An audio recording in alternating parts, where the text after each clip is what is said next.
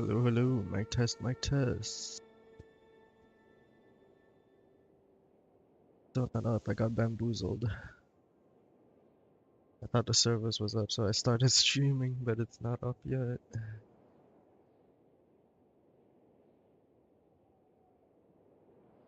Let me just do a mic test. Hello, hello, mic test. Let me just do a mic test. Hello, hello, mic test. Let me just do a mic test. Hello, hello, mic test. I think that sounds fine. Alright.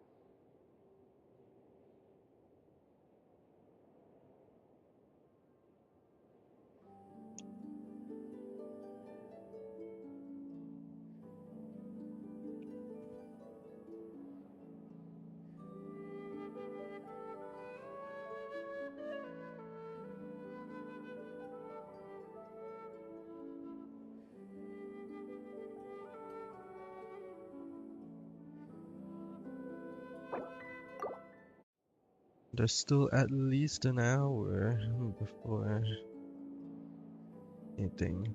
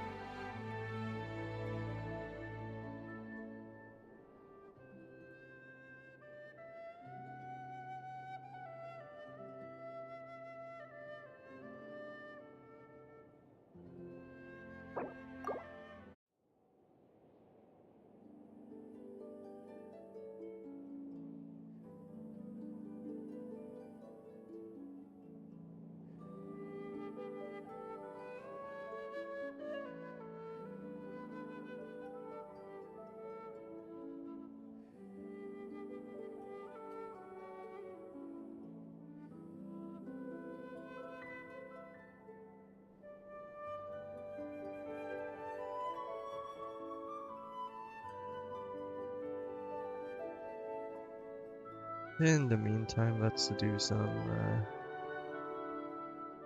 HSR. I think I have some resin, some trailblaze power to spend in there.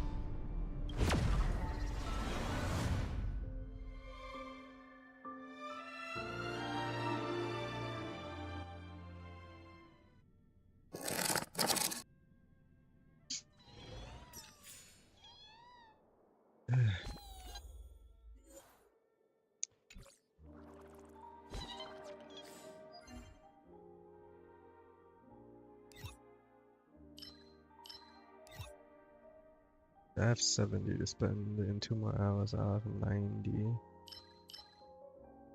We can do some farming.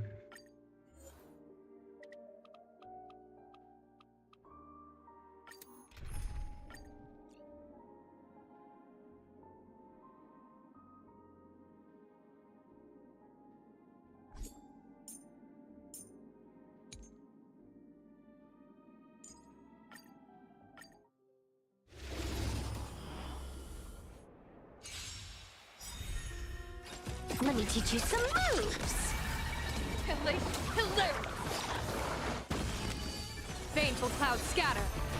Did you learn party to the end of the world?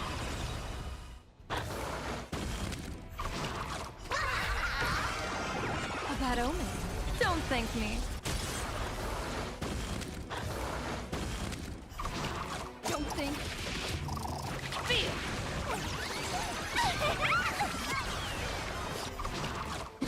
Wiped him out. This next round, real gaming. Bonus round. Bonus round. Bonus round.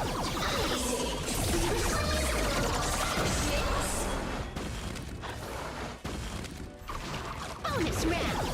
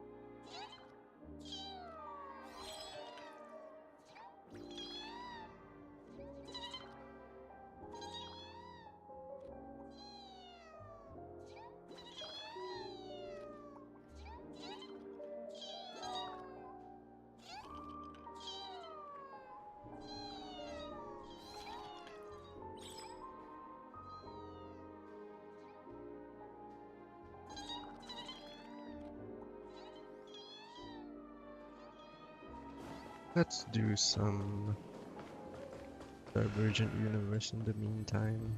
I don't think servers are up yet. Servers are not up yet.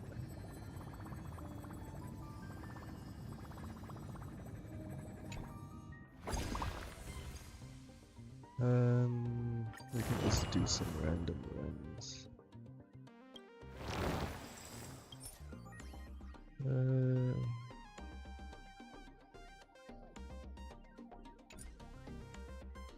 There's no mask here, so I can show this one.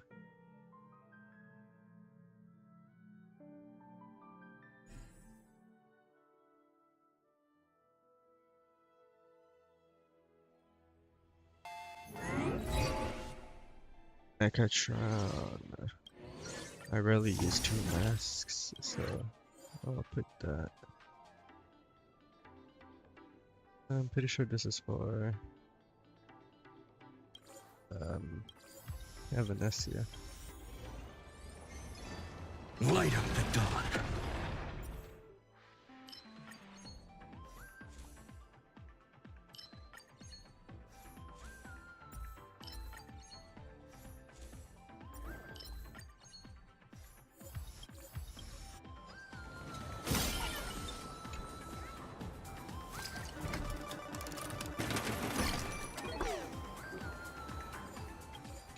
Down.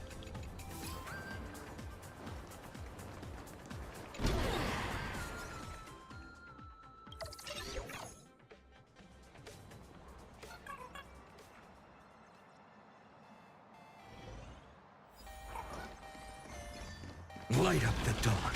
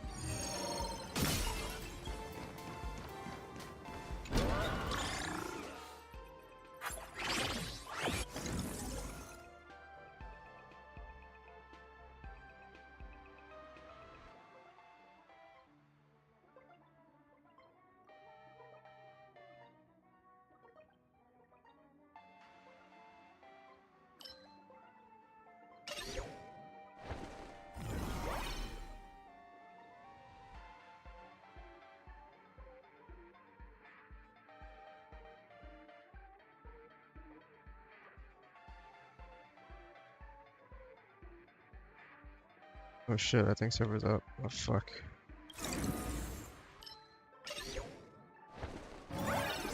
Get me out. Get me out of here, the server's looks like- up. Let me test first.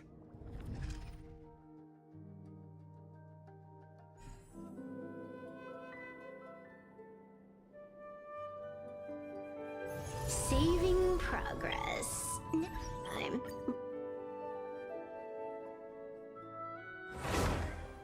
Oh, fuck.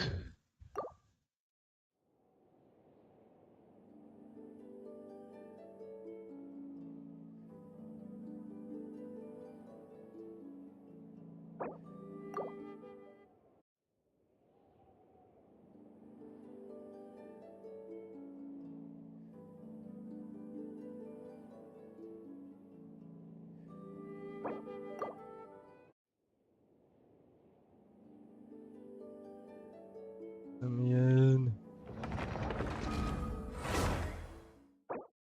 Fuck. No.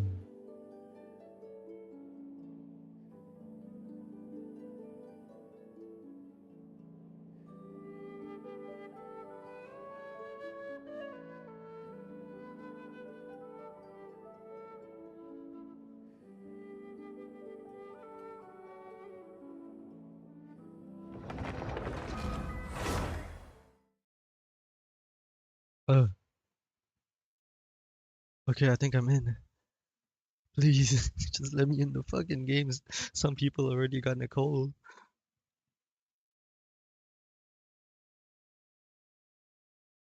Hello? Okay.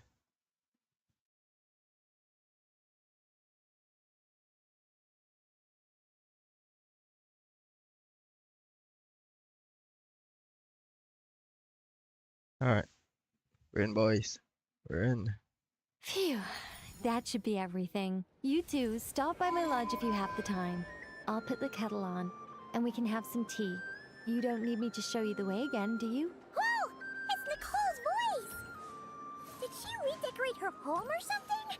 Let's go take a look. Oh, for fuck's Traveler sake. Paimon, it's been a while. As it happens, there is a letter here for you. One moment. Here. A letter? From who? He's using the new outfit. Oh my god. He's using the new outfit.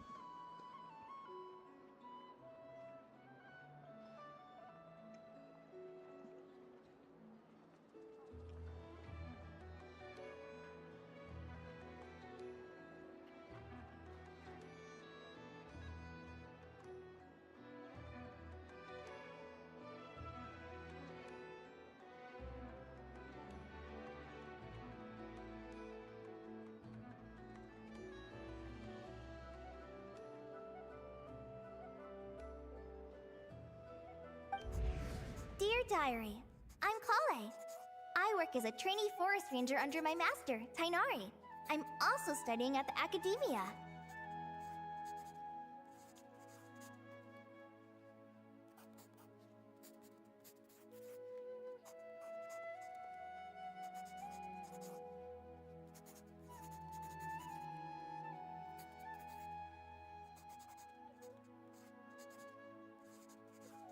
I've been getting better and better at reading lately. Mr. Alhaitham says that the written word is a crucial medium for exploring the world and understanding oneself. That's why I decided to start this diary. That said, what should I write about? Things are pretty quiet in Sumeria these days. Life is good. Life is Every good. day is a fulfilling and happy one. When I think back to the days when I suffered from Elazar, or way back to when I was injected with God remains, I am in a much better place now. I hope it stays that way forever. I'll leave it there for now.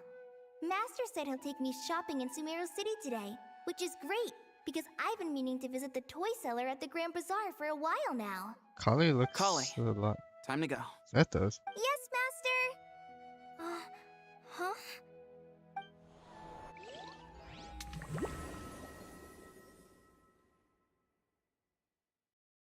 I just wanted to do my fucking. I just wanted to claim my expedition.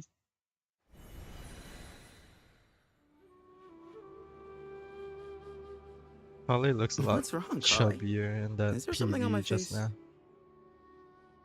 No, sorry. I didn't mean to stare. Did Master Tainari send you to pick me up? Master Tainari?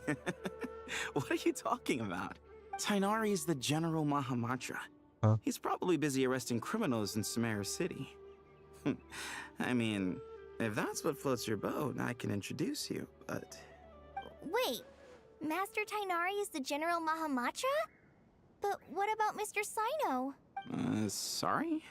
Oh, you mean that guy who just joined the Vahumana Darshan? Rumor has it he's the leader of the Temple of Silence. If that's true, it's pretty impressive. Sounds like you've been getting to know more and more people since you joined the academia. That's great, but don't let your forest ranger duties fall by the wayside, okay? What's going on? Sethos is acting like he's my master. And Master Tainari has taken over Mr. Is Sino's Ermancel job. already fucked? Is this some kind of prank? If so, it's a weird choice of prank. But anyway, Sethos doesn't look like he's joking. What is this all about? Hey, you're zoning out again. I'm gonna buy some tools for the rangers. Why don't you stretch your legs a bit? It's been a while since you last visited the city, right? Wait! He's right. It has been a while since I last visited Sumeru City. Was it always like this? I mean, it feels familiar, yet somehow...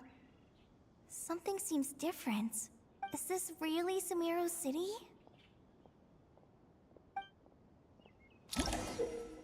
Oh, special story mode save point. When this icon appears in your quest tracker, it indicates that your progress has been saved. Okay. Let me the fuck out.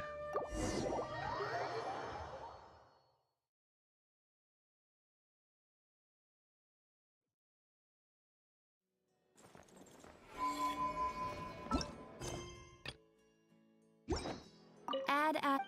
Okay, thank God.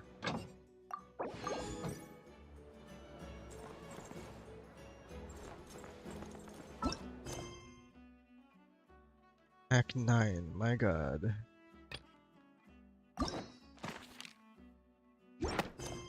Okay, anyways.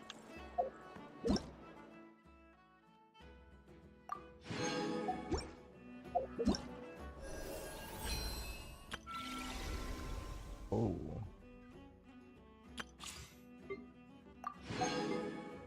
So we have Prune and Nicole. So my goal is to get as many prunes as I can, while also getting Nicole. So Nicole is here. I don't know if I want to pull for a weapon though.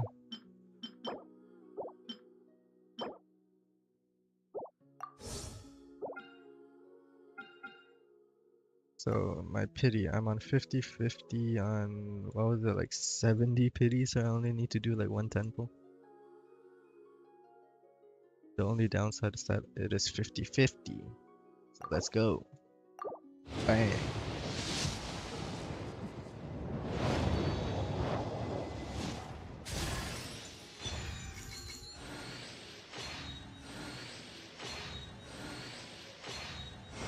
And there it is. Should I introduce myself again? Looks like no interference from Alice's self-introduction magic this time. So I suppose I'll just go ahead. I'm Nicole. As you can see, I'm... again? Guess I spoke too soon. Has there always been fire effects coming out of this?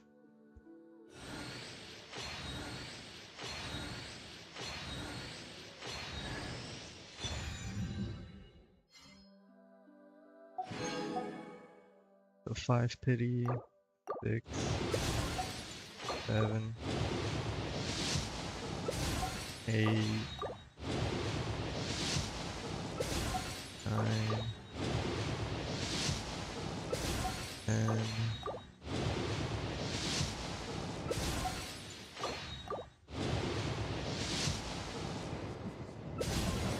Razor. Give me prune, bruh.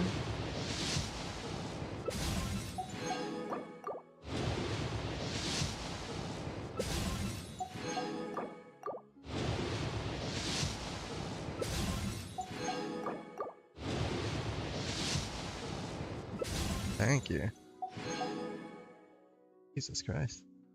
Yeah, I don't think I'm pulling for the weapon.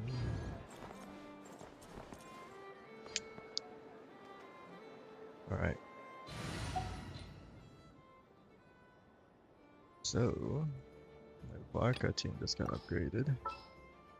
Hello, Nicole.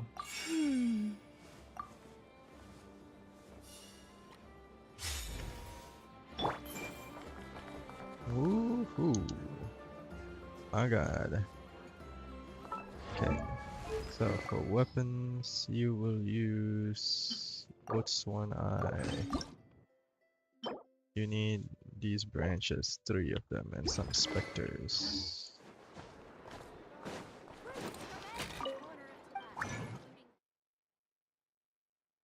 Three branches.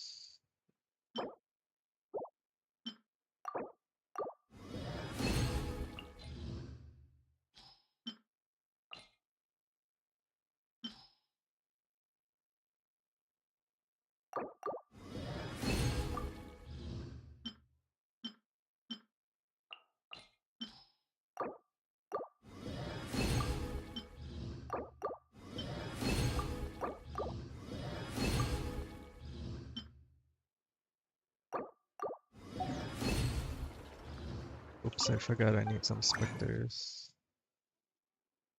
Spectre stuff. How many did I need?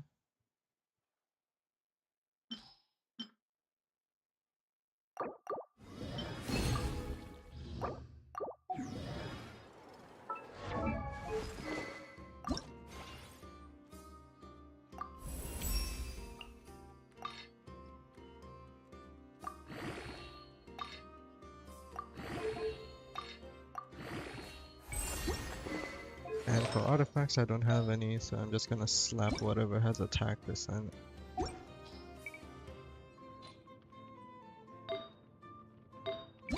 Which are attack percent sets? You are attack percent set.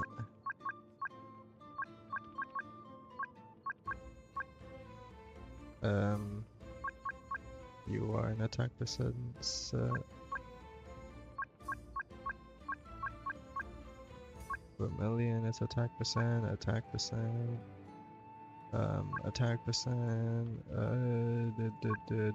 Oh shit! I hit the max. Okay, let's get rid of them. Let's get rid of echoes. Get gladiator in there.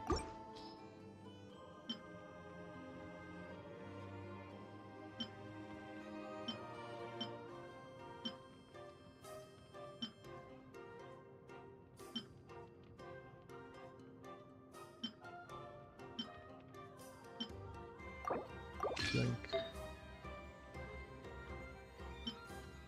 Gene.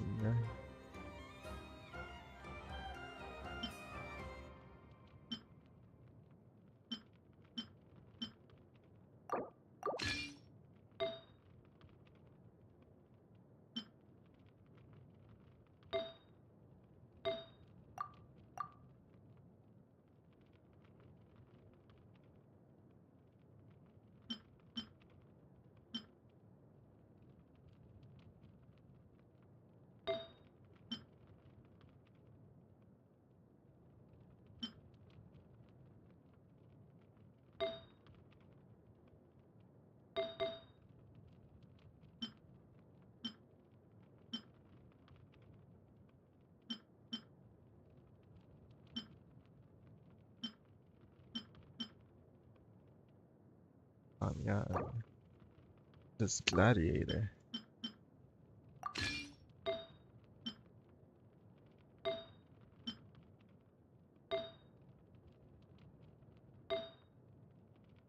Let's upgrade this piece and see how that goes.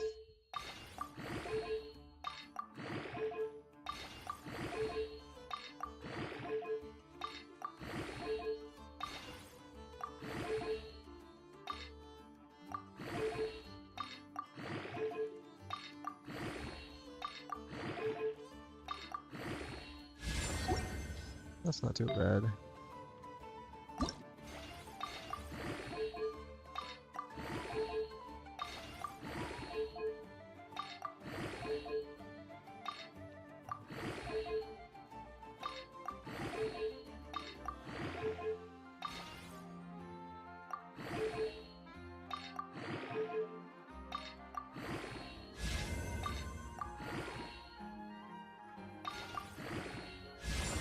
Nice.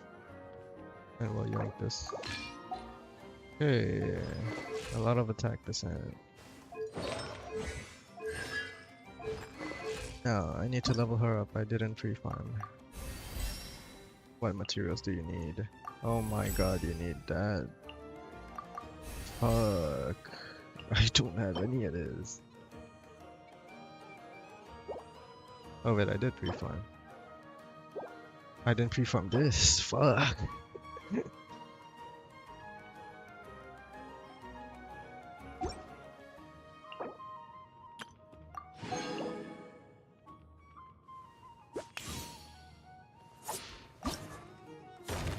Wing. That. Your witch. Have that.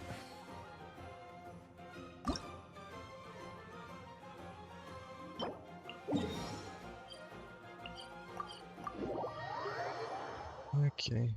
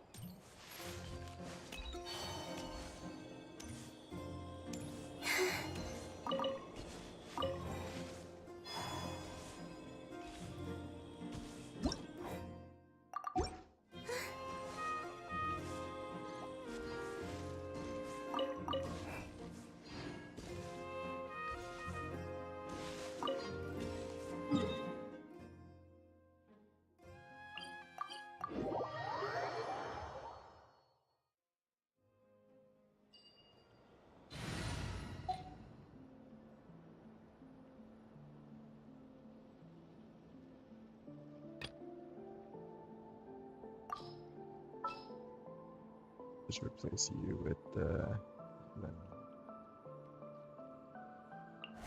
A pleasure to fight. Fuck.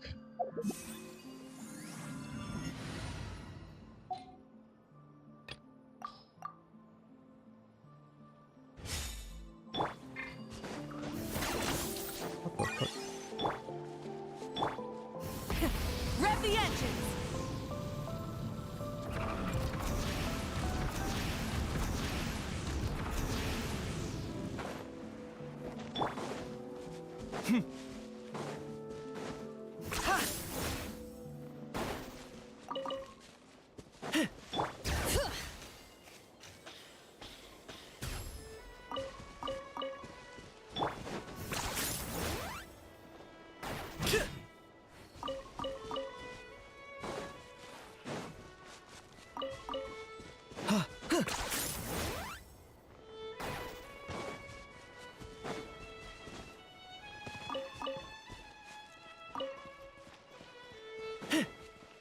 Bring it!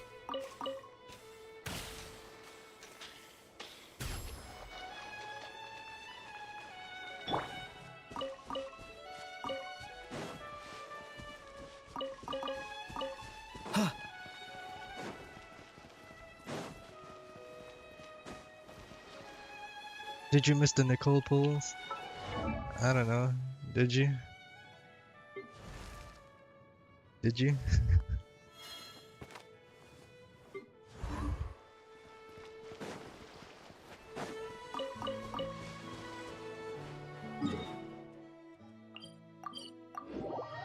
I won the 50-50. I was at 70 pity, so all I did was just 110 pull. And then I didn't get a single prune until like another 60 pulls later. I'm broke.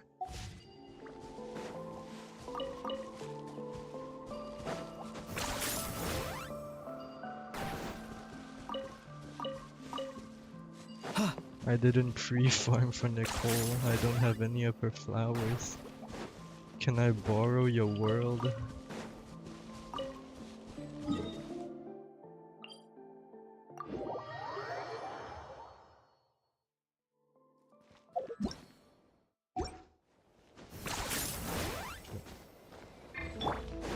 Full throttle!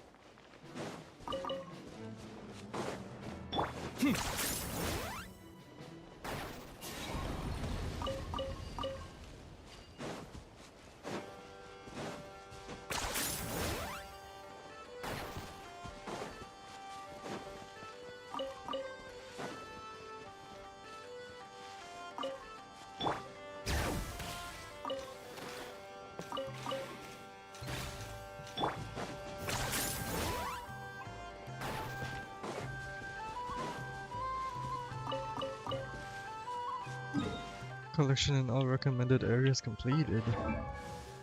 That's it.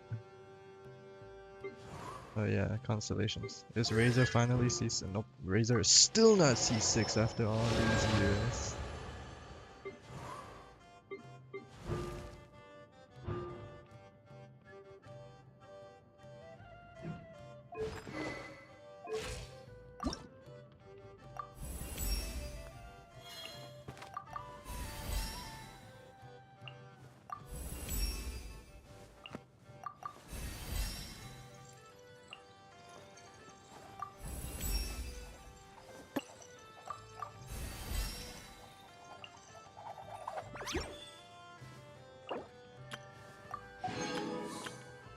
Uh, 105. I need 105.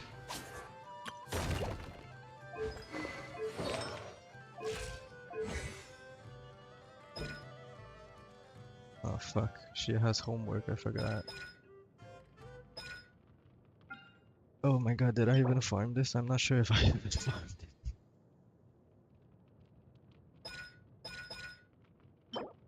Oh wait, it's available for a limited time, so that's fine. Her skill is the most important thing, so let's get that up. Yeah, I don't think I farmed for any materials. What the fuck am I doing in Genshin, bro?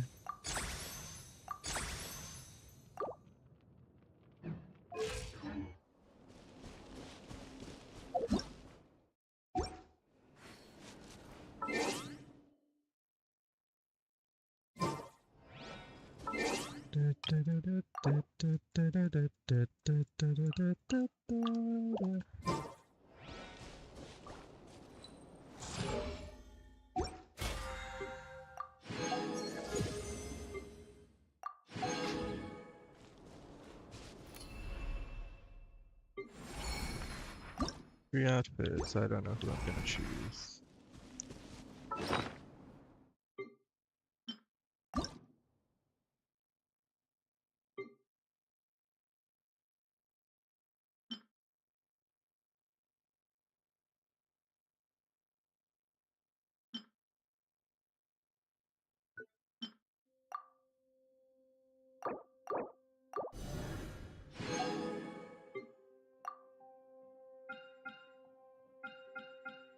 I can craft something for Nicole. Real question is, do I want to?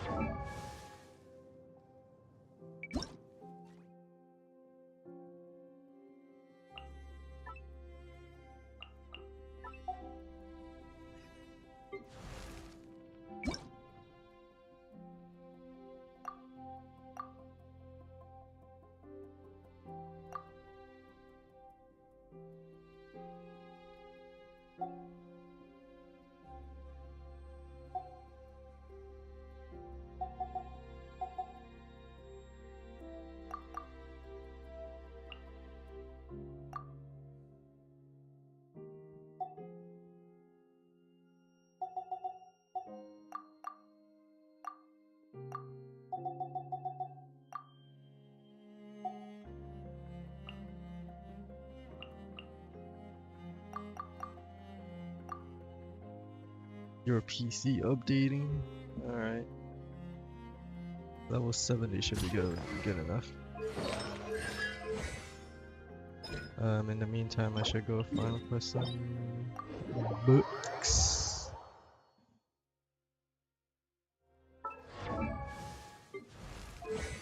And treasure hoarder insignia.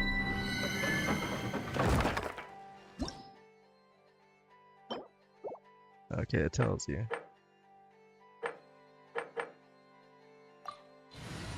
What enemies are in here? Luna charged.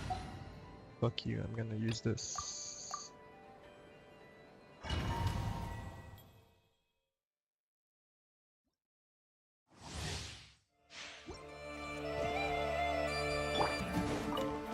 Story is only just... Brace yourselves. Time for takeoff.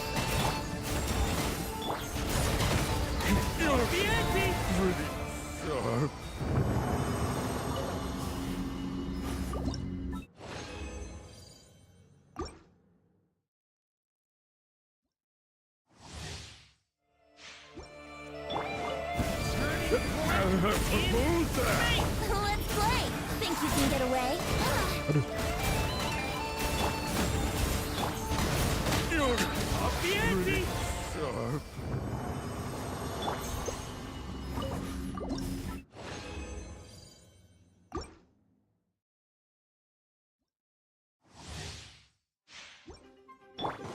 Story is only just... Yahoo! Time for takeoff. Be gone.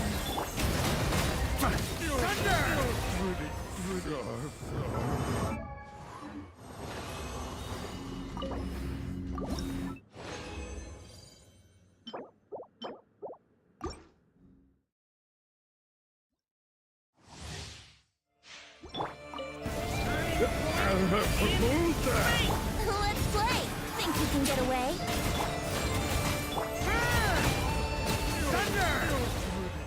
Huh?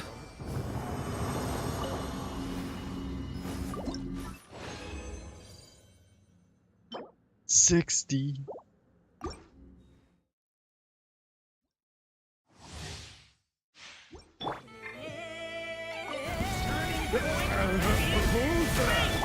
Time for takeoff. How rude. Oh my god.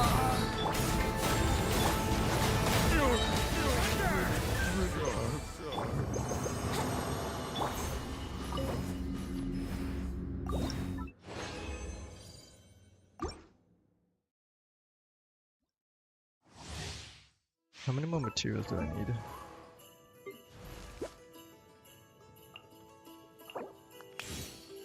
So minus... I need 32. I'm missing 8. Right? Yeah, 32, 25. I'm missing 7.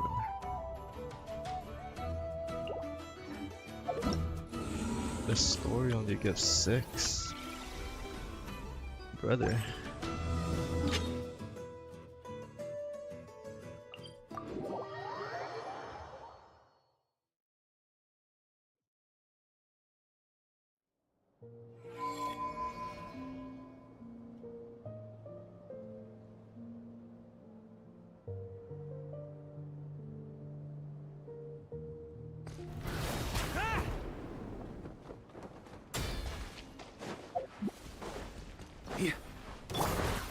Story has only just begun.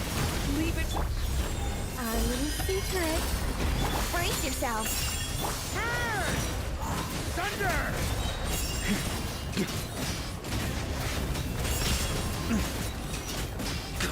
Thunder. Huh?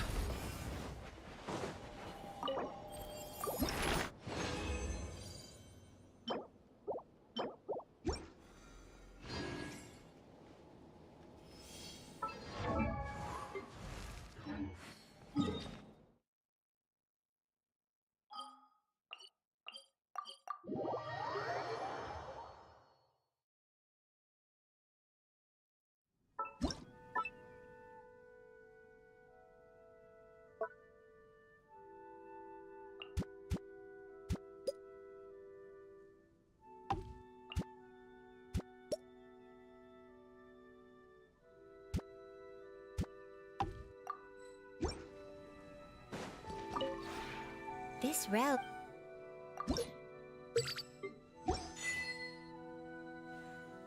If you ever...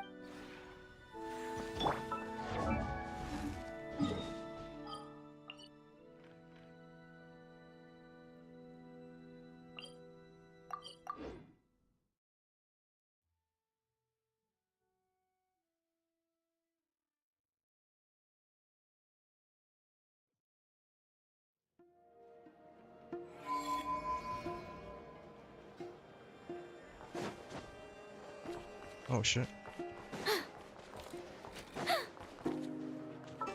Let's see.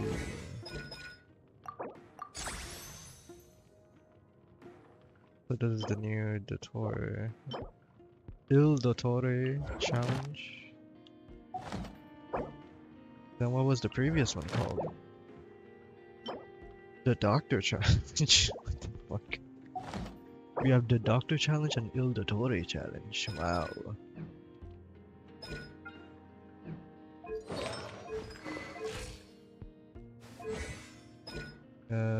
Fine, let's go do your homework. It shouldn't take too long. Alright.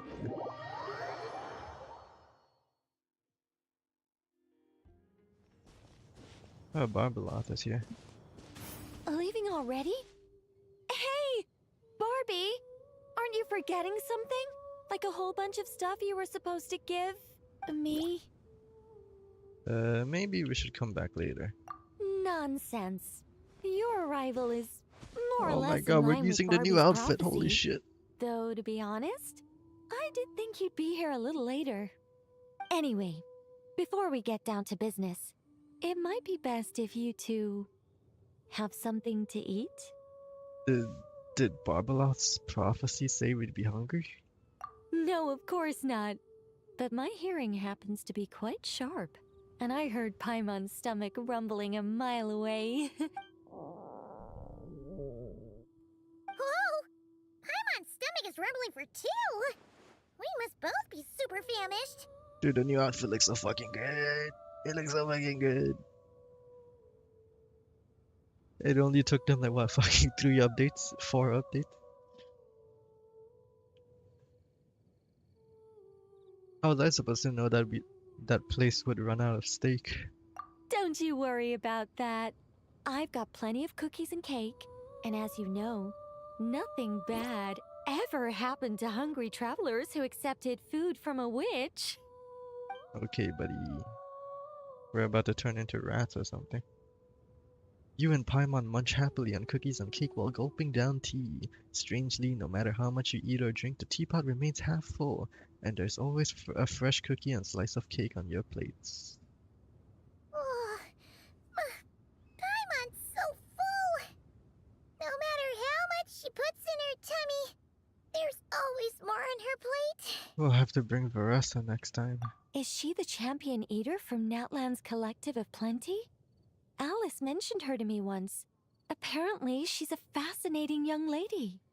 I imagine if she were to attend one of our parties, we'd need to set out 3, maybe even 7 plates. Paimon really can't eat anymore. She's coming apart at the seams. Can we get down to business now? Oh, well, sorry. All right. I gather you're here to deliver my homework. The one that Barbie prophesized? So, just now, Barbeloth was... Nothing of the sort. We were discussing something completely different. The moon's massive shift has knocked her hydromancy out of whack. So she needs to head back for a while to undergo a period of silent meditation. While she's away, I'll be taking over responsibility for everyone's homework. I also plan to help her add the next round of homework to the dictionary. Ooh. You can just swap the person in charge The with 7 it? character buffs. Next update. Well, if anyone can do it, it's Nicole. Not like I had much choice. Before Barbie and Alice even told me about it, they'd already inscribed my special homework in the dictionary.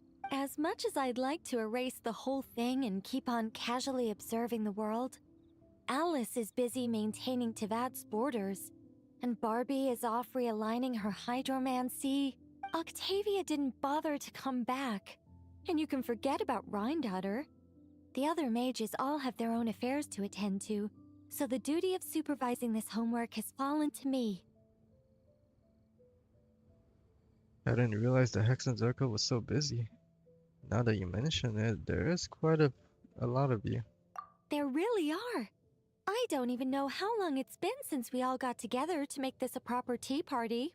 In any case, as long as I finish my homework, my story will be officially inscribed in the dictionary. After that, I'll be able to go back to observing and guiding. So, Traveler, Paimon, it's time to deliver your message. What's my homework? Oh, and since this doesn't count as a prophecy, just something Barbie and Alice came up with 10 minutes ago, there probably isn't any useful information to be found in that dictionary you're carrying. You're right, Nicole.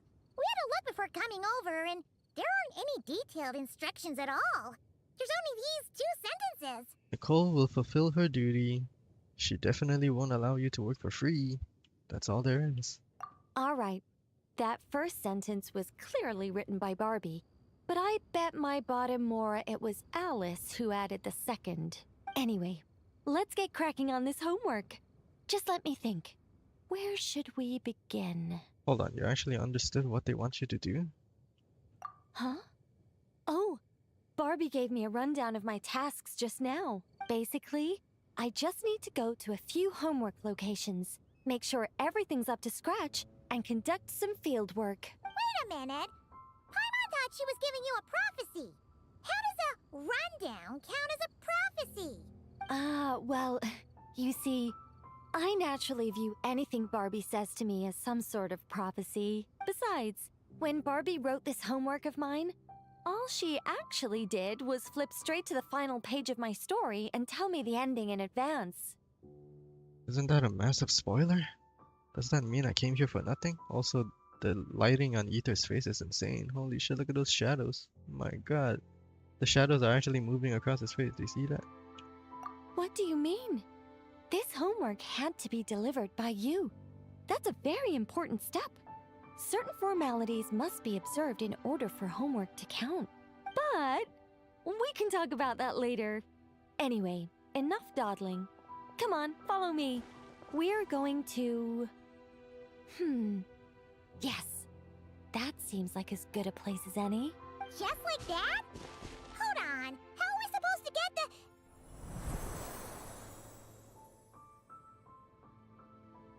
the... In the blink of an eye, you find yourself standing at the edge of a cliff. All right, we're here. This Sealy Court has some really great views, don't you think? See that spot over there? That's the starting point. Sealy Court? Did you just use it to... Did I use it to get us here faster? You bet I did. These Sealy Courts are connected to the ley lines, and nobody really uses them. They're very handy when it comes to traveling about. Besides, the Sealy and I used to be angels, so we're old colleagues.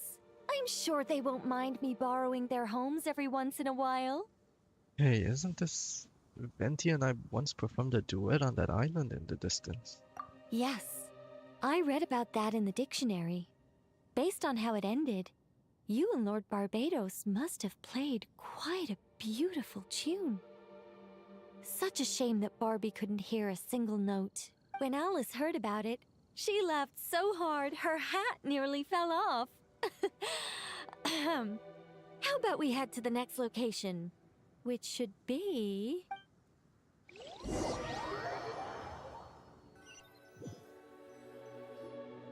Is this Wolvendam? Doesn't seem like the best place for doing homework. This is the nearest Sealy Court to where we're going. Don't worry, we're not far from the starting point. Ooh, wolf.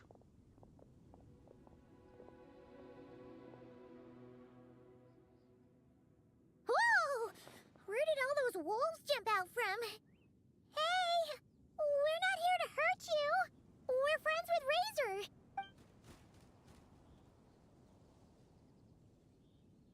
Hey, isn't this...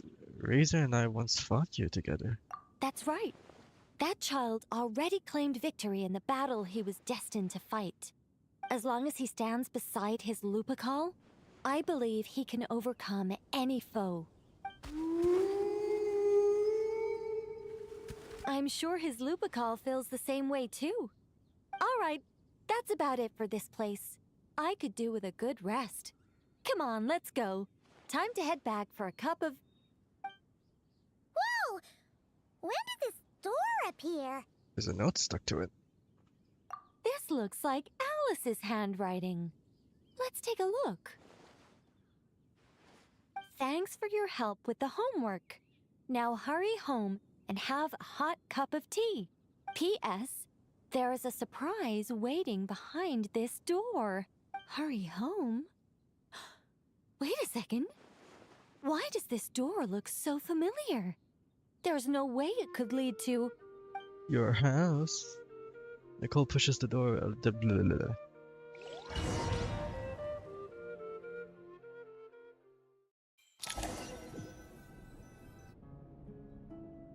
Somewhere new?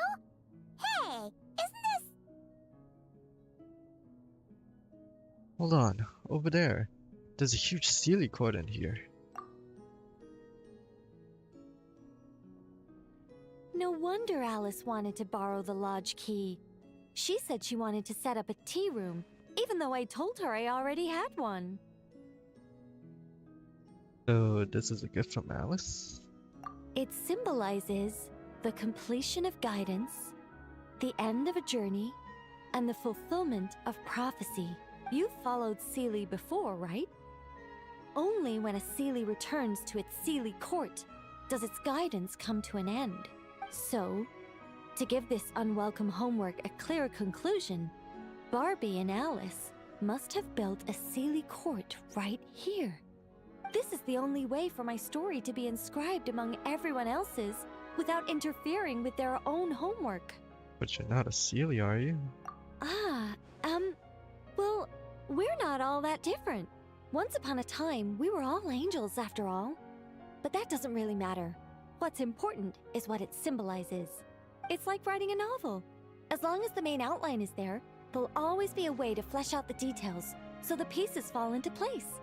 As long as I take my seat, this homework of mine will be officially over. It's a nice touch, but it feels like the ending to a story written on the fly. If Anya were here, I'm sure she'd have come up with something more clever. I see. And here was me thinking it would end with a treasure chest. Don't you worry. That's an essential element as well.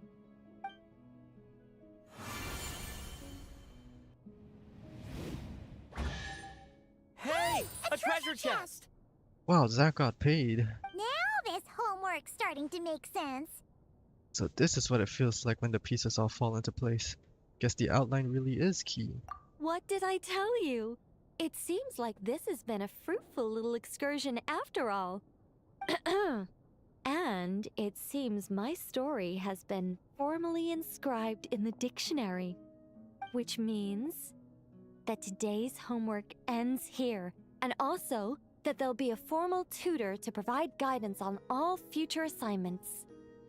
Will there be more chests for those assignments too? Well, that depends on what assignments are assigned. Personally, I'd love nothing more than to bury chests for people to find by completing their homework. I'd leave clues and watch them enjoy a merry little treasure hunt. Now that would be fun. But Barbie's been keeping a close eye on me, so I'm not sure I'll get the chance.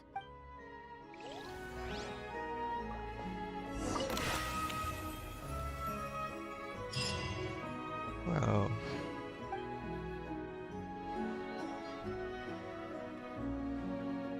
Is this the first time we actually get to open this chest? Which means that today's homework ends here.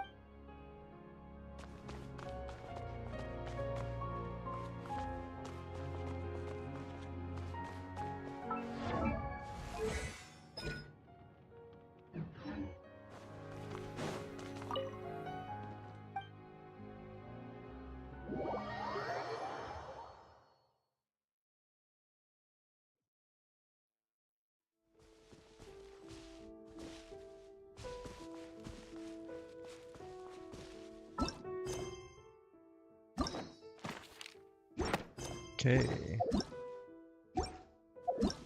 Grace is online.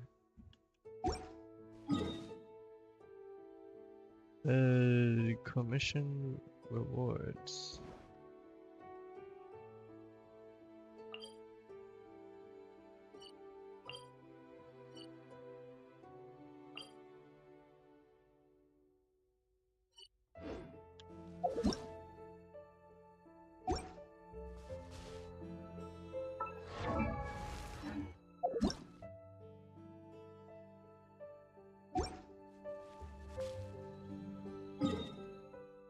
Let's see. Prune.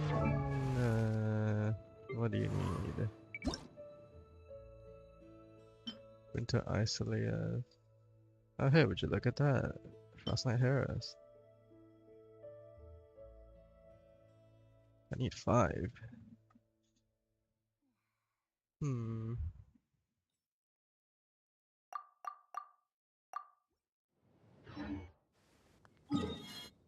Frostnight Hera.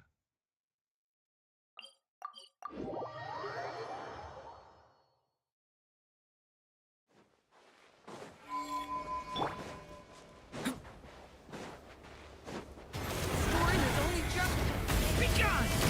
Yahoo! Think you can get away? Such defiance. Heaven's will. Thunder!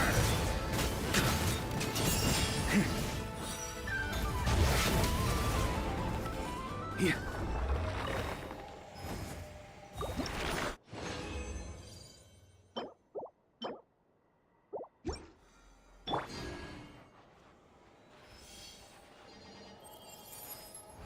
Turning point in space! Brace yourself. Time for takeoff. Begone. Our little secret. Off the ante! On me.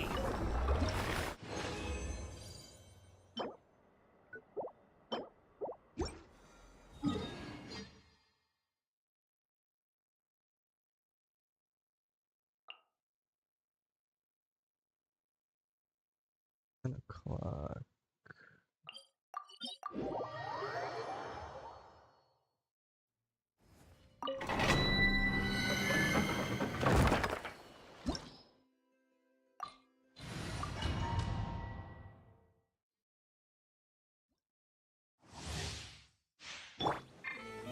Story has only just begun! Yahoo! Think you can get away? Such defiance. Off the ante!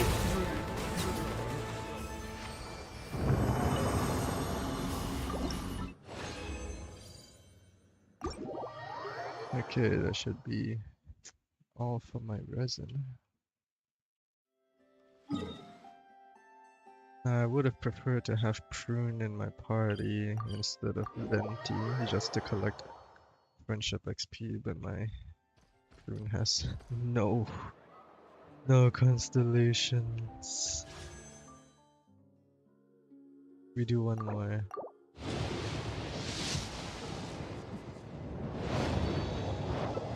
And it's not Prune. Okay, we're back to 70 pity. I'm not gonna pull anymore. That's it.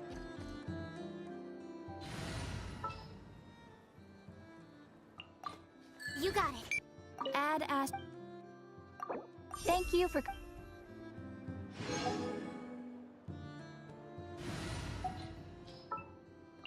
Didn't keep you waiting, did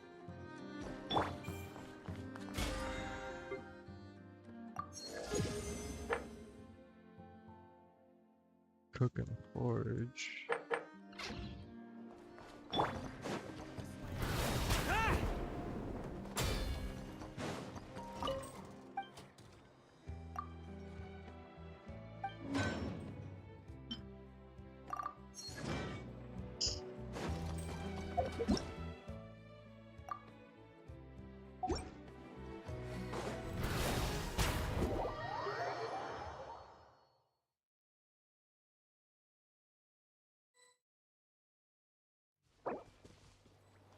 Greetings. Came to steal materials. Thank you in advance.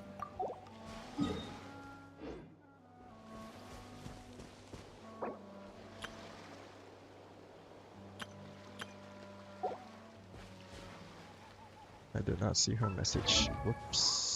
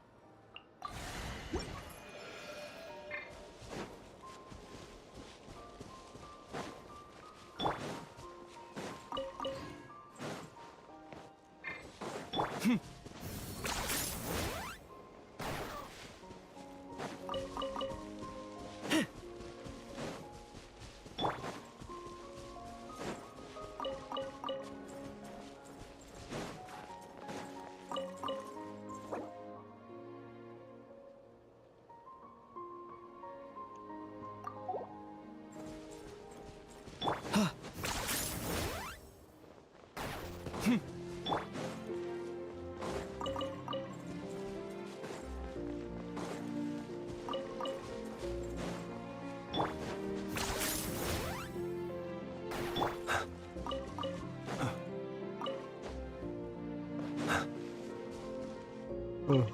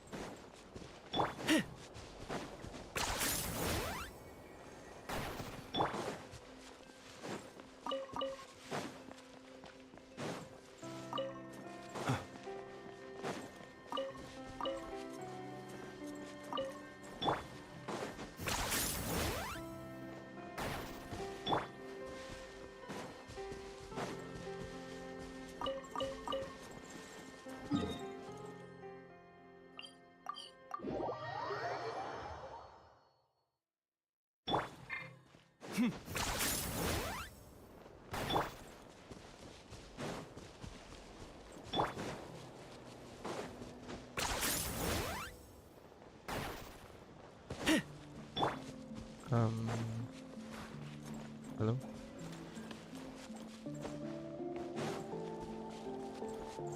What the fuck?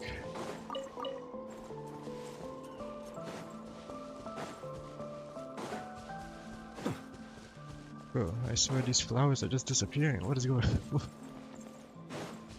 Ew. Oh, I'm stuck. Yo, what is going on?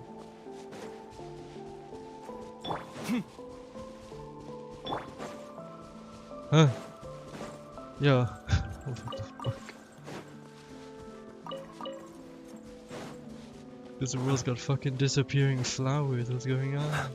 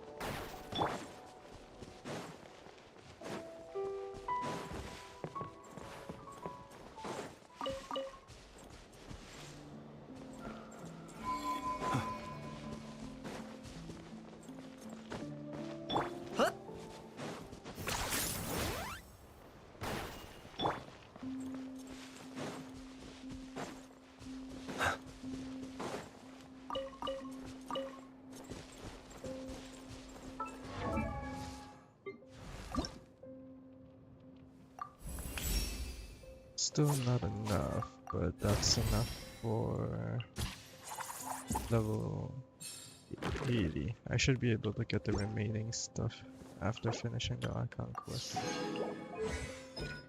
Fuck, I need weekly boss materials.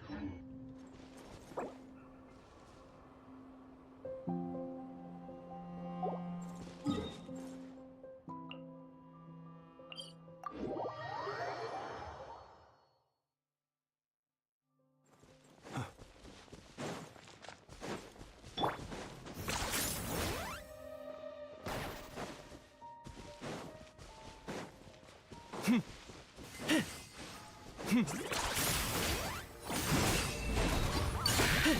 silent. Observe. Time to shine! Too tough. Be silent. Do you fear the dark?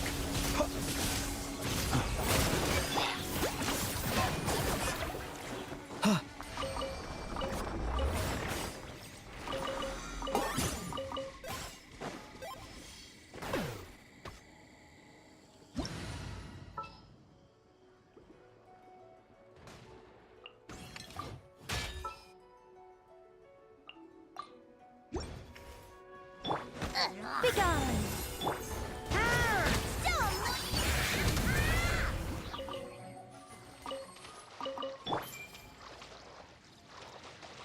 Where is it?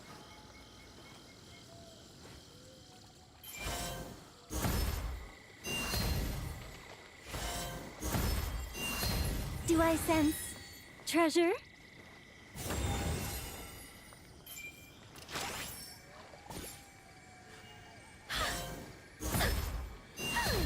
Do I sense treasure?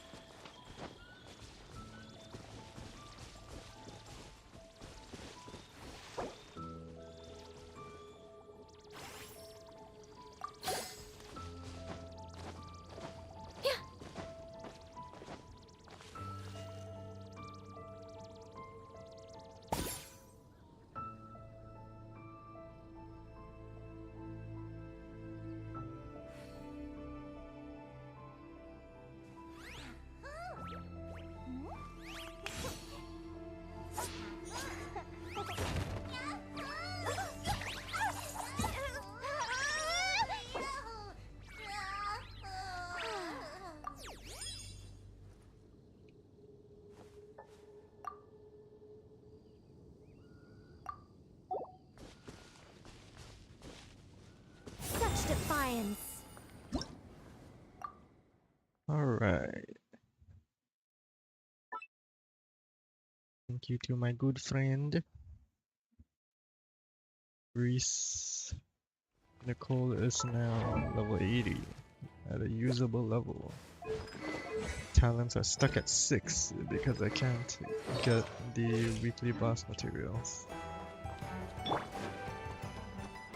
I technically can like quick unlock it, but I don't want to do that. I want to get like proper.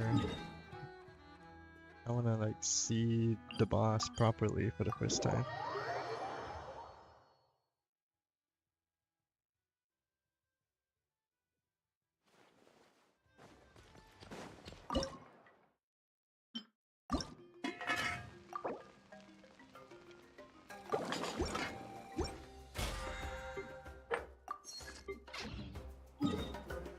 Okay, so now I think that should be enough.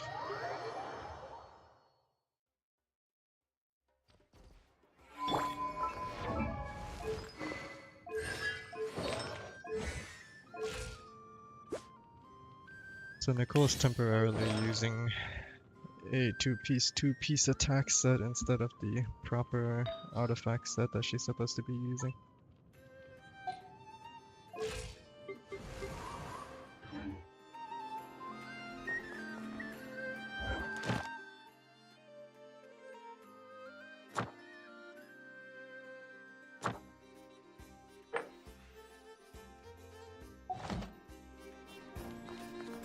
Let's continue the Archon quest. For anyone who doesn't want spoilers for the Archon quest, you can leave now.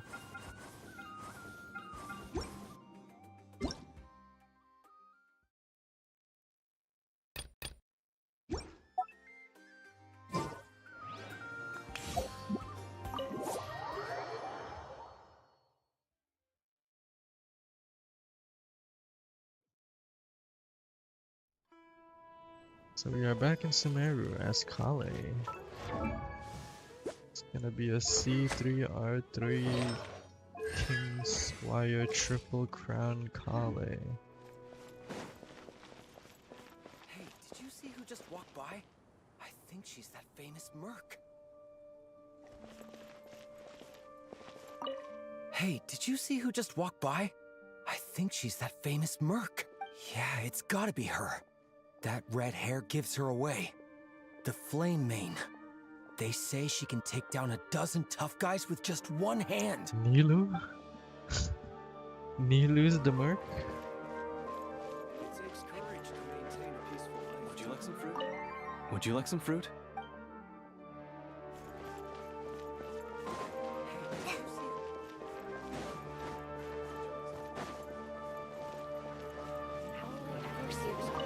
How will I ever save enough money to buy that custom-made axe with floral carvings from the blacksmith? What do you need that for? To use as a weapon, of course.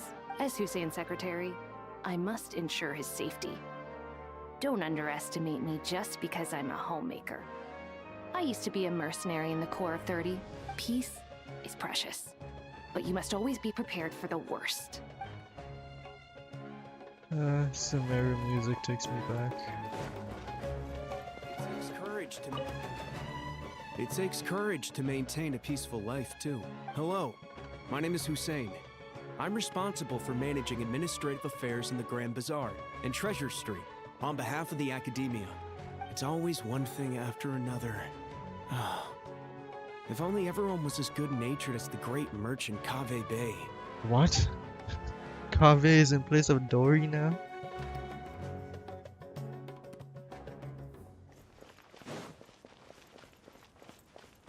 I heard that Sage disappears without a trace as soon. Lord Kaveh Bey, did you get a chance to review this month's accounts? Any feedback? No more Lord Sangama Bay. You mean the version you sent over a few days ago? Yeah, I took a look when I received it. I was thinking that maybe our profit margin is a little excessive. I visited some of our commercial partners last month. Their earnings are very slim. Are you suggesting that we give up some of our profits for them? Well, since we have more than we need, yes. Making money for its own sake is pointless. Don't worry, I've already planned for it, and the numbers look fine. We can adjust the rates starting from next month. Also, about that designer you hired, I've had to revise his proposal 3 times now, but he just doesn't seem to... Is it all Let's hate? cut our losses. Pay him his fee and send him on his way. I'd like you to get Layla on this instead. She was Cyrus's student, and she designed the Palace of Alcazarzare. Seems like a much safer choice. Hmm? Who's sneaking around over there?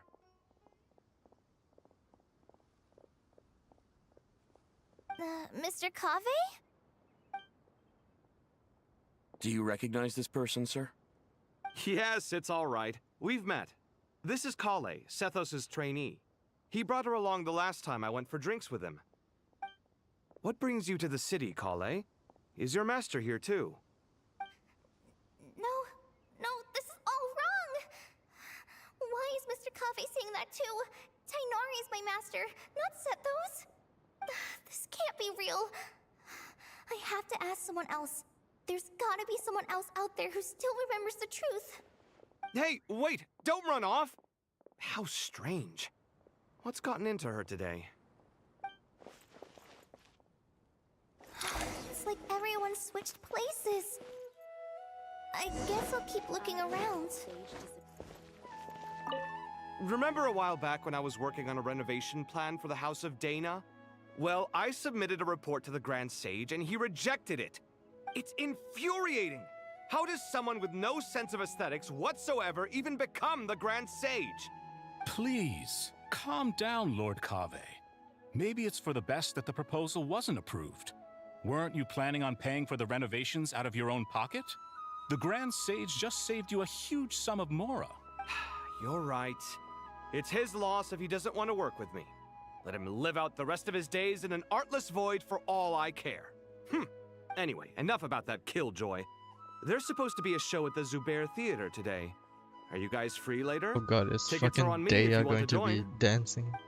I'll be cursed. So is Alhaitham the actual Grand Sage? Fucking Cyrus is in place of Catherine? That's not Cyrus, but like, same thing. What's that, Dunyazard? Oh my god! Would you like a cup of And coffee? Ashru is here. The fuck is Ashru doing here? Would you like a cup of coffee? This store's been pretty busy lately. Lots of customers have been feeding Ashru, who watches over the shop, and now Ashru's put on quite a lot of weight. Maybe I should put up a sign saying, please don't feed the cat. What the hell? What's happening on the left? Is this Kimia?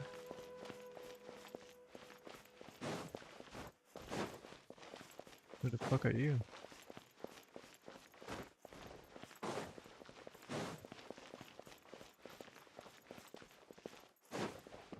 You're not supposed to be here. Would you like a cup of coffee? Oh my Students are under god. so much pressure these days. Sometimes. Lots of visitors today, I see. Welcome all. It's been a while. Hey, Rahman. You know that guy who sells face powder on Treasure Street? I haven't seen him around in a while. Any idea what happened to him? Oh, you mean a Hongar? Yeah, he got into a brawl with Shavirme on Treasure Street. He's been banned from setting up shop there for now.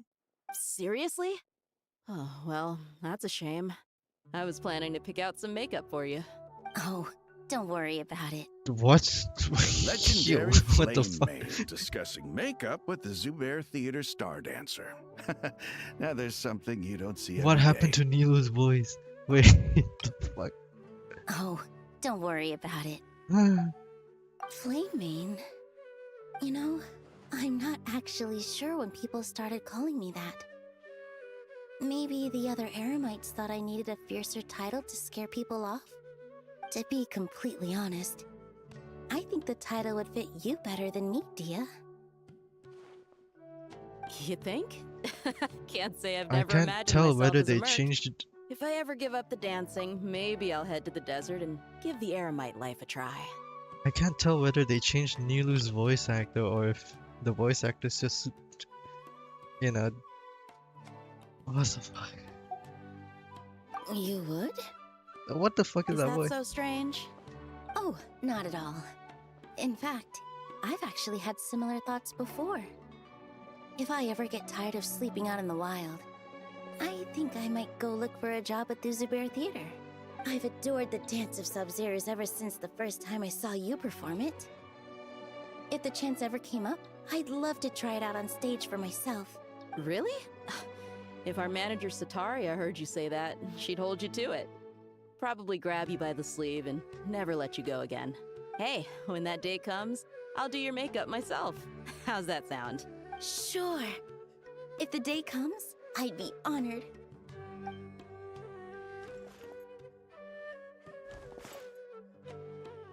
When I know everything I've ever known, suddenly it's all a jumbled mess. The question is, Sina. who's right? Them or me? My head feels so heavy. I can't think straight. Hold on a damn second, bruh. Hold on a damn second. Hello, I'm Nilu from Zubair Theater. First, get into position like that. Take a deep breath. With all my strength. Oh, what the fuck?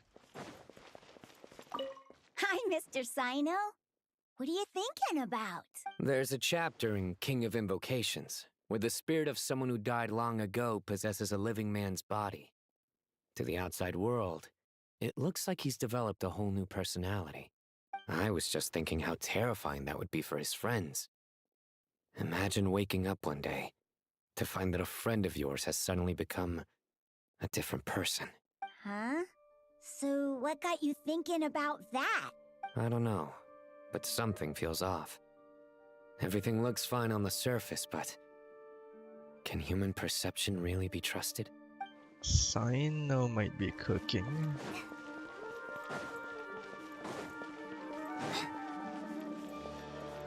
Layla and Dory. Alright, not a single Mora short. That covers you for Dory. this month's Dory's. What a relief. Dory I and was worried Layla the is design now fees I Al Haytham and received this Kaveh. month wouldn't be enough. Well, next time, don't fret. Just let me know and I'll give you a few days' grace. We've known each other long enough for that. Anyway, how are you settling in? I couldn't help but notice that you're staying up late quite often. Yeah, I can't explain it. I just feel more inspired at night. Once I get in the zone, I can race through a whole bunch of drafts, no problem. But what about you? I keep hearing you sighing these days. Is everything okay? Well, it's just... Don't you think this house is a little small? I guess I should be used to it after living here for so many years. But for some reason, I've been feeling claustrophobic recently. I want to move somewhere bigger.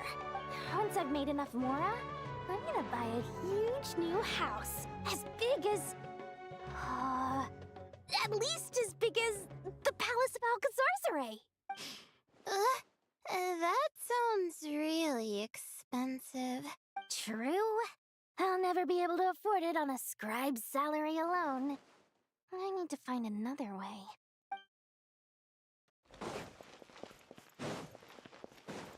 Does Al Haytham the Grand Sage? Mahamatra Tainari, we've apprehended the suspect. They say that the fool is prone to blind faith, but the wise man is not immune to it either. Siraj, do you have anything to say in your defense? Tainari, you were the one who turned the sages against me. Just a few words of caution from you was all it took to destroy my research. And now you're trying to stop me again? You should know that mechanical life is the future! We must cast aside our useless flesh and... That's enough. I'm not in the mood to listen to your lunacy. Anyone could tell you how amateur your work is. Karina, Ilias, put him somewhere safely out of the way. Yes, sir. Next on the agenda is... Master? What is it? Wait, did Professor Zahahati send you? She's been encouraging me to take on an apprentice. Might be getting a bit ahead of herself there, though. No, Master! It's me! Kale! Listen to me. Something really weird is going on in Sumeru City. It's like everyone's identities have switched around. You're not the General Mahamatra. You're a Forest Watcher. Just yesterday, we agreed to come to Sumeru City today to go shopping together and... All right, there's no rush. Let's back up a little. Your name is Kale, correct? Although this is our first meeting, you do seem strangely familiar somehow. Is there anything I can help you with? No. They're using a lot of in-engine animations. What is it?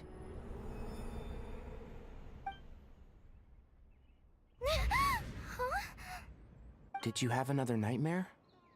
I've told you before, when you're tired, lay down on your back in bed and get some proper sleep. It's much better for you than napping on your front. Poor posture obstructs your breathing, which can lead to all sorts of weird dreams. Now, we're supposed to go shopping in Sumeru City today, remember? Cheer up. I'll take you to Hushang's. I heard he's got some new toys in stock. Go wash your face, take some deep breaths, and when you're ready, we'll head out. Okay. Thanks, Master Tainari. So it was just a dream. And yet, Dreams can sometimes be a warning of things that will soon come to pass. Who said that? That dream felt unusually real, didn't it? Here's my suggestion. Since you're heading into Sumeru City anyway, you may as well tell Lesser Lord Kusanali about everything that happened. And just to be on the safe side, I think you should also inform your 2 traveler friends who once helped save Sumeru. I'd write them a letter if I were you. Time is short. A storm is coming from beyond the bounds of fate. Oh shit. The glitchiness is back.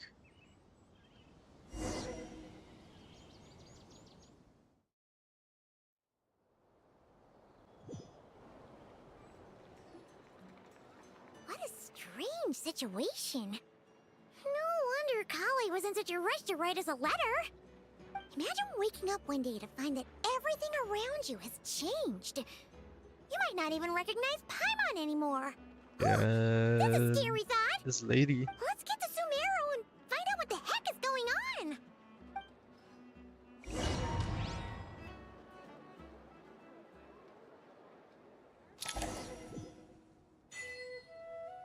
And we're back.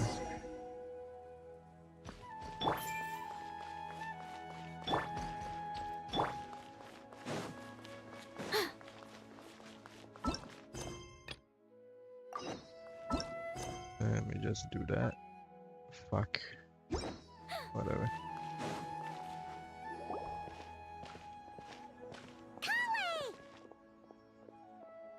Traveler! Paimon! Thank goodness. I'm so glad you made it. Of course. We won't let anything happen to you, Kale. So, what's going on in Sumeru City? Looks like lots of people are moving or something. Yeah, I was just gonna say. After I wrote my letter, Master and I went to Sumeru City and told the Dendro Archon everything that I experienced, from start to finish. What did Nahida say? She was silent at first. It seemed like she was deep in thought. Then the next day, we got told that she was ordering everyone to leave Sumeru City immediately and move to Caravan Rebot. The entire population of the city has to move? Not just Sumeru City. The evacuation also includes Lokapala Jungle, Avidia Forest, Ashavan Realm, and Ardravi Valley. Basically, everyone living in the rainforest must temporarily relocate to Caravan Rebot. Holy smokes! That's crazy! Yes, it's quite an operation. Even if people only bring the bare essentials, the scale is simply enormous. They've requisitioned almost all the Sumpter Beasts in Sumeru for the task, including the entirety of Dori's Sumpter Beast Park. All on account of the dream that Kale had? The Dendro Archon said that what Kale experienced was not a dream, but a warning. After our meeting, she immediately summoned the 6 sages to analyze the situation and discuss countermeasures. They concluded that the events seen in the dream are very likely to become a reality, and that an unknown danger is rapidly approaching. Oh, please keep that to yourself. We don't want to cause widespread panic. The official reason they've given is a large-scale renovation of the rainforest ecosystem. People are skeptical, but there haven't been any major incidents. So far, at least. The Dendro Archon seemed really worried when we spoke to her. She said you can go visit her in the Sanctuary of Surasthana when you arrive. She also said she'd hold out until the very end. Tainari? Kale? You got a minute? I need a hand here. One moment, I'll be right there. As a forest watcher, I've been tasked with assisting with the relocation work. There's a lot to be done, and they need all the help they can get. This will be the final group of evacuees from Sumeru City. While they're away from home, they'll be heavily reliant on outside help. Thank you for coming in our time of need. As you can see, another crisis is upon us. Excuse me, sorry to trouble you, but could you help an old man find his medicine? It's buried somewhere in my luggage. Where's my mom? Where did she go? Don't worry. It'll be okay. Those items are worth a small fortune. Make sure you store them somewhere safe. You understand? I bet you thought you'd get away with this in the chaos, huh? Guess again. No petty thief gets past me. A mass evacuation inevitably comes with all kinds of problems. Nahida wouldn't have resorted to this unless it was absolutely necessary. The strange events of Kale's dream took place in Sumeru City. Whatever danger is afoot, it must start here, which is why everyone has to leave. We should go help the evacuees. See you around. I'm so glad that you believed me and came all this way to help. It means a lot. Please stay safe. Don't worry. We may not know exactly what's going on yet, but as long as we stick together, we'll find a way through this. Goodbye! Look after yourselves! Will do. See ya! Paimon's not sure how she found the words to comfort Kale because, honestly, she's kind of nervous herself. Let's head to the Sanctuary of Surasana and see Nahida. Now I wonder I wonder if the skin is shown because I'm currently equipping it, or if it's just the new default. It's... okay, well, guess I can't do that. Who goes there? No unauthorized access to this place. By order of Mahamatra Sino. Are you blind? It's the Traveler and Paimon. Surely you've seen them before. Huh? Oh, so it is. I'm sorry, I haven't been sleeping well lately. My nerves are a little frayed. Not sleeping well, you say? What's troubling you? The Dendro Archon is in a very vulnerable state at the moment. Mahamatra Sino is concerned that our enemies might choose this moment to strike, so he's ordered us to strengthen our defenses. Just seeing you two again already puts our minds at ease. Please, enter. I'm sure everyone's expecting you.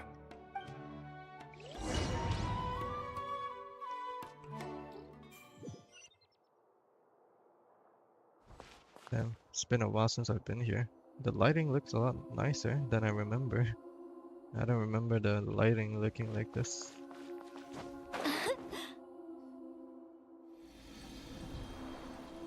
Oh, Wanderer is here too.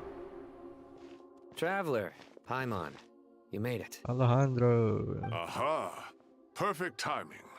Reliable helpers like you are just what we need right now. Oh, it's good to see everyone again. Kale gave us a rough idea of what's going on, but we still have a lot of questions. What kind of danger is Sumeru City in exactly? And how come everyone has to move to Caravan Reebot? At this stage, we can't be certain. We're investigating, but no definitive answers yet. I take it that Kale told you about her strange dream? Yeah. Apparently, everyone in Sumeru City was acting super weird. Even you guys. It was like you'd all switched places. That's right. Kale and Tainari reported the situation to the Dendro Archon. She believes that it wasn't merely a dream, and that whatever it was has something to do with Irminsul. It's a reasonable inference. Only through Irminsul can people's memory and cognition be so significantly modified in such a short time. We don't know why Kale would dream of these things, nor who was trying to warn her. The Dendro Archon decided to connect to Irminsul to investigate more thoroughly. Has she found anything yet? Irminsul is connected directly to the ley lines. The tree serves as a central hub where the ley lines converge, and its core function is to record and store the world's knowledge and memories. But something has gone awry, severely compromising the performance of this core function. Information is bottlenecking inside Irminsul, hampering the ley line's flow. If this continues, new information will languish unrecorded, with existing records thrown into disarray. In short, the souls of the dead will be stranded, while the living have their sense of reality warped. In the long run, Kale's dream could well become a reality. And that's just the beginning. There's no telling what other nightmares could end up coming true. Irminsul, the ley lines. I have come this far to use my death Oh, to open the Captain, gates my of the ley Captain. lines to my people. In that land, the captain was storing stranded souls inside his own heart. It was only after the rules of the Night Kingdom were amended that they were finally able to return to the ley lines. And that was just one nation. A problem with Irminsul itself could end up affecting all ley lines worldwide.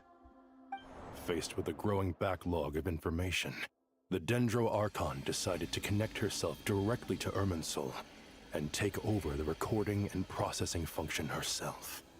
But it is an almost impossible task. Individual brains aren't equipped to deal with the sheer volume of knowledge and memories involved. All that information flooding in at once would instantly fry any human mind. And for a god, even for a god, the suffering must be unimaginable. The Dendro Archon's power originates from Irminsul. Any issue with the tree itself takes a toll on her to begin with.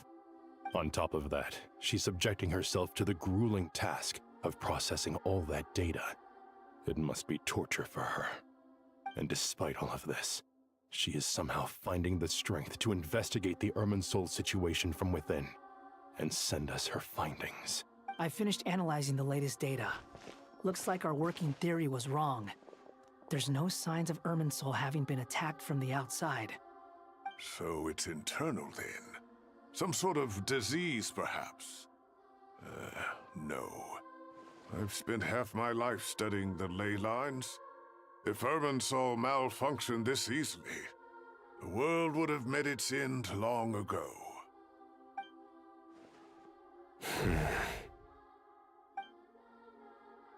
Sino? What is it?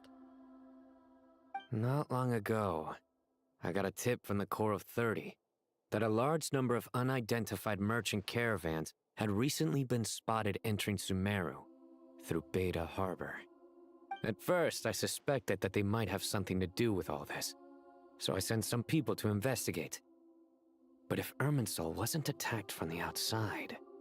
Don't you think there are more important things to worry about right now than guessing who's behind all this? It's been over 12 hours with no new intel. If even the Keeper of Irminsul is this badly affected, you can imagine how bad things are in there.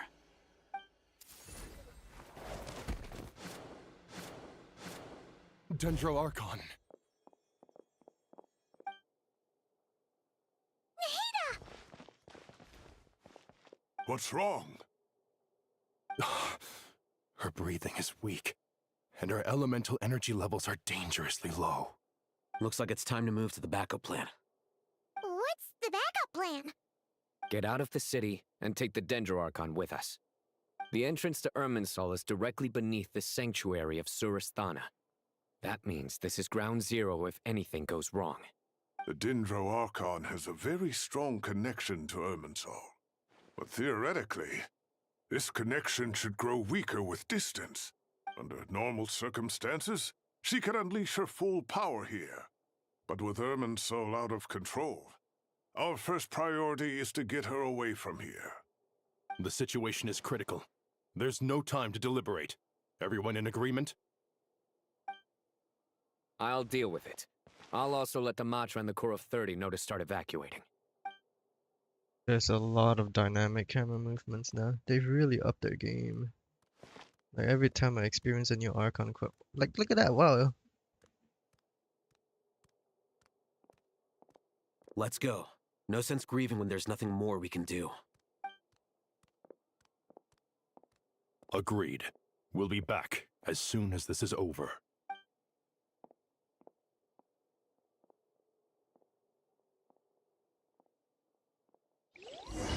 Fucking the HSR would just put black screen, white text.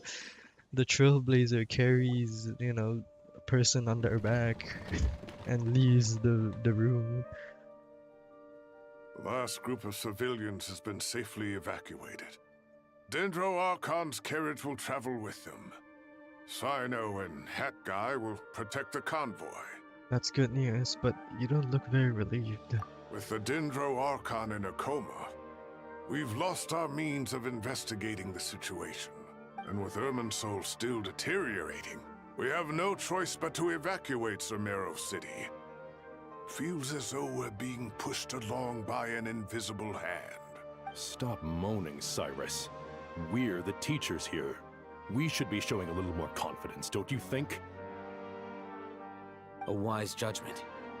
Let's move out to Caravan Rebot.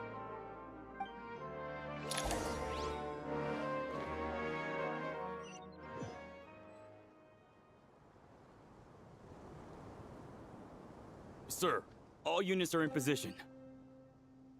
Good. Everything is going to plan. Interfering with Sumeru City is a necessary step, so do not hesitate. Damn, we're seeing The Pantaloone Irminsul already. situation will not harm you. We need to speed things up here, too. We don't want to keep our client waiting, do we?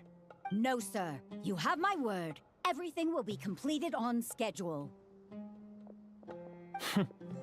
They say that fervent ambition attracts the favor of the gods, and with it, a vision. But we appear to be the exception. So, is our ambition not strong enough? Or does it threaten the very foundations of this world?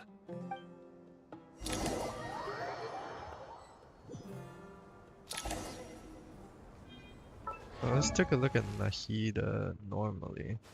Look at that, her leaf is like a lot more greener. But earlier her leaf is wilted, it's like yellow.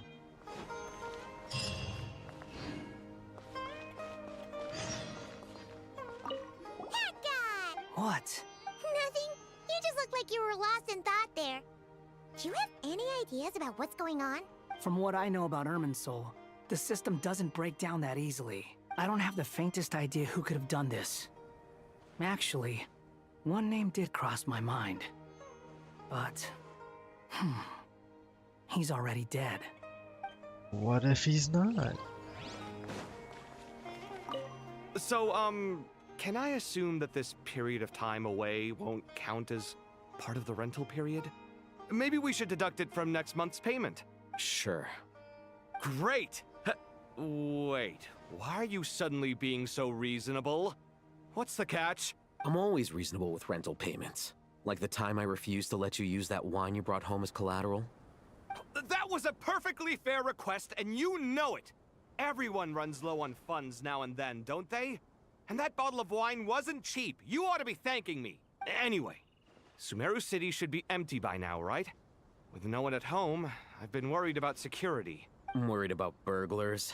What would they steal? That new scroll you bought? Ah! I'd almost forgotten about that. Oh, I only went and hung it up in the most conspicuous spot in the house.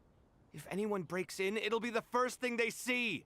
Well, no one but you gave it a second look while it was on display in the shop. I doubt anyone would go out of their way to steal it. You say that, but what if there's a thief out there who shares my aesthetic tastes? Then you can only hope he shares your taste in expensive wine as well. Always worth having some collateral. You! Sounds just like any other I'll hate them coffee banter. Alright, let's head up.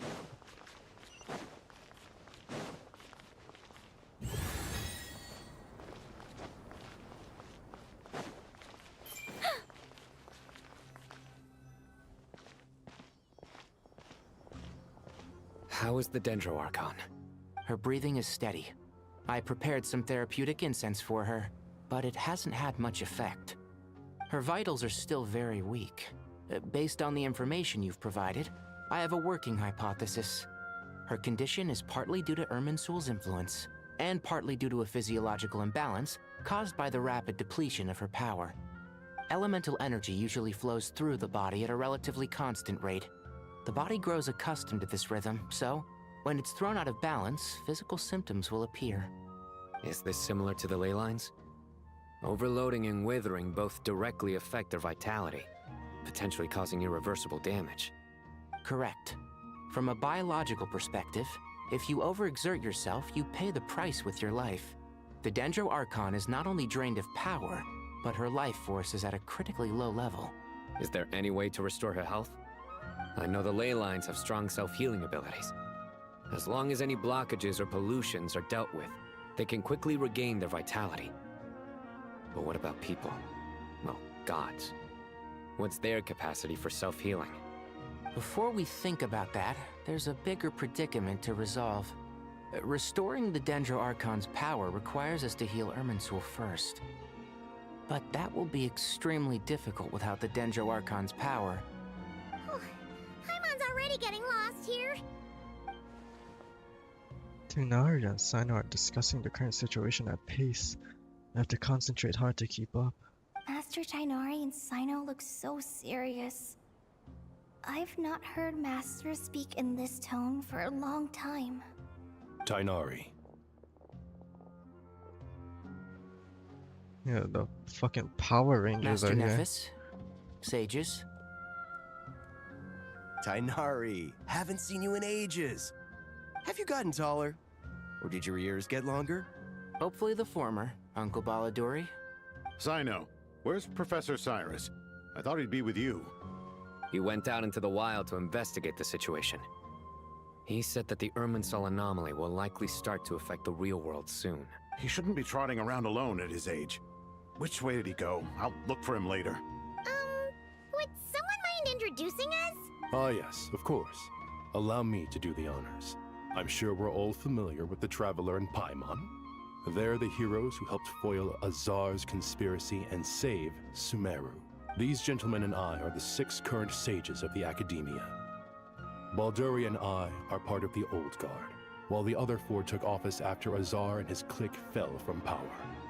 We have Sage Elkindi of the Spontamad Darshan, Sage Farnas of Kasharawar, Rataoist Sage Shakir, and finally Harabatot Sage Rusht. Nice to meet you all. It's an honor. We'll be working together closely to resolve this crisis. I've heard much about you. Delighted to finally meet you in person. You're younger than I imagined for someone with the power to stand up to fate itself. Thank you for lending your aid to Sumeru once more. Once we're on the other side of this, could we get a photo together? My daughter has a friend named Isak. He's always talking about you two. Of course! No true hero would deny a child their wish. Back to business. So with the Dendro Archon currently in a coma, the people have taken temporary refuge at Caravan Rebot. But they cannot stay here forever. We need to come up with a plan as soon as possible. Farnas, any thoughts? Well, firstly, having reviewed the data, I'm inclined to agree with your assessment. This doesn't look like an attack on Irminsul from the outside. Rather, it resembles a malfunctioning machine. Calculations going haywire and sparks flying. That being said, before we consider how to fix it, we need to understand precisely what has gone wrong. Furthermore, we somehow need to ascertain this without relying on the Dendro Archon's power. We have no direct access to Irminsul. However, we might be able to gather the information we need from the ley lines. Study the branches to learn about the trunk, in other words. Wait, is that what Cyrus is up to? No wonder he ran off to research in the wild. Curse always one step ahead of me, isn't he? I heard that while in the sanctuary of Surasthana, the Dendro Archon had to serve as the central information hub herself. This is a clear sign the situation within Irminsul might be far worse than we can imagine. Irminsul is vital, not just to the safety of Sumeru, but to all of Teyvat. We must be the ones to bear responsibility for this world. To be on the safe side, I think we need to consider some backup plans. Are you saying we should consider a scenario in which Irminsul is completely destroyed? I'm merely pointing out that the possibility exists. You have a valid point. But until worst comes to worst, I believe we should focus our efforts on resolving the Irminsul anomaly and helping it recover. Kale, I understand that you were the first to foresee this crisis. If it's all right, I'd like to talk with you about it in more detail. Of course, but even I don't know how I came to have that dream. If there are no signs of external damage, could it be a stress fracture? Metals tend to suffer from this issue with long-term use, and Irminsul has existed for centuries, after all. It's possible, but surely a stress fracture would be more likely to cause a complete shutdown rather than chaos. Sages, General Mahamatra. Sorry to interrupt, but something has come up. What happened? Some citizens didn't believe that Sumeru City was really in any danger. They slipped away and hid during the relocation, intending to return home. How many people are we talking? About a dozen. Sakura found them while on patrol, but they appeared to be suffering from psychosis. For whatever reason, they were trying to kill each other. By the time we arrived, there were only 2 survivors. One was unconscious from their injuries. The other tried to attack us, but was subdued. Where did this happen? Near Yasna Monument. That's not far from Caravan Rebot. Master. I know. The Irminsul anomaly is beginning to have effects in the world. I didn't expect it to spread to Yasna Monument so soon. It almost feels like we're being chased relentlessly, with no time to catch our breath. Sir Cyrus said the same thing. He sent me back to report in, while he continues investigating. I'll go join him. We'll come with you. Count me in too. Don't let my age fool you, I can still fend for myself. Very well. Meanwhile, the rest of us will continue discussing our next steps. Get back soon. Take care of yourselves. It's getting dangerous out there.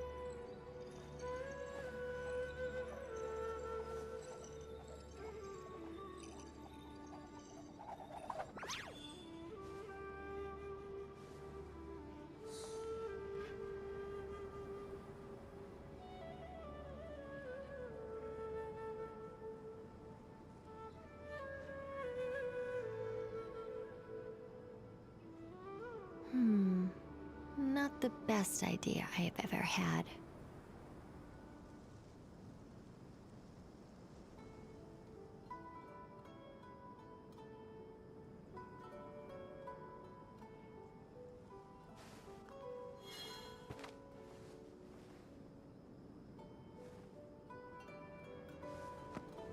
Okay, anyways, let's continue.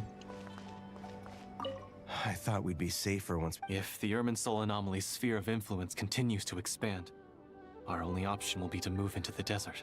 To Aru Village? We should check if they can accommodate so many people. Essential supplies will also become an issue. We were only able to relocate here so quickly because Caravan Rebot is well stocked. If we move to the desert, we'll need to carefully calculate how much food and water to bring. Don't be nervous, Kale. I just wanted to ask, have you ever had similar dreams to this one before? Similar how? Dreams so vivid, they seem real. Filled with strange or dangerous things that you cannot explain. Let me think. There was one time, I don't remember it very clearly, but I saw fire. Fire? Yeah. I wish I could give you more details, but all I remember is fire everywhere. From the sky to the ground, everything was burning. The heat was unbearable, and ashes were blowing in the wind. I doubt this dream was a mere coincidence. Perhaps it was some kind of prophecy? And yet, you've never studied astrology. I'm at a loss to explain it. That's the trailer quote. In a fucking dialogue that people can just miss if they don't talk to Kale. What the fuck? Thank you for everything, Tainari. Don't worry about me. I'm fine. But if you don't mind me saying so, Master, you're looking a little nervous yourself. I only just got appointed as Grand Sage, and now this happens. It's quite overwhelming. Oh, he's the Grand Sage Looking now, back not now, Alhaitham. I don't think I handled the situation with Azar very well at all. Yes, I protested, but I went about it the wrong way. Instead of helping, I just ended up getting locked away. Now that I'm the Grand Sage, I have to be responsible for everyone's lives, including the dozen or so who fled to Yasna Monument. I can't help but blame myself for their deaths. It's only natural that you want to do the best job you can, but Master, we both know perfection is impossible. You're right. We may well be heading into the desert before long. Feeling up to it? We left in such a hurry that I didn't bring any sun lotion, but I'm sure I can make some from local ingredients here. That was a big part of my graduation thesis, after all. Still remember? Of course, like it was yesterday. I remember asking you if you'd like to stay and teach, but you turned me down without a moment's consideration. Anyone else would fight tooth and nail for the chance to research by my side, but you couldn't get out the door fast enough. Weren't you afraid I'd hold up your thesis and stop you from graduating? If you'd pulled a move like that, I would have reported you to the Matra right away. You wouldn't give me a second chance? What about the bond between mentor and student? No, Master. I would not sit by and watch you go astray. Very good. Then I taught you well. Any new dialogue with you? What? Nothing. From what I know about, I don't have the faint...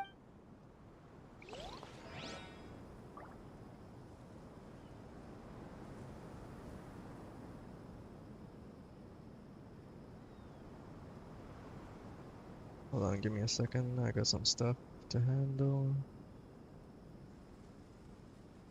And second is over. Alright.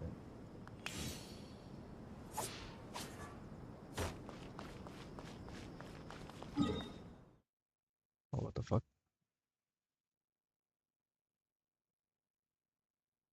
I can't teleport.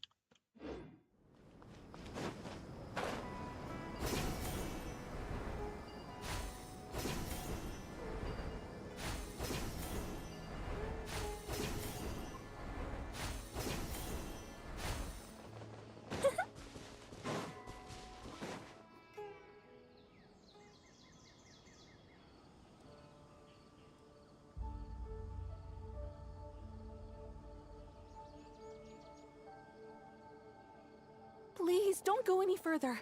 As you get closer to Sumeru City, there's no knowing what dangers you might encounter. So this is our mentally disturbed man? I'm going to gut you all!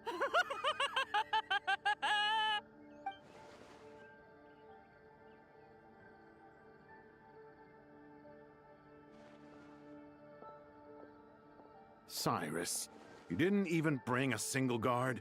Do you think you're some sort of warrior? It's fine. Come here and look at this. Oh, it's... A leyline blossom? That's right. Flowers that bloom from openings in the ley lines, indicating some sort of anomaly. I don't believe I've ever seen a color like this before. Did you discover it nearby? Not just here. Way over there, too. They're everywhere. There's even more in that direction. How did you ascertain the situation further ahead? Didn't you just say that we can't go beyond this point? Yes. This area is relatively safe so far, but if you continue forward, delusions will start afflicting your mind. However, some vision-bearing mercenaries were able to maintain their sanity a little better. They're the ones who brought back news from further afield. Sino, do you remember the class I taught on dissecting leyline blossoms? I do, Professor. I received full marks in that course. Good. After all these years, it's time to put that knowledge into practice. There must be anomalous information hidden within these blossoms. Alkindi, I'll need your help as well. Been a while since we worked on a project together, hasn't it? Sure has. Well, what are we waiting for? Let's get to work. Anything we can do to help? Nahito once said that Irminsul doesn't contain any information about me, so theoretically I shouldn't be affected by much anomalies. We'll head a little further out, We'll see what else we can find. Will you need my help? I should be fine. All right, well, don't go too far. There's too many unknowns at this stage. Let's regroup at Caravan Rebot later. Don't worry if you don't show up. I'll come and find you.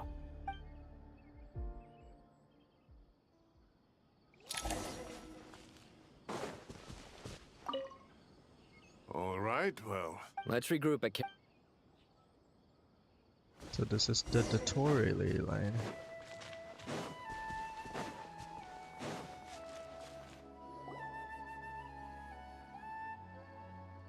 Dark clouds gather in the sky, a sure sign that a storm is approaching.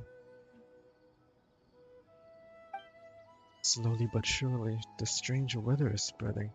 The rainforest creatures must have sensed that something is wrong, because they're beginning to flee too. We don't have much time left. Tignari said to help the Dendro Archon regain her power, we need to heal Irminsul. But healing Irminsul requires the Dendro Archon's power. Is there any way to solve this puzzle? That should be the heart of Oasis. All we need to do is light it with the fire seed, and it'll restore a pep with elemental power. The damage it suffered internally will also slowly begin to heal. That's it! If I use the Pep's Heart of Oasis, I might be able to help Nahida replenish her lost Dendro power without any need to rely on Irminsul. What is it? You thought of something?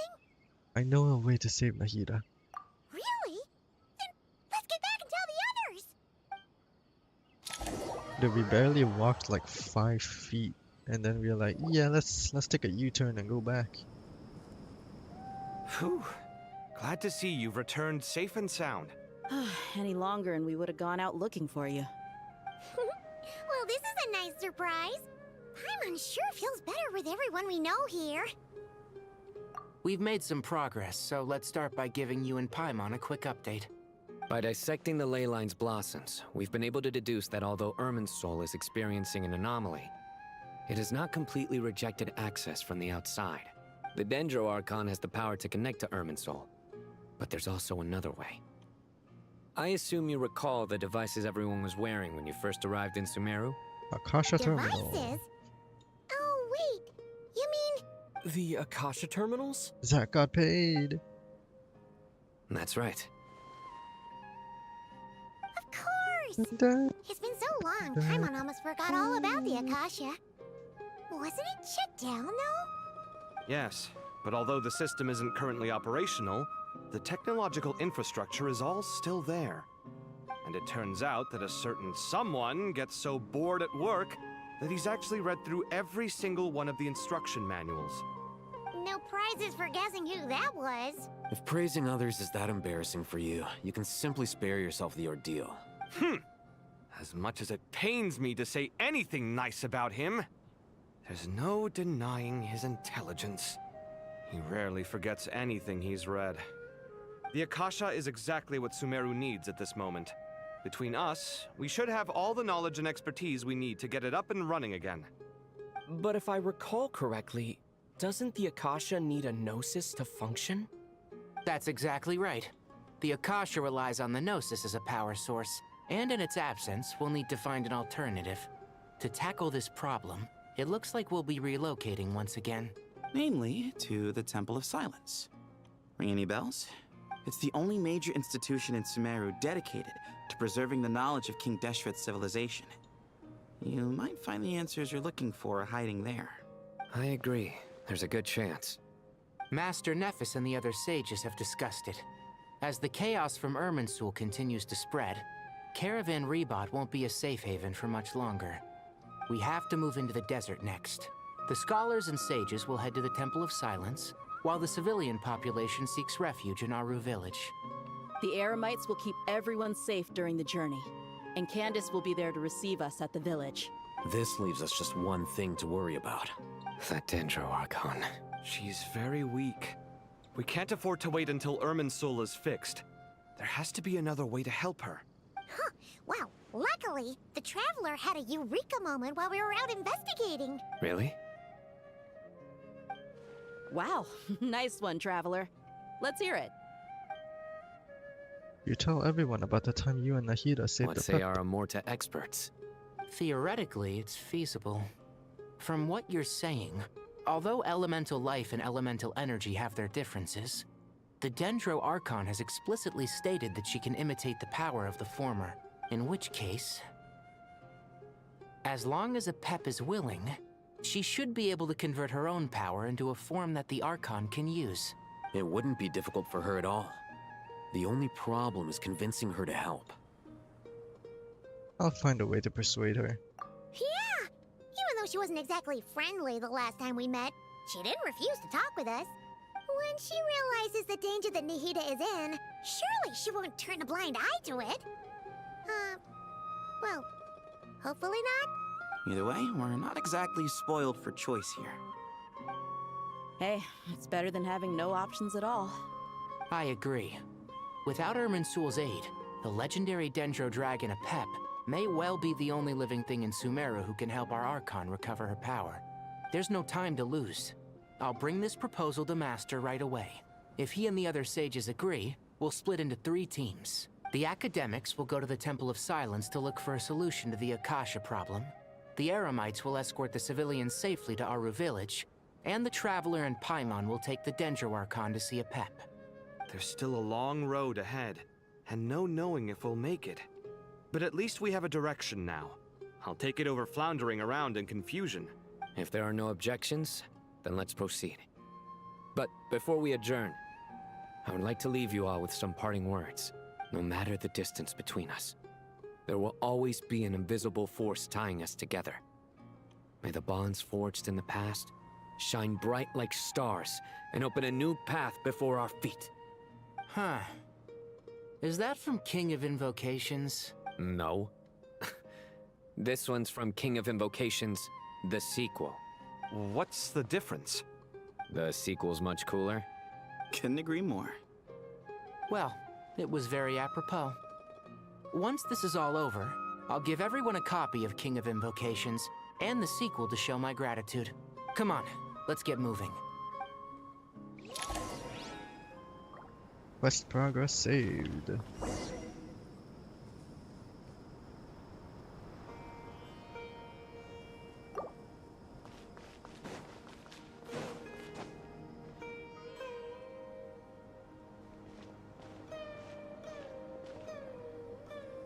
Tighnari has brought me up to speed. I approve of your plan of action, but we can't proceed with everything right away. The people need to rest. For many of them, this will be their first time in the desert, so we'll need to find additional personnel to help escort them. You two, please go on ahead with the Dendro Archon. Let's rendezvous at the Temple of Silence later. No problem. We got this. Words can't express my gratitude, so let me just say, I hope everything goes smoothly for all of us. Goodbye for now. All right, let's get going. If Paimon remembers correctly, the last time we saw Apep was in... Traveler, Paimon. Could I borrow you guys for a moment? It'll only take a second. Kale, what's the matter? Well, the thing is... The thing? Master Tighnari once told me, after you raise a problem, you should think about how to resolve it. But ever since I had that dream, I feel like I haven't been of any help at all. I tried my best to keep up with the conversation, but there was so much new information, I couldn't take it all in. So, I just wanted to ask, do you have any tips for me there? Paimon knows exactly how you feel. But fear not, everything you need to know is right here in Paimon's notes. Sumeru chapter. It's got tons of info about all the things we've seen and heard on our adventures. Some parts are a little simplified, but hopefully it all makes sense. You sure kept that one quiet. You see? Being the greatest guide in Tibet isn't just a fancy title. It takes a lot of hard work. Paimon doesn't always understand the things you're talking about with other people. Whenever that happens, she notes down the confusing parts and goes over them in her own time. This is perfect. Could I borrow it? Sure. Matter of fact, you can keep it if you want. Paimon has another copy. The spare copy was originally meant for the Traveler. Paimon used to worry that one day he might not need a guide anymore, so she wanted to have a gift for him, in case we ever parted ways. But it doesn't seem so necessary nowadays. We have so many more places to see together. One copy will be enough for both of us. Thank you so much. But still, these are your treasured memories. I think I'll make my own copy and then return the original to you. Anyway, that was all. I won't keep you any longer. Have a safe trip. See you again soon. See ya! Alright, time to bring the Hida to see a Pep. Let's hope that old grouch is in a negotiating mood. Guiding notes. Wow.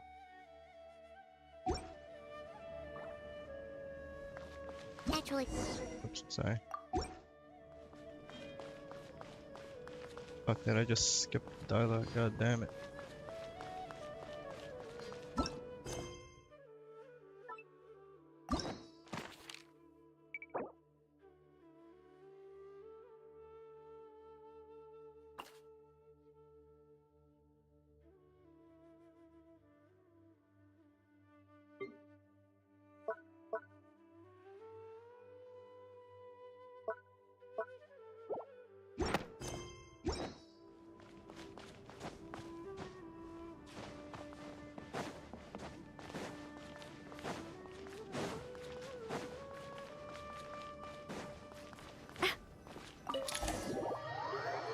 Whoa.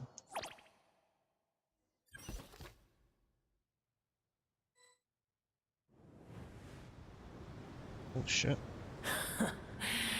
I had a feeling your kind might come calling. The ley lines are in disarray. Something has gone wrong with Irminsul, yes. Nothing gets past you. I guess we can skip the explanation then. Even from a great distance away, I can sense that Sumeru is headed for destruction. Oops. You who took our home from us, prepare to watch as your own world is plunged into oblivion.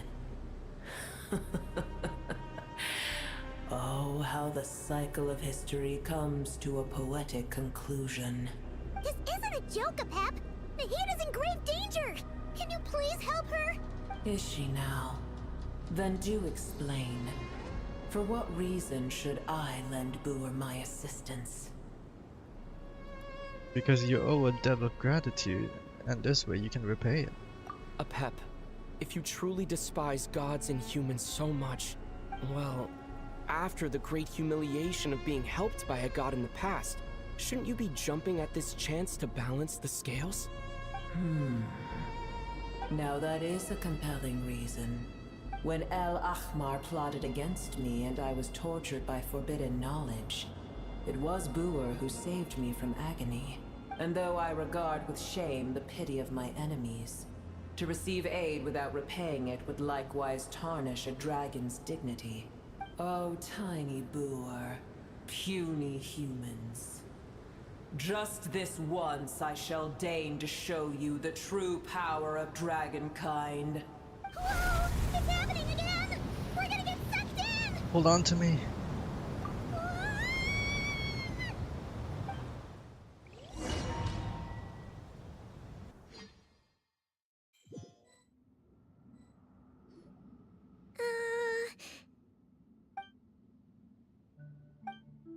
This is an awkward silence. Is silence a mandatory part of an audience with a dragon? It is done. The heart of Oasis is supplying her with life force as we speak. It shall not be long before she recovers. But I should warn you. Booer's existence is closely intertwined with Irminsul. Unless the issues plaguing it are resolved, she will never completely recover her former strength. Thank you. Spare me your words of gratitude. Will giving your power to Nahida affect you in any way? You may also spare me your feigned concern. Ugh, just like last time, it's impossible to have a normal conversation with this dragon.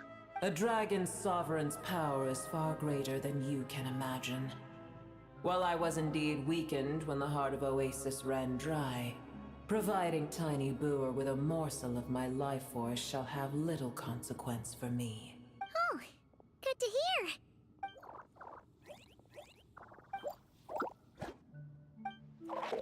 Just like a Pep once said, the elemental life forms who merged with her have now been reborn.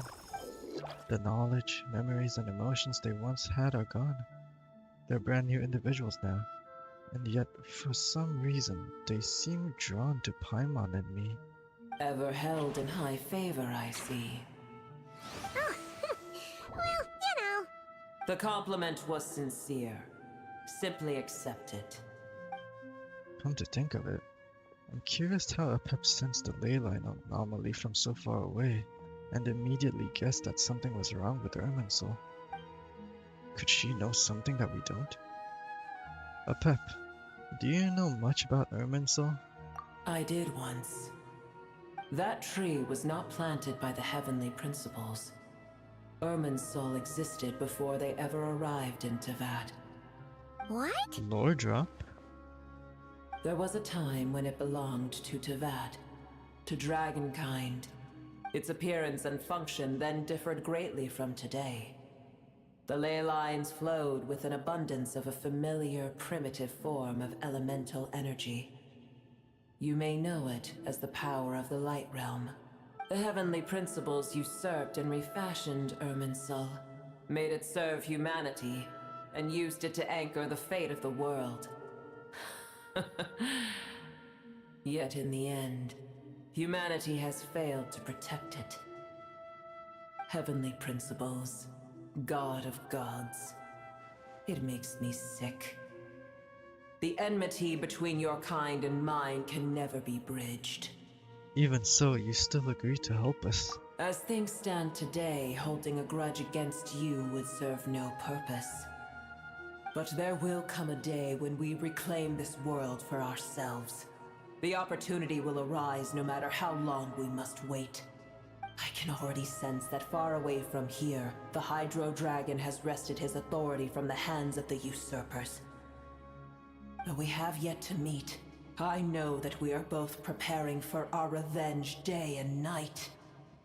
About that. Uh-huh. It's probably best if we don't tell a Pep that we're on such good terms with the Hydro Dragon.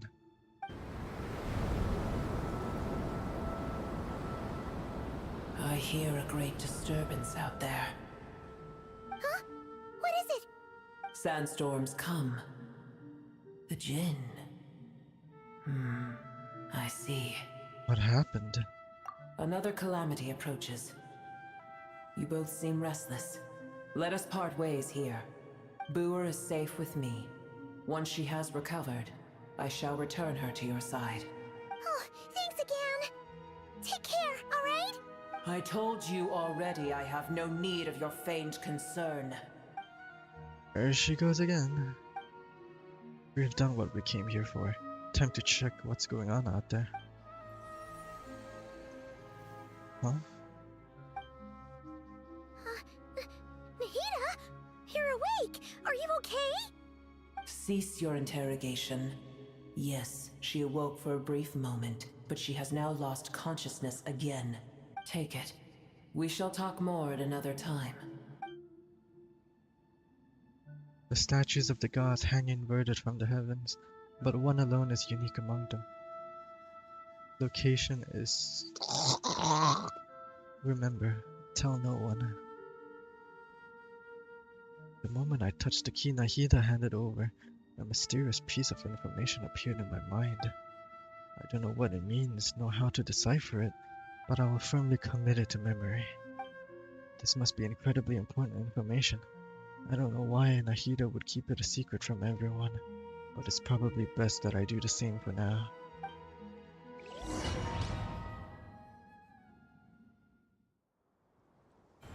Where the heck are we? Did you just dump us in the middle of nowhere? Wait. No. Paimon remembers now. The Temple of Silence is over that way. Come on, let's go find the others. Olé, I got all these sandstorms. My god.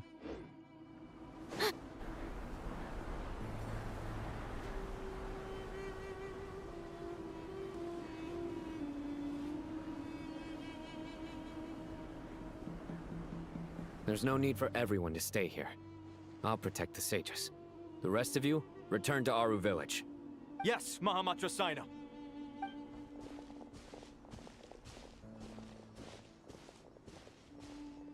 Sino! What's going on? You're back. How is the Dendro Archon? She's still with the Pep, but she's recovering. A Pep gave Nahida some of her own life force. What a relief. What's with these sandstorms? It's the Jinn.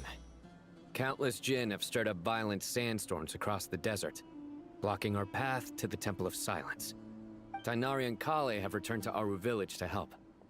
The Jinn are being highly aggressive, so both the village and the merchant caravans require protection. It's just one thing after another. Where did all of them come from anyway? In all my trips to the desert, I've never seen anything like this before. As I see it, the only possible candidate is Gurabad. Gurabad? Baladuri could explain in more detail if he were here. All I know is a rumor I've heard about from previous trips to the desert. Supposedly, a great number of dormant Jinn lie sealed beneath that city. Jinn from Gurabad, huh? Familiar figure comes to mind. Gurabad is, for me, a fated land. I must therefore return back to this city, where my destiny awaits me still. Nilopar voiced. My master, I am sorry that I couldn't stay by your side for long, and that I could not have more time to get familiar with you. Lilopar. Paimon and I should take a trip to Gurabad. Yeah. We once said goodbye to a friend there. Well, maybe not a friend exactly, but someone we met on the road anyway. She was a strange bottle. If we can find a way to wake her up, maybe she can help solve the situation in Gurabad. Well, be careful. You may find there's more than just the Jinn to worry about. You mean, there are other dangers in Gurabad? It's a sensible assumption to make. The moment we arrived in Caravan Rebod, the Irminsul anomaly started spreading in that direction. Now we've moved to the desert, and suddenly we're plagued by Jinn and sandstorms. To call it a coincidence would be a stretch. Don't worry, we've gotten a lot stronger since our last stint in Sumeru. Ah! When did they show up? It appears the monsters native to the desert have been stirred by the Jinn's activity.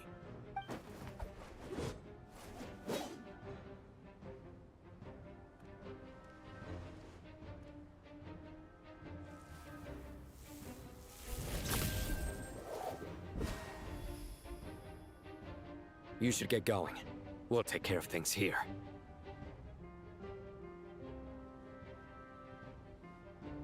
Be careful. You too. Don't do anything too risky. You got it?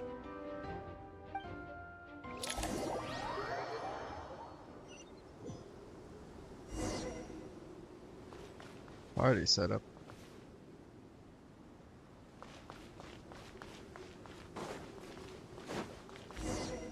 The Jinn are swarming out of Gurabad! Looks like Alhazen was right!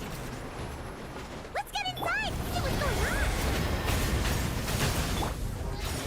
Time for takeoff. I think no.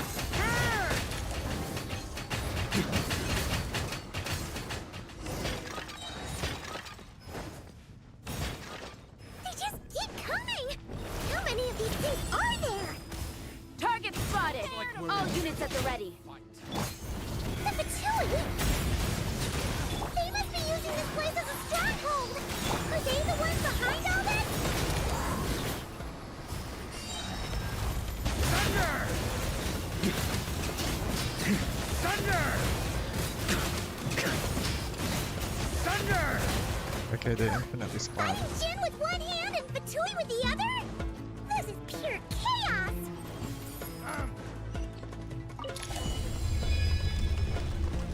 Do you see that strange machine? Paimon has a sneaking suspicion that that's the thing wrecking Gurabad and setting all those dangerous Jinn free! target has reached the core zone. Requesting backup. Repeat, requesting backup. Backup en route. Careful! Bad this time. Yahoo! Time for takeoff. I think not. Nice one, Traveler. Let's keep going. Up the ante!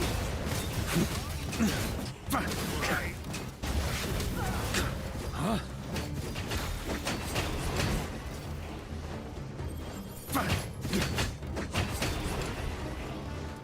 On me. This hunk of gen's gone kaput. Now we can finally... It seems my subordinates failed to stop you in your tracks. Apologies, sir. There is no need to apologize. You did well to hold your ground against such a powerful adversary for as long as you did. I must commend your courage and perseverance. So, you're in charge here, huh? First the problems with Irminsul, now this mess in Gurabad? Are you the ones responsible for all this? I'm afraid I cannot answer that. I assume you aren't naive enough to expect answers from an enemy. Oh, this guy is so snooty! However you want to spin it, you're clearly involved in this somehow. So you can either start talking, or we'll have to make you talk. Let's get him! Traveler, what's wrong? Something seems unusual about him. Is he trying to provoke us? This feels like a trap. Judging by the tents and supplies, there must be many more Fatui stationed here than the few we saw on the way in. So where are the rest? You're remarkably calm. Some would act more rashly upon finding the ringleader all alone. But you keep your cool. Even as your enemy, I must applaud you. Did you show yourself just to say that? Is this you trying to take back control of the conversation?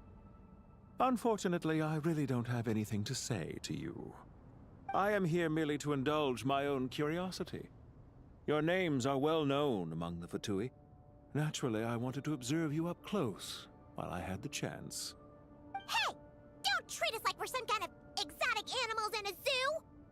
Oh, I wouldn't dream of it. You seem rather predisposed to misunderstand me. I'm quite aware that you are both heroes of great renown. You have resolved crises in many nations and won countless allies along the way. I've been following your adventures with great admiration. My only regret is that the trajectory of your journey conflicts with our goals. What do you mean, admiration? Sorry, but that sounds pretty weird coming from you. I don't see why. We may happen to occupy opposing sides, but there is no cause for deep-seated enmity between us. To respect one's enemy is to respect oneself. Well, now that you're observing us up close, what do you see? I've observed as keenly as I can. Yet, while I endeavor to understand, your true strength remains a mystery to me. Violence is not my area of expertise either, so, you see, I would much rather converse with you like this than determine a victor with the edge of a blade. Besides, I've heard that even 3 moons in the sky fail to eclipse your brilliance. I know better than to bite off more than I can chew. 3 moons? So you have a connection with the Harbinger, the Doctor. Well deduced. Our commander, Dottore, died in Nodcry, but there are things that do not end with his departure. We must... Look at me. I almost divulged more than I should have. What are you after? Revenge for Dottore? Or are you plotting something else? I've said quite enough, I believe. There's no point in continuing this conversation, except to say, I've noticed that you seem to know your way around here quite well. A repeated visitor to Gurabad, are we? Ugh. I'll take that as a yes. Then I'm sure you'll have heard the story of this place. The mother of the Jinn, Lilupar, and the tragic tale of her vengeance that spanned 3 generations. It was right here that Lilupar once helped the wise to ascend to the throne. But from that moment on, every king who sat upon it was corrupted by power. These degenerate rulers lost control over their nation, and with it, the right to occupy that exalted seat. What are you trying to say? I once admired you for your adventures. That is the earnest truth. But it appears to me that your journey serves ultimately to uphold the rules of this world. Are these rules truly just? Does the heavenly principles rule with wisdom or folly? And how can we be sure that the Seven, who wield authority over the world, will not be corrupted? Do you seriously think you're gonna convince us of anything? Convince you? I'm sure my commander already tried that. Why would I waste my breath doing the same? If a few words from a stranger were enough to make someone completely change their stance, it would only prove that they never had a firm will to begin with. I am merely stating my position, so that we might understand each other better. One's enemy in the present may not necessarily be an enemy for life. As for what game I'm playing here, I'm simply buying some time. But now I must bid you farewell. It was a wise decision not to attack me immediately. Since you did not fall for my ambush, I will now have to ask those in hiding to reveal themselves. Leave this to us, sir. Very well. I trust you to do what is necessary. Stall him while I execute the next step of the plan. Sumeru City, Irminsul. Hey! Stop right there! Don't you dare leave without explaining yourself! All units, stop them! Protect the commander! Did you hear that? He mentioned Sumeru City and Irminsul! He definitely knows something! We can't let him get away! Get rid of these pesky soldiers, quick! Rear guard to the front. Don't let them through. Get that thing in position! Hold on. Just a little longer. We finally beat them!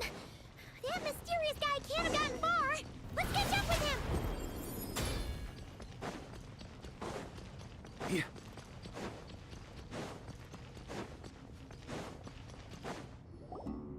Found him! Over here!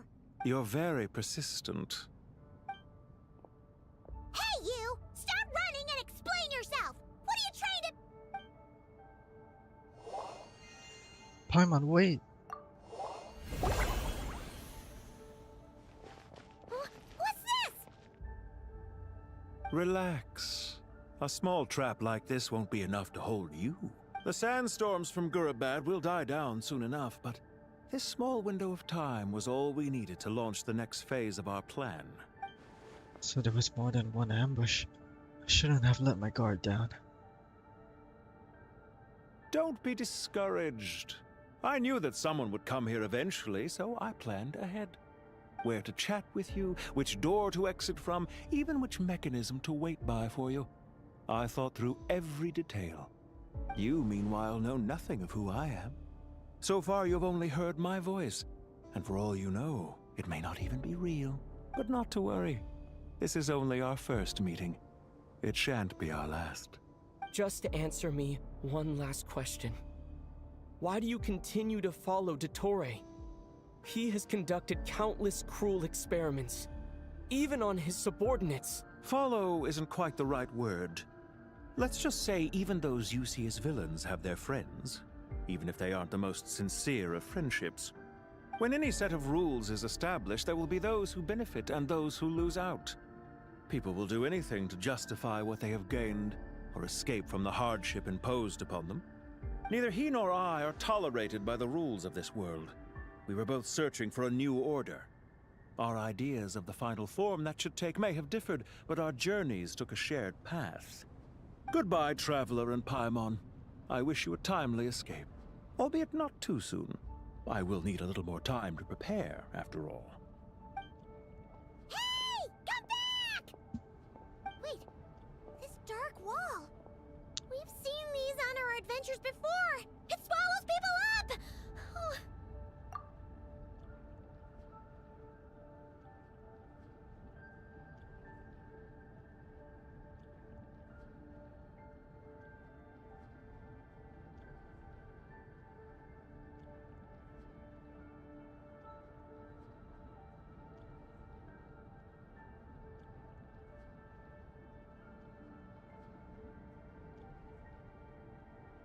Alright, let's continue. Sorry! She shouldn't have jumped a gun!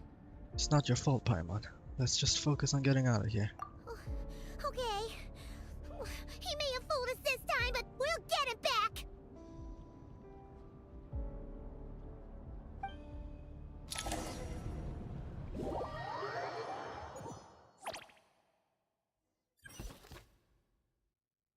Okay, we're back to the Sino and his team are guarding the north. We'll take this side. Oh, we're fighting. Right, we saw this in the trailer. Jin. We can't let them get into Aru Village. Don't fret. I am well prepared for this situation. Just call Alice. So you have a solution?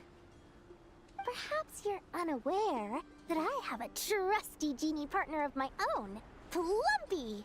If I send her to negotiate with the others, this whole thing will be resolved before you can say Mora. Off you go, Plumpy.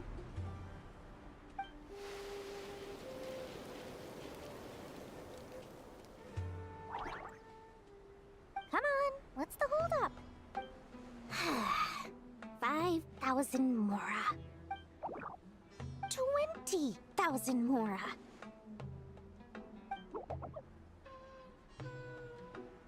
100,000 Mora. Final offer. Ah, so she's a hired partner.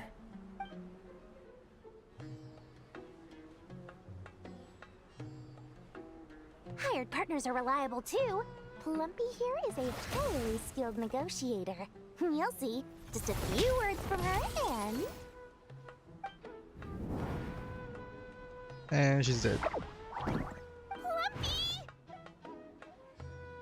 Don't you, Jin, have any respect for the rules? This was supposed to be a negotiation! How dare you treat my messenger like this? You wanna play rough? Two can play at that game!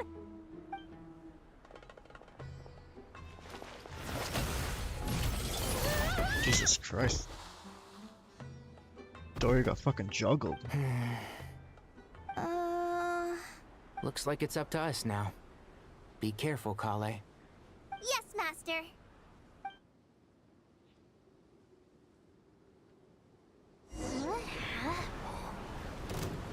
How did I pass out?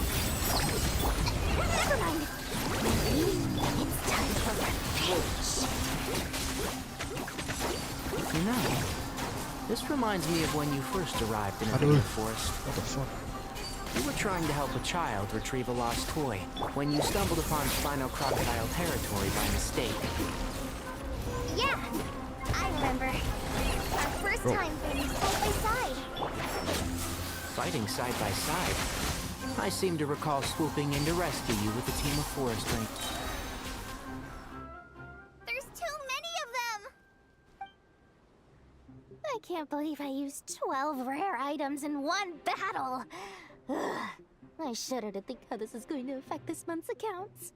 The sight of that glaring deficit might be more than my poor heart can take. Tighnari, how's the situation on your end? We held the line, though it was a close call. But it looks like they're preparing for another attack. Has something happened? They've breached our defenses in the south. The Jinn are pouring in. We're moving the villagers to the north as we speak. We're hemmed in. This is getting precarious. Our margin for error just got a lot smaller. That's why we wanted to confirm your status.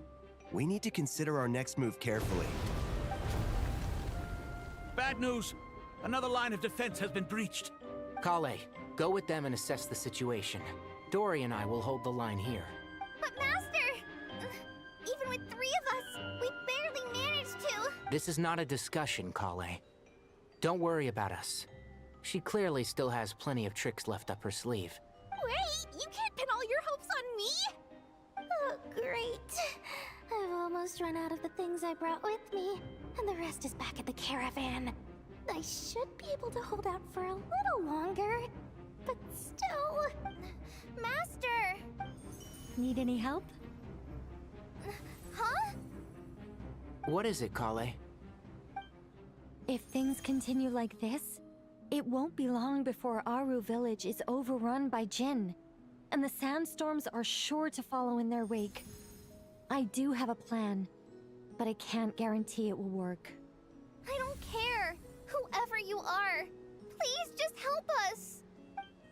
The only one who can help is you. I am merely here to guide you along the correct path. I am a spirit created at the beginning. I am a flickering illusion. I am the shimmering light that flows from the eyes of the Creator. What do you mean? It doesn't matter. You don't need to understand it. Just repeat after me, one line at a time. Watch out! Jin incoming! I am a spirit created at the beginning. Here goes nothing. I am a spirit created at the beginning.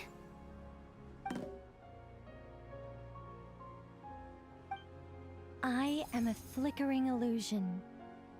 I am a flickering illusion. Tighnari must be so fucking confused What's right now. wrong, Plumpy? I've never seen you so agitated before. That's... But how do you... Do you know what Kale is reciting? I am the shimmering light that flows from the eyes of the Creator.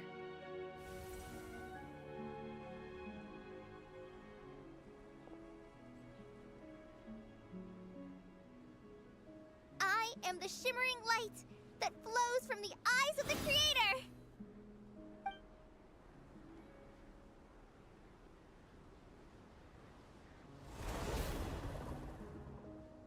It's a song composed by the goddess of flowers, but very few records of it remain, even in historical texts.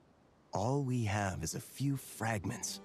Is Kale an avid historian? Not to my knowledge. The Jinn have actually quieted down. Although... No, it's more than that. It looks like they're showing... submission.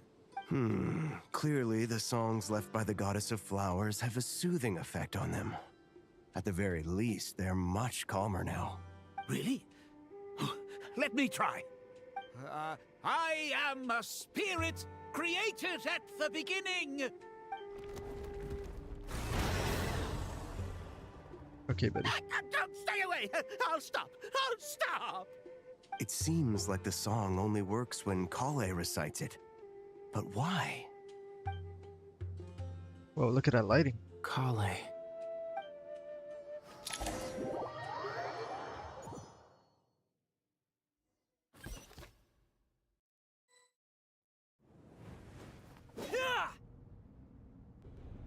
Fuck are you attacking? Any luck?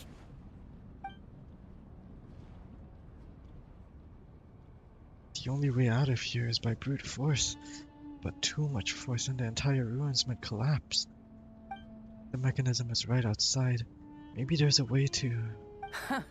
When I heard that loud rumbling in the distance, I thought the shifting sands had bust open the gates to some ancient treasure vault. Turns out it was just you guys. It's Jet. Huh? Wait, that sounds like... It's been a long while. Did you miss me?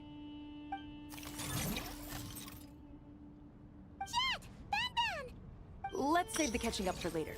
First, I gotta get you guys out of there. This should be the right mechanism. Ben, can you handle it? There we go. Come on, let's leave this place. Oh fuck, wrong direction.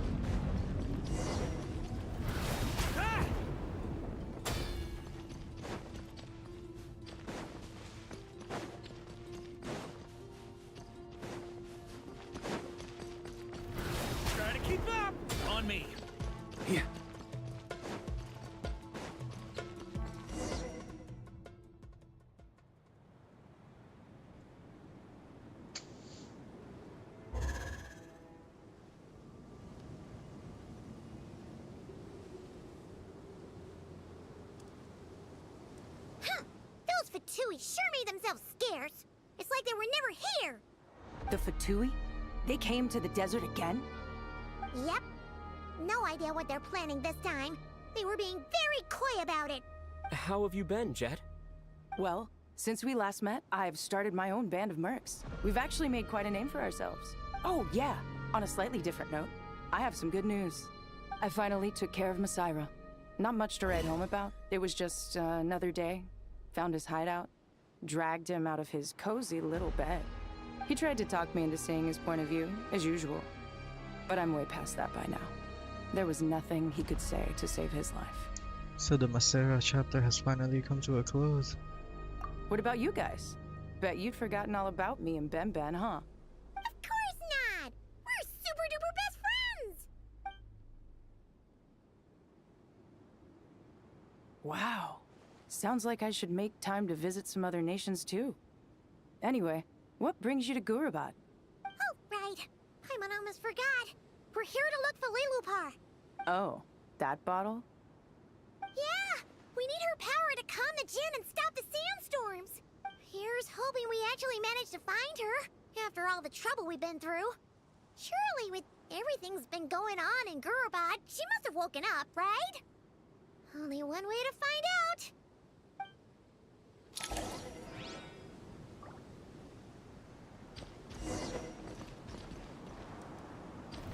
Try to keep up!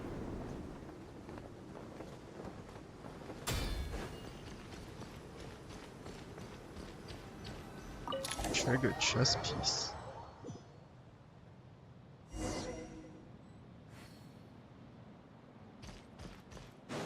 Let's see.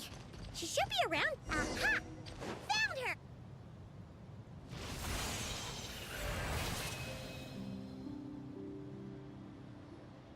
Lilupar!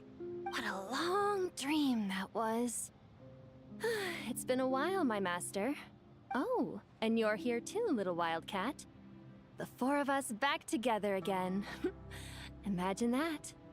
How have you been? I hope this wasn't a rude awakening. In truth, it was at first. I was none too pleased when those miscreants barged in.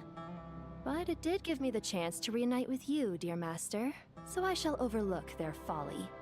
After we last parted ways, I merged with the land beneath Gurabad to suppress the dark calamity stirring in the depths. It rekindled the flame of vengeance within the Jinn, depriving Gurabad of any hope of peace. I fought against it for a long, long time, until one day, I sensed a change in a foreign land to the west. Suddenly, the pitch-black abyss fell silent. Foreign land to the west? Could she mean that land? Gurabad isn't far from there. Did the abyssal presence beneath the city fall silent when we defeated Gozoidoth? Once satisfied that that dark power could no longer bewitch the Jinn, I too fell into a deep slumber, from which I have only now awoken. Why have you returned to Gurabad, my master? And why is my sand-swept homeland in disarray once more? Well, basically, Sumeru's in danger and a lot of our friends are affected. Some bad guys messed around with Irminsul and now they've released the Jinn in here. We managed to chase off the culprits, but we have no idea how to seal this place back up and stop the sandstorms. Child's play. I shall quell the Jinn and scatter the storms. Thank you, Lilupar. No need to thank me, my master. I have granted many wishes in my time, and this was the most trivial of them all.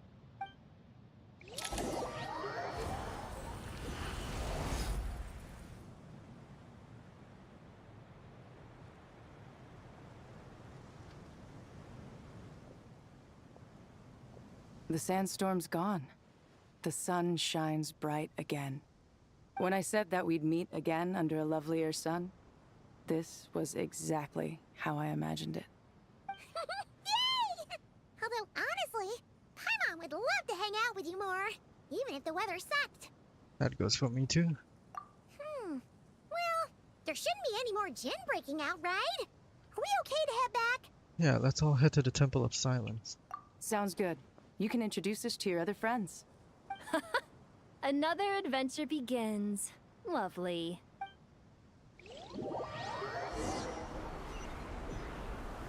The storms have stopped! We should be able to get to the Temple of Silence without any problems now. Time to regroup!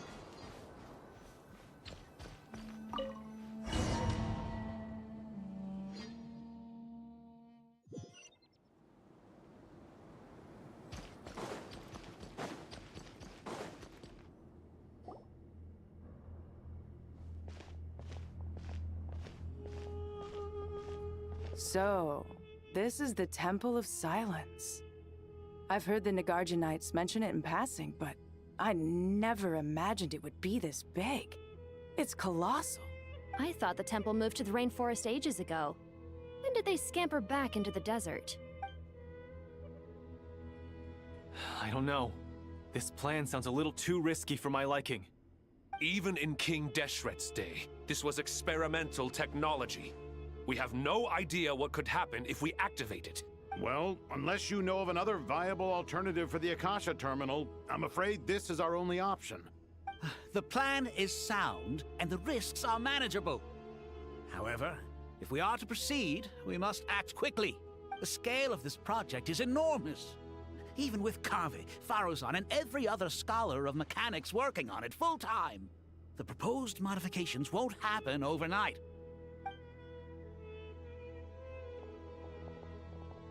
You're back. Everything all right? And who are they? Friends of yours? Yes. Pretty much everyone in the Temple of Silence is. This guy's Kaveh, and the one next to him is Alhaitham. Hello, I'm Jet, and this is Lilupar. Oh, a famous name from the history books. Pleased to meet you. A friend of a friend is a friend of mine, as they say. Who's they? Huh? Do people not say that? Not in the desert. Friends you can trust, but friends of friends? Gotta keep an eye on them. Still, I do trust the Traveler's judgment. I'm sure you're good people. The sandstorms have calmed down. I take it the Gurabad problem is resolved? What did you find?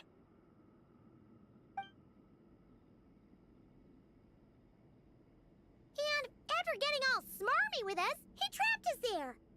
Luckily, Jet used the mechanism outside to free us, and then we got Lilupar to put a stop to the chaos. Wow. Thanks for being there to help them.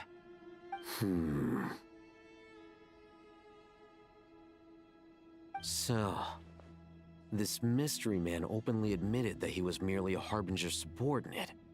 Yeah? Is there something weird about that?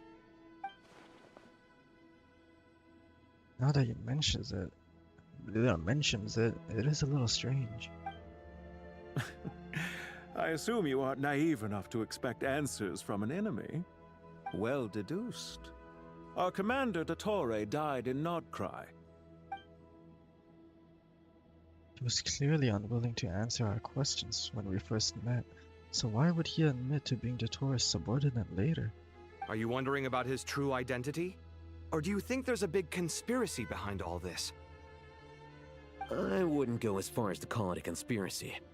Just the simple fact that having someone to shift the blame on tends to prove useful should trouble come knocking later. The most important thing for now is to solve the immediate problem. Perhaps that man knew you wouldn't have the resources to investigate his background and so didn't put much effort into disguising himself. This is all getting a little cryptic for me. I'll let you guys talk while I take a walk with Lilupar. Jet? Aren't you with the Blazing Beasts? What a coincidence. Didn't expect to run into you here. We're mercs. You can run into us anywhere. Who's this with you? So, did you find the solution you were looking for in the Temple of Silence? You bet we did. This place is incredible. It has everything. So far, we've discussed a plan and verified its feasibility. Building a new system from scratch is out of the question. So our only option is to modify the Akasha using certain resources we hope to find in the mausoleum of King Deshret. Modify how? According to certain sources in the Temple of Silence, there is a core device in King Deshret's mausoleum known as Aru.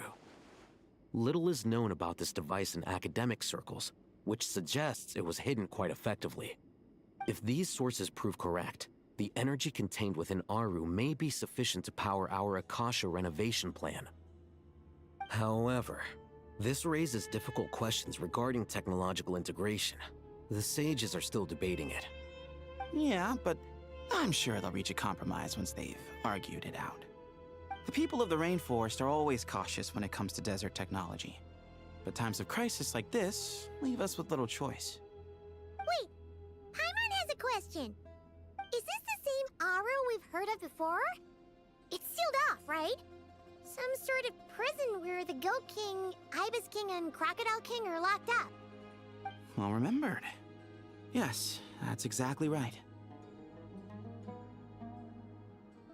According to our records, Aru was the most brilliant creation King Deshret ever conceived of. Built by divine and mortal artisans working together. It was a miraculous accomplishment, and it lies hidden deep within the king's mausoleum to this day. That being said, what Aru actually does and why it was built, those are deep secrets we are not privy to. Until recently, I wouldn't have been optimistic that the place even exists. The only reason I'm inclined to believe it now is because we heard it from the Ibis King Thoth himself at his temple. The tale of how the 3 retainers of Al-Akhmar were imprisoned in Aru. Paimon totally gets that. When Paimon first heard about it, she thought it sounded pretty unbelievable too. Do you guys still remember that? The Ibis King told us they were trapped in Aru and that they had to answer 3 questions to get out. I think I remember. What causes our rise and fall? What obliterates love and hate? And what determines truth and falsehood? Those were the 3 questions, right? Yeah. If only Nefer were here. She's dealt with the Ibis King before, so she might know more. Oh, Nefer is a friend we met in Notcry. Not cry. Funny. She showed up here earlier. Huh? Yeah. Had another lady with her too. Both said they knew you. They contacted the sages, claiming they might be able to offer some assistance. Really? They came here to help out? Yes, really. It was just before you got back. One of them said she's made Nodcry her home. If she's the person you were talking about, then... Looks like betting on Aru was the right choice. See? They're right over there. Oh, hey, Nicole, what the hell? Nicole! Nefer! Why, hello! We're here to help.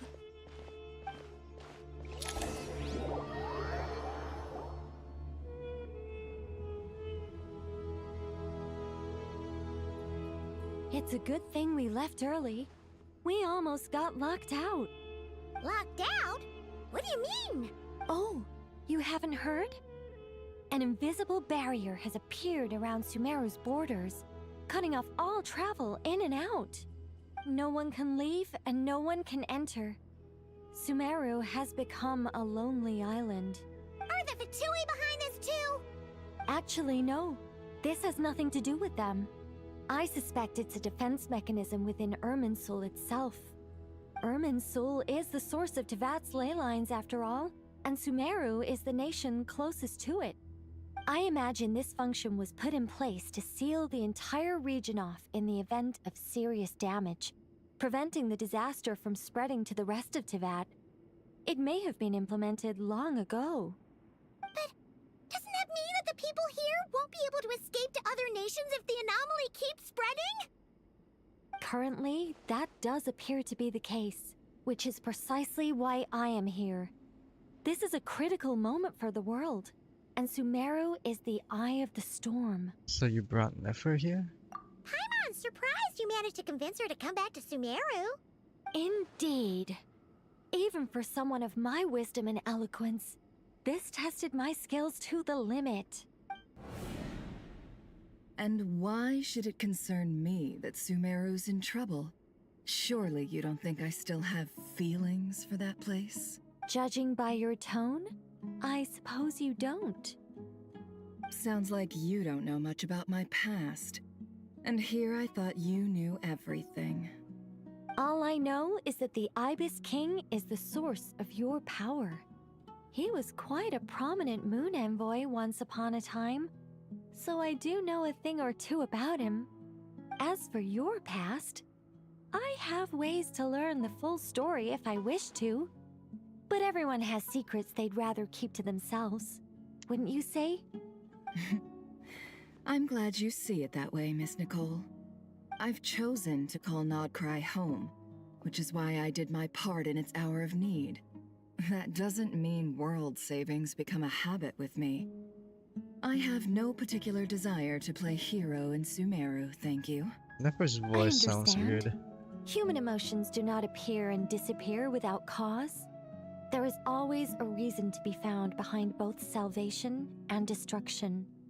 Still, if time has taught me anything, it's that human emotions are often complex and in conflict. That's why people change their minds about things all the time. But that's where we angels come in. Our duty, ultimately, is to guide people towards their deepest, truest desires and help bring them to fruition. So I wish to hear about your past, because I do not believe you are motivated by hatred alone. And if we still arrive at different conclusions in the end, that's okay.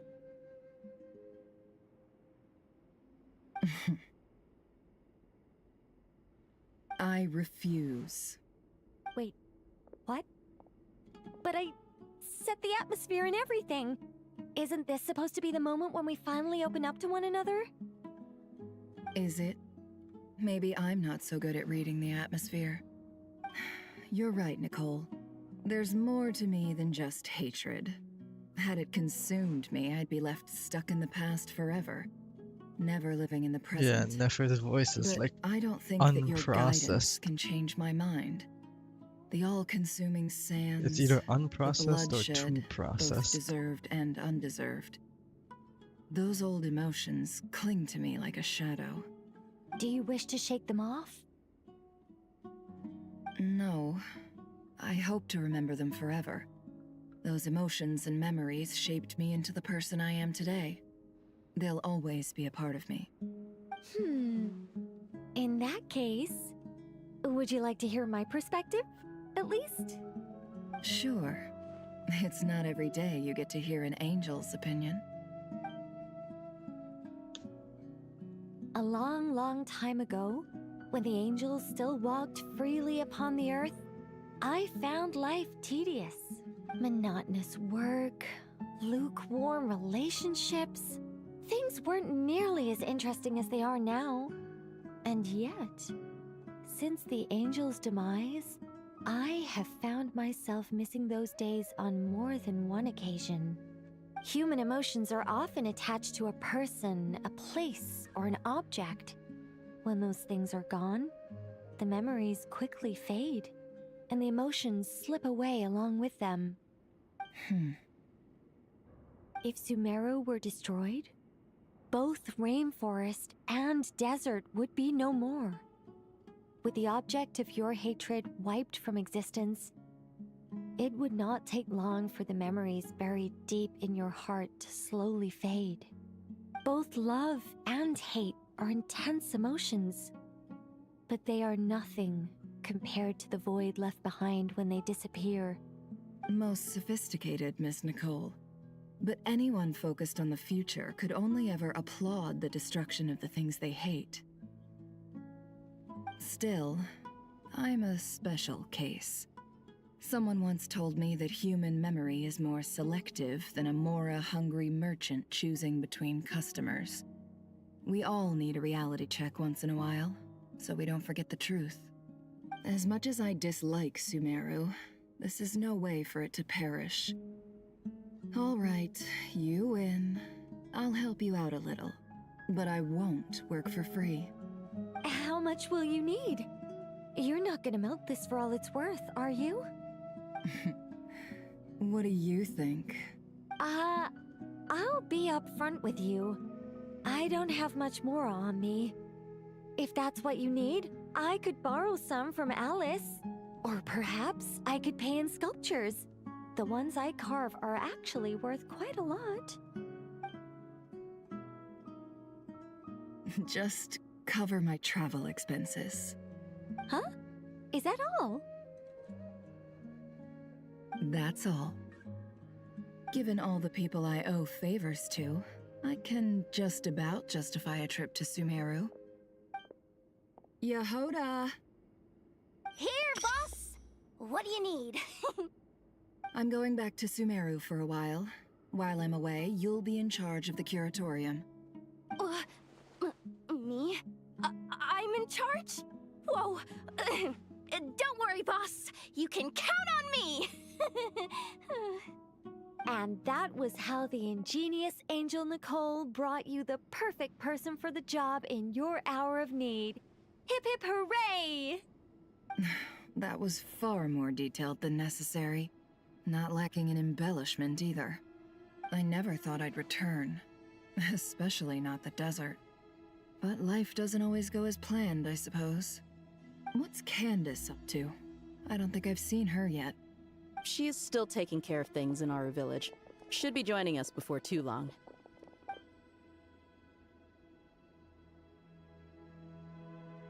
Look at the whole gang and here, sorry, hope we're not interrupting anything.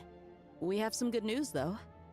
We're planning to go to the mausoleum of King Deshret to look for the legendary Aru, then use it to try and restore the Akasha system. According to records in the Temple of Silence, the mausoleum houses something called Aru's Chute, which can be used to establish connection with Aru. We still have some time before we leave, so there's no rush. By the way, who are these two new faces? Just call me Nefer. I'm based in Nodcry. Did I hear you mention Aru? Correct. Well, I happen to have a connection with one of the 3 retainers imprisoned inside, the Ibis King. I'm here to get things done, so if you don't mind, I think I should come with you. That sounds perfect. Miss Nefer, are you from the desert by any chance? Why do you ask? I don't know. There's a familiar air about you. Plus, you mentioned Candace. Sorry, I don't mean to pry. It was just a random thought. I'm Dia, an Eremite mercenary. My work usually keeps me out in the desert. I'm on good terms with Dory, and she's mentioned you all before. It's nice to finally put faces to the names. However, my associate here is probably less well acquainted with you. Why don't you all introduce yourselves? Actually, I'm a little better acquainted than you might think. Huh. Are my eyes playing tricks on me? It looked like you spoke without moving your mouth. Ventriloquism. I have heard tell of it before. What is it, Kale? It's you!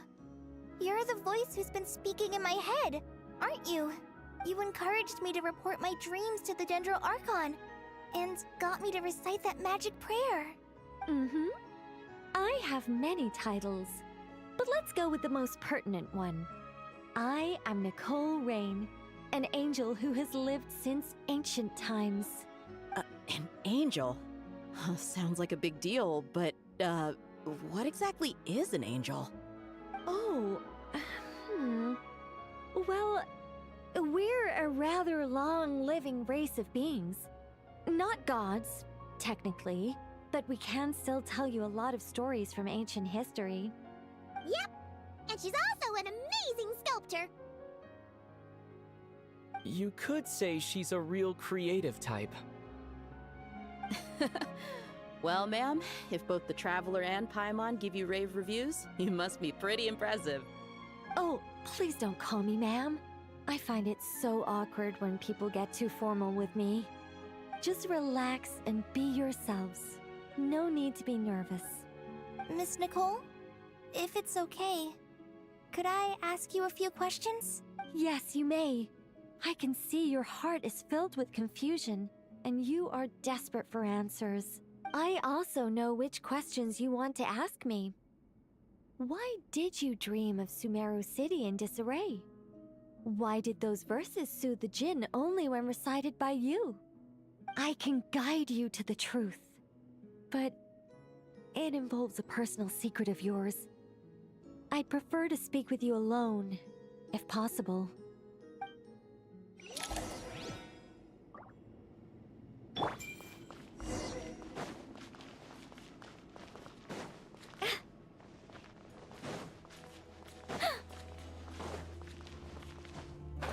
What the fuck?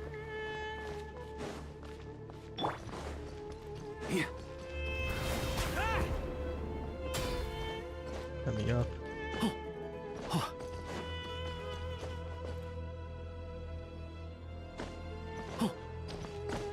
on me.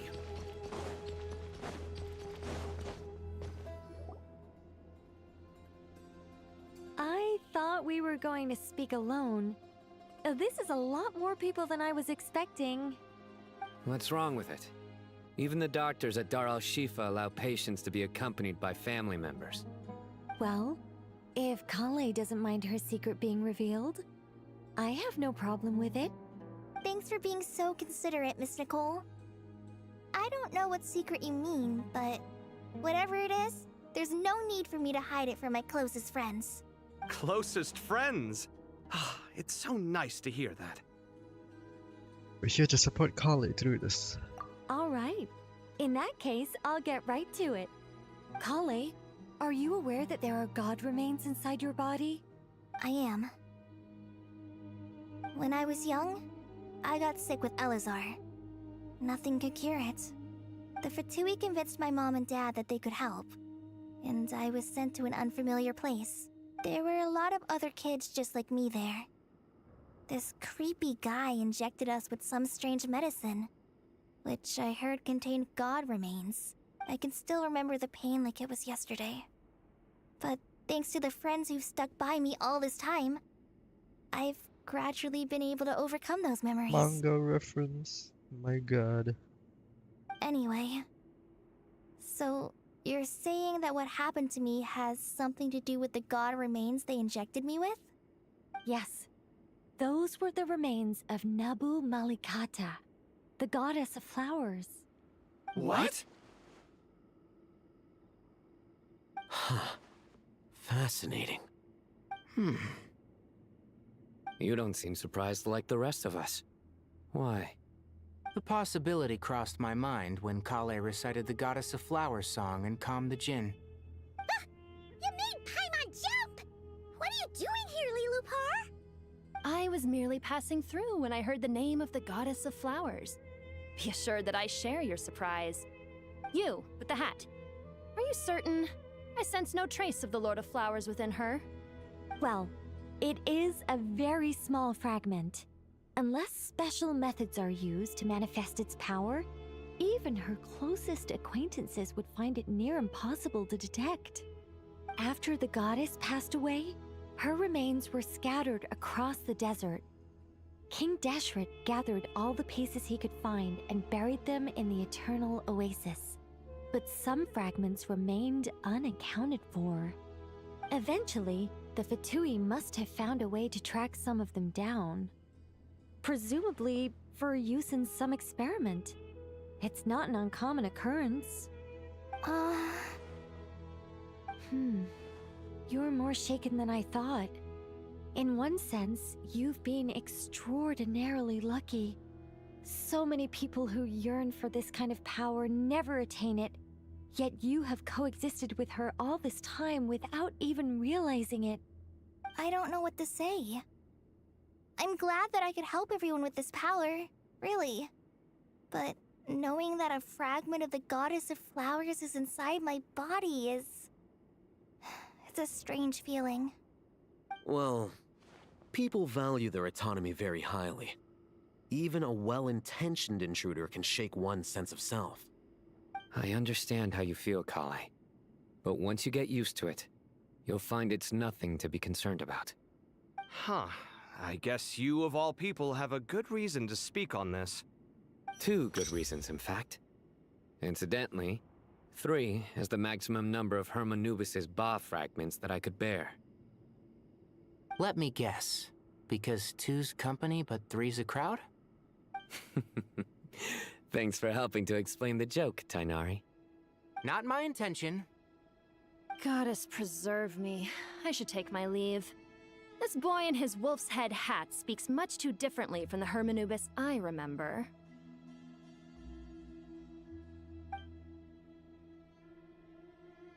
Kale, all I'm trying to say is, no matter how many Hermanubis fragments there are within me, you wouldn't think of me as Hermanubis.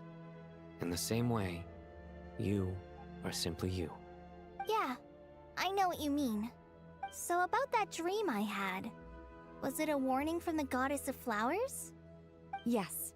Just like me, She was an angel created by the primordial humans, born with the instinct to guide living beings. Though her body and soul have perished, her essence retains its natural instincts. Even her smallest remaining fragments would do their utmost to send you that warning. The Mother of Dreams? Lord of Flowers and Oases? She must have had a premonition. That is why she gave that dream to you. We won't let our efforts go to waste, but I still don't understand. Why me? Yes, why indeed? You weren't the only one injected with God remains, but only in you have her fragments persisted. I suspect it may be because of the firm will you showed in the face of suffering. She was likely assimilated by that will. Of course, this doesn't mean you have to shoulder any extra responsibility.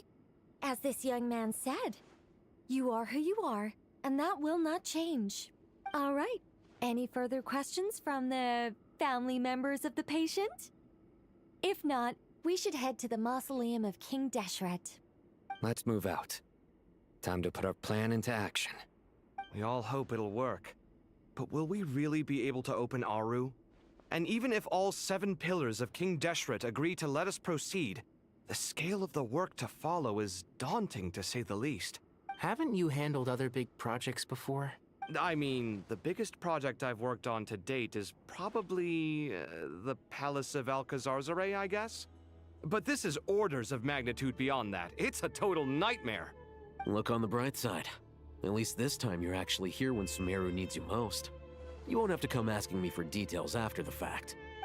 Mock me all you want. But now that I'm here, things will be resolved far more quickly and smoothly than last time. Kave's self-doubt disappeared in an instant. Like magic. Well, this confidence is most gladdening.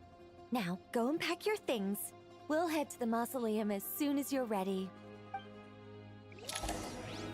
So will Act 10 happen in Sumeru as well? Oops.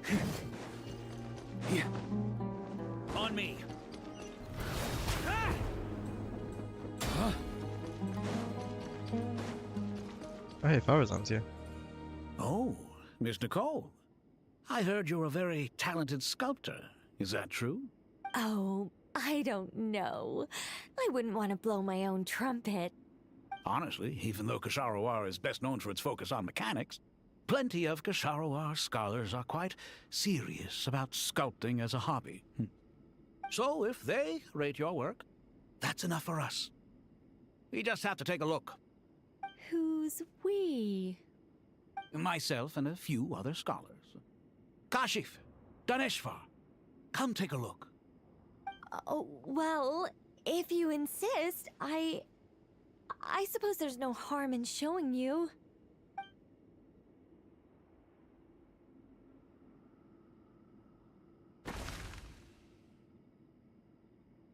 Whoa!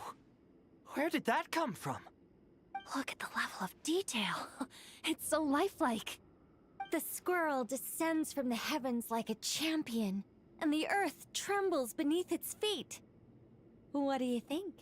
Striking, isn't it? Kaveh? Kaveh, come here for a sec. Oh, and Madame Farazan, didn't you used to study in our darshan? Come take a look. All right, but hang on a moment. I have to finish reviewing this proposal first. You called? What is it, youngster? This squirrel statue. Isn't it cute? Oh, a squirrel. I wouldn't say cute per se. The realism is what stands out to me. Were you trying to carve a statue of a hero, young lady? Oh, a hero? I suppose so. Actually, I didn't really have a specific theme in mind. I just started working on it, and this is how it turned out. I see. Well, do you tend to read novels about heroes in your spare time? As a matter of fact, I do quite enjoy those. Everyone loves a good tale of daring do, right? Then perhaps this statue represents the heroic tale you long to see deep down inside. Also on the subject of heroism, I feel that if the subject posed with a finger raised towards the heavens, it would lend a greater gravitas to the overall image. I'm sure some would call it cliché or old-fashioned, but not me. I think it would be a perfect fit. It has a certain classical beauty about it. Kaveh! Sorry, Madame Faruzan, I'm a little busy right now. Don't wait up for me. What a pity. That young man has excellent aesthetic tastes. I was hoping to ask him for his opinion. What a genius idea! Why didn't I think of that? Classical beauty is a great direction to explore. That's it. Once I get back, I'm going to sculpt a heroic squirrel pointing its finger towards the sky. Precisely. A declaration of victory. You understand my vision. Then place the two statues face to face. Yes! That's exactly what I was thinking. It'll be a masterpiece. Miss... I'm sorry. I didn't catch your name. Just call me Nicole. Madame Faruzan? Was it? What? Oh, no. That wouldn't be right. Why ever not? Madam is a state of mind cultivated from within. Anyone may call me Madam if they so desire. My dear Miss Nicole, once we make it through these trying times, should we have the pleasure of meeting again, I shall look forward to seeing your new work. In this day of age, it's rare to find people with an appreciation for classical aesthetics. Meeting you was truly a pleasant surprise. Honestly, I feel the same way. It's been a long time since I met anyone interested in this style of statue. Clearly, they don't call you Madam for nothing. Also, I have to say, you're a very good judge of character. Because when I think about it, I really am someone who likes stories about heroes. That must be why I've quietly kept watch over generation after generation of them. Sorry, keeping watch over heroes? What exactly do you do for a living? Oh, never mind that. Let's not tell Madame Faruzan about Miss Nicole's true identity for now. Good idea. Let's limit the conversation to aesthetics. Farzan still thinks she's the eldest here. Let's not tell... Good idea. Anyways, What's wrong? You look a little depressed. Kale got a fragment of the Goddess of Flowers, and all I got was one of the 7 pillars who served under King Deshret. I lost out, didn't I? That's what you're upset about? You're such a child. Layla. Oh, so many books. More than I could ever read in my life. But I've learned a lot that the textbooks could never teach me. I never realized that people in the distant past thought about some of the same questions we ponder today.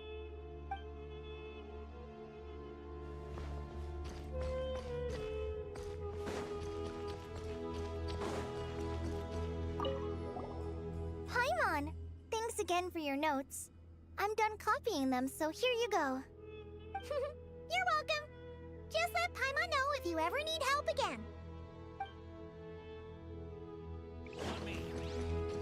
I can't talk to Kaveh. Yeah. Good to finally meet you in the flesh. It's a little surreal seeing you here after exchanging letters for so long. In my head, the boss of the Curatorium of Secrets didn't look so young.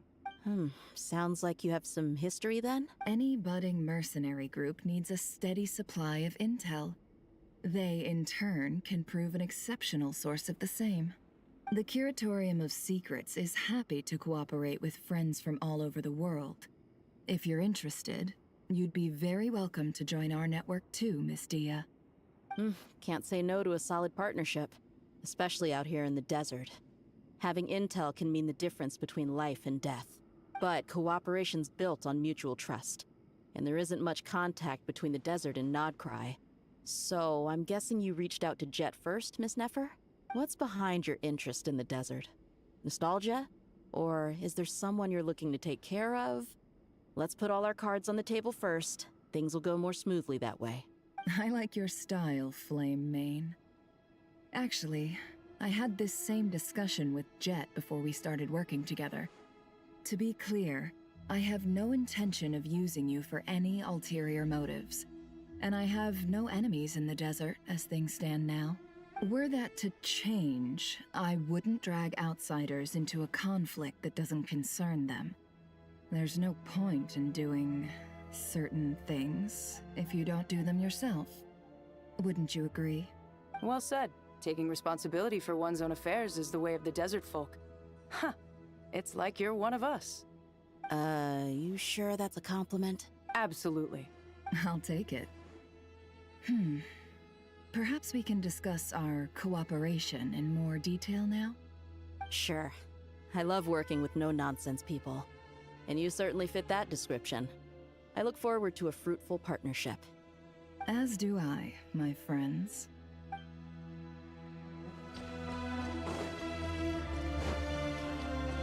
Go to the Great Hall of Truths.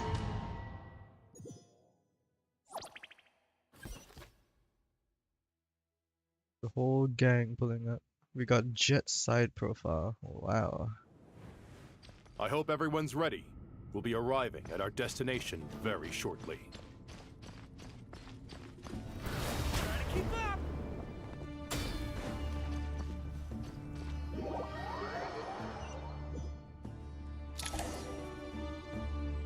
Oh. Is there always flowers here?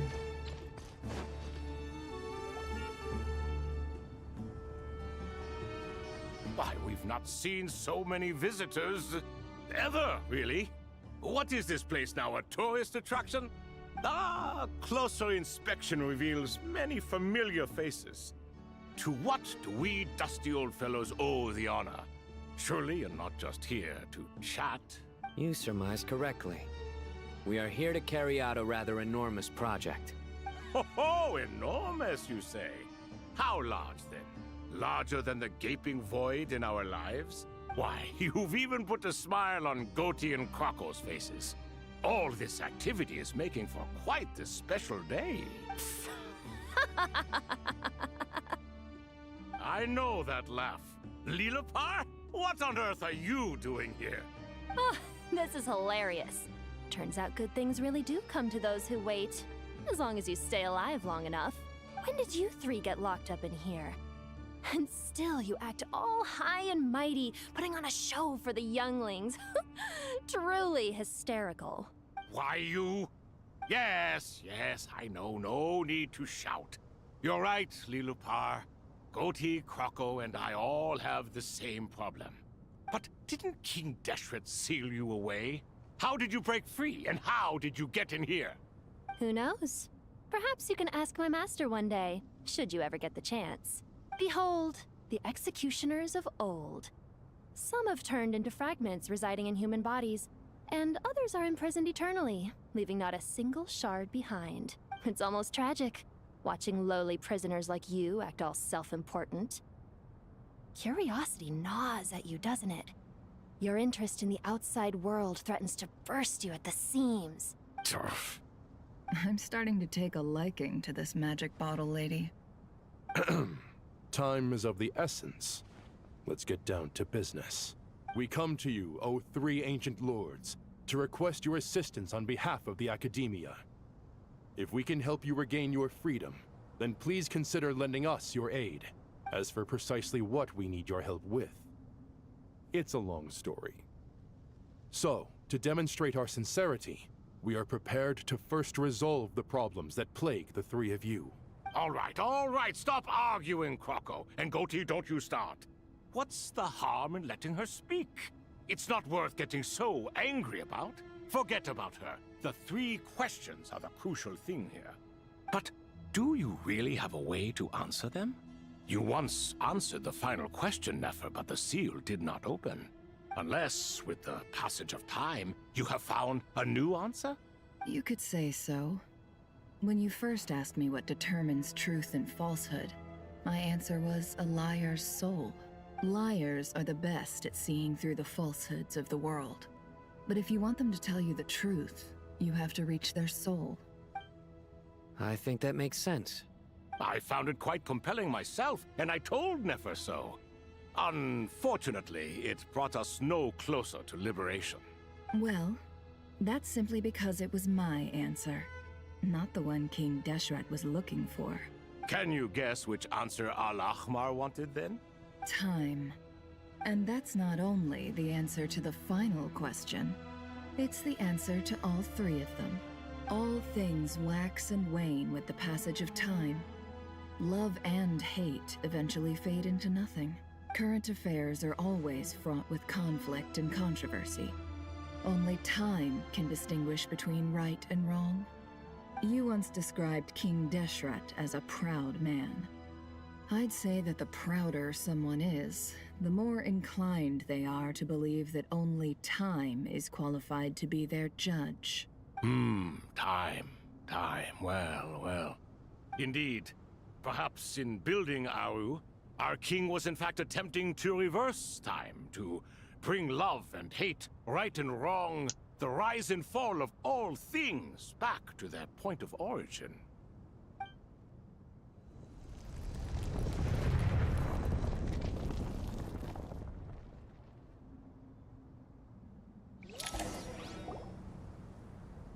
Oh shit.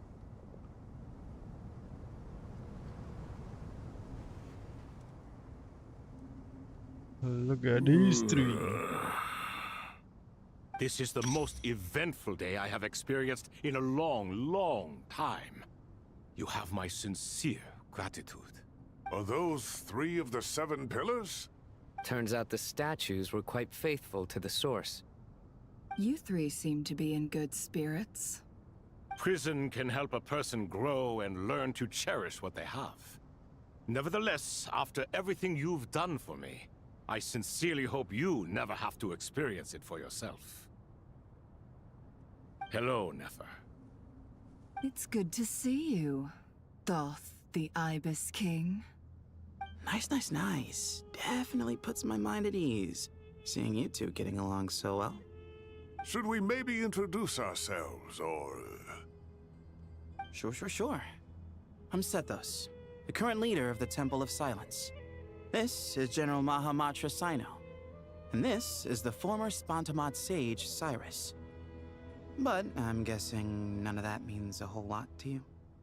Everything is equally new to us, in truth. We've been gone from this mortal world for longer than you can imagine. Let's hold off on the introductions for now.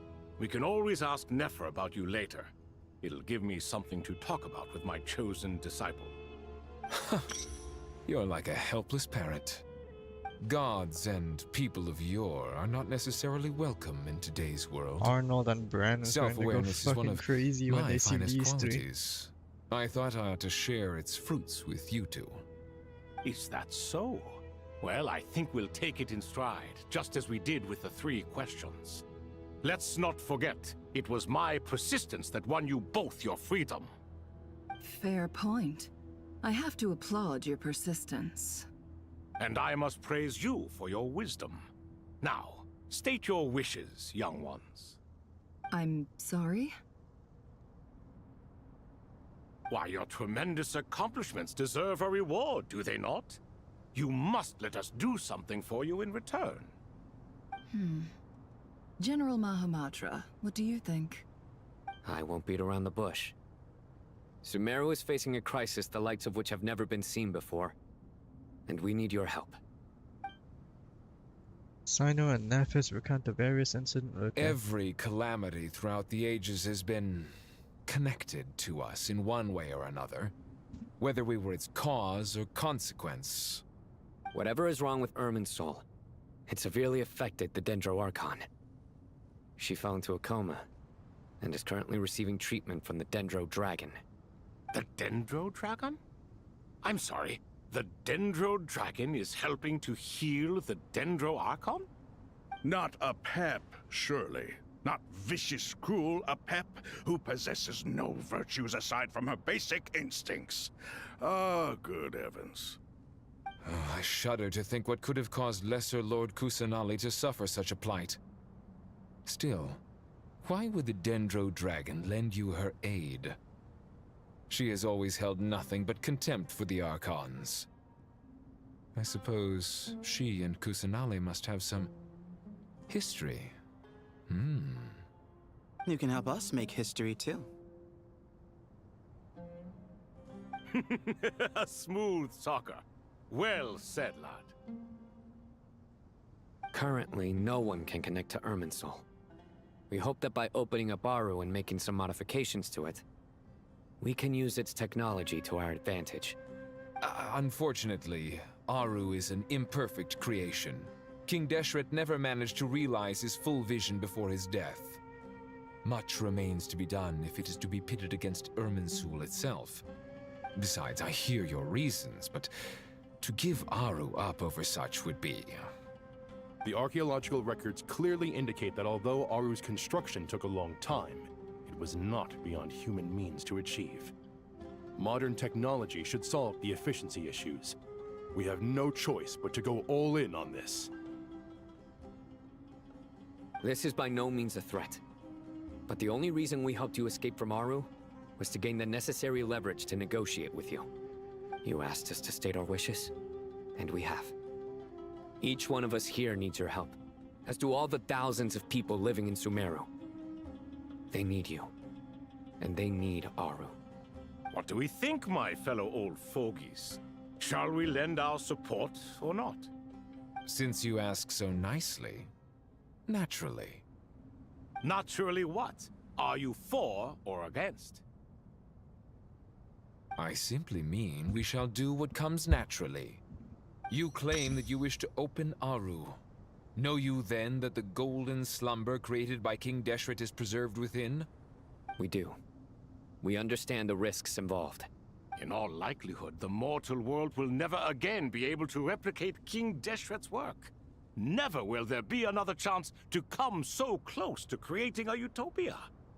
Knowing this, are you sure of your decision? We are sure. Before people can dream, they must first live. If your minds are made up, very well. We shall summon our erstwhile colleagues to discuss this further. Saint Shezepank, Saint Bennu, once you surrendered to silence and were buried with King Deshret. But now, we invoke the right to awaken you with our voices.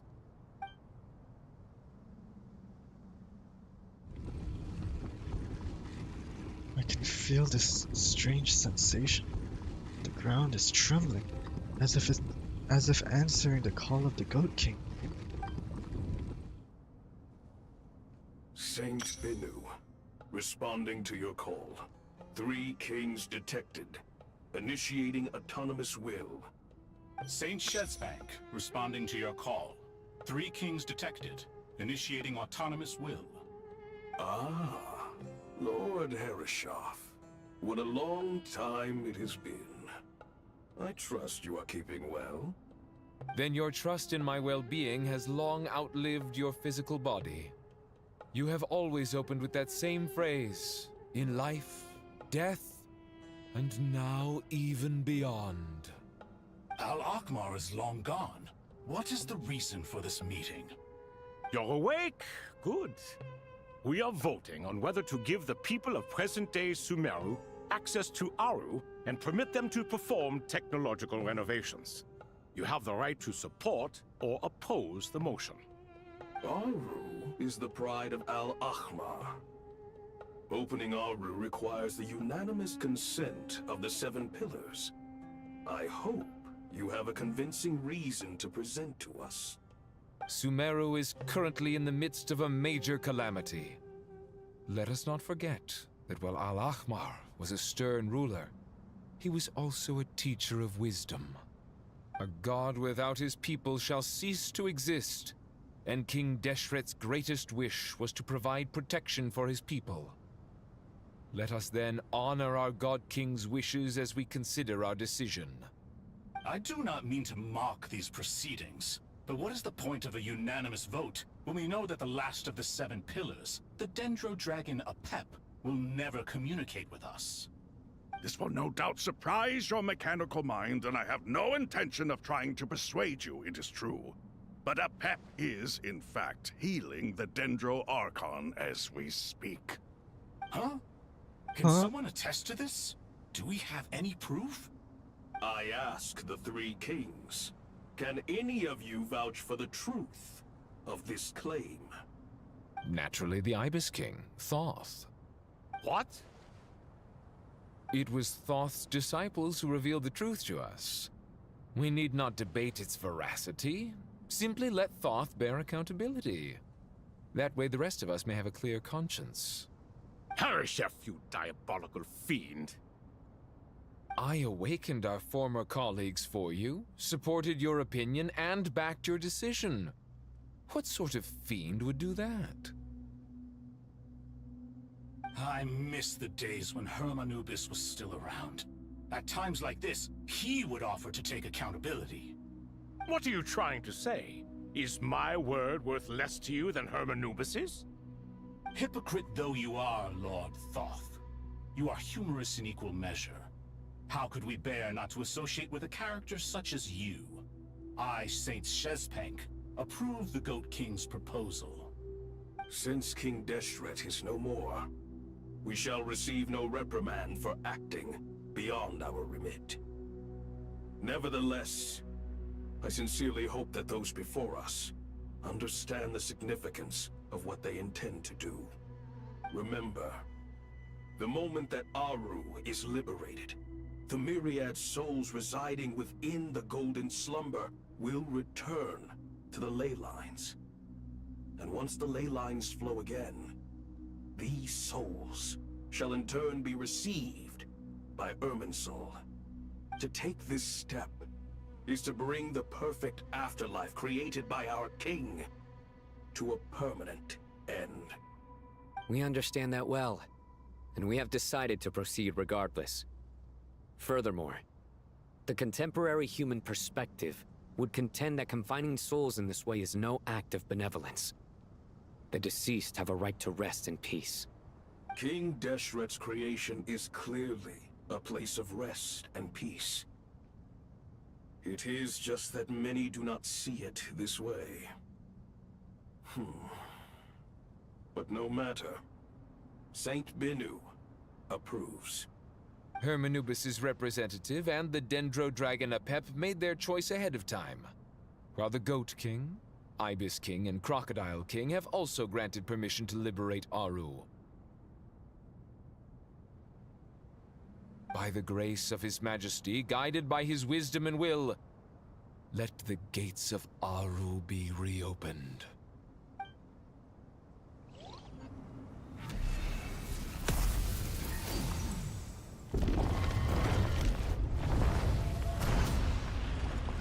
Shit.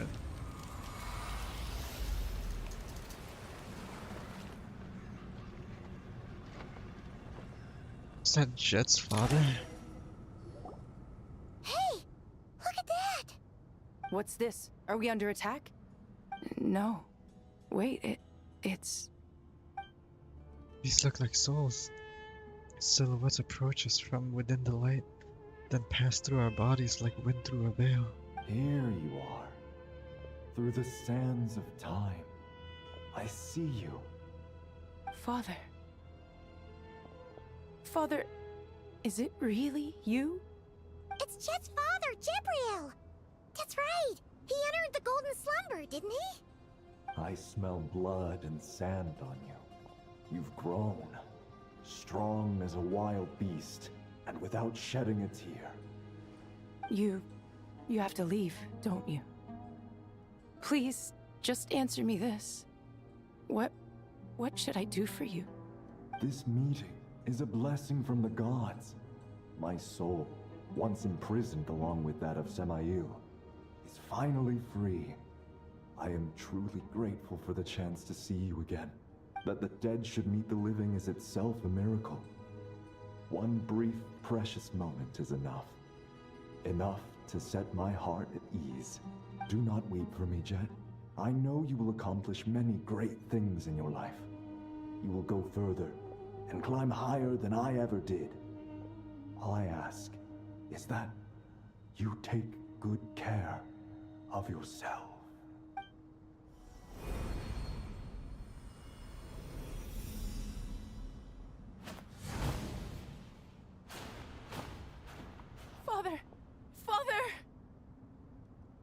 Father. Hey, Jet. Do you want something to eat? Maybe it'll help you feel better. I'm fine. Thanks, Paimon. It was just a little sudden. The chance to see my father again meant the world to me. He was trapped in the golden slumber for our sake. And now, after all this time, he can finally rest in peace. I'm glad. It's a huge relief. You've grown strong, Jet. More than enough to fend for yourself. Yeah. I'll leave the past in my memory where it belongs. My family, the good times and the bad. Goodbye, Father. Absolute cinema.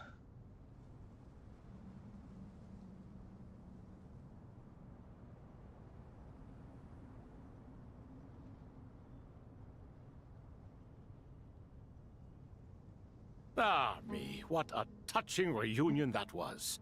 It seems we did a good deed today. We three retainers, once imprisoned for our iniquity, are surely the least qualified to judge whether this deed is good or bad. Either way, Aru is open. Now you have your opportunity, and with it, whatever trouble may ensue.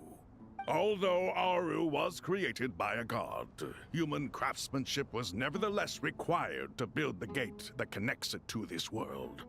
Perhaps the relationship between gods and humanity follows a similar principle. As for your proposed renovations, we cannot determine which functions to keep or discard.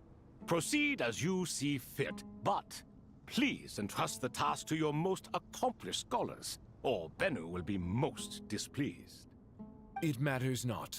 The Ibis King shall be accountable if any problems arise. Ibis, you chose to take on disciples, and so it follows that you must accept the risks of associating with humans. If I'd known you'd be like this, I would have locked all of you away in Aru, never to leave again for all eternity. All of us? What does this have to do with me? Vilify me no further. Scholars, since you have liberated Aru, allow me to present you with a gift. Using Aru's power, we shall install a defense mechanism at our king's mausoleum. You must be guarded even against Irminsul itself. This shall afford you some convenience, unseen and unheard. From this moment forth, none may by sight or hearing perceive anything said or done within the mausoleum. Amazing. And all this is achieved just with the power of Aru? With technology from the heavens, the possibilities are endless.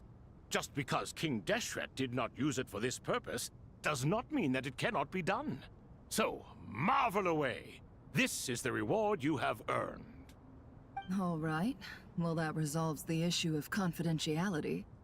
What about the technical side? Do we have the manpower? Why, yes.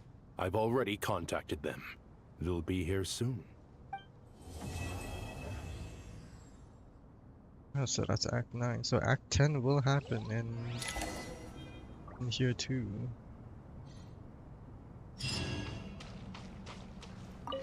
Ah, fresh air. A wondrous feeling. Naturally.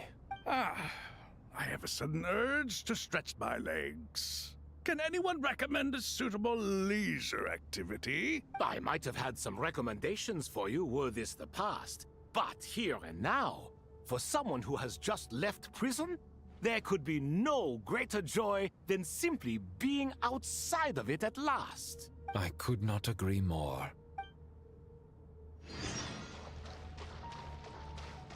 As I thought. The so-called 7 pillars of King Deshret are as underwhelming as ever. What do you mean? Not a fan of the boys' club? As men, as individuals, and even as gods, they are entirely undeserving of my attention. Al-Ahmar once commanded me to select a king from among the people.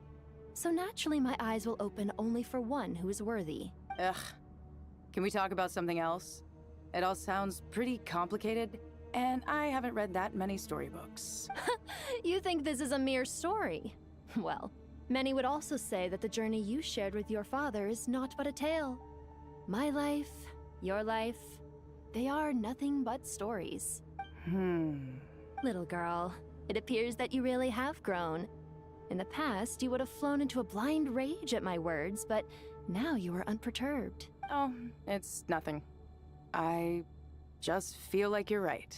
Getting all pissed at someone for telling the truth is pointless. It only makes me look petty. This alone is proof enough of your growth. You're doing well, my dear girl. You're becoming ever stronger. Strong enough to defend the people and things you hold dear. You think so? I hope you're right.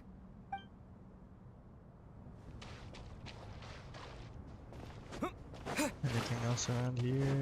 On top?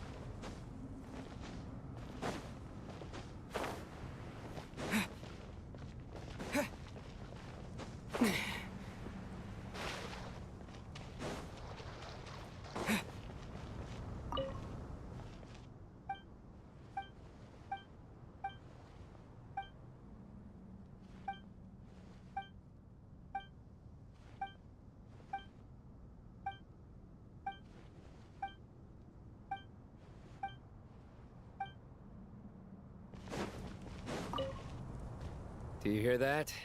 Sounds like your teacher is scolding mine. Huh. Classic.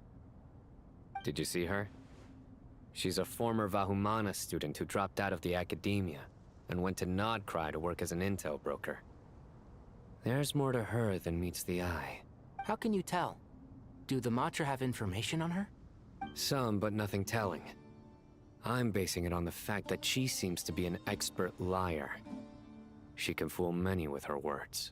A sixth sense for liars after investigating so many of them, I take it? Yep. What about you? What do you make of her? A little earlier, in the corner, I noticed she gave some supplies to Jet and had her deliver them to the main group.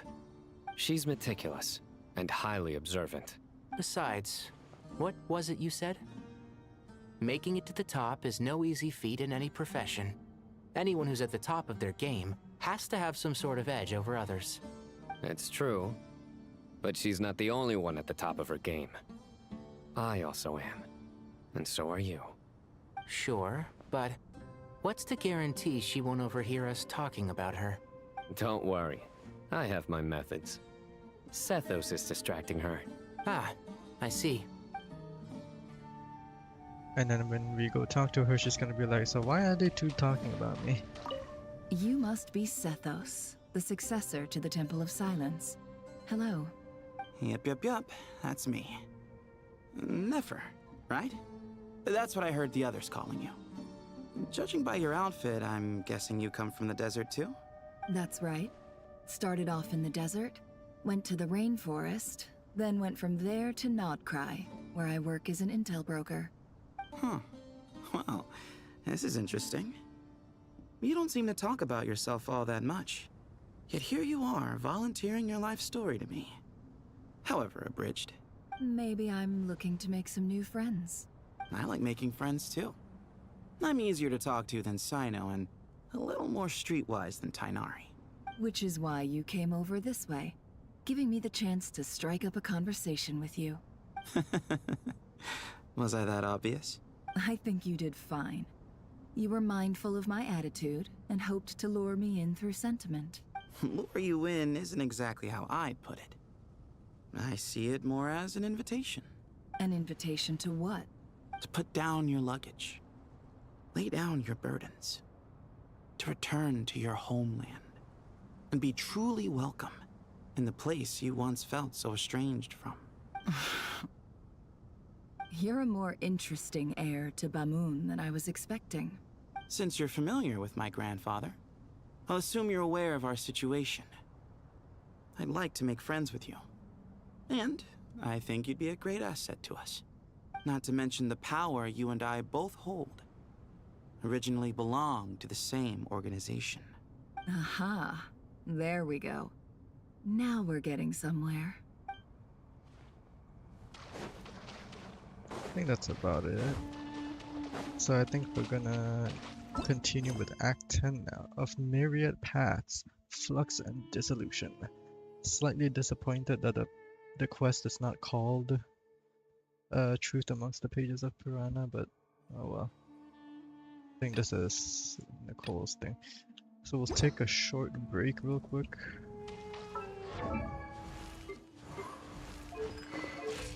We'll take a short break real quick. I'll be right back.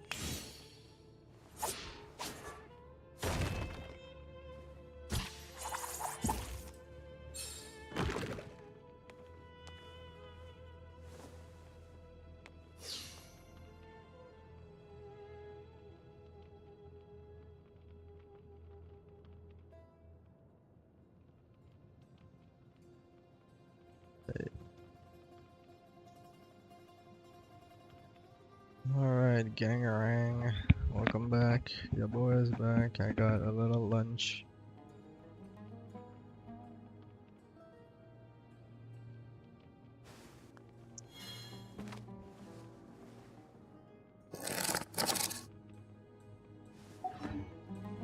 Let's continue with Act 10.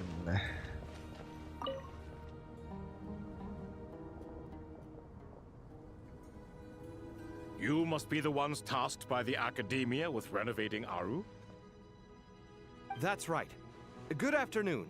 I'm Kaveh, and these two are Termezi and Naisaburi. Hey, I'll hate them! Come and introduce yourself! We've met before. This is Thoth, the Ibis King, and everyone knows these two. Afternoon, gentlemen. I've only ever seen these two in murals! Ah, the paintings in the temple. They show us chatting, playing cards, playing chess. Precisely the activities we most enjoy, funnily enough. No, only you enjoy playing chess. We were just humoring you. I wouldn't go that far. Back to the matter at hand. A preliminary assessment by the Academia indicates that this project requires expertise in various disciplines, including the deciphering of ancient texts, mechanical engineering, the restoration of ancient ruins, and elemental theory. The most capable minds in their respective fields are here before you. If there are no objections, we'd like to begin our work. The artisans who built Aru for Al-Ahmar gave their very lives to create this splendid work. Follow their example by giving your utmost devotion to this project. I didn't know that. We'll do our best, of course, but we certainly won't be sacrificing our lives. Such brazen words. Humans these days are a far cry from their ancestors. What little respect you show for King Deshret. No, that's not what he meant. Please, don't mind him. He shares your sentiments, just not your, penchant for hyperbole. Assuming that's what you were going for? I just think it's important to manage expectations.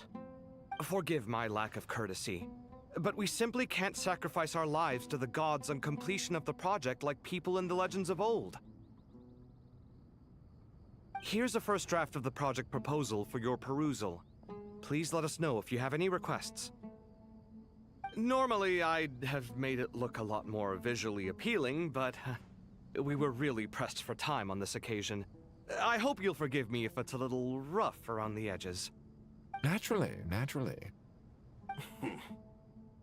If my fellow ministers deem this meager display of respect sufficient, I suppose I can consider agreeing to their proposal. Why are you so preoccupied with the ostentatious displays of respect to Al-Ahmar? We should be trying to make things easy for them. You never know. We might have to rely on these young people to look after us in our old age. Exactly. This is Aru's mainframe. Be reminded to use it with great caution. We certainly will. Thank you for your assistance. You may attempt to lay out punishment should you so desire, though I'm afraid it would be futile. You and I both know that certain components of Aru can only be operated by humans. King Deshret always believed in humanity.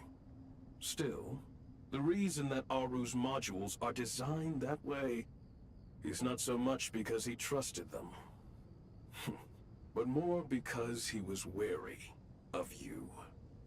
Is that true? No wonder human artisans helped to build Aru then. He actually required human assistance to create his greatest work. Naturally. Have you noticed that the Goat King keeps giving superficial responses?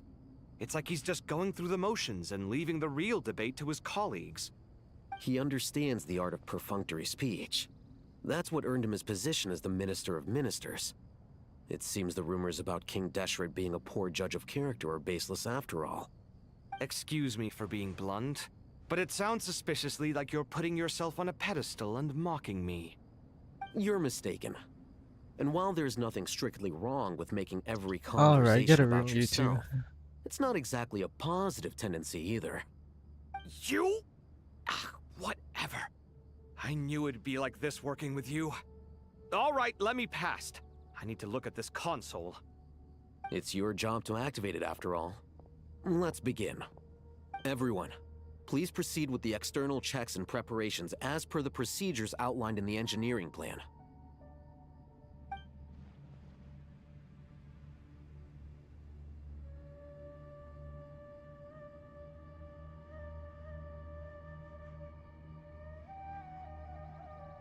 Hello there, youngsters.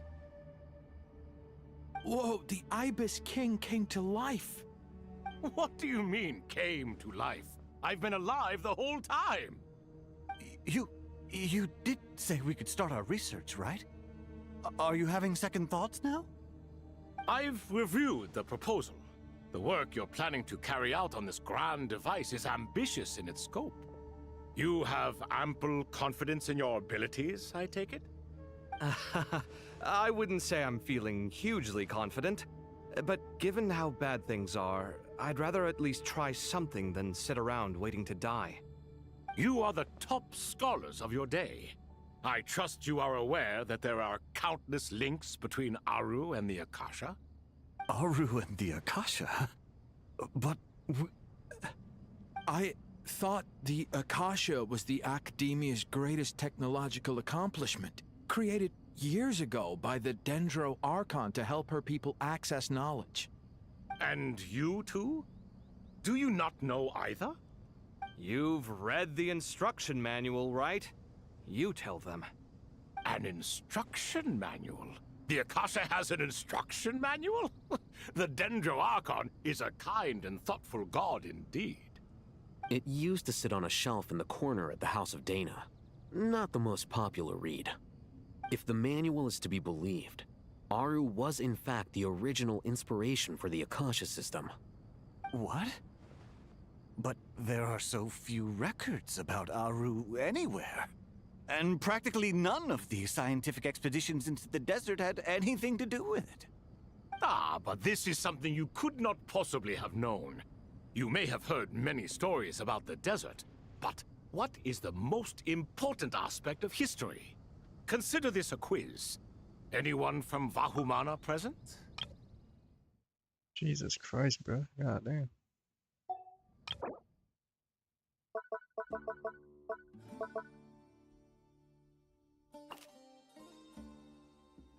What the fuck?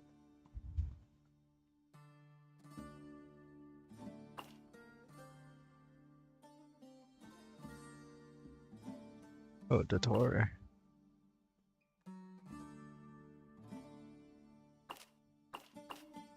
Wow, they have their actual, like, pictures here.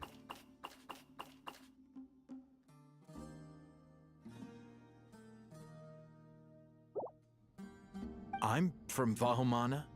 It's, well, veracity. Veracity? Precisely. And a large part of veracity is the chronological order in which events occur. I may as well tell you. In the beginning, Nabu Malikata, the goddess of flowers, descended upon Sumeru. The glory of the heaven was within her. She brought life, oases, and knowledge to this land. Then she created the Jinn, enlightened them, and ordered them to serve her. Two other gods also walked upon this land where wisdom flowed in abundance, and the three met beneath the great green trees. It was the first and greatest alliance. We should speak with reverence of this covenant between the three, which transcended both time and life. For they promised that in Sumeru, wisdom would be shared with all. All the great changes in Sumeru's history began with the goddess of flowers. For King Deshret's sake, she pried into the secrets of Celestia, and for this, was burned to ashes by the flames of wrath. So grieved was King Deshret by her passing, that he lost all interest in state affairs, and devoted himself instead to the knowledge that she had brought back. It was after learning of the technology from that floating island in the sky that he first conceived of Aru. And so, the Akasha was inspired by Aru, while the basis for Aru itself came from Celestia's technology. Well, if the two share a common technological origin, then connecting one system to the other is an entirely feasible idea. Unbelievable. Have you no reverence at all for celestial technology?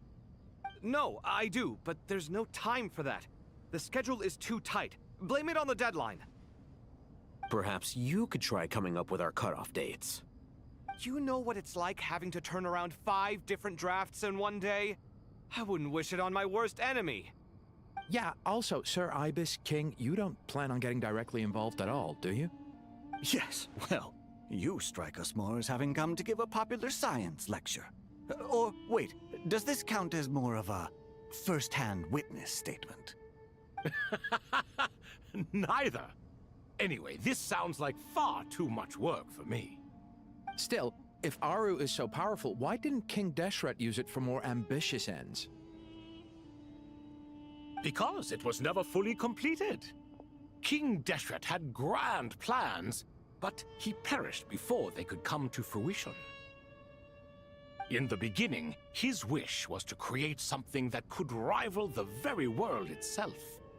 The Lord of Flowers sacrificed everything for that ambition.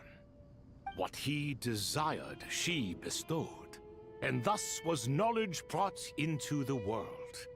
Her courage and sacrifice had to be honored with the most splendid of monuments, or King Deshret would surely have deemed it a grave injustice.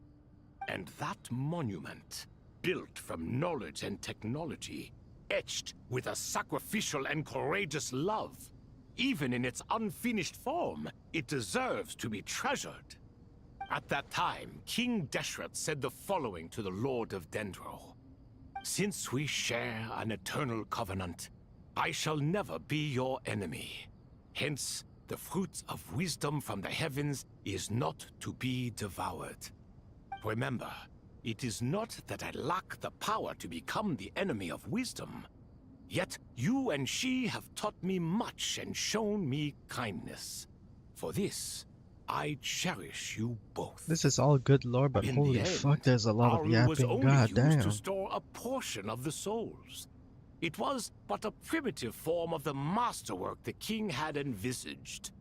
His final hope for Aru was to return to the past, when she yet lived. So the point you're making is, King Deshret was both powerful and ambitious, and he only ceased his imperious ways out of affection for the Goddess of Flowers and the Dendro Archon. You could see this as an act of mercy, but you could also see it as the sentiments that lay between these three gods placing constraints on him.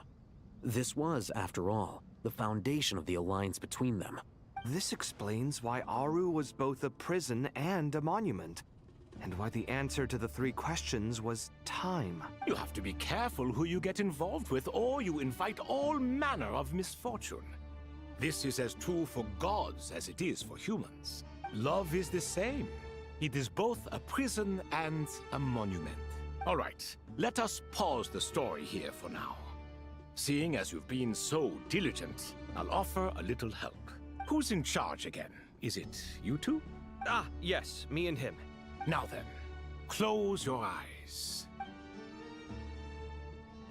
Wisdom hides in the space between the tangible and the intangible.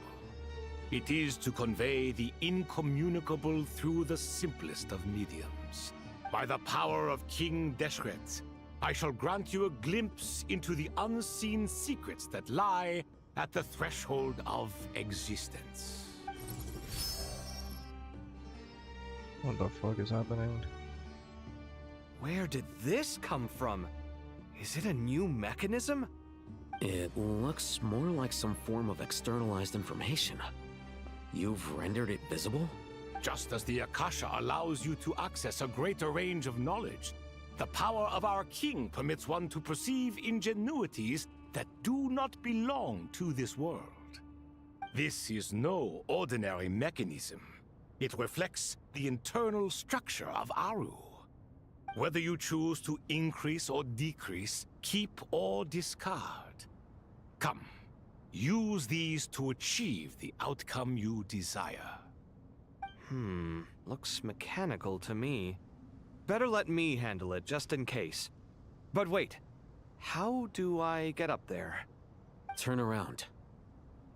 So that's where the elevator is. There's the glitch again. Shit.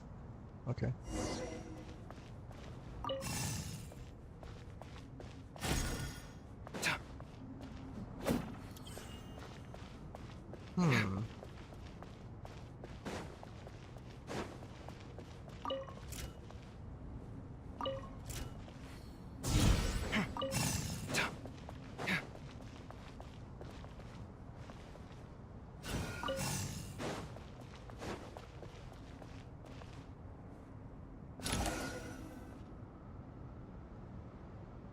Obelisk.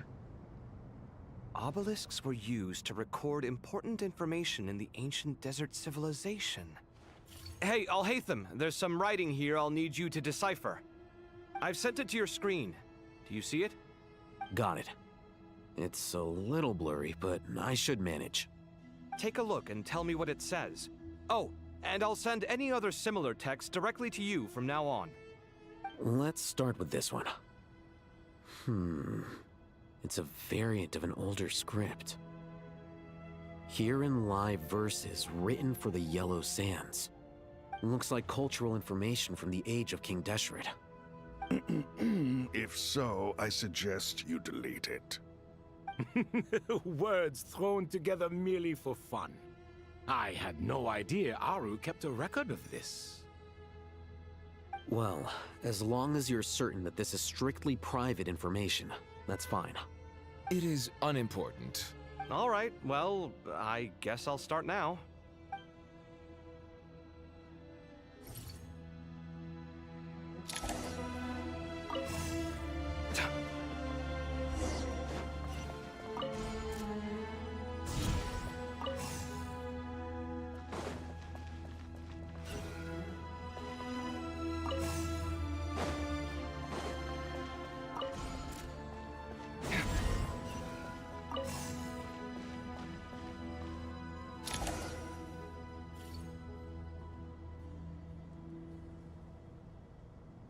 Found some more. Sending them over to you now.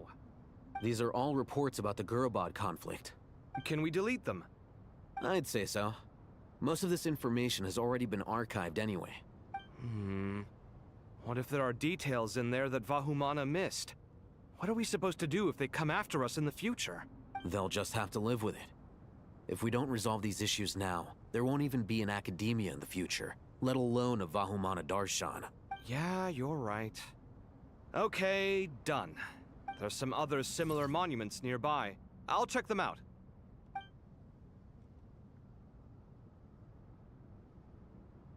They're doing a lot of these now.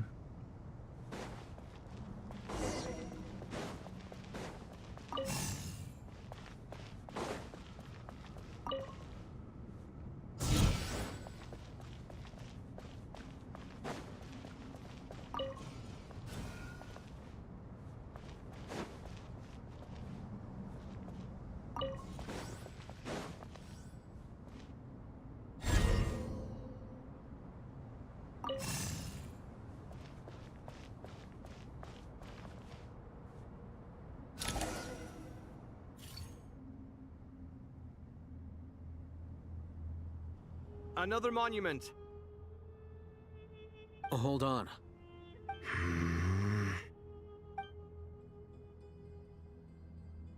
You're still reading it? How long is it? It records the development and governance of the Oasis civilization. Most of it concerns the Jinn, but it also contains records left by the artisans who built Aru. Is it important? Some of it. There was no way for me to read the whole thing in its entirety, so I had to rely on my intuition to pick the parts worth keeping. What about the artisans' records? What do they mention? They're speculations, mostly. For instance, they were wondering how to protect themselves if King Deshret decided to silence them after the construction of Aru was complete. Sounds like pure mythology to me. Surely that kind of thing didn't really happen. The records do emphasize that this was merely their conjecture based on various myths. Still, the artisans did leave details of their plans to survive, including blueprints for their escape route. Even that got recorded? Okay, well, I'll make a copy of this first before I delete it. Is that truly necessary? You won't be needing those. No, the blueprints are important. I want to keep them as a memento.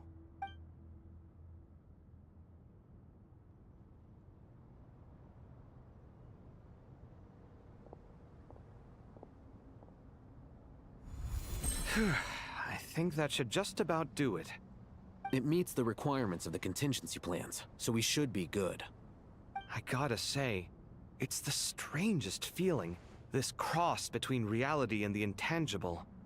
It's like drifting between life and death, or in and out of a dream, using my own hands to manipulate illusions that are forever out of reach. Chasing dreams in the most literal sense. Definitely a novel experience. What happens if my spirit just floats away? That won't happen. Anyway, I wouldn't celebrate just yet if I were you. There's likely to be a phase 2 of this project. All right. I'd better keep my wits about me then.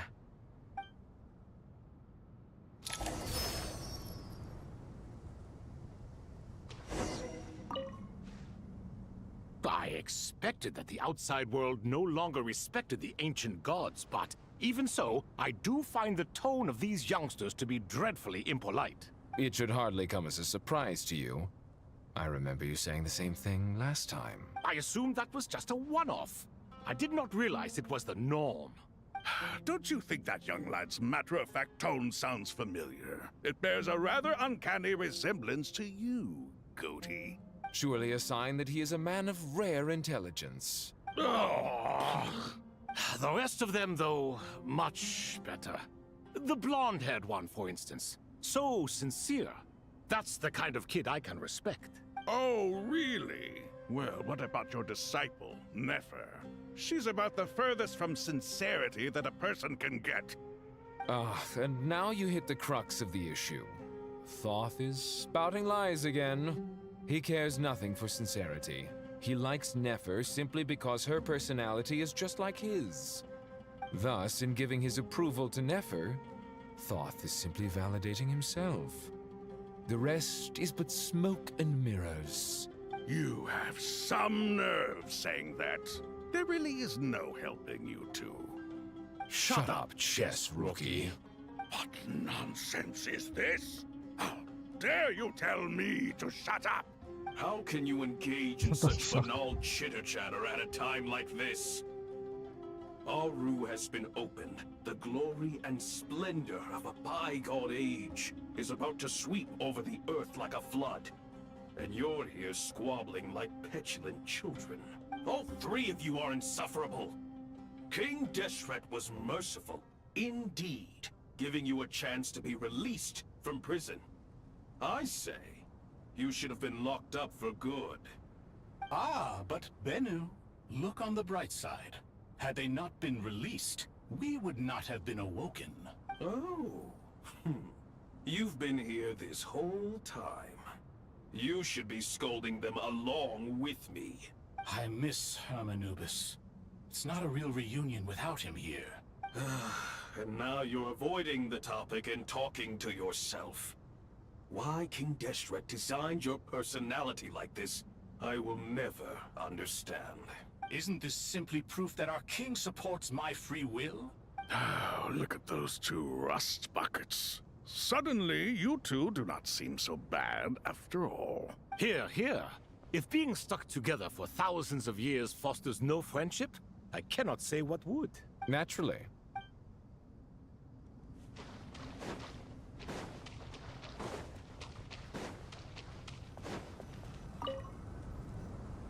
How's it going? Are things progressing smoothly? Well enough, I suppose. You know how it is. The work itself is only half the problem. The other half is having to work with Al-Haytham. I'm sure the feeling is mutual. Honestly, though, I thought you two had already worked things out. As if. Turns out working closely together is the best way to expose any tensions lurking beneath the surface. Besides, I just think that some people never change. Agreed. Case in point, you didn't make sure I was out of earshot before you started complaining about me.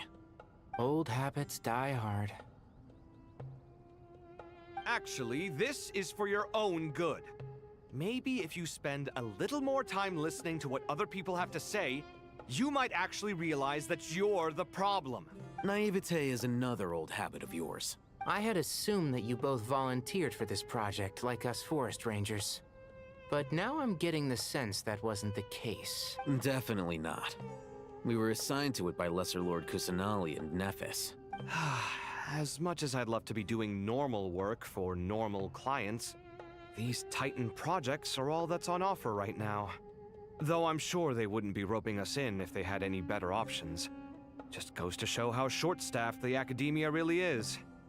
I'm sure you've prepared yourself mentally, but I still feel the need to advise you to lower your expectations.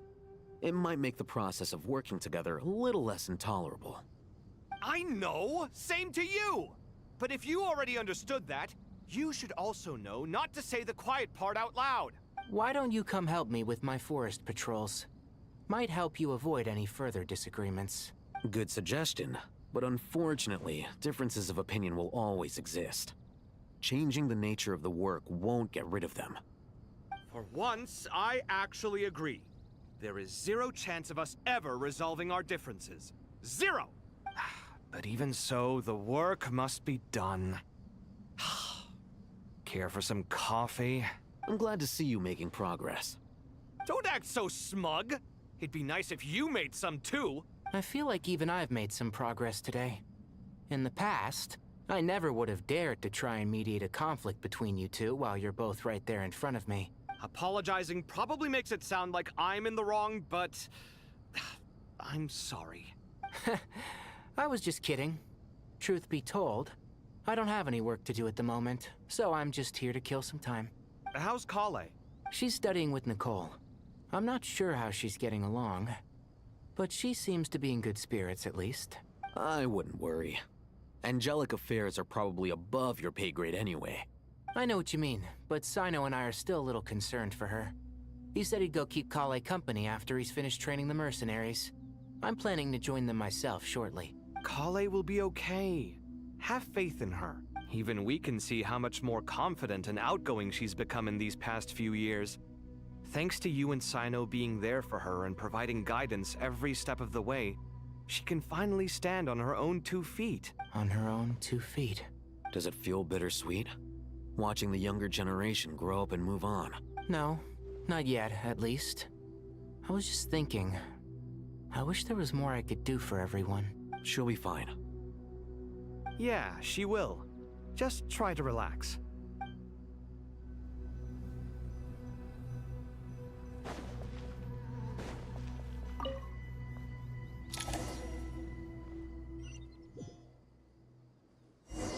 Oh, we're finally back to the Traveler. Can I still not change outfits?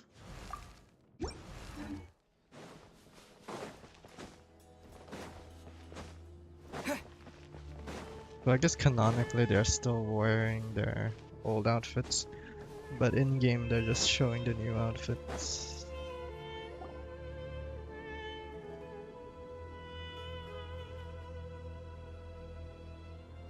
Traveler from afar, do you worry for the fate of Sumeru as well?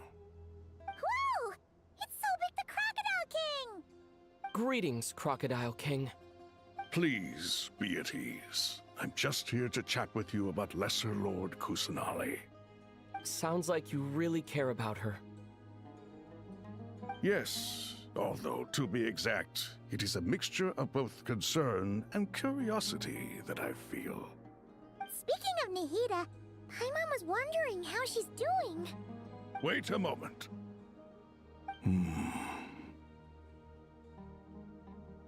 What is it? I tried calling out to a pep, but there was no response. This can only mean that she is focusing all her energy on taking care of Lesser Lord Kusanali. All the gods who served King Deshret seemed super surprised to hear that Apep agreed to help Nahida. Guessing she made a bad impression on you or something. Are you aware of the history between her and our king? No. The story begins a long time ago. Al-Ahmar was always a wishful thinker where the Dendro dragon was concerned. Without consulting her, he decided to list her among the 7 pillars and declared his own power to be far superior to hers. That was when our king was at the height of his power. Ibis Goti and I were no match for him, and so we chose to submit and serve as his ministers. But not Apep. No, she never thought much of him. To Apep, Al-Ahmar's pride and sense of superiority were nothing but ignorance and hubris. In fact, they fought numerous times, but usually the battle ended in a draw.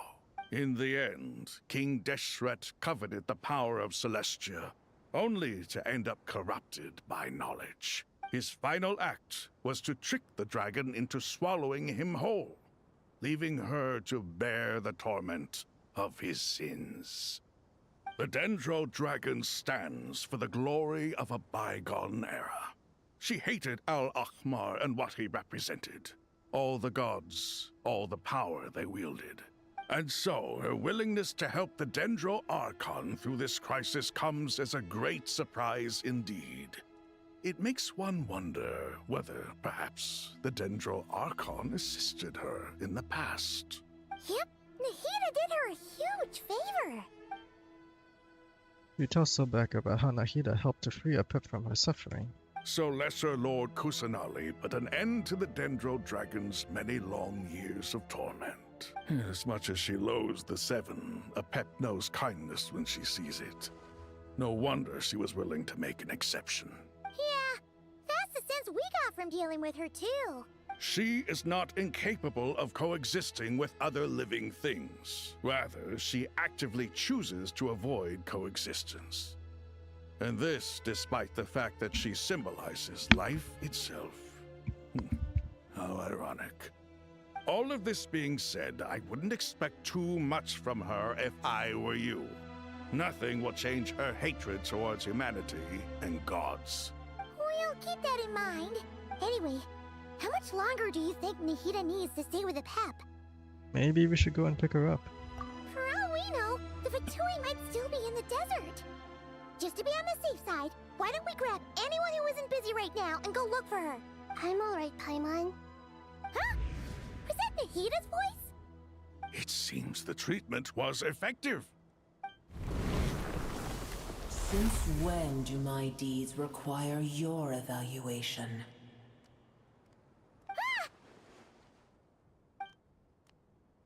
Here will do just fine. I had no intention of taking you any further. One ought not expect greater generosity than they have earned. You always hide your kindness away like an oasis within a sandstorm. Only those who make it through the swirling winds can know just how beautiful that oasis is, and how much hope it brings. You dare appraise my being? No, I'm expressing my gratitude. I want to thank you for sharing your precious life force with me.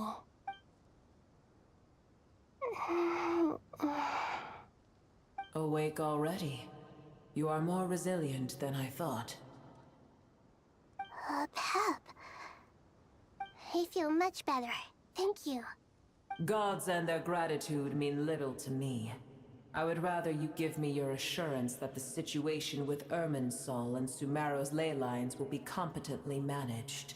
If I suffer any ill effects from the ley lines, you, as the god of this land, will be held responsible. And you would not enjoy being held to account by me. I understand what you require, but I would assume this task even if you did not demand it.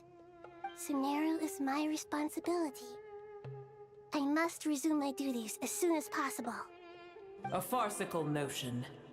God of Sumeru, I hope you realize how unextraordinary your strength is. And yet, Maybe it is precisely what defines me. A god of wisdom is not meant to rule by force. Then hold steady. We go forth. Well, I'll be. Is that a pep? Do my eyes deceive me? Of all places, the Dendro Dragon has decided to visit the mausoleum of King Deshret? I see that after all this time, El Ahmar's menagerie of ministers remain as vile as ever. It's a pleasure, Dendro Dragon. Had you arrived but a little sooner, you might have attended a meeting of the Seven Pillars. What a nauseating thought. You are not the first insects I have had the displeasure of dealing with today. A swarm of them tugged on my tail on my way over. Goodness knows what hovels they crawled from. Why do all the creatures of this world remain so lowly after all this time? What did you do with them? I cast them away. What would you have me do? Keep them as trinkets? Boer, this is where we shall part ways. To be clear, I do not wish to see you or anyone else here ever again, unless absolutely necessary. Then I wish you peace as you return to your dwelling place. Thank you for helping Nahida. It matters not to me. Simply refrain from bothering me again.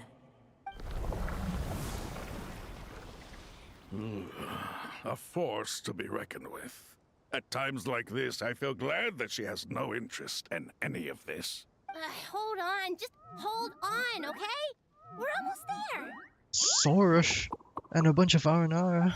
We made it. Huh? Wait, that voice. It's... Sorush? Uh-oh, I'm gonna fall.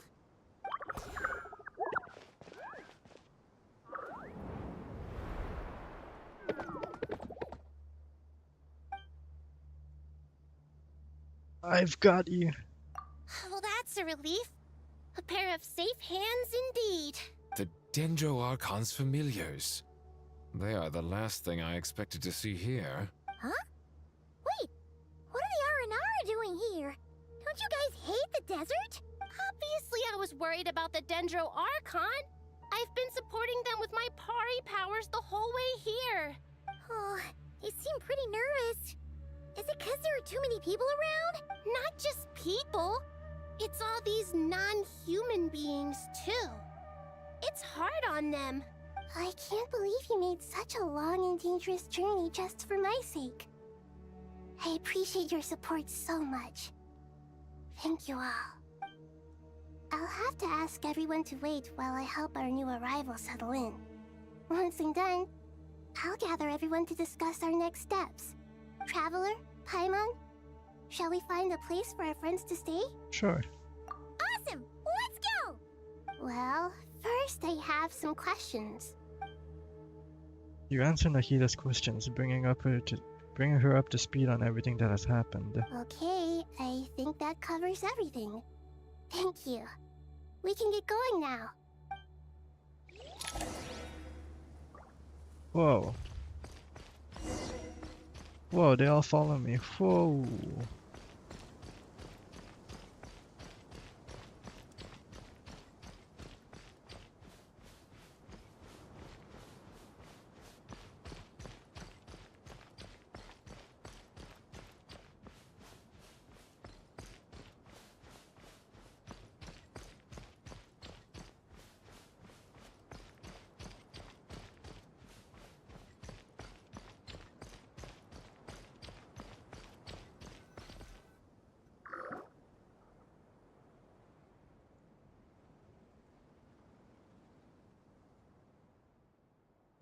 Oh, the Aranaras have no voices. Wow, big Dendro Dragon threw us across the sky. So scary, and so many Nara here. Oh, so it was it was them that Pep threw. Cheer up, Arapas. They're all looking at us. Wait, they're all looking at us? Surely all those Nara can't see us. Nara are always so busy, walking here and there. Hide, hide! Don't let the Nara catch us. They can have the pot, but wait, no. The Nara can't take the pot. My sister and I have to look after it. The Nara are coming. Hello, everyone. It's only us. Oh, Lord of Dendro, Nara Jr., and White Floaty. Lord of Dendro. Okay, yeah, it's been a long time. It must be very tough for you coming all the way out here, especially since you don't like the Voluka. Is everyone back in Vanarana doing well? Araja is a Vasara tree. Vasara trees protect Vanarana, so that means Araja is protecting Vanarana. Don't worry, everyone who stayed behind will do their best to protect their home, and we'll all do all. Oh, I can't fucking speak, bro. Everyone's here. Good. Are you okay? You look like you were about to pass out back there. Then you're forgetting who I am. Don't underestimate me. Sorosh, the mighty Red Floaty. Oh, excuse me! Are you comparing me to Paimon? I suppose everyone is gathered here because of me. As we can see, the situation is critical, and everyone is very busy with their various tasks, so... Need help? Arapas can help. We can all help. Arapas brought a pot to make soup. Very delicious. All of us are here to help. Arabalika. I fuck, bro. Okay, yeah. I can't thank you enough. Right now, we're focused on restructuring Aru, processing excess information, and helping restore everyone's confidence. I'm sure you'll find it all very straightforward. I can help too! Just let me know where I'm needed.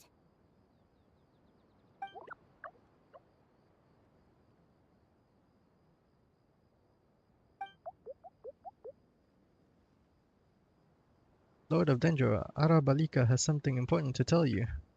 On our way out of Vanarana, we saw some Nara talking in secret. Male Nara, up to no good. Up to no good?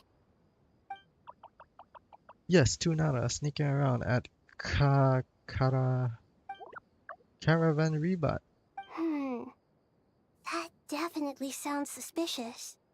Traveler, Paimon, I have other work to attend to here that needs to take priority. Could I trouble you to investigate the situation Arabalika spoke of? No problem. Leave it to us. You want me to go back all the way to Caravan Thank you. Rebat? I'm counting on you.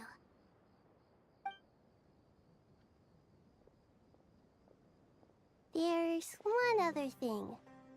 If you are to work alongside the people of Sumeru, you will need to make yourselves visible to them. Is that acceptable to everyone? Well, if we really have to, I guess we have no choice. Don't be afraid, Arapas. You make the most delicious soup. Everyone will like you. There's nothing to fear. No one here will hurt you. But if you do feel afraid, don't worry.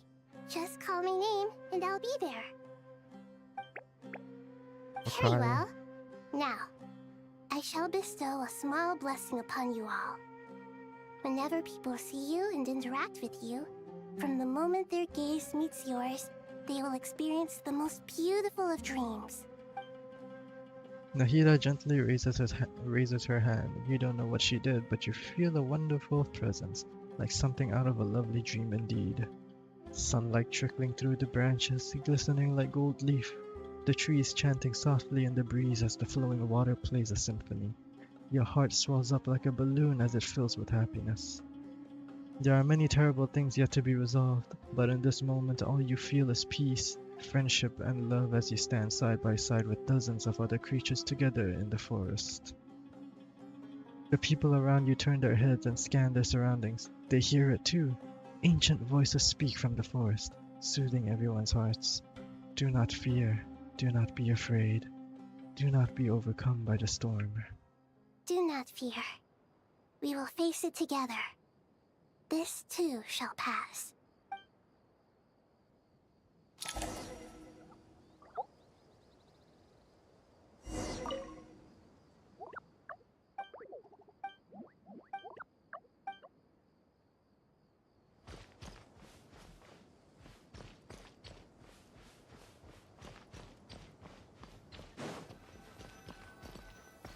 Head to Aru's shut.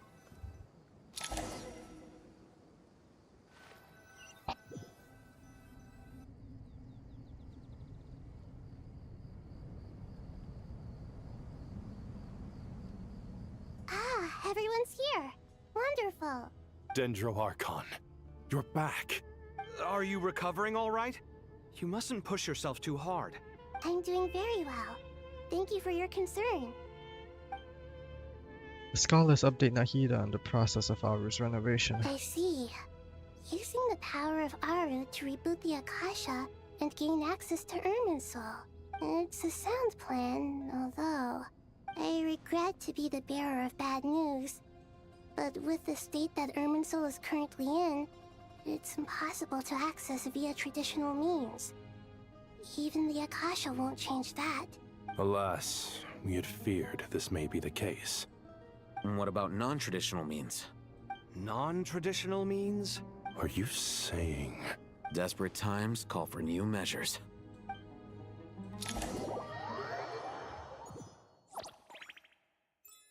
All the way back to Caravan Rebot. Ephra and Wanderer are here.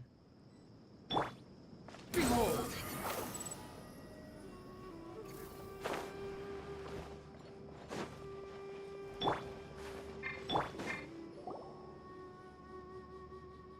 Up, Sino? Hey, we're here! Ah, it's you. Is there a situation?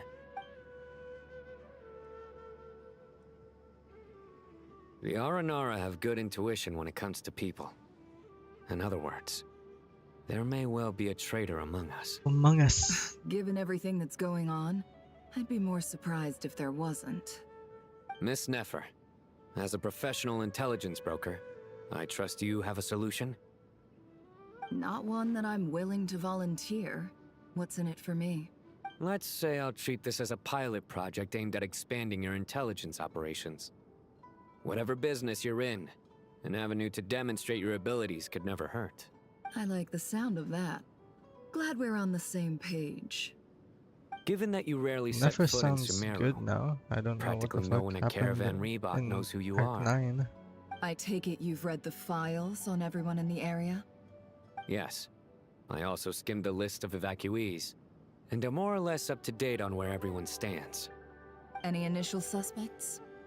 Limiting the scopes to males whose recent activity could be viewed as suspicious. I've identified 3 names. The Aranara saw 2 people talking, but currently we only have 1 suspect.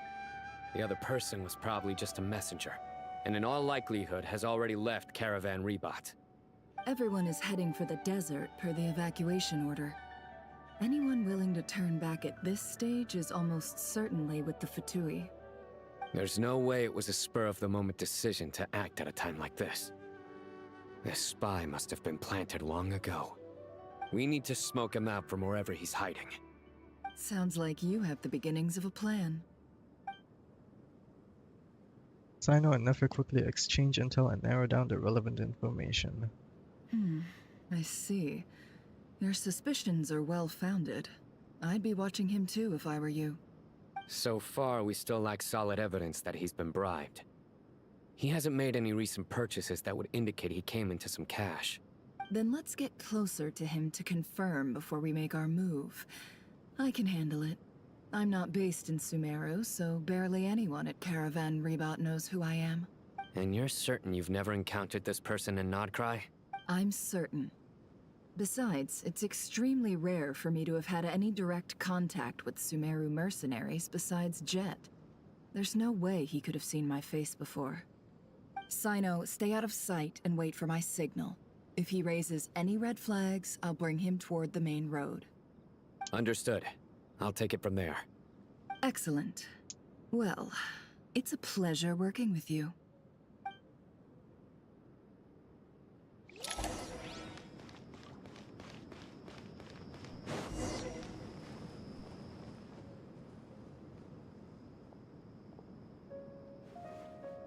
Darker skin, scars, frequents the desert and has ample combat experience. Nothing unusual about how he dresses or acts. What's that he's looking at? A coin. Interesting. Could that be how his contact paid him? Conveniently discreet for someone trying to hide any unexplained income. And yet it could be highly valuable. Sorry to bother you. Has everyone here already left? I don't suppose you happen to see a lady wearing a hat? Ma'am, what are you doing in Caravan Rebat all by yourself? The main group evacuated some time ago. Didn't you pass them on the road? My friend and I lost some of our cargo along the way. I didn't want to miss out on potential business, so I told her to go on ahead and meet the client while I retraced our steps. I didn't think it would be so late by the time I found it. And then there was a terrible sandstorm. I guess I must have taken a wrong turn, because I didn't see any large groups on my way here.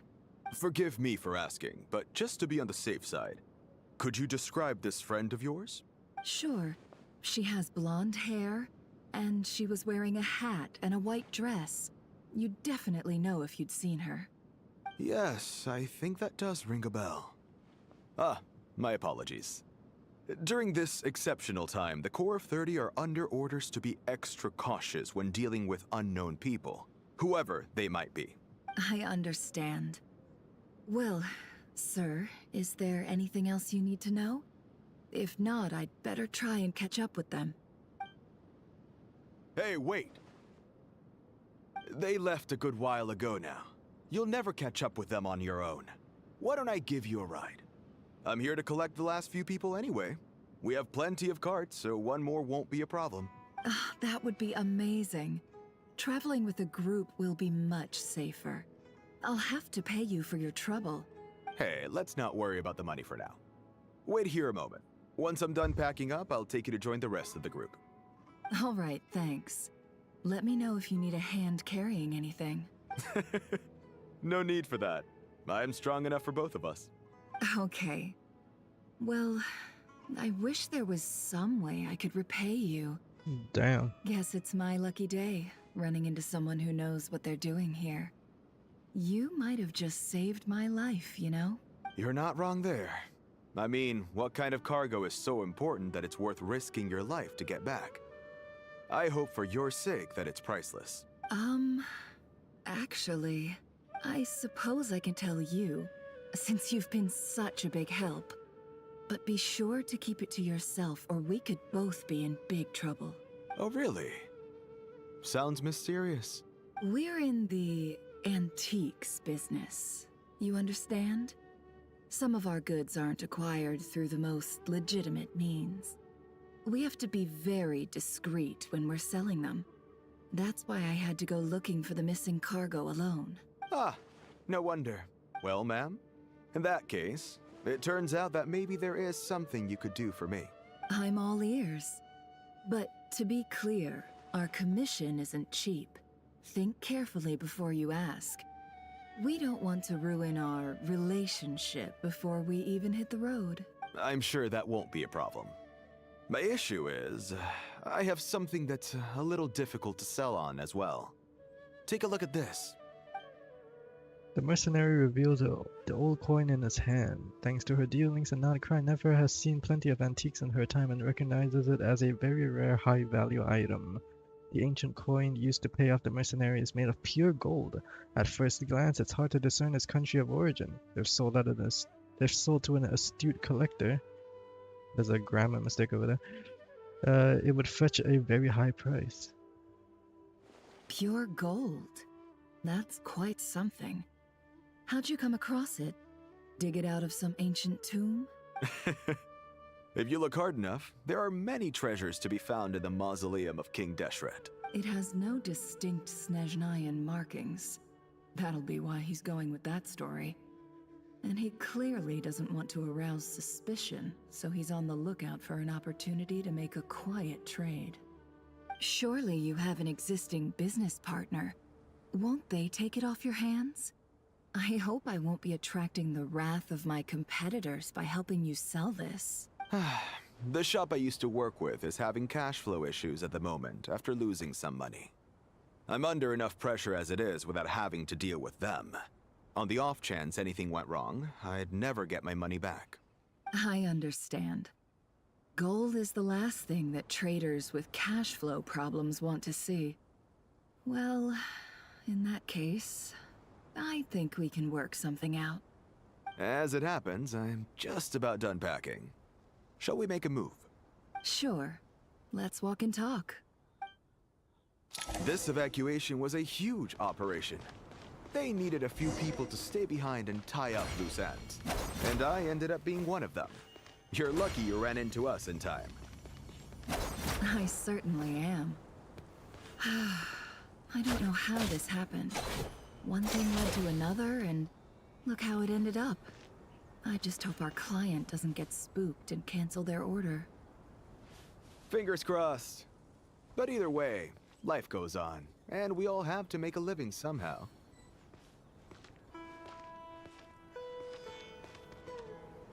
First and dudes moves.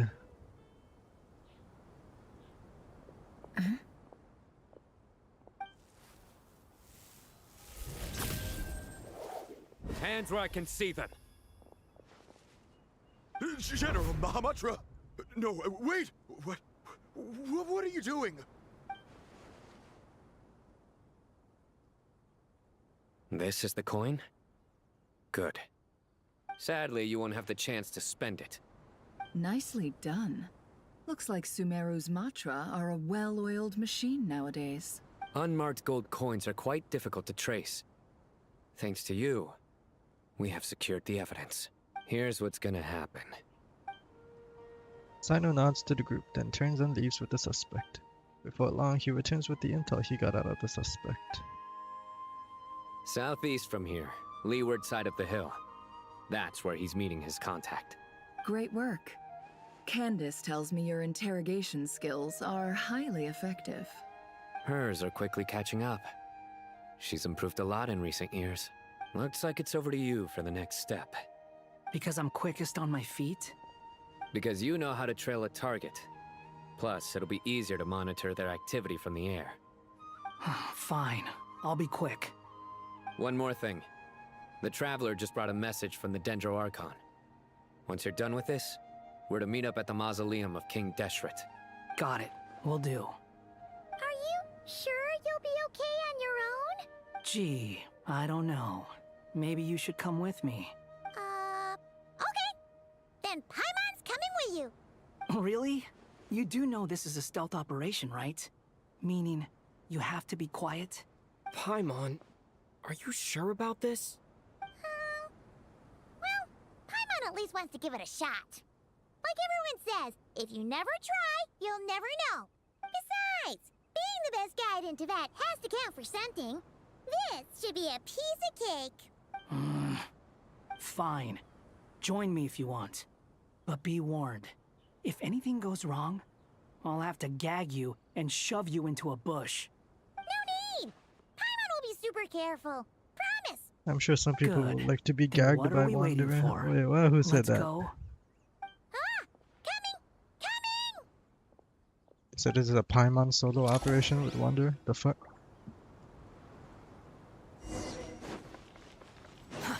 Too slow. The wind rises. Let me guess. C3, R3? What are the stats looking like? Okay, not too bad.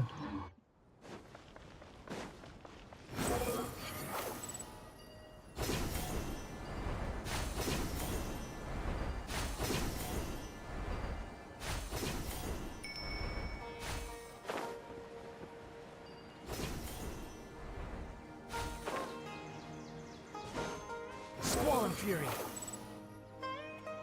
Hey, guy! Wait up! Hey, slow down, will ya? We're here. Now we wait.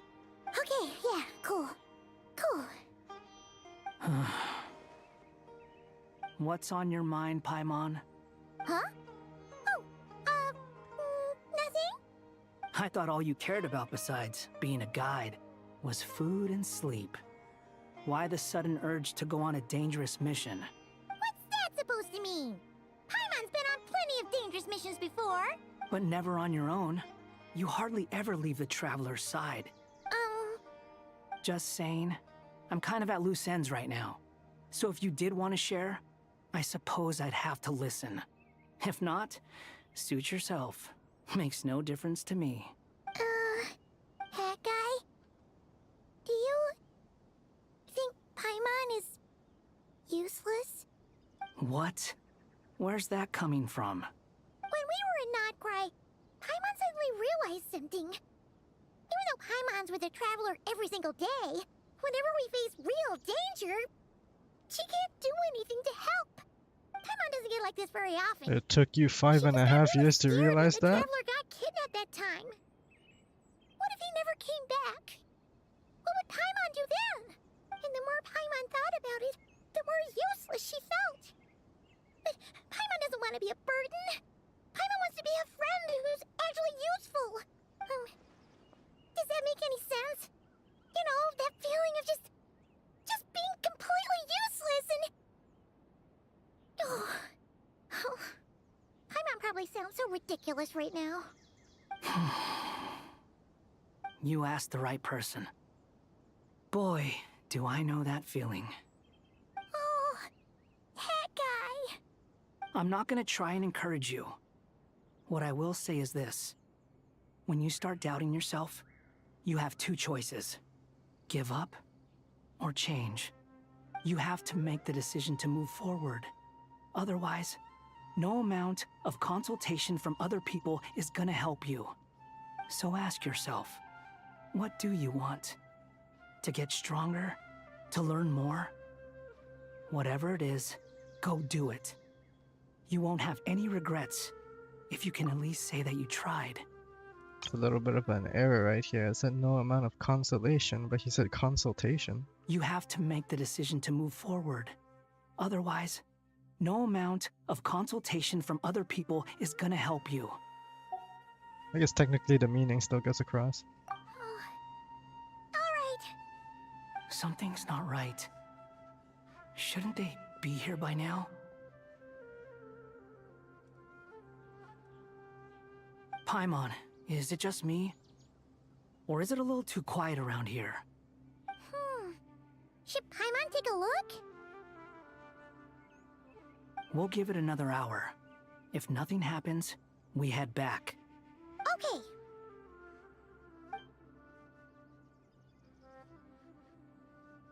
Time ticks by, but still nothing happens. How strange.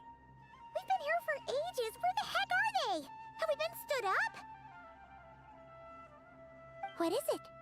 Did you think of something? Something feels off about this whole situation, but I can't quite explain why. We know for sure that the guy Sinocot had something set up, yet somehow his contact is a no-show. So, either the handler got caught, or, more likely, they decided to cut our guy loose. But how would they know to do that? Wouldn't they at least send someone here to check things out? That's the problem. They couldn't possibly know what's happening here. Unless... This feels all too familiar. Come on, let's head back.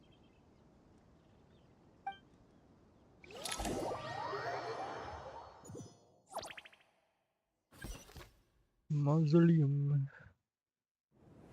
Even though this isn't a formal meeting, I'd still like to start by saying how grateful I am to each and every one of you.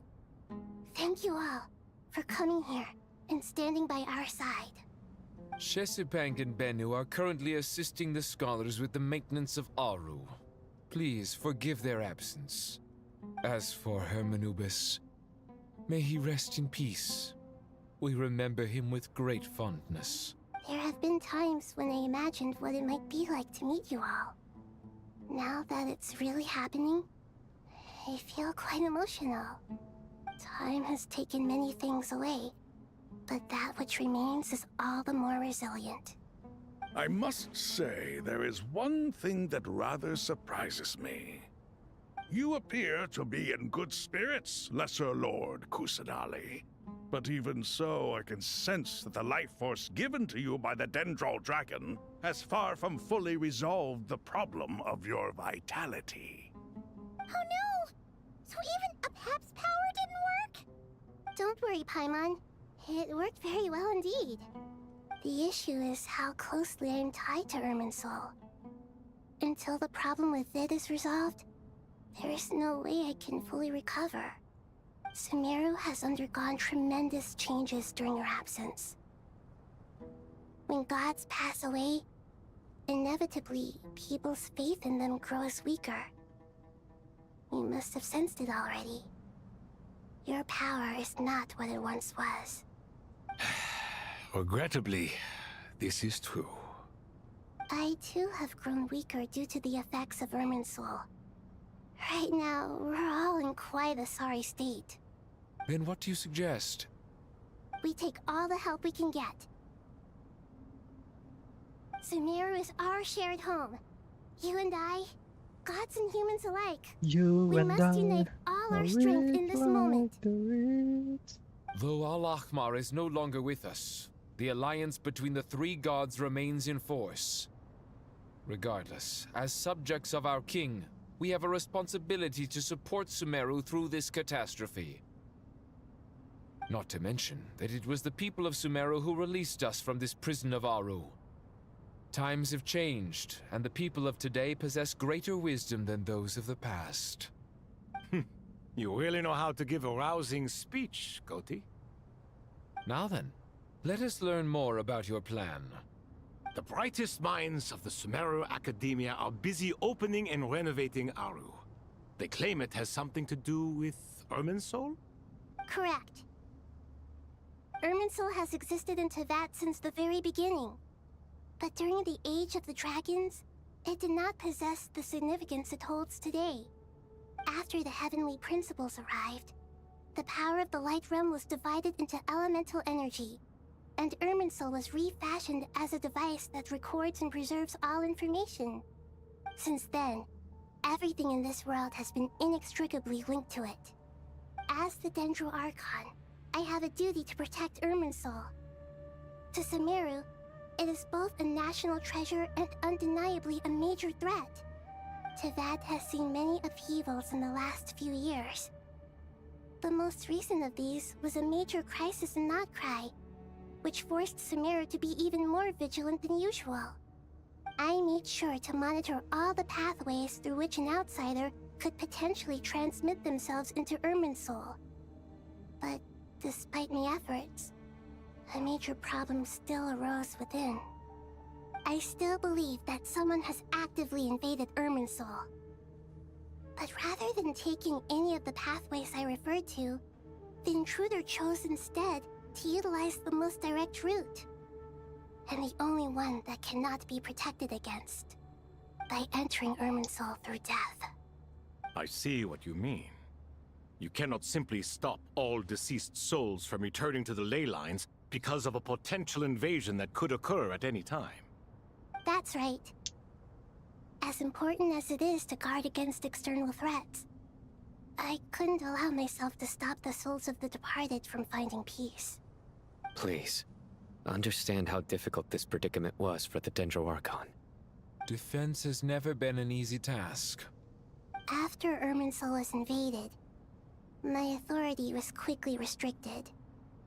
Soon after that, the tree began denying access to any connections. I'm sure you feel responsible, but you are not to blame.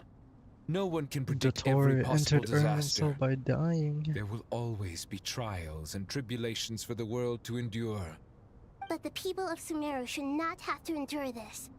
We must find a way to break through the lockdown and connect to Irminsul. And this is why you need Aru. Yes.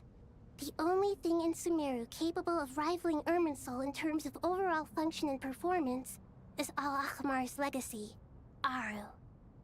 All I managed to do before falling into a coma was make some minor adjustments to Irminsul. Using Aru is a last resort, and a move that comes with enormous risks. The Scholar's initial plan was to borrow Aru's power to reboot the Akasha, then used the Akasha to connect to Irminsul and investigate. Unfortunately, Irminsul has suffered far greater damage than they first thought, rendering that plan futile. To rise to the challenge, we had to resort to more extreme and far costlier means. This has led to a number of new contingency plans. To reclaim Irminsul, our brightest scholars have made further modifications to Aru with multiple goals in mind.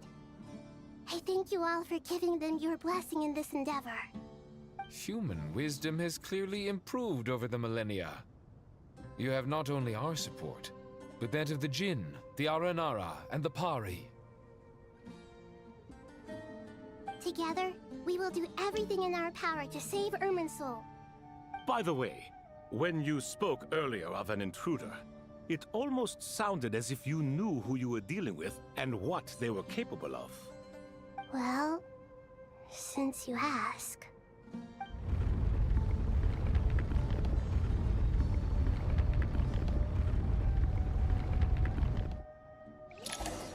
The doctor.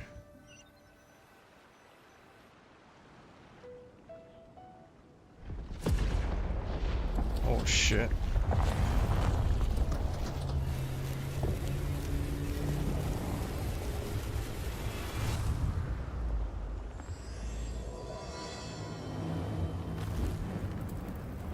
Oh my fucking god, truth amongst the pages of Piranha. It's real! It's fucking real! The final chapter of Sumeru. Master Tainari!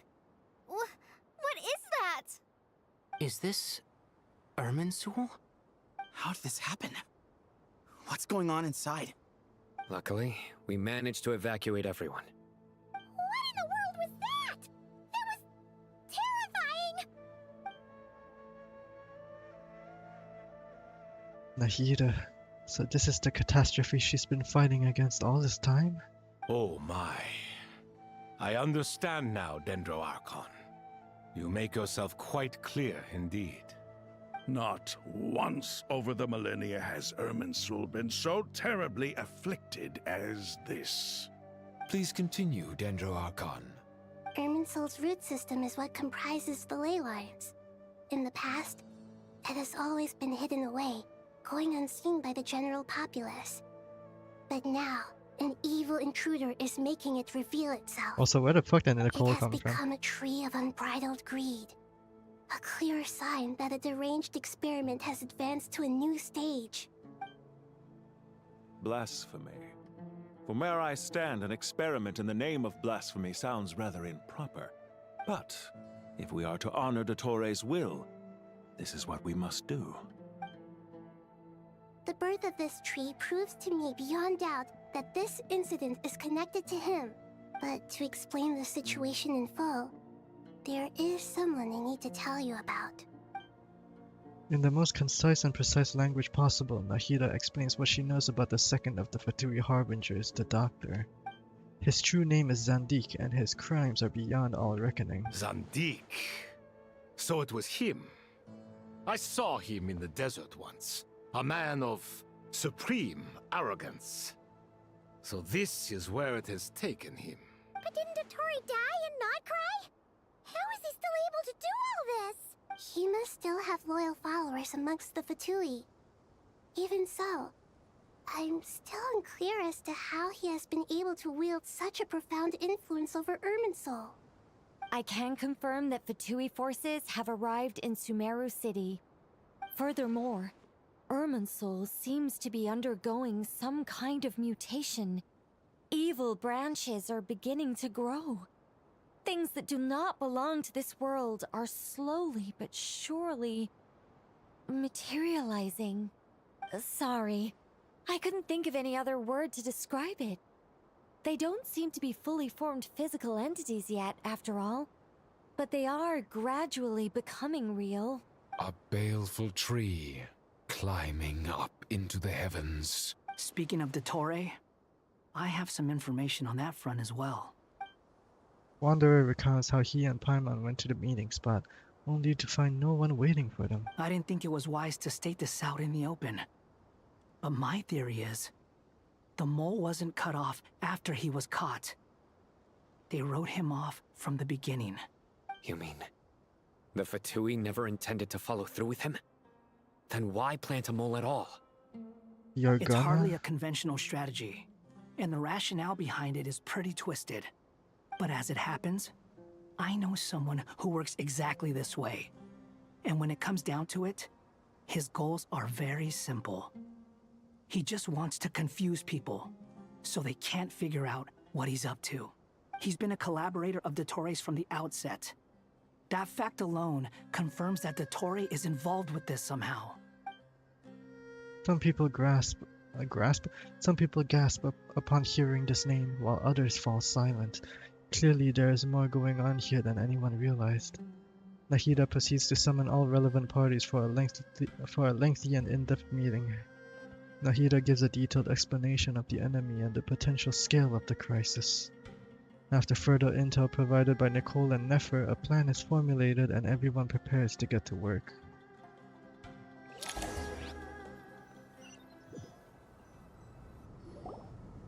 There is still much to be done.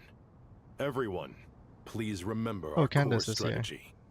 As per the discussions, the following groups must act immediately. Mr. Al-Haytham and Mr. Kave, the next phase of the Aru renovation project must begin right away. Godspeed to you both. We'll give it everything we've got. The plan looks feasible, but the implementation will require certain resources. General Mahamatra Sino and his team will help to procure the materials required for modifying the terminal. No problem. I've already spoken with Sethos and Hat Guy, and they've agreed to assist me. This kind of thing is best left to the fleet-footed, right? Hat Guy? If it's efficiency you're after, we're the right people for the job. Following up on the elemental energy amplifier we discussed. Ms. Dory, I assume you're the one most familiar with the status of this project. Aside from the Dendro Archon, of course. Yep, that's right. Leave it to Lord Sangama Bay. Got it. Well, I'd like Madame Farazan, Kale, and Nicole to support Dory on the technical side. You can count on us. Will do. Rest assured, I'll take good care of Kale. Dia, Candace, and Nefer, you'll be in charge of negotiating between the various parties. I trust you remember our goal. You bet. We can handle it. Good. I believe that covers everything. Tainari will provide ad hoc support as needed, if that's okay. Poor Tainari. Must be tough being Nephis' student. Getting bossed around all day, every day. Hey, don't try and drive a wedge between us, you old rascal. All it says to me is that Master Nephis has faith in everyone's abilities. While I'm nominally here as backup, I doubt there will be many situations where my help is needed. Exactly. Finally, Traveler, you and I will head to the border between Sumeru and Natlan. Sumeru and Natlan? Once that task is complete, I'll be asking some of you to accompany me to the Eternal Oasis. The Eternal Oasis? The Eternal Oasis? I thought that was just a legend. So it does exist after all. Regarding your trip to Natlan, under normal circumstances, a meeting between our two nations would be a far more formal affair. Unfortunately, Sumeru is all but completely cut off from the outside world at present. So regretfully, we won't be able to give the Pyro Archon Mawika the grand reception that she deserves. My apologies for the inconvenience. Wait, so Mawika's making a cameo in this fucking quest? No point putting too much pressure on yourselves. That goes for everyone. Right. Especially you, Dendro Archon. I'm sure you're still feeling quite weak. Don't worry Oh, the about Pyronosis is so getting Dendro stolen Dragon's this life force update. will sustain me. Plus, we'll be there every step of the way. Nahida will be just fine. Yes, I believe in myself.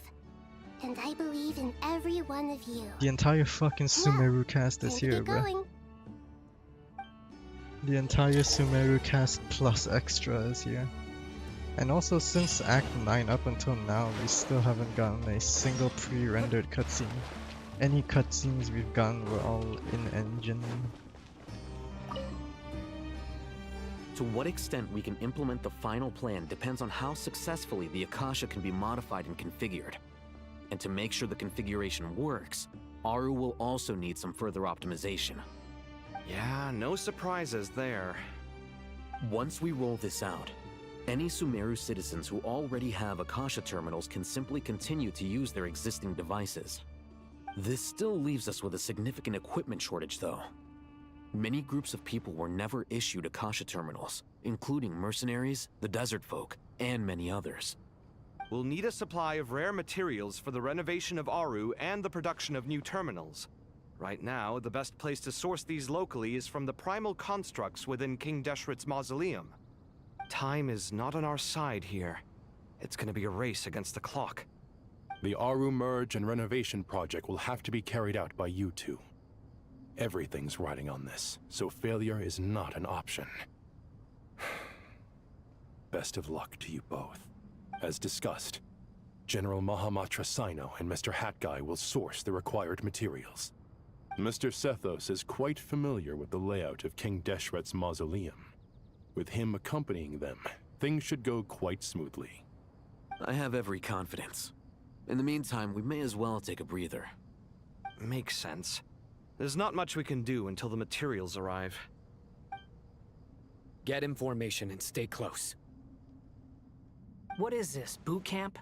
Knock it off. It's just Sino being Sino. You know what he's like. Everyone clear on our mission objective. Look at the excess primal constructs, dismantle them, and extract the required materials. And King Deshret's 7 pillars agreed to this? If they're just sitting there doing nothing, we might as well put them to use. Thoth's words, not mine.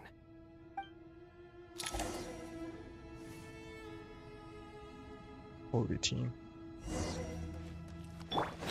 Wind rises.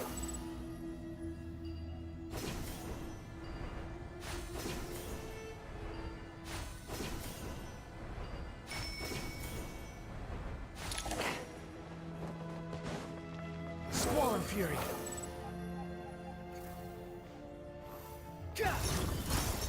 Surrender! Your sins weigh upon your soul!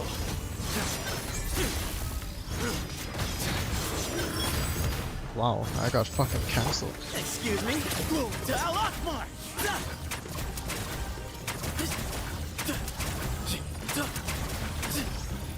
Behold!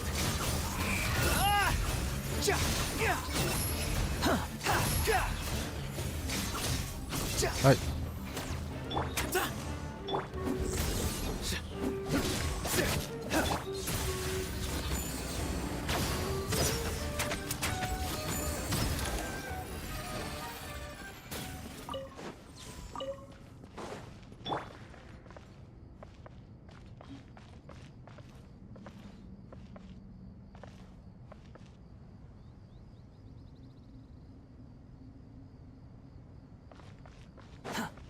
Squall and fury.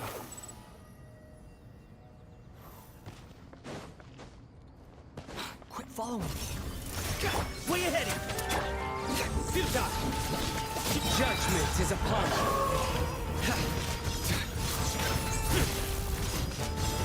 Stay condemned! Guilty!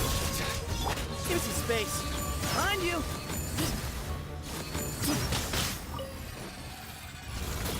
Bro, how many are there? The wind rises.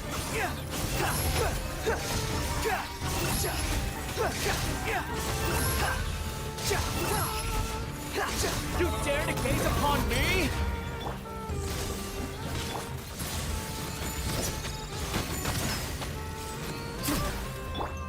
These devices should still be usable even though they're broken down.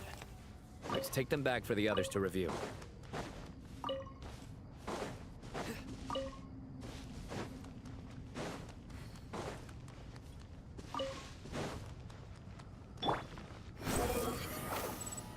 Oh, look at all that healing. Oh, the Aranaras. Thank you, Aranaras. Quit following me. Behold!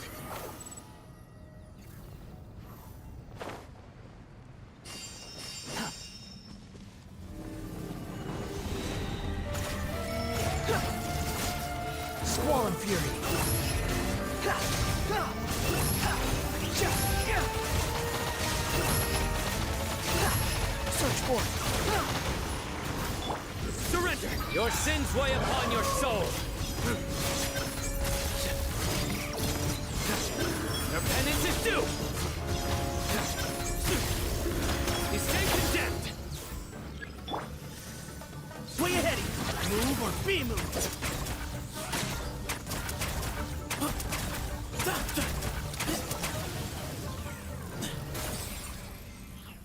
How many do we need again? Enough to make an Akasha terminal for everyone who doesn't own one. I remember you telling me how revolutionary these Akasha terminals were. You've used one before, right? The Academia declared the Akasha to be the most powerful and comprehensive wisdom dissemination system in history. That should give you an idea of how powerful it is. Certainly sounds impressive. Neither Hat Guy nor I have ever had an Akasha terminal. Well, if it all goes to plan, that's about to change.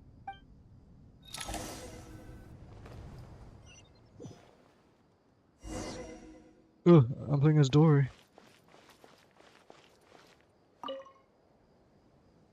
Oh, goody! Thank you so much for handling the delivery. What a long way it was. You've really outdone yourselves. I'm well aware what a bumpy, dangerous journey it must have been. Now, I would have loved to oversee the process myself, but of course, those of us who know the plan can't leave the mausoleum. Oh, trust me, I'm patting myself on the back for my assembly work here. Simply flawless work.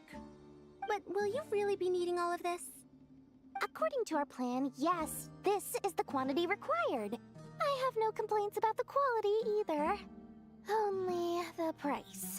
So expensive. I heard you covered a lot of the funding out of your own pocket. Oh, that's an exaggeration. The Academia provided most of the funds. I just offered a small token of my goodwill. Of course, the real tragedy is how little profit I'm making on this. You know, it's a serious crisis when you can't even make money out of it. It's really quite a beautiful design. And I'm intrigued by how such a diminutive device is able to output the power of the Light Realm. Did you attend the lecture on Light Realm energy, Madame Farazan? I don't believe I saw you there. Of course I attended. I was just a little late, so I had to listen to the whole thing from outside the back door. Anyway, I have a perfectly good understanding of Light Realm, Elemental, and Abyssal energy, as well as the relationship between the three. Good to know. Master told me in private that the conversion process between Light Realm energy and Elemental energy involves highly classified knowledge that shouldn't be disseminated too widely. But even so, the scholars still shared said information. Well, you can't enforce a rule that everyone breaks. Is that the idea? At first, the Dendro Archon was reluctant to explain it in great depth for safety reasons. Later, she came to terms with it, and simply informed my master that we would all have to face the question of survival together. To protect someone from such dangers means keeping them in the dark. But for someone to know and embody the wisdom within, they must understand its very essence. It's an information hazard. We're exposed to danger just by knowing the facts. And just like bait, it lures us in by offering us the solution to our problems. But if you're not careful, you'll end up pursuing it down a dark path. A tricky problem. But today, this big problem has been broken down into many smaller, more trivial ones. What do you mean? Ah, I get it. For instance, you and I share secret knowledge, while she and I take on the risks of life, death, and fate. Something like that? Hey, what? That is not what I call a trivial problem. Well, as they often say in Vahumana, an event that is monumental to the individual is negligible in the grand scheme of history. Generally, the fate of the individual is an insignificant affair. Being from Amorta, where the subject of our research tends to be a lot more personal, I have to disagree. It's hard to dismiss the individual as insignificant. In other words, the big problem of survival has been broken down into many small, interconnected factors, and each one of us represents one of those factors. When the same secret is shared with a group of people, the same fate binds them together. Most people would find this unimaginable, but to us scholars, this is the path that has always beckoned to us.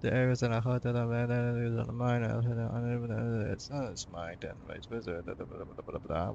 Okay. Probably can move some of the pieces on the chessboard, but can only push them forward toward empty areas. I'll hate them can activate some pieces on the chessboard to unlock certain areas. Okay. The first trial is posed by me. I don't think this is gonna stop us. Ah, but the key to this game lies in working together. Otherwise, you will be deemed to have broken the rules. Looks like it's up to me. Marak, can you open it? King Deshret's favorite primal construct. Living on in suitcase form, of all things. Amusing. Ho ho! Excellent work.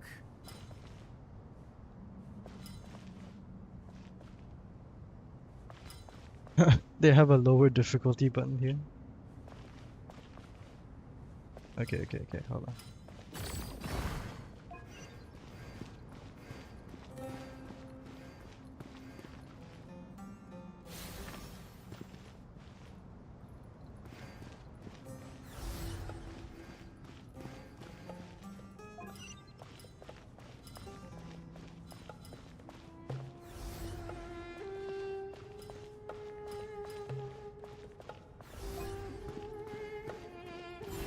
Okay.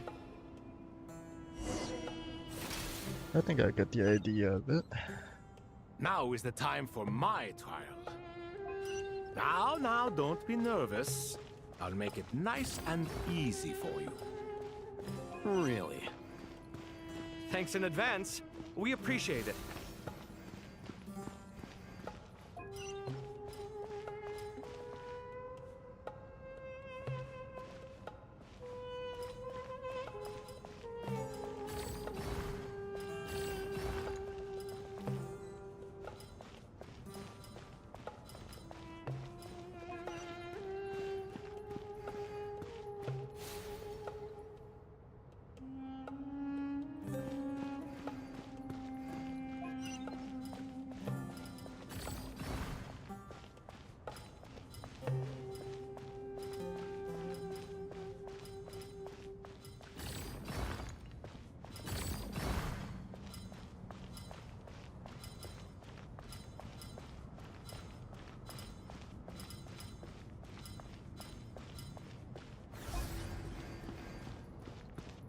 Right.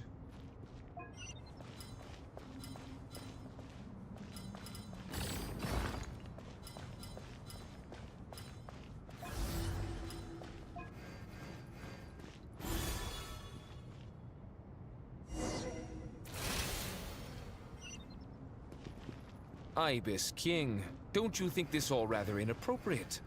You may as well be handing them victory on a silver platter. Do not expect me to follow your lead. Ha! Suit yourself.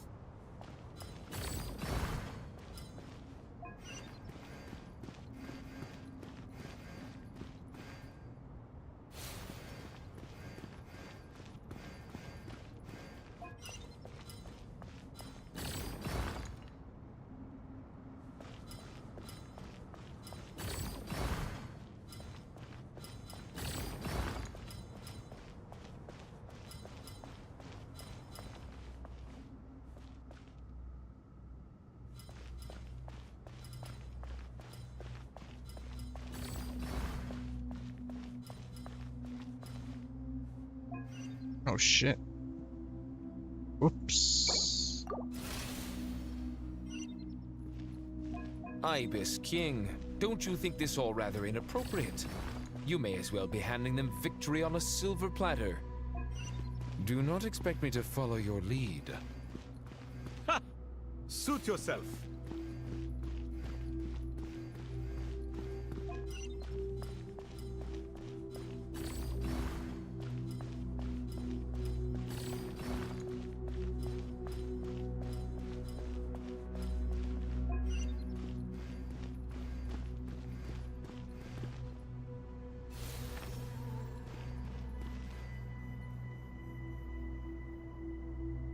Can I reach them?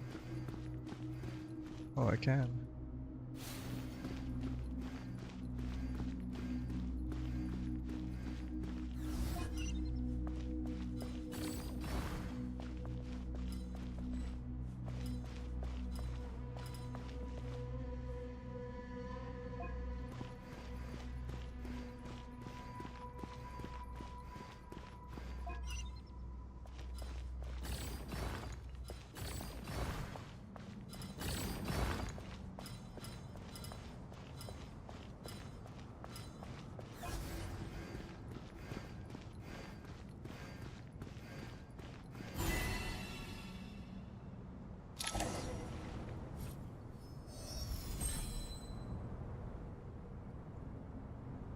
Done. Finally. It's over. But seriously, that was incredible. Standing on the chessboard felt completely different from standing on solid ground. And also... Oh, sorry. I'll save my thoughts for later.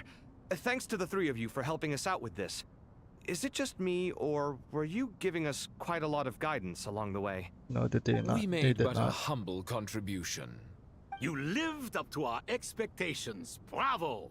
Our aid was not given for naught.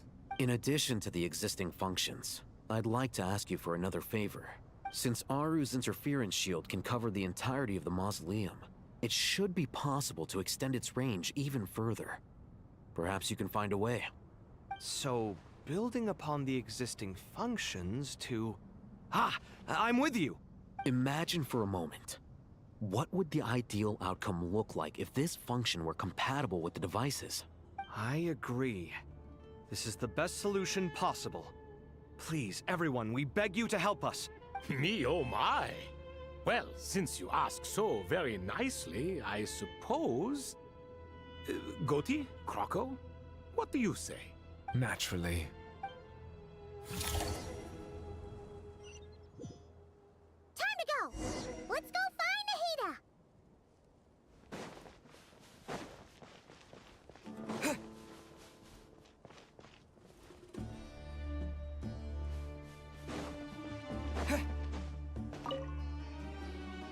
There you are. Miss Nicole truly is an angel. She shows great wisdom in guiding others, and she has already sent word to Natlan on our behalf. She said that while the other members of the Hexen Circle are busy with important work, she is quite free, and she's more than willing to accompany the people of Sumeru for the entire journey. Oh, that's Nicole, all right. Always super patient and loves to help everyone out. She's the best. She is. So kind and enthusiastic. Well, time for us to get going. Let's head out. Is it final battle time? I don't think so. There should still be quite some time left. Holy grass. Wow.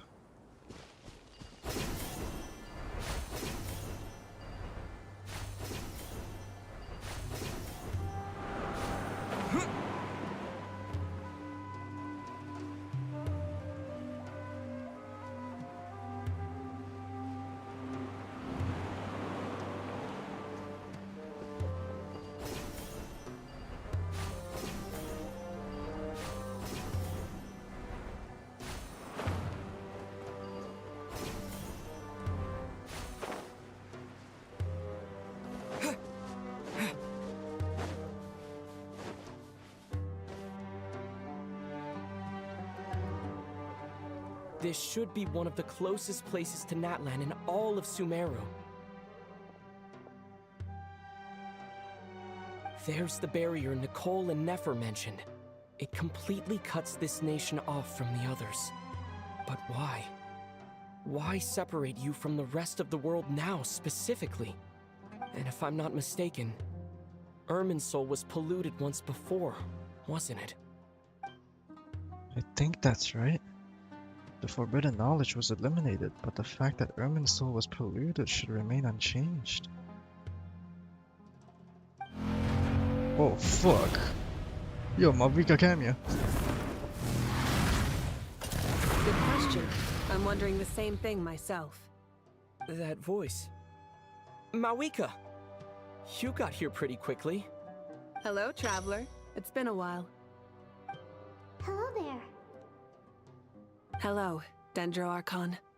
Malika, I apologize for asking you to meet at the border on such short notice. Is this the first time we've seen two Archons in an Archon quest? I apologize for not being able to greet you in person. The form in which you see me now is one carried by the Traveler. The real me is inside the mausoleum of King Deshret, and I am reaching out to you with my mind from here. Irminsul has been infiltrated by the Doctor. We must be on our guard, as he can spy on information in the world from within the tree. Fortunately, there is no record of the Traveler in Irminsul, and you are still within Natlan's borders. My records will be preserved in the Night Kingdom, rather than the ley lines. As long as the Night Kingdom remains disconnected from the ley line cycle, the Doctor has no way of knowing my movements. Exactly. So by meeting each other in this way, the meeting essentially never happened. No wonder Paimon didn't come.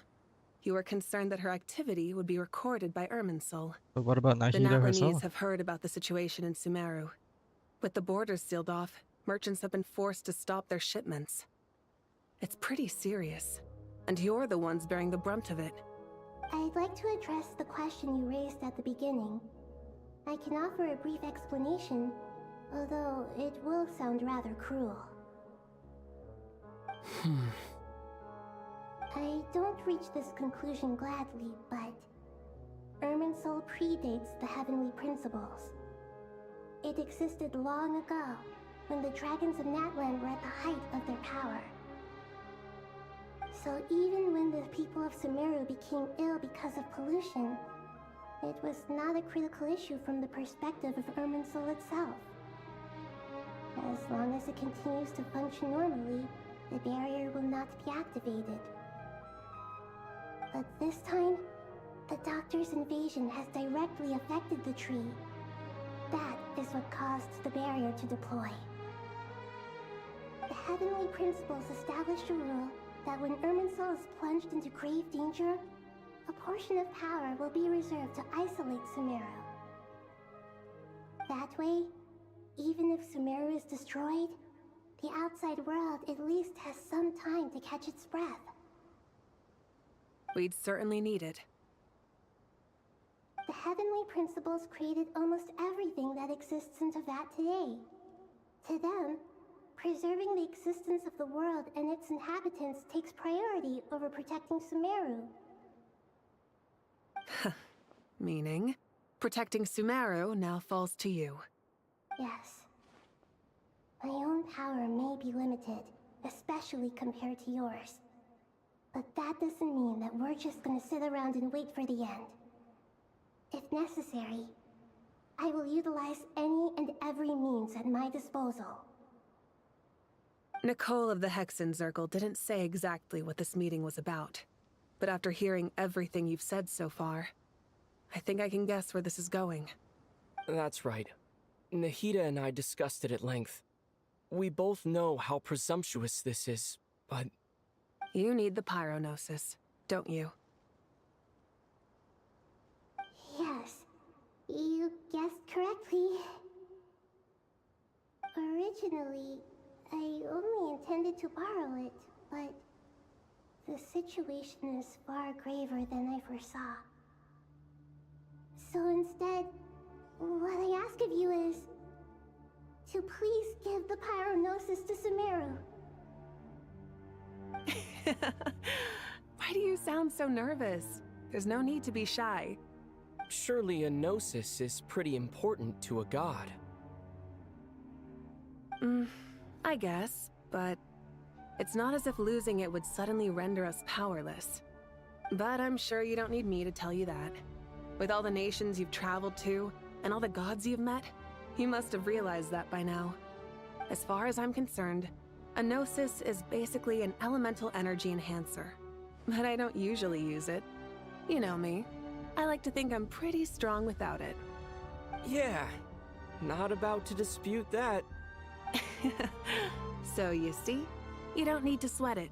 Here, take the Pyronosis. Huh? Just like that? Uh-huh, just like that. To tell the truth, I've always toyed with the idea of giving it to someone who needs it more than I do. I know you accompanied Nahida here to try and increase the chance of success.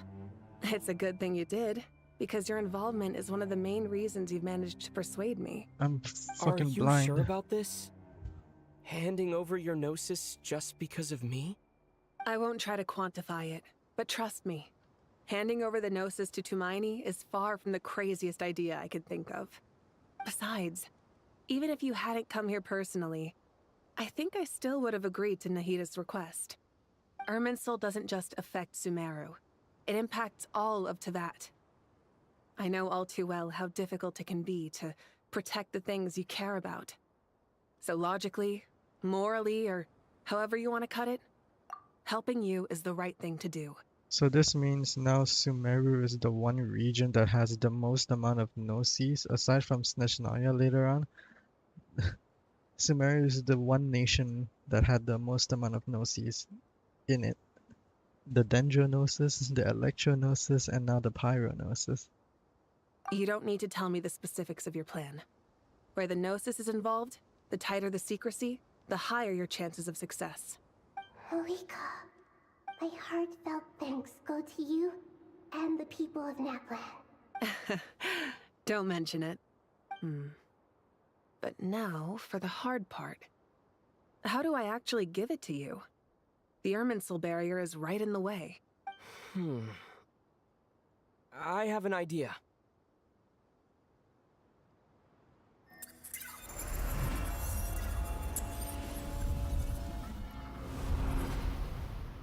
Just as I thought. Incredible. She's not part of Irminsul. Just made a lucky guess. This seems to happen quite a lot. Things that apply to everyone else don't seem to apply to me. I figured the same might be true here. Irminsul usually produces effects based on the records it holds. Since the Traveler is a descender, Irminsul contains no records of him, and thus has no way to impede him.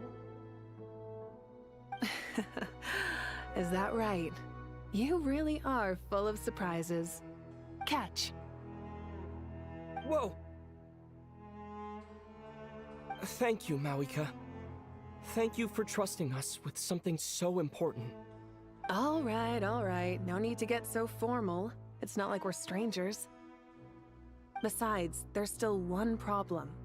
You might be able to pass through the barrier, but I don't know about the Gnosis. Any other surprises for us, Traveler? Let me try something. I have the Pyrognosis in my hand.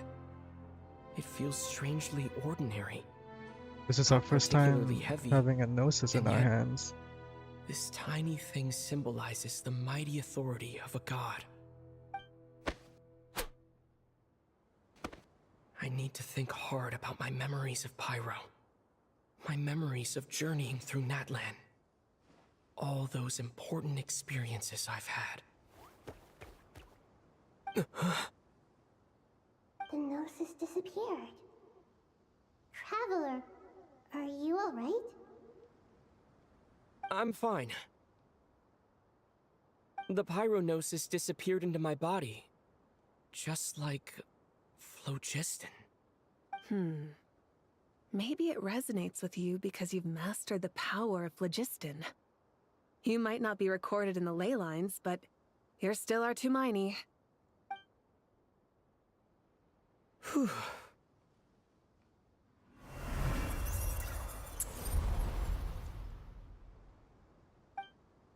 Amazing. I made it back through with the Gnosis. Please allow me to express my gratitude once again, Moika. Pleasure. Well, I've given you all the help I can. The rest is up to you. Good luck. We won't let you down. Yeah. We aren't about to lose. And then we're gonna lose the Pyrognosis. And then when we head to Snezhnaya in a couple months, the Tsaritsa will have all the Gnosis, you know. Hey, we're at the top. Traveler, Paimon, how are you feeling? Paimon's a teensy bit nervous, but only a teeny tiny bit. Seems like she's gotten way braver over the last few years, huh? Of course. After all the adventures you've had with the Traveler, I'm sure you've gained a lot of experience and grown as a person. I'm doing all right. What about you, Nahida? How are you holding up? With the negative effects of Irminsul, I'm a bit like a piece of fruit that's been burrowed into by hungry insects and left to rot. I'd be lying if I said it was nothing. But please don't worry. We all know what we're getting into, and we've prepared as well as we can. I believe in everyone. I believe in you. And I believe in myself. Stoking the fire inside oneself is certainly one way to live, but knowing when to rely on one's companions is also a form of great wisdom. I've been quietly learning little things from everyone, like plucking tufts of fur from a sumpter beast. Me too. With the constant traveling, I'm always learning and growing. That's the journey of life. I think there's someone else here who would share that sentiment. Don't worry about what I think. I was just passing by and happened to overhear your conversation. What are you talking about, hat guy? This is the top floor. No one passes by the top floor. Says who? You can fly just like I can. I would have thought it makes sense to you of all people. I don't know why, but I feel a little more relaxed now. It shows that you feel comfortable laying down your burdens in our presence. It means that Sumeru is a place you can trust, where you know we have your back. And we feel exactly the same way around you. That's what it means to be friends.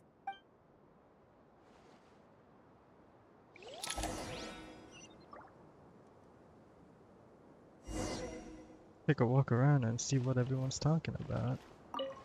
Feel free to mingle if you'd like some...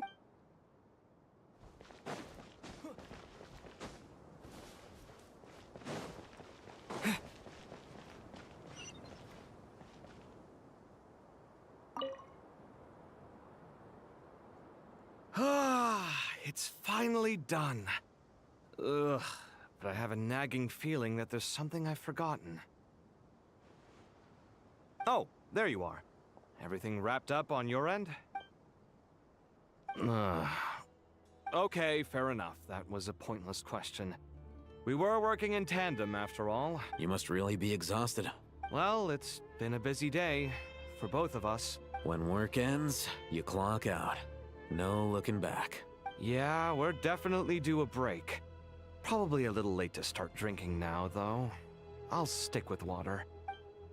Here, this one's for you. Thanks.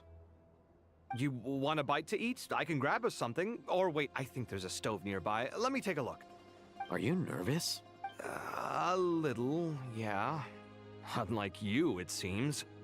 How are you not feeling at all nervous? Because everything that happens next is beyond my individual control.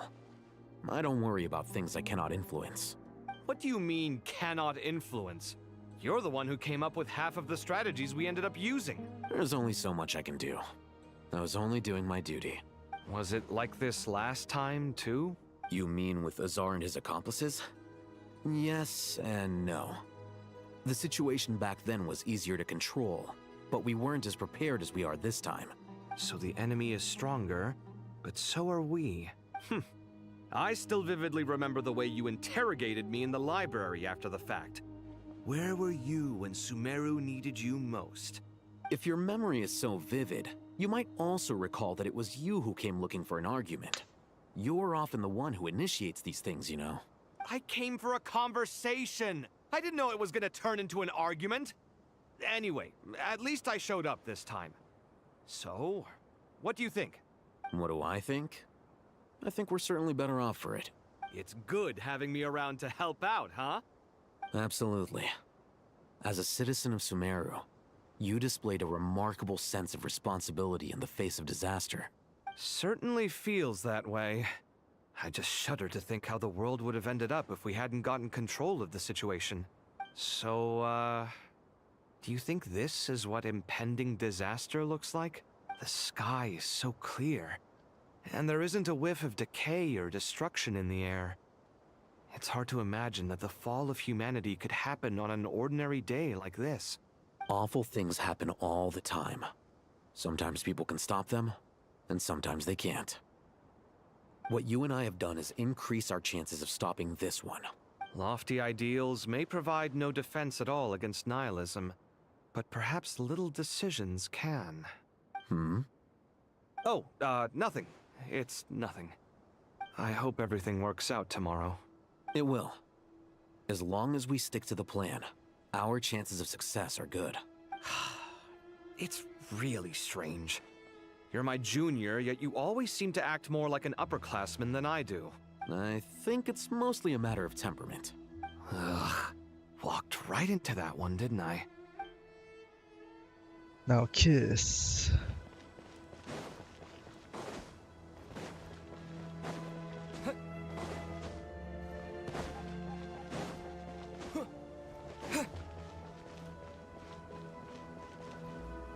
How do I go down?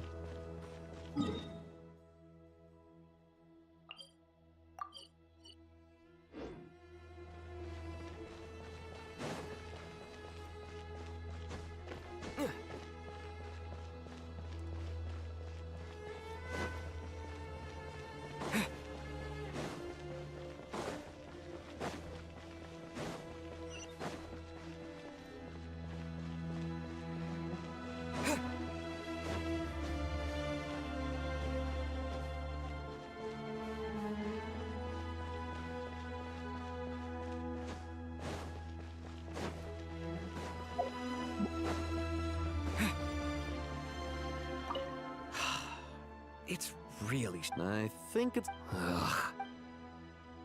How do I go downstairs? Oh, go elsewhere, okay. We are at the upper level, so middle level?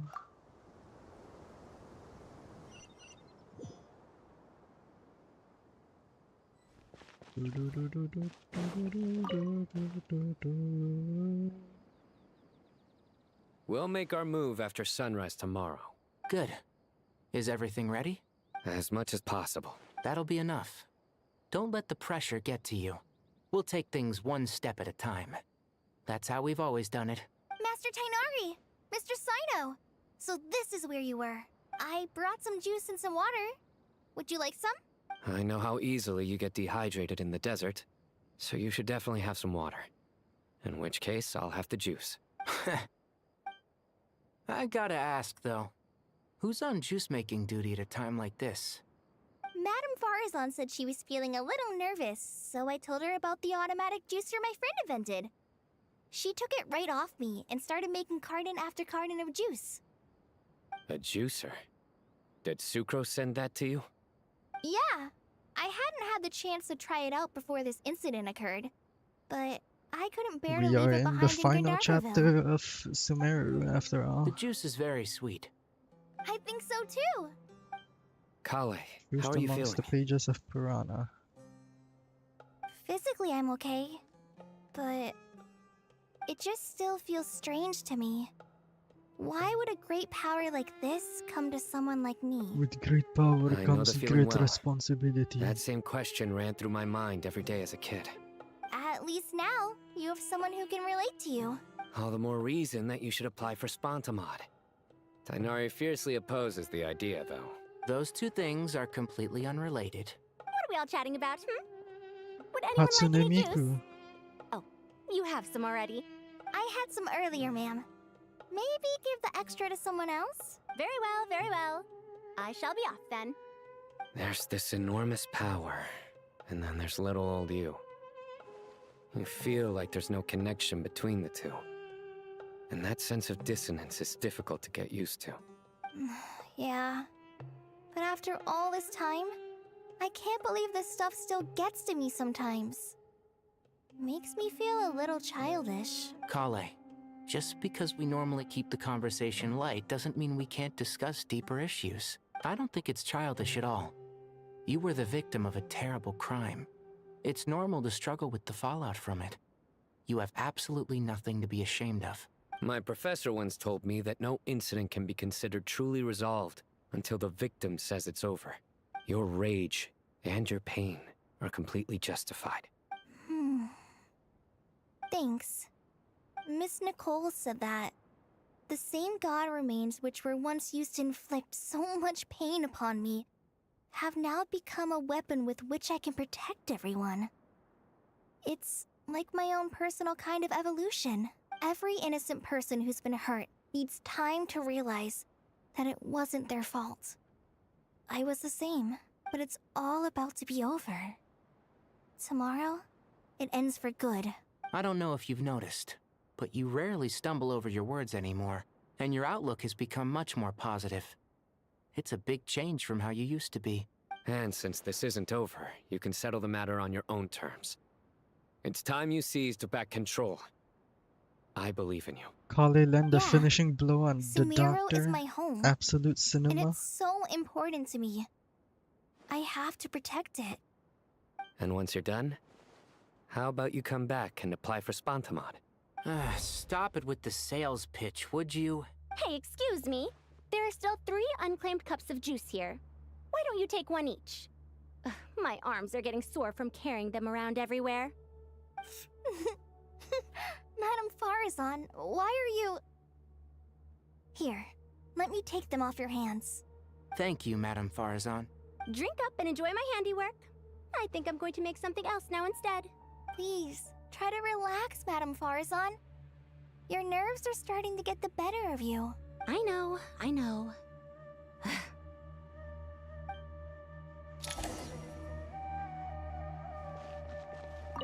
Drink up and enjoy my hand, please. I know. Who else? I think those guys are at the bottom, so... Lower floor.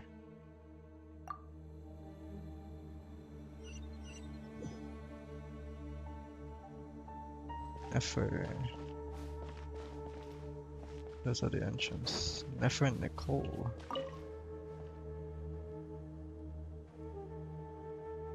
Something on your mind, Miss Nefer? Nothing in particular. It's just... right now, the future feels strange and unfamiliar. But the future has not yet arrived. How can you say how it feels? Some people know that there's an impending disaster. Others remain blissfully unaware. Each group is imagining an entirely different future while walking towards the same one. But when they get there, they'll still find they feel differently about it. People are shaped by their circumstances. Different circumstances create people with different perspectives. I've always found the perspective of the Vahumana Archon to be a particularly incisive one. Even at the height of the crisis in Nodcry, people held diverging opinions. But things are different this time.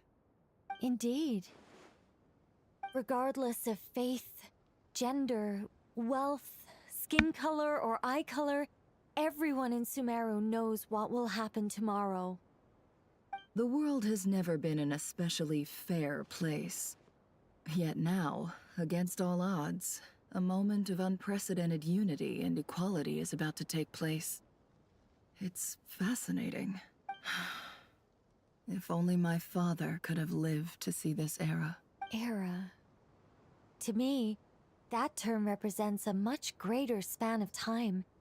It can be an unsettling word. I would even say I'm afraid of it. Do angels even feel fear? Yes, at least I do. I fear the gap that grows wider with each passing day, and the never-ending flow of time. Time renders all memories insignificant, and reduces all splendor to nothing. But those memories are the one thing I do not want to lose. You're very human in that regard. If angels draw too close to humanity, our wings burn away in the bright flame of awareness, and we fall to the earth. After spending so long among humans, I have lost much of my former glory. Maybe that's a good thing. You're more human than some humans are. I've been talking to Kale a lot in recent days. Why is her mouth not We seem to open? be Because in she's completely mute. opposite She situations. communicates by I suppose that makes us transferring good case her studies words for directly to your comparison. brain. Case studies for who? myself, I suppose. After comparing the two of us, I suddenly discovered that I desired more than before.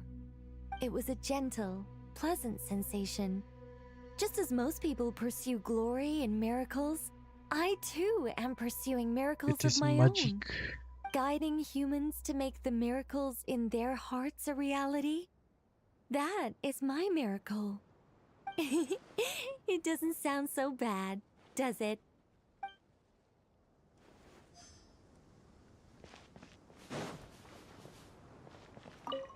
To the entrance.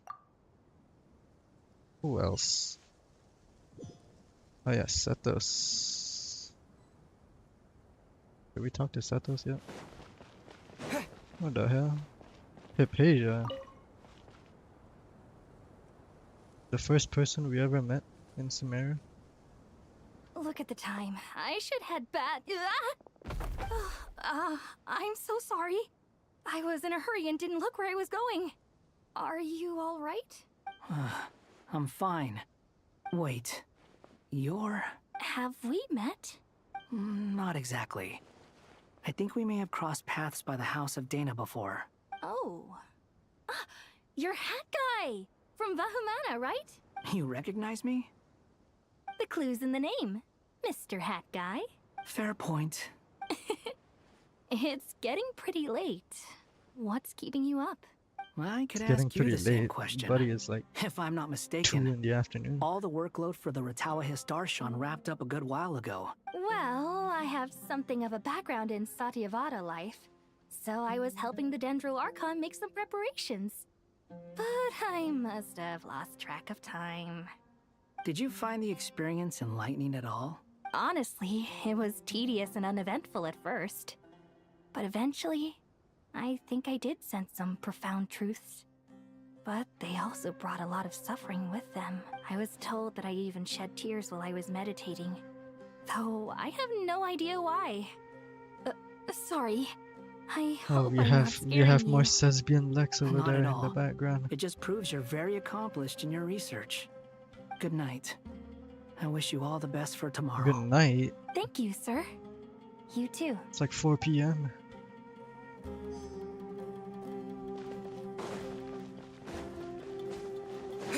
Sesbian Lex. My god, look at them. My god. They're not even they're not even trying to be discreet. Too bad we've got a fight tomorrow. I could really do with a stiff drink. Let us pray instead. Prayer. The fuck How are you doing here? nostalgic. Lord Sangama Bay. Came to get some fresh air too, did ya? That's right. Actually, I was hoping I might run into you, Dia. I wanted to let you know that I've stocked up on that perfume you said you were so fond of. No, really? I'll take 2. Any chance of a friends and family discount? I knew you'd ask that. And I'm afraid to say that. Surprise! It's free of charge. What? That's very generous of you, Lord Sangama Bay. Does this mean you've made a fortune in Nodcry? Nope. Turns out it's not that easy to turn a profit there. I even ran some assorted losses. But anyway, that has nothing to do with why I wanted to give you and Dia a small Dorian gift. giving shit away for free? Remember that merchant caravan you two rescued in the desert last month? That was transporting my goods! No way! I had no idea that was your shipment. Explains the, eclectic mix of goods, though. Lord Sangama Bay's investment in the desert and generous stockpiling of goods has helped many people over the years. The shelters you funded especially have made life a little easier for the children and the elderly. Wait, how did you know about that? Oh, I see. Nefer told you, didn't she? Ugh, that pesky lady. Aren't intel brokers at least supposed to charge for divulging people's secrets? She and Candace go way back. It's normal for close friends to share things you wouldn't tell to everyone else. Sure, but why did they have to be things about me? That's how Nefer shows that she cares. She wishes for all of us to know what a generous person you truly are. It must be hard trying to make a living far away from home. Just because we can tell what kind of person you are doesn't mean everyone else can. intentions were partly good, but I don't think that's the full story. I'm sure she enjoyed knowing how much it would annoy me. I'm telling you, Nefer's got a mean streak. Definitely with you on that. Does praying help you stay calm? Defending one's home is a just cause. My heart is filled with a mix of anger and hope. Anger. You know, being able to get angry is a good thing. It shows that you're in touch with the real world, and that you have the passion to pursue something you believe in. Oh my god, it's Dunyazard. My lady, what are you doing out here? It's the girlfriend. Just taking a walk to clear my head. And look where I ended up. Were you praying just now? Yes, Miss Dunyazard. Would you like to join us? Come on, it's fine. She won't mind who you pray to. Oh, then sure. I remember you, Miss Dunyazard. You visited my shop before. If I recall correctly, the god you worship is the Archon, correct? That's right. She is such a gentle and kind god. But to me, she's more than just a god I worship. I see her more as a friend. And so do many others. She's not some almighty god who reigns on high, but a genuine friend. Agreed. She's a wise teacher and a good friend. I spoke with several people during the evacuation. Everyone's aware that tomorrow's battle is one that ordinary people can join too. A battle to fight for our friends and our homeland. Oh, it makes me glad. I can finally do something for those who protected me. You've grown so much since we first met. Oh, a compliment? Ooh, more please. Thank you. My lady, you've always been a remarkably strong and ambitious person. It's indisputable. And that's not just a compliment. It's a statement of fact. What are you praying for? Our beliefs may not be entirely the same, but we both wish for the same thing. I pray that everyone will rise to the challenges ahead and return safe and sound. I pray for the safe return of all my companions. Damn, it's getting late. Who's that? Who am I still missing?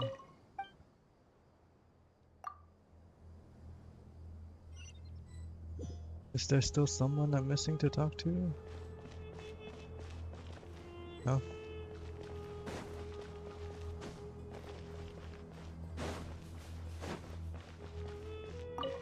Feel free to mingle if you'd like some time to catch up with... Alright, I think that's about it. Get some rest.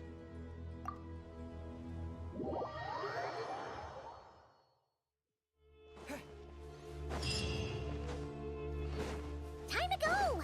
Let's meet the others at the mausoleum of King Deshret.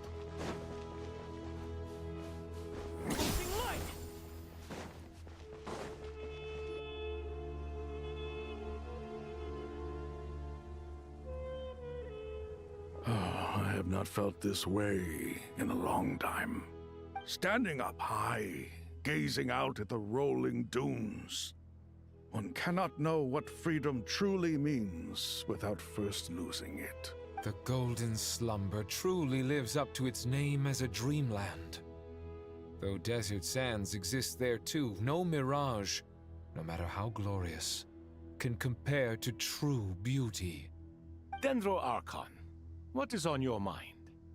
I was wondering whose counsel I should seek on the questions in my heart. What kind of questions? So many. More than can be put into words. As I once said to a friend, we look, we see, and we comprehend. But the question still troubles us. What are the many disasters that this world faces but the sum of all irresolvable questions? The biggest question you should be asking is how to seize victory. Yes. Although, I would express it differently. I must not fail.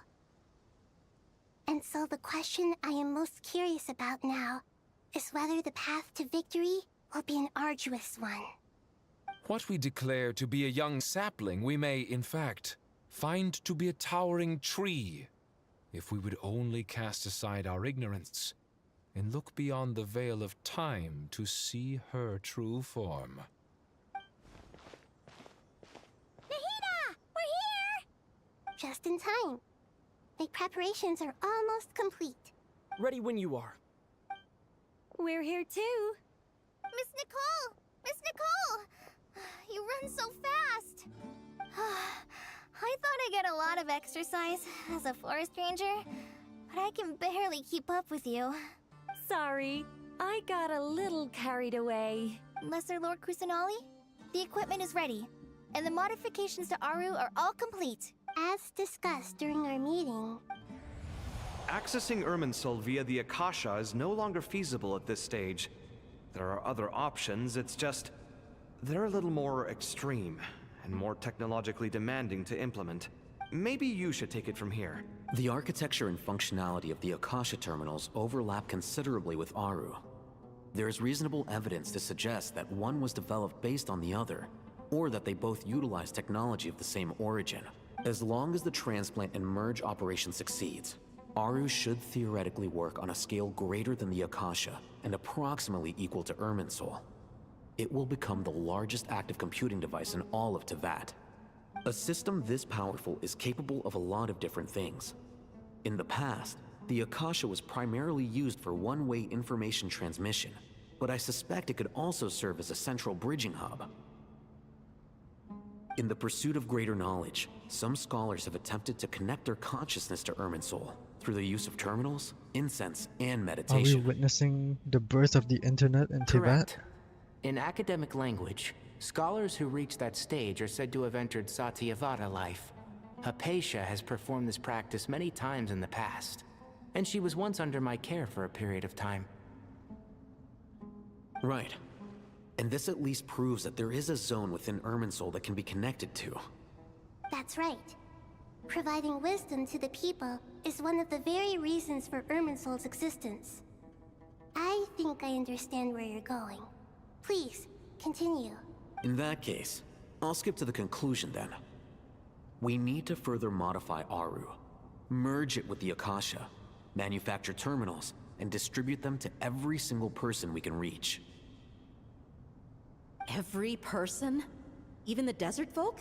Yes, everyone. I've already calculated the amount of raw materials we need. So you mean we're going to get new Akasha terminals? Yes, but this time the people of Sumeru won't be using them to acquire knowledge, just to connect to Irminsul. That's the key. When we evacuated the city, we brought all the important assets from the House of Dana, in case we ended up needing them.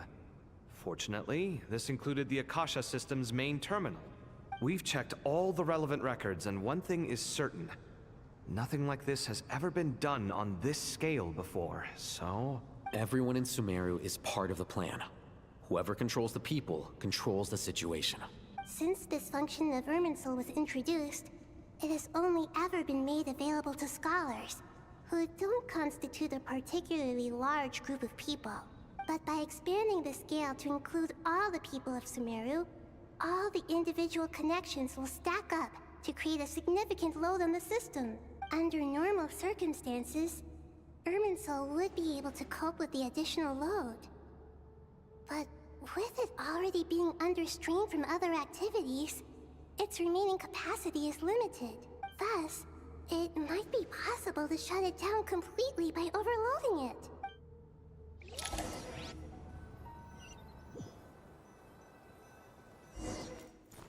Oh shit, our first cutscene.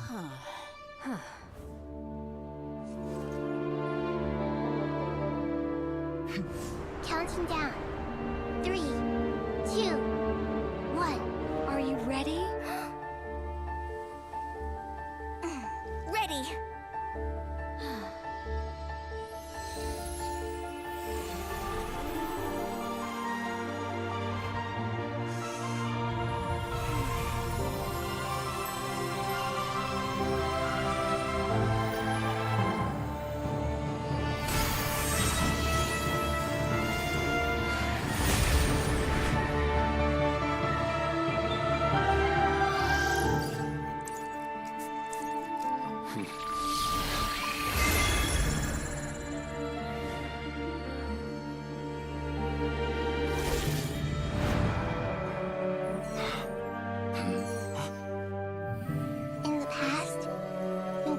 sought knowledge, they turned to the Tree of Wisdom.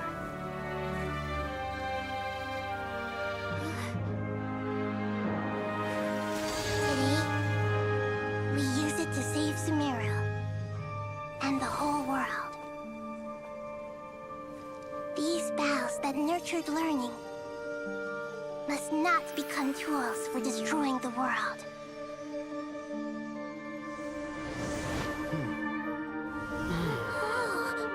Yeah, MC is still wearing his old outfit in the cutscenes.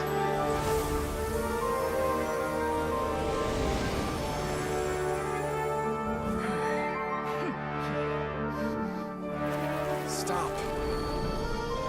Please stop. End this transformation.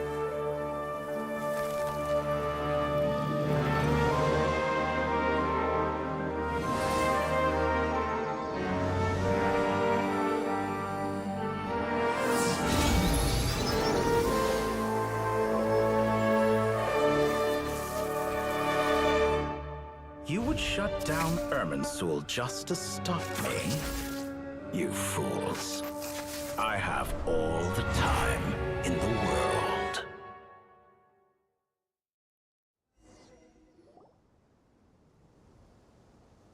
Success! The evil Irminsul tree is stopped growing! Great.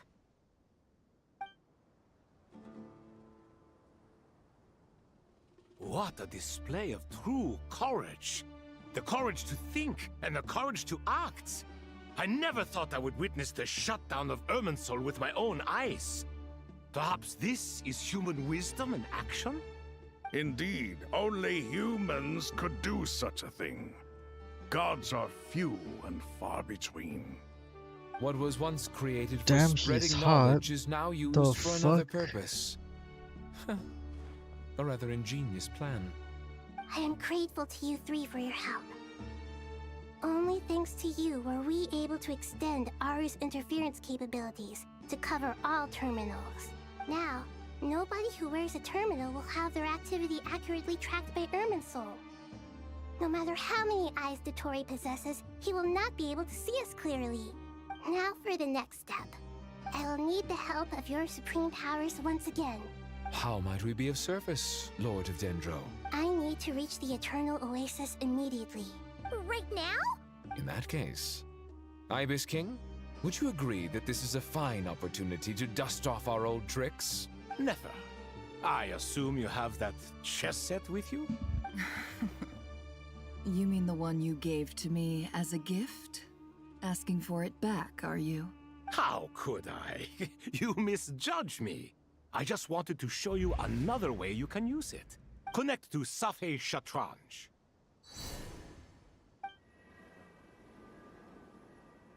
Safei Shatranj? You mean that place in the desert? Thoth's chess set gains its power from the chessboard laid out in the desert by King Deshret and ourselves. All ceremonies conducted using the chess set must be activated via Safei Shatranj. In other words, the chess set is an extension of the chessboard.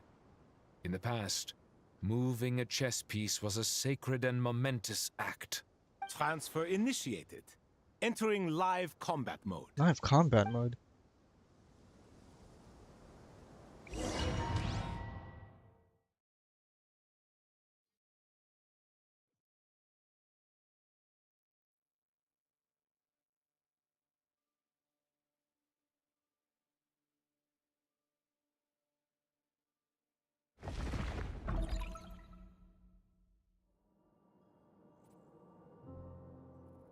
Oh, hello.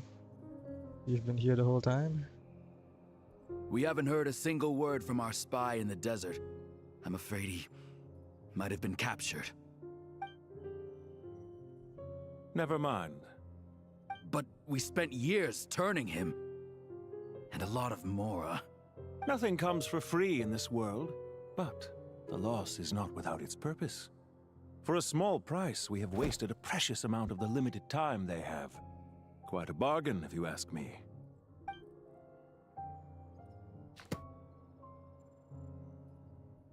Understood. Weighing profit against loss is a necessary part of life. But to tell the truth, I have been operating at a loss since this all began. Since many centuries ago, in fact. For instance, why would a banker act as the executor of a will? If you hadn't deposited your personal belongings at Northland Bank, I would have no reason to be here right now. Oh shit. We're greater than ninth of the Fatui Harbingers. We get his official introduction.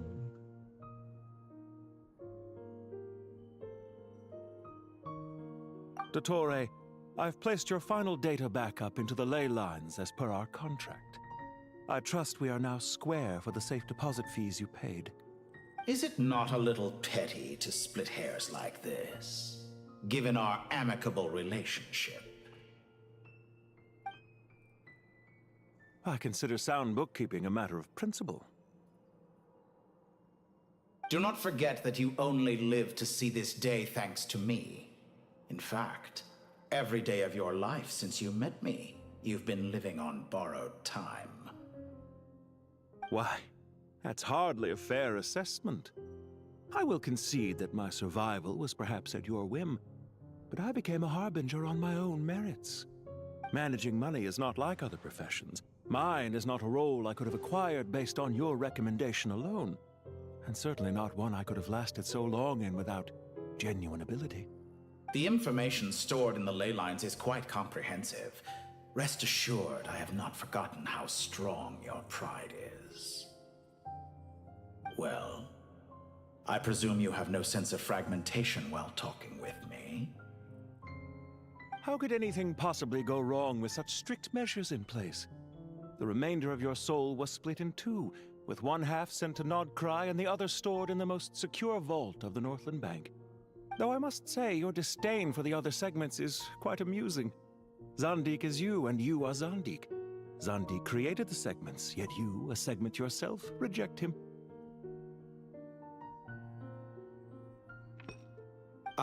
That is, Zandik, created segments of various ages in his later years. To achieve this, he had to freeze time and part with a portion of his soul. But as constructive as it sounds, it erases my uniqueness. If each segment is equally me, then by the same token, none of them are truly me.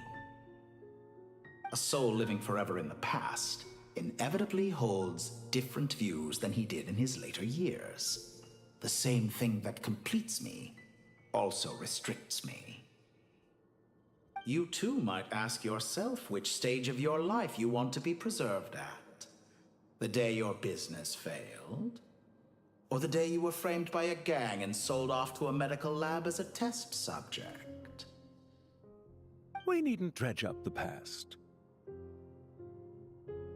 This undesirable plan was eventually scrapped. Lesser Lord Kusanali was quite right. I needed an opportunity to eliminate myself.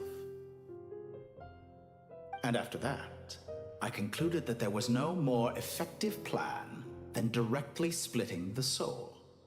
Once the soul is transferred out, you will find that creating a physical body is far simpler than creating a puppet. The other half of your soul suffered a crushing defeat in Nodcry, you know. And yet in the process, I obtained the information I always wanted, did I not? Because now we finally know where the best testing ground truly lies. I once thought your ultimate goal was to ascend to godhood. But as it turns out, that was merely one of your experiments. Experiments take many forms. Most people are too eager for success, too fixated on the end goal. They forget that the experimental process itself is just as important. A suspiciously vacant seat, a new face. I trust you can put two and two together. The reason it doesn't exist is because someone tampered with the record. What can I say? After all your efforts, you really did uncover the world's secrets. So, is the new world you promised a lie? No, it never was. I am glad to be able to control Irmin's soul from within. Now I shall attempt to create a new world inside the existing one. Almost everyone faces the prospect of death, but not a single person has ever been able to experiment unrestrained in the afterlife through sheer force of will. I am the only one to have overcome this enormous challenge. Would I not be letting the world down if I didn't make the most of the opportunity to experiment? Clearly, the dividing of your soul did not affect the magnitude of your ego. Out of all the versions of you that have ever existed, this you is the most insane and the most radical. Is that why you chose to work with me? Which was it then? My insanity? Or my radicalism? Could I call myself a venture capitalist without a suitably ambitious plan to invest in? Yours happened to fit the bill quite perfectly. Well then, I must say, while I am surprised enough that you showed up at all, what surprises me more is that you chose to present yourself as my former subordinate, and not as the banker Pantalone. Why make things harder than they need to be? Exposing my true identity in a situation like this would only serve to destroy diplomatic relations between Snezhnaya and Sumeru. I daren't imagine the consequences. Showing up in the name of the original antagonist gives you the recognition you rightly deserve, while also being sensitive to Snezhnaya's predicament. It was an easy win. As for why I'm here, if you're suggesting that your credit is in the negative, I won't argue with that. Many people say that about you. I'd argue that a significant factor in your willingness to cooperate is the fact that you have but a few years of life left after my death. Living and dying together has a way of binding two parties together rather closely. Is it not true that a relationship should be judged by both the positive and negative returns it yields? So some of what I said actually made it into your head after all. It's true that I hope you don't die too soon, but don't you find that a strange thing for me to say? After all, you've already had quite a long life, especially for a human being. Let's not pretend that you're any more innocent than I am. Are we not the same in this regard? We both despise the existing laws of this world, and neither of us enjoy being under anyone else's control. Is it really so greedy to want the world to operate by a new set of rules? Of course not, my dear friend. And as I've said before, mutual interest is the foundation for the most reliable of relationships. You can attest to that. I just hope there never comes a day when I have to work too hard to prove that. Regrader, sir. People have been spotted approaching Sumeru City. How strange. Despite your access to Irminsol's data, it appears the soldiers noticed before you did. They must have found a workaround. Well, Dottore, I trust you know what this means. The fact is... They're coming. They'll breach the city gates any moment now. But even so, I would say Irminsol is a wonderfully convenient thing on the whole. If you do manage to create a new world, perhaps you could plant one outside my office, too. I'll consider it.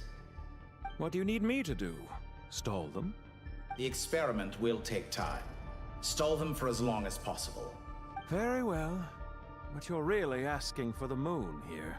Have you heard this story? There was once a guilty man, kneeling in the center of a church while an angry mob outside waited to bring him to justice. He pleaded with the gods, begging them to grant him one final request: the chance to finish confessing his sins before he was sentenced. Many suns and moons passed, seasons changed, and still his confession continued, as if he intended to speak until the end of time. Are you suggesting I worship you as a god? Or were you hoping that I might confess my sins to you? Certainly not the latter. That would make my life miserable indeed. What?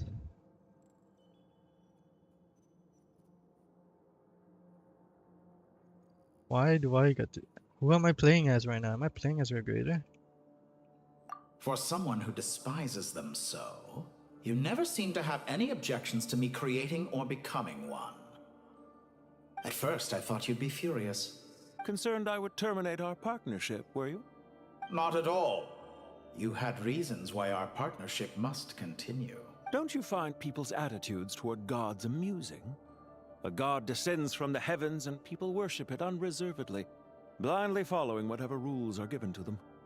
And yet, when they see an ordinary person gain godlike levels of power by virtue of their own hard work, they treat him with nothing but suspicion, even if he is a compatriot. Is that supposed to be a compliment? No. I was just thinking. I pity the man who would call you a compatriot. There's no need to be so self-critical. I know it's a little late in the day to be asking this, but how have you been keeping? I'm flattered that you would take the time out of your busy schedule to consider my well-being, Doctor. The part of your soul that went to Nodcry caused quite a stir, sending our organization back to the drawing board on numerous fronts. It was quite a headache for everyone involved. Dear me. I must have caused you no end of trouble. You certainly did. I had the rare honor of being summoned before the Tsaritsa with Pulcinella to answer for myself. Pulcinella, A terrifying ordeal. Don't worry, I pulled through. At most, it's a public relations nightmare. I made sure of that. Now I'm curious. How did you explain yourself? Oh, it was quite simple. I just pinned the blame on someone who wasn't there to defend himself. I could hardly be expected to defy the demands of someone as insistent as the Second Harbinger, now could I? How you slander me. You know full well that I am perfectly amenable to reason. There's no question that you are partly to blame for the ruin of my reputation over the years. Do you have anything lined up for when this is all over? Hard to say. Field work always takes quite a toll on me, as you know. Once I'm back at Snezhnaya, I'll start with a well-earned cigarette. Why are you so eager to ruin your lungs after I went to the trouble of replacing them for you? If you have an issue with it, feel free to try to stop me. What's on your mind? The limits of humanity. It's a pity. Despite running countless calculations, I find there is simply no way to reduce any further the amount of one's soul required to sustain an individual. It's rare to hear you admit to being unable to achieve something. I beg to differ. For instance, as I've told you before, the original me was prone to motion sickness and couldn't make long train rides. Ah, yes, of course. One of the reasons you often sent yourself out on errands. What are you thinking about now? A new experiment. In the event that my soul was depleted, say we extracted my data from someone else's memories, yours for instance, and then combined it with your intact soul as the base material, what would we create? Such a scenario would be impossible. Oh? As long as your current soul survives, there will be no need to create a new individual. Don't forget, you were the one who approved of the present situation wherein only one Dottore remains. And if you ceased to exist, who would be capable of performing this experiment?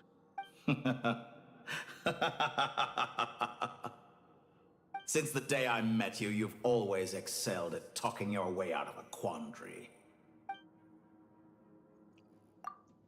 Isn't it a little too early to be saying goodbye? Not that I wish to keep you from your business, of course. Very well. Let's leave the conversation there for now.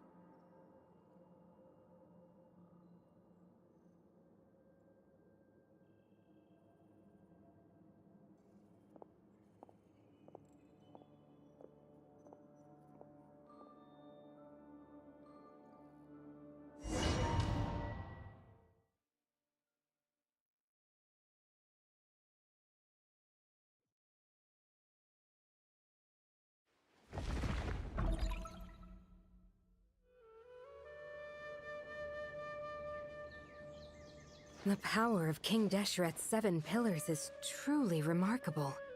With just a chessboard, you can move an entire unit across what's the her material name from plane. the Aranara quest? Yeah, sets us up for a much easier fight. Really makes my day. The last time we stormed the city, it involved a lot more running around. I wonder how many people can say they stormed a city twice in their lifetime. I was just thinking that. I've definitely had more than my fair share of unusual experiences in my life. This is my first time here, actually. We never usually leave Gandharvaville. I hope this will be my last time. Does everyone have to chime in? Can't we just fight? What an amusing comment, my dear lady. Yet humans often alleviate tension via small talk, do they not? Whoa! Why is Candace's shield talking? Because the image on her shield is one of me. And I, of course, can appear wherever I wish to. Huh. Well, la-dee-da. Isn't that fancy? Could I get in on this? You wish for your gauntlet to speak? Why, certainly. Ahem. I think you'll find that it is I whose image is carved hereupon. Thanks. Definitely feel stronger now. You're welcome, my lady. I am glad to lend you my power. Sino, what's the situation? There are troops stationed at every entrance. As we expected. A frontal assault will suffice. Everyone, stick to the plan. We'll take the main entrance. You head for the House of Dana's side door. Move out.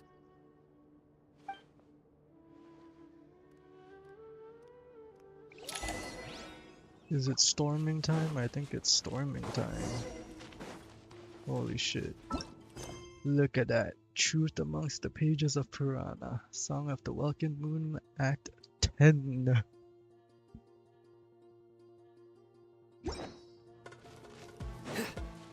What's the description say?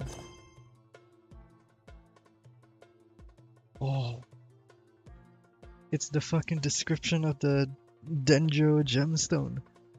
The girl dreamed a very, very long dream. In it, people were holding hands, dancing in a circle, be they sages or fools, dancers or warriors, puppets or statues of gods. It did not matter who they were or how old, and in that joyous dancing circle was the sum of all wisdom.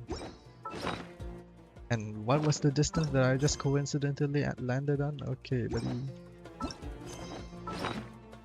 If we check the Denjo, fuck, I don't have a Denjo gemstone. Oh well. Out of my way! Now it's your turn. Take this! I'll see you guys. Watch out! Get lost. I guess I do have to fight them. Thank you, Jet. You gotta be more careful. If you're not ready to put your life on the line, you can't be certain of defeating your opponent. She's right. Keep your wits about you, Rana. Surrender!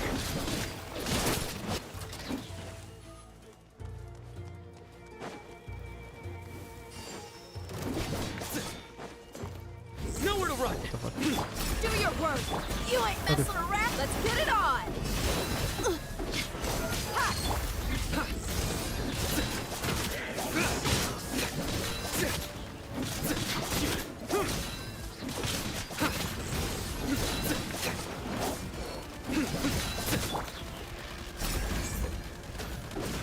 Pin them down! Take them out and secure the harbor.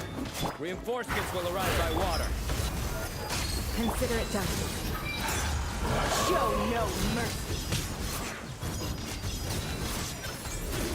No penance is due! This body loves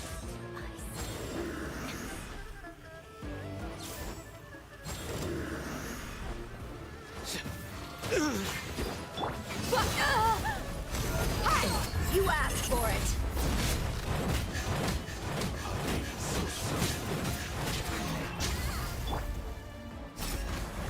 Hear my prayer. Futile! Your sins weigh upon your soul. You stay condemned. Use it to try. Guilty. You stay condemned. Yield. I lost control.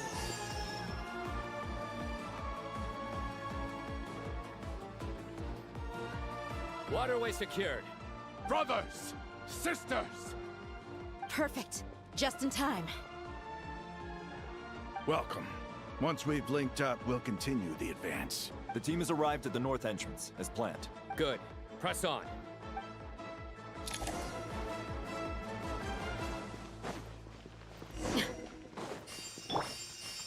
Let me heal.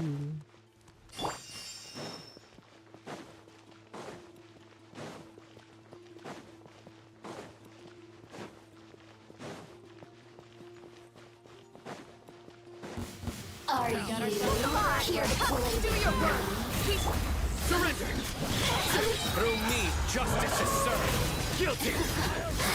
Let me amuse myself a little. Stand condemned! And it's his due! Guilty! Let's get it on! Hear my Judgment is upon you. Did it take too long?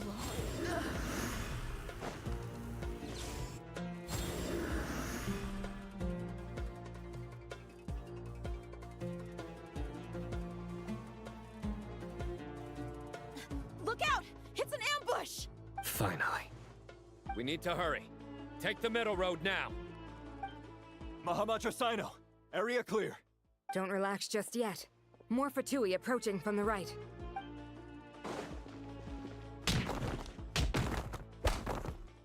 Irminsul cannot track our movements. If necessary, we could split up. Don't worry. We'll wipe them all out. As you can see, our people came raring to go. Good, good. How are things with the Traveler? Can Tainari keep him safe? Don't underestimate Tainari just because he's a forest watcher. He can handle it. All right. You know that's not what I meant.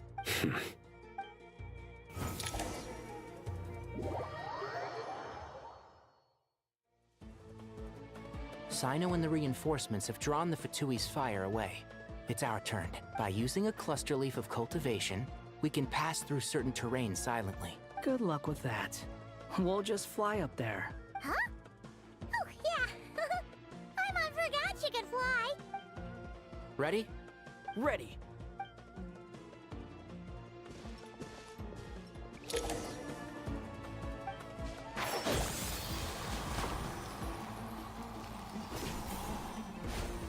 Where are we going? Oh shit.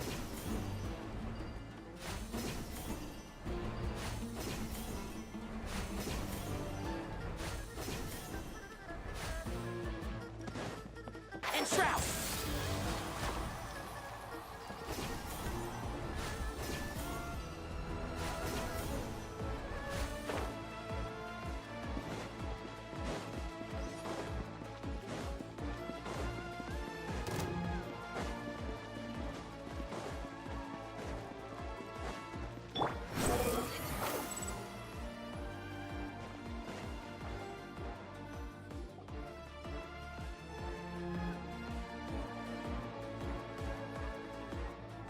Fatui soldiers up ahead.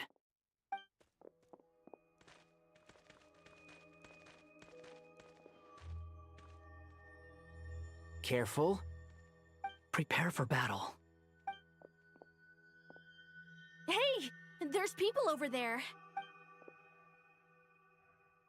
You have some nerve showing your faces here in the center of Sumeru City.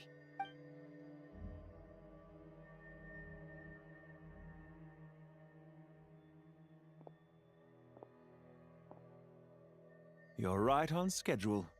Well, this guy sure as heck isn't your average Fatui sergeant. They've stationed quite a few people nearby. It definitely looks like they were waiting for us.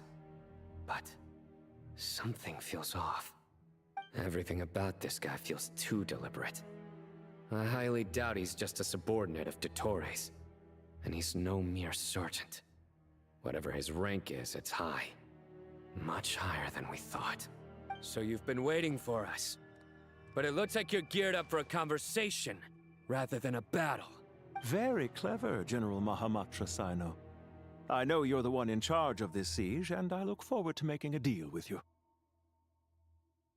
A siege? Sumeru City belongs to us! Historically, yes. But things can always change. We have quite a sizable force with us, you know. For instance... There's a Fatui ambush at the north gate. Can you handle him? We can for now. Yes, I'm quite sure both sides can hold their ground for the time being. The battle has not yet reached its climax. But what happens next? Do you enjoy watching bloodshed? Surely some of those here are people you count as friends. Once a war begins, some people must die. I doubt you wish that fate upon anyone you know. Wait a second. It's a trick. He's not even there. Silence! He disappeared. What was that? A ghost? Curses! He was never there to begin with. That was just a shadow projected there to lure us in. Enough talk! Attack! I apologize for being unable to accompany you at this crucial moment, but I am compelled to leave for reasons beyond my control. Please excuse me. Sumeru's General Mahamatra is quite ruthless. It's a good thing I wasn't there in person. Your illusion held them up for a time just fine. But now that they have seen through it, they will realize you were just a decoy. Decoy or not, what matters now is that they will be heading your way imminently. Not imminently. They are already here.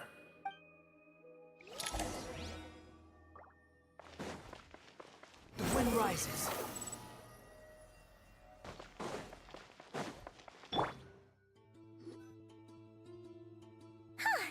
We made it! This is far enough. Tainari, you go help Sino. Don't worry about us. We'll manage from here. Are you sure you don't need me to stand guard? No need. Once the connection is established, we'll disappear from the sanctuary of Surasthana. Go help the others. All right. Goodbye for now, then. Please tread carefully. Kali's not here? I wanted Kali to deal the finishing blow. Now where's the interface Nahida mentioned? Come on, where's it hiding? Found it. It's over here. We can connect to the inside of Irminsul through the Sanctuary of Surasthana's built-in security system. You should be pretty familiar with the process. Is it the same route as last time? For the most part. We don't need to adjust any of the parameters. Then I should be fine. And Paimon? Once you're both ready, we'll set off. Wait! The stakes are way higher this time, right? Maybe Paimon should stay outside and help the others. Then, you can focus on the fight without having to worry about Paimon. Huh? Why are you staring at me like that? It's nothing. I just suddenly realized how much you've grown. Hey, you've grown quite a lot yourself. Don't you two start getting into it again. Well, anyway, Paimon thinks she's pretty knowledgeable. Who's the best guide in Tavatigan? And don't forget, Paimon's a college student now. If we say Alhatham's not a weirdo, it's hard to explain how he came up with the idea of you applying to the academia. But for all that he counts, you're doing surprisingly well in your studies. Just goes to show how important it is to have someone supporting you. And Paimon's not the only one. Let's not forget that you only became a student because of Nahida's personal recommendation. That's fair. I have learned a lot in Sumeru. Oh yeah. Did you ever come up with that ugly nickname you promised me? What? No way! We're friends now! Paimon gave up on giving you one ages ago. Anyway, isn't Hat Guy enough of a nickname for you? Fine. Suit yourself. We need to go. Paimon, if you're staying, look after yourself. Will do. Paimon's gonna link up with Tainari and Sino. You guys are the ones who need to be careful. We will be. Bye for now.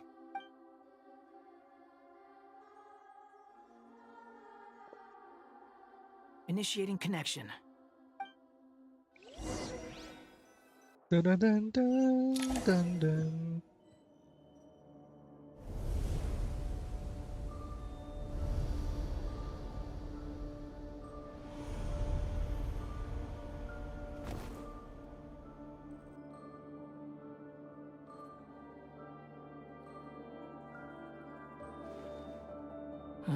Well, here we are again. Come to think of it, I still don't even know where we're going. Thanks to our terminals, it should be impossible for Irminsul to read. I can... Don't tell me. Only you need to know. That way, whatever happens to me next, it won't affect your progress. Listen to me. Your safety is just as important as mine. Don't even think about sacrificing yourself for the greater good. We came here together, and we're leaving together. All right, if you insist. I won't argue with you.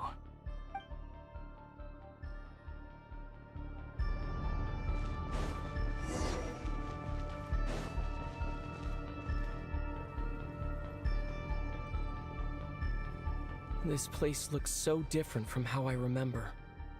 It's unrecognizable. It's a complete mess. Like someone's turned the place upside down. Must be Dottoro's doing. Either he's searching for some information he needs, or... It's still changing. He has to know we've entered Irminsul. But luckily for us, he can't pinpoint our location. Be on your guard. Don't let him find us. The red parts have probably been corrupted by Dottoro's power. Don't touch them, or you might alert him.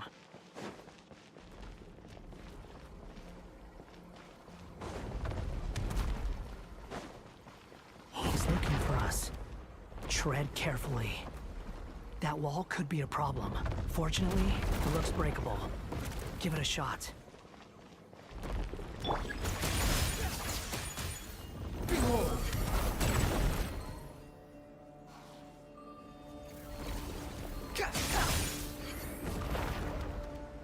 I almost forgot you can fucking attack in midair. Oh shit. Swarm Fury!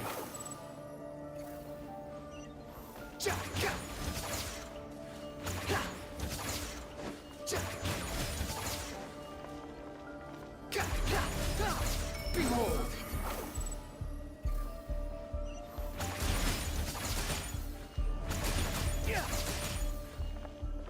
The wind rises. The same old trick again? Are you kidding me? Let's handle it just like we did before. This cheap trick isn't gonna stop us. Oh no, it's a trap! Is that why he was using the same trick over and over again? To get us to lower our guard?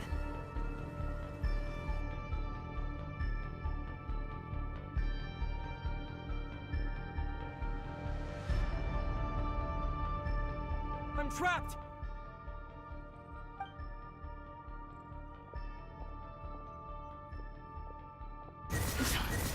Why won't this thing budge?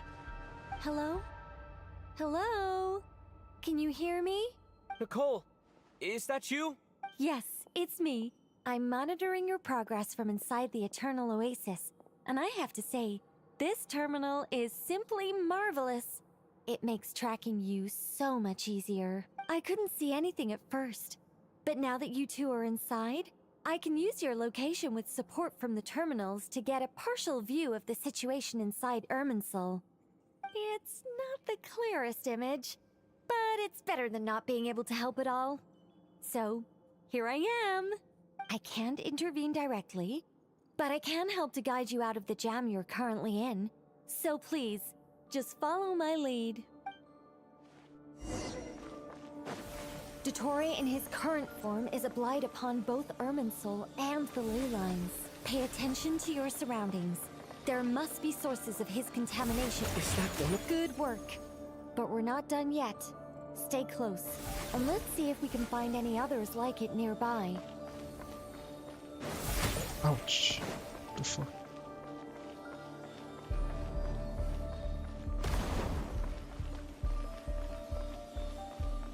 Swarm Fury!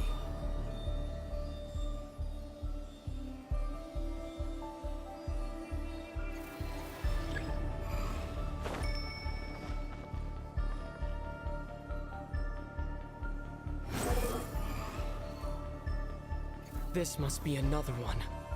Agreed. Now... Oh, wait! Watch out! It's Dottore. I think he's found us. The seal is broken. Quick, get out of there! And where exactly do you think you can run to? Wait, what is that? Pursuers! That's gotta be it! Run! Don't let that thing touch you. Dodge that attack!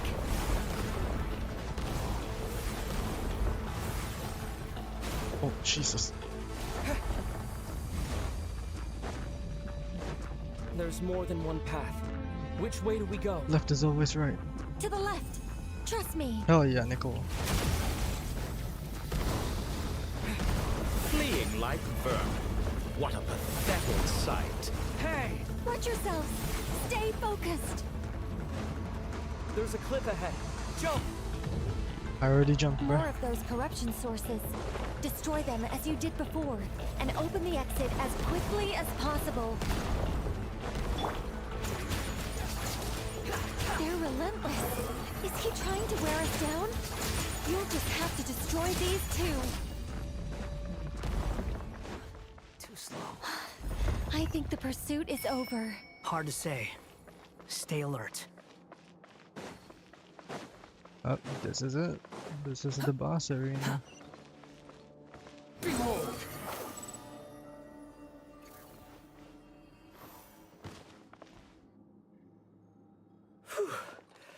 I think we've made it to relative safety. Phew, goodness. That was tough. You doing okay?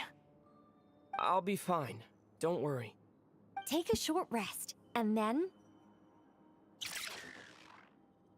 Nicole? Nicole! The connection's been cut. But that means... Look at you supporting one another. How very touching.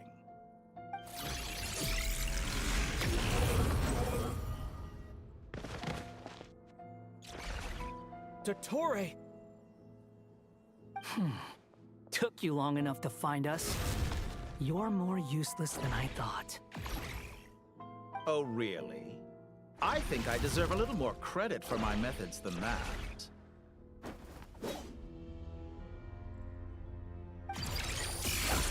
Rather than hunting you down, I chose to let you roam free. Exalted Master of the Heretical Path, Il Dottore. I indulged your presumption that I was unable to track your movements. Played along with your clever little plan. Fleeing is for animals, but I rather enjoy watching you flee.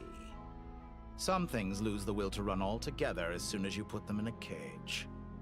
If that's true, then why did you come looking for us? Because I wanted to observe you up close, of course. Don't misunderstand me, I'm not here for a fight. Is it so unusual that I wish to greet my old acquaintances in person? After all, it's been a while. Scaramouche. She knows.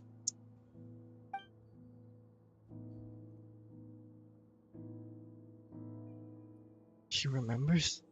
No, that can't be it. It's impossible. Why are you so afraid?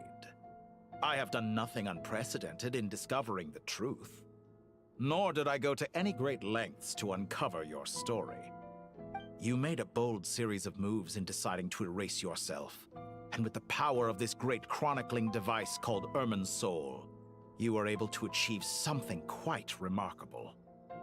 Once most people form an opinion about someone, it tends to imprison their mind. Yet you managed to erase every trace of your existence. A novel take on death indeed. However, this meant that you stood out to me all the more when I saw you in Nodcry. I didn't even have to go looking for you. Just the sight of you was enough for me to intuit the truth. For someone in my position, connecting the dots was a trivial affair. It would have been more surprising if I hadn't managed to piece it together. You seem very pleased with yourself for figuring it out. I'm sure you'd even be more delighted to learn the full extent of your crimes. That would hardly be necessary. Besides, isn't there something that concerns you more right now? Something that fills you with dread? Let me put your mind at ease. I have no intention whatsoever of restoring any of the records you deleted. For one thing, it would be exceptionally difficult. But more to the point, I doubt that the prospect of losing your current life is all that frightening to you. Because in your case... the cruelest twist of fate is that you'll never again have the chance to make up for any of your mistakes. Isn't it? Dottore? Already? All here shall bend to my will. Time to ignite!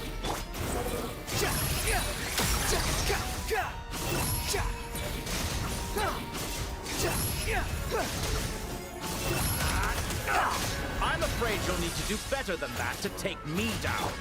I expected you to have grown stronger. Ah, how foolish of me. I forgot that you lack a need to increase your power. You will pay for everything you've done! Oh, will I now?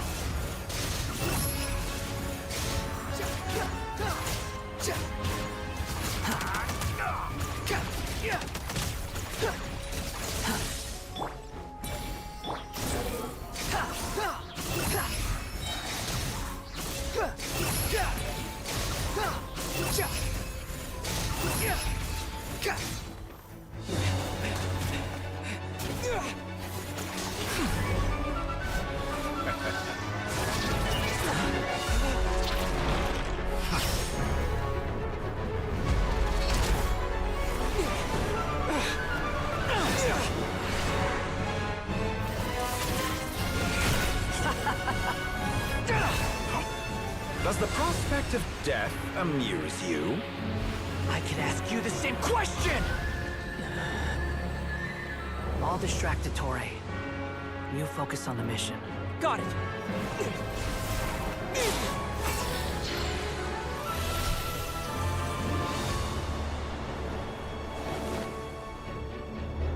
For the hopes and dreams of the masses. Open the secret door on this enchanting night. May wisdom's light eradicate ignorance and darkness, and hereby fulfill our ancient vow. Commence data extraction.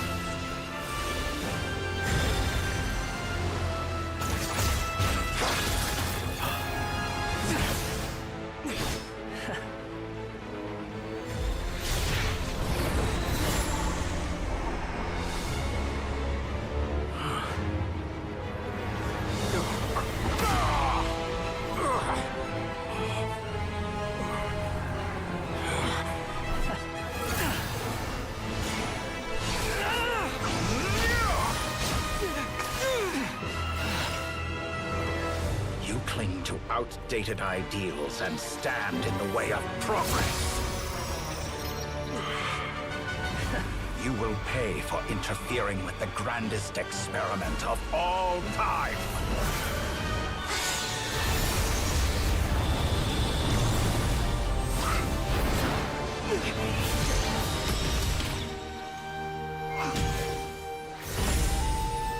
Oh shit. Good timing. Dottore, as clever as you are, you fail to understand wisdom. Wisdom takes many forms, but the path you have chosen eschews them all. Huh.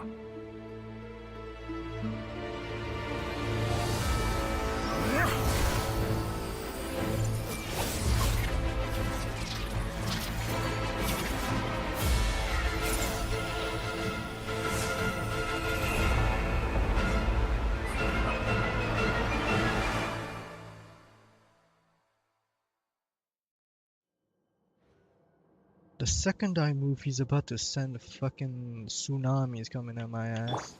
I see everything. My strength is fading. Since we're within Ermin's it stands to reason that any power you wield comes from it. for extracting the information from Irminsul, just to strip me of my power. I will find his weakness.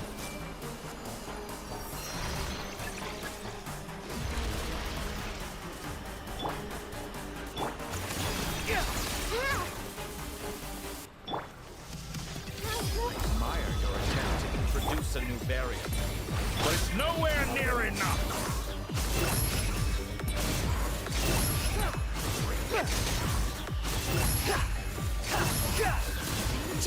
Know your place.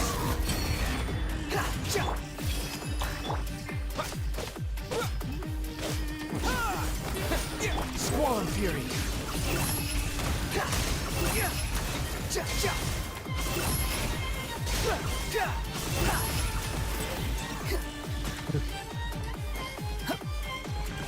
Let's try this.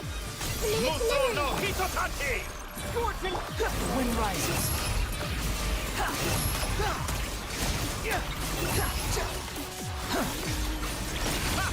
You won't destroy. He's so close. Just hold on a little longer. I'll hold him up. Traveler, Hat Guy, the rest is up to you. We certainly have a knack for surprising each other, don't we?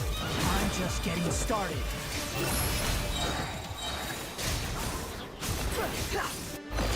It's time.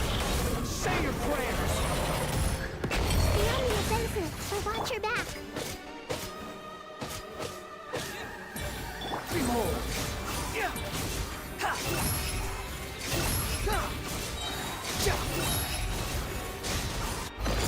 It's time. Say your prayers. Oh no, Hitotati! Squall and Fury.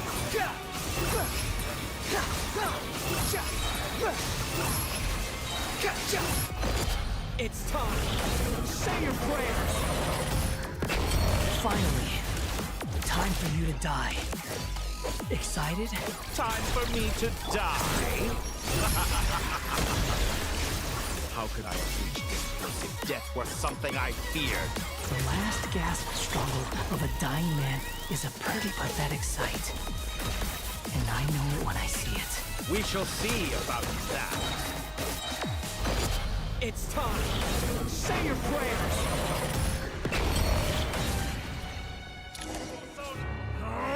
That's enough!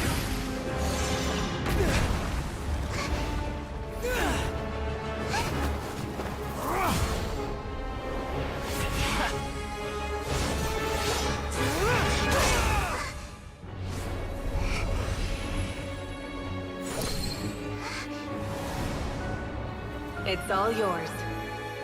Do with it as you see fit.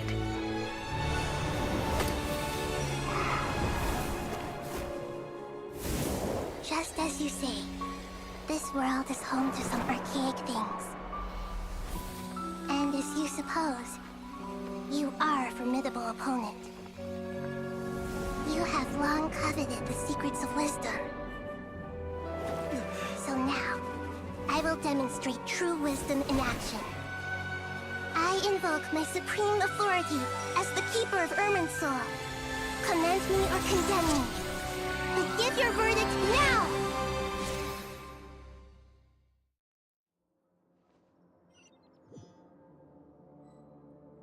Blessed One of Wisdom, Mahakosaladhama. Oh shit. Are you certain that you wish to exercise your authority to destroy Irminsul?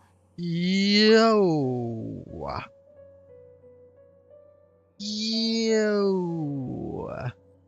We get direct communication with Istarath, Renova, and fuck, I almost said Nibelang, but fucking Rhine daughter. It represents both your roots and your finest accomplishments. You truly intend to abandon the very thing you have always fought for? This is my decision.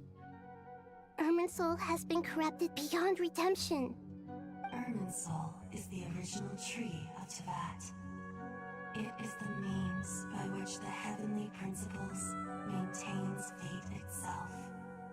The 7 Archons should honor and revere it, for their authority was bestowed upon them by the heavenly principles.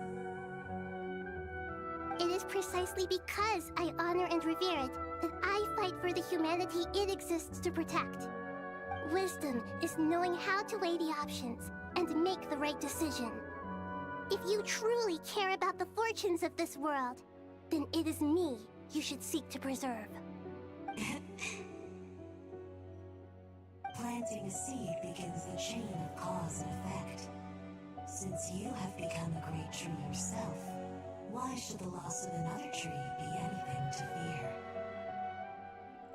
Till we meet again, Lord of Dendro.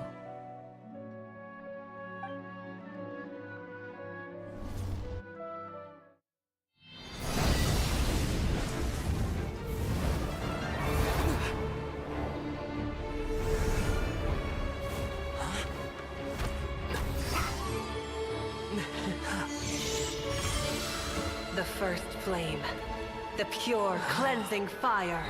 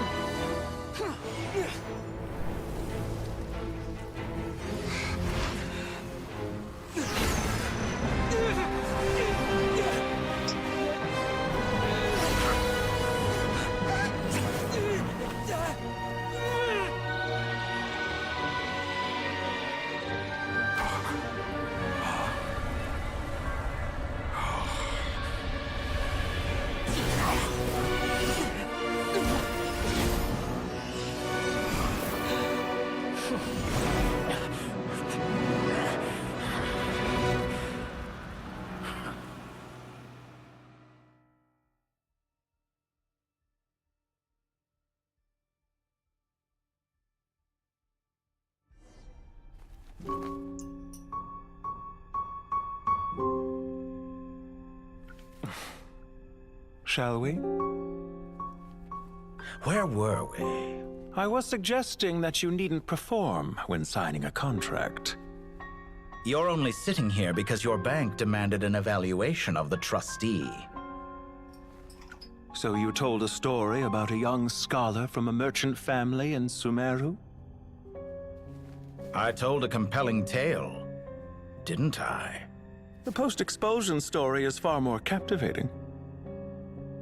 The human experiments or the elixir of immortality? The part where you die. Ah, yes. My favorite part.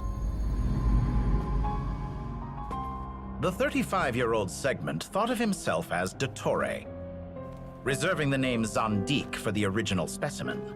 Of all the Segments, he was the most selfish. After his expulsion, Dottore searched for a new direction. He joined the Fatui, studied Elazar in great depth, secured resources. He was rather fortunate in his career. Zandik turned to Conrian technology and successfully created his segments. But this was not immortality. Even with backup segments, his body would still age. Still, thanks to Snezhnaya, Zandik found the ideal base for his experiments. Then a perfect partnership materialized at a crucial moment. The year that both parties realized they needed more time. Fortunately, Zandik succeeded. In a miraculous turn of events, he gained the extra time he needed. I seem to recall it differently.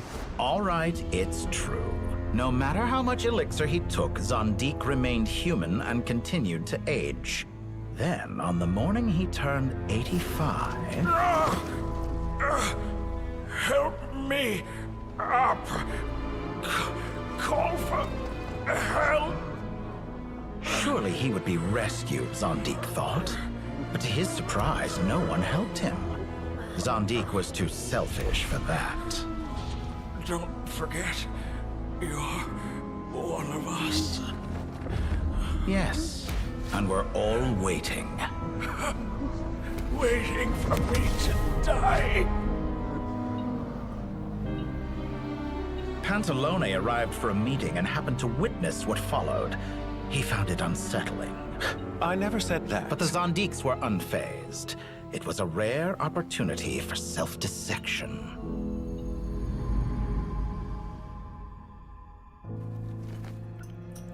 What does all that have to do with you depositing your data at Northland Bank?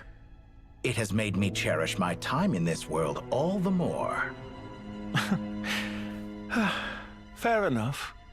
So you do have a sense of self-preservation.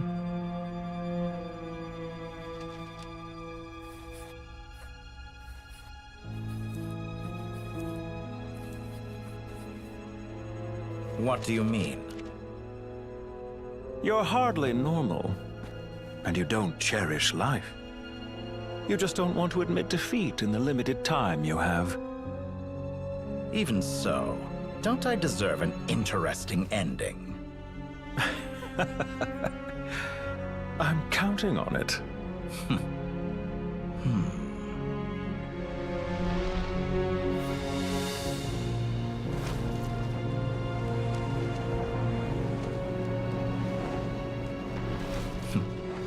If nothing else, I expect my funeral will be a grand affair indeed.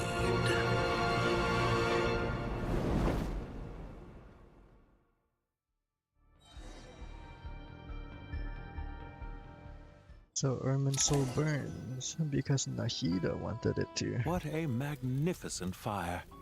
In Snezhnaya, we light fires to ward off the cold. Fire, it seems, is antithetical to ideas such as cold, frozen, and unchanging.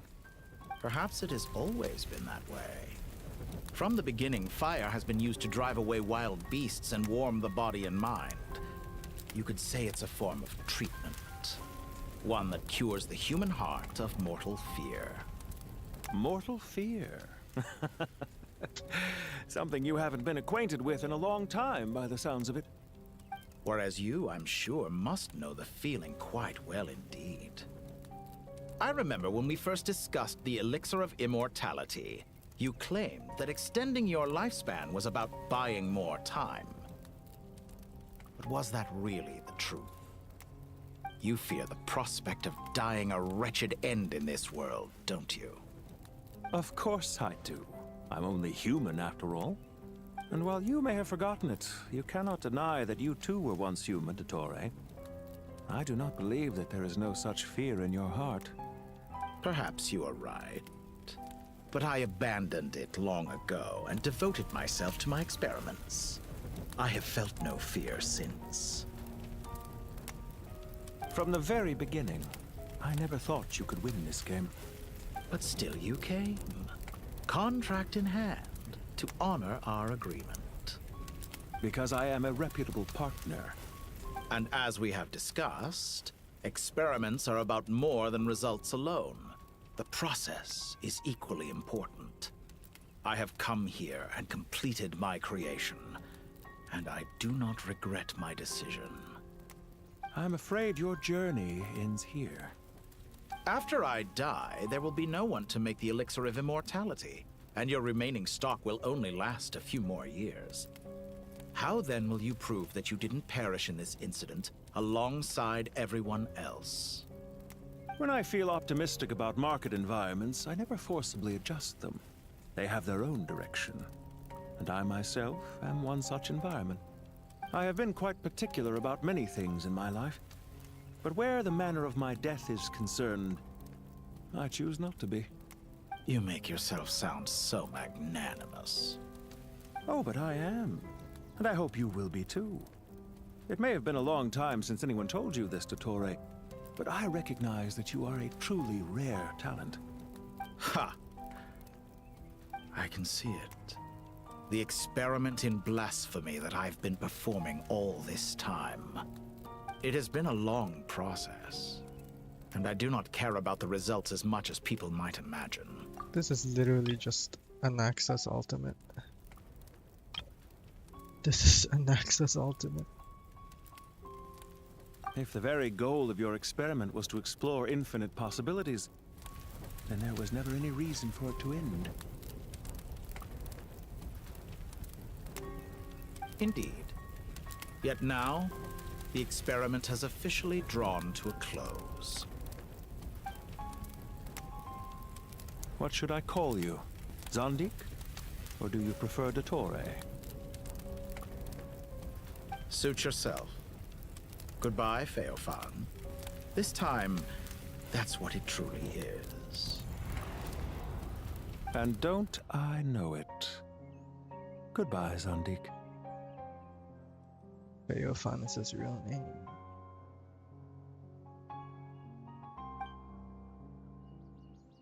I could have carried out many more experiments, but to me, Lord of Dendro, this outcome is certainly not the worst. I believe you. But unfortunately, this is where it all ends for you. This experiment does not belong to you, nor do any of the results. Experiment?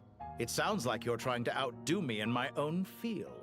Wisdom is conveying information in terms that people can clearly understand. You know exactly what I mean. Indeed. I can see no further outcomes. Ha. You have a formidable mind, and you are braver than I thought. Setting fire to the very thing your survival depends on. Your previous threat was empty, but this time, it is real. When necessary, wisdom can be as fierce as an inferno. Some of the flames that incinerate you come from within yourself. Perhaps you are right. You see what lies at the bottom of the human heart, and that is your wisdom. Here is where your journey comes to an end. All that is yet unknown belongs to those of us who will carry on living. It seems I have unwittingly been your arch-enemy all along. But now, it's all over. I do not deny your intelligence. But what you refer to as experiments, I would never describe in those terms. They are events that take place in the real world, and they are so much more than mere data. Goodbye. We will never meet again.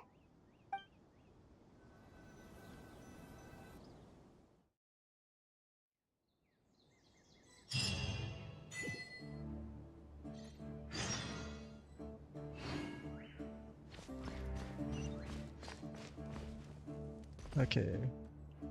That should be like almost the end.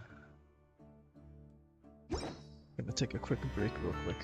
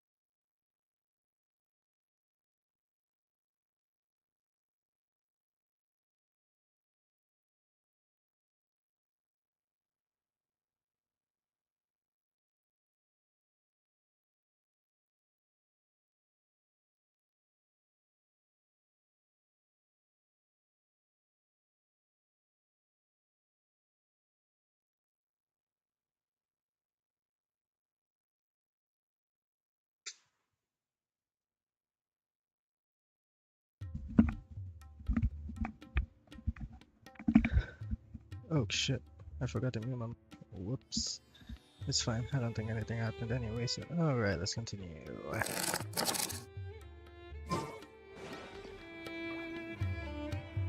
Well, that's the last of them. Everyone on the list is already back where they should be. It was a long, hard road, but we finally finished escorting everyone back. I just pray that we'll never need to leave again. I hope we can stay here forever in this peaceful paradise of our own choosing. Paradise. In the annals of the Temple of Silence, that word carries great significance. It represents the hopes and desires of the gods. Their longing for a place to rest. I wouldn't think gods need such a place. People always think they're the only ones who can lose their homes. They forget that gods too need a place to reside. As the Goat King once said, "A god without his people shall cease to exist." Gods need their believers every bit as much as their believers need them.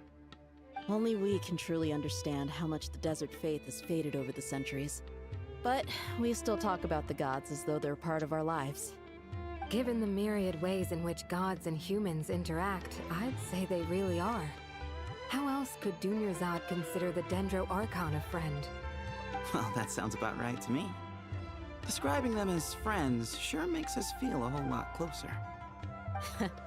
If you told me a few years back that I'd have this many friends, I'd have called you a liar. Belief is a choice, just like friendship. We've made our choices through battle. The right ones, wouldn't you say? I'll be heading back to the Temple of Silence. I heard the Goat King and the Ibis King decided to pay us a visit. How about you? It's back to Aru Village for us. Still plenty of supplies to distribute and people to help. Until next time, old friend. As long as you can find the time, you're always welcome to visit us in Aru Village. Right back at you. Make sure to drop by the Temple of Silence the next time you're free. Where it is that two of the other 7 pillars, Shezepank and Bennu, might also be dropping by. Since you're wearing the symbols of their power, it'd only be fitting if you came to see them for yourselves. Dropping by? That makes it sound like they're visiting a neighbor's home.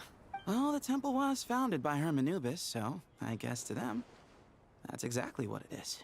Guess that's true. All right. We'll make sure to find time to stop by. Stay safe on your journey home. I will.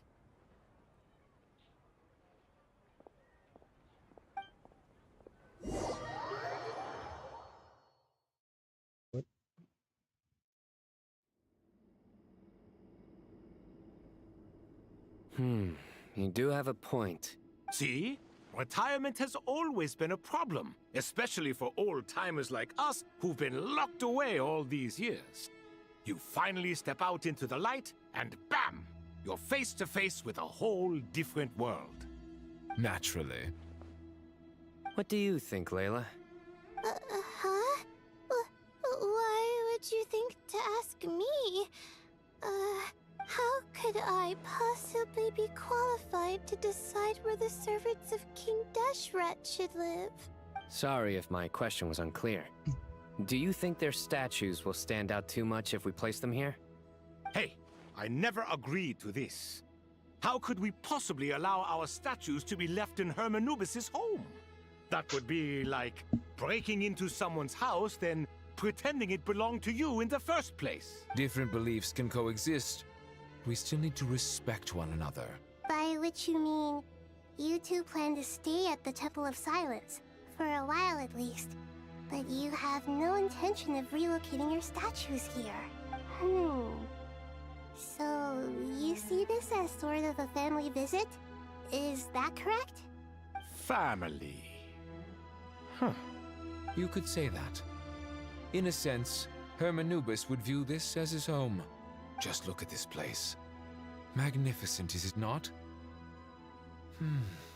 The sad truth is, in the past, all 3 of us invested so much into misguided ventures. We failed to build what we should have, and wasted so much time instead. And what do you mean by that? I mean that for the most part, time spent associating with the likes of Sobek, and, let's say, Thoth, might reasonably be considered wasted. Why does that not surprise me? Go on. Anyway, given how much time we'll all be spending together, I'd say that the bonds we built will end up proving to have been a sound investment. Once Sethos, the current leader of the Temple of Silence, returns, you can discuss the matter of staying here with him. But judging by the expressions of everyone here, I imagine you'll receive a very warm welcome. This sacred ground houses untold knowledge, after all. What better place for the servants of King Deshret to appear in the mortal world? How about we share a meal together first? I imagine it's been many years since you last tasted fresh food. Oh, that sounds wonderful! After so many hundreds of years, I can only surmise that desert cuisine has become a lot more varied. Are we having a get-together? If you'd like, I can help prepare some food. After all, Lord Thoth, you helped me so much in the desert, and I still haven't properly thanked you. Oh, my, that would be wonderful. I'm touched that you still remember. How the times have changed. To the people of today, it seems the Ibis King has become a kind and passionate god. And you, Mr. Herreshoff? What kind of god do you wish to be? To be honest, I haven't given it much thought. How about you, Dendro Archon? Do you have any hopes for your future? Me? I'm very happy with my current life. Forgive my bluntness, but you do not seem to derive your authority from majesty and might, like Lord Al-Ahmar. Clearly your approach has its advantages, but also its dangers, don't you think? I do, but projecting a majestic front doesn't really suit me. Besides, my relationship with others isn't simply one of a god and her people. Not putting on airs might earn you more adoration. Exactly. Besides, I really like parties where everyone brings their own food, and we all come together to share. You should join us. I'm sure you'll find it fun. Last time when we got together for a picnic near the Avidia Forest, it was quite the occasion. Seeing as you're already here, how about we hold the next one in the desert? Can we do that? Wouldn't Tainari have to transport a ton of drinking water? Don't worry, I can help out. Layla, would you like to join us next time? Me? Sure.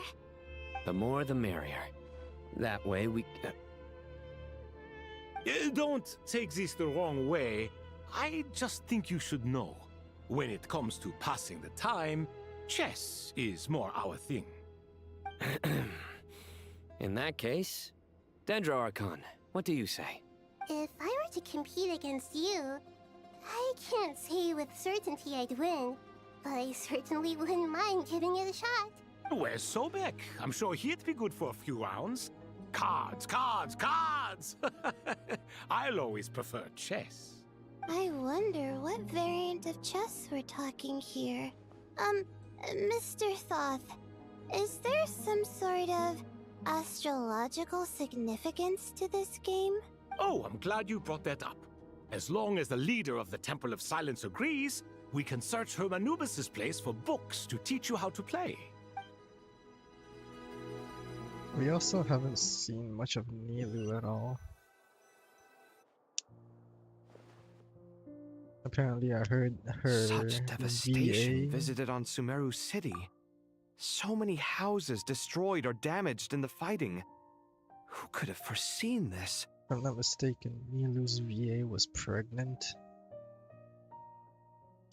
And it affected her vocal cords a lot. So which is why she sounded really weird when she had that like few lines of dialogue earlier in the quest. Like in the beginning. And which is also why we basically never saw her afterwards. She basically just appeared in that one short moment and disappeared forever. Look at all of this. It's going to take me forever to tidy up. I suppose living below the academia doesn't always work out to your advantage. I would have thought a little appreciation of my sincerity and effort in helping to clean up this mess might be in order. Helping? Effort? This is your house! Of course you should be putting in the effort! If anything, I'm the one who's helping. So you see yourself as just a helper in this situation. I must admit, I'm rather shocked.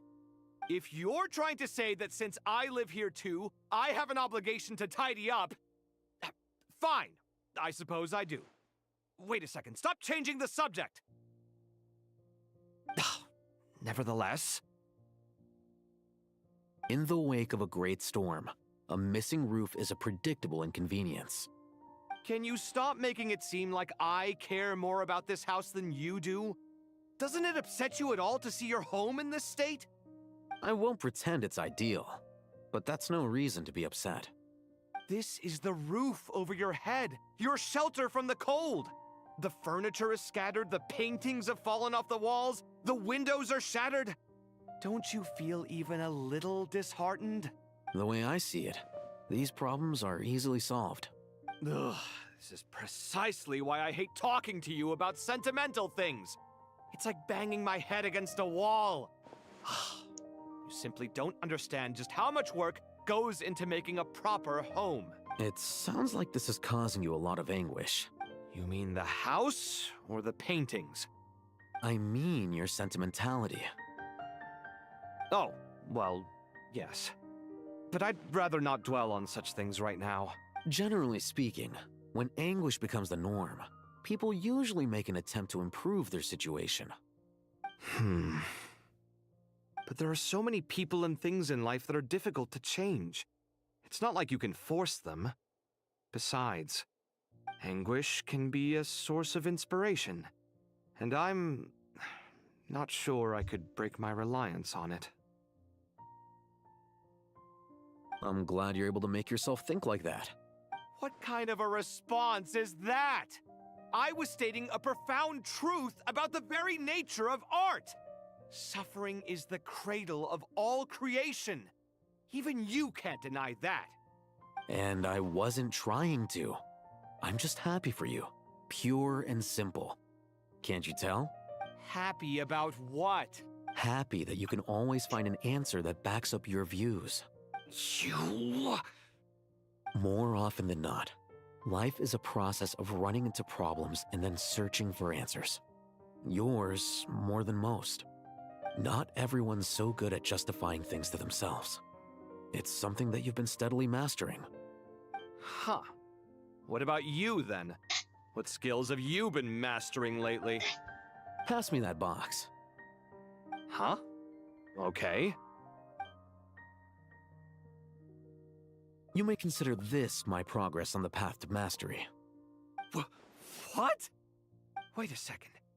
Isn't that box mine? Hey, it is!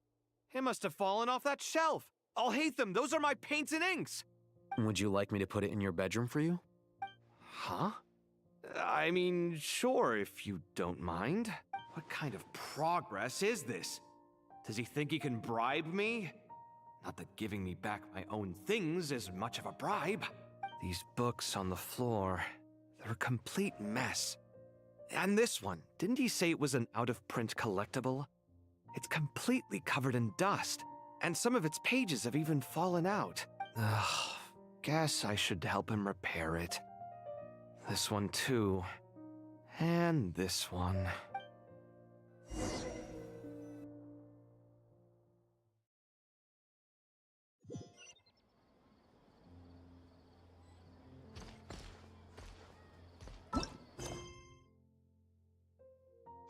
What is the objective just called? Dory and Nefertalk.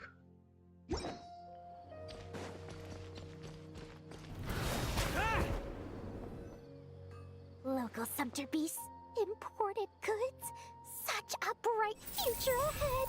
I can picture the Mora just rolling in. You do realize you sound like a choking cow? It's called being imposing. Can't you feel it? Are you not Intimidated? Oh, I'm positively shaking in my sandals. What commands do you have for me, oh mighty Lord Sangamabe? You've got a lot of nerve, Nefer. You went and told Candace and the others everything, didn't you?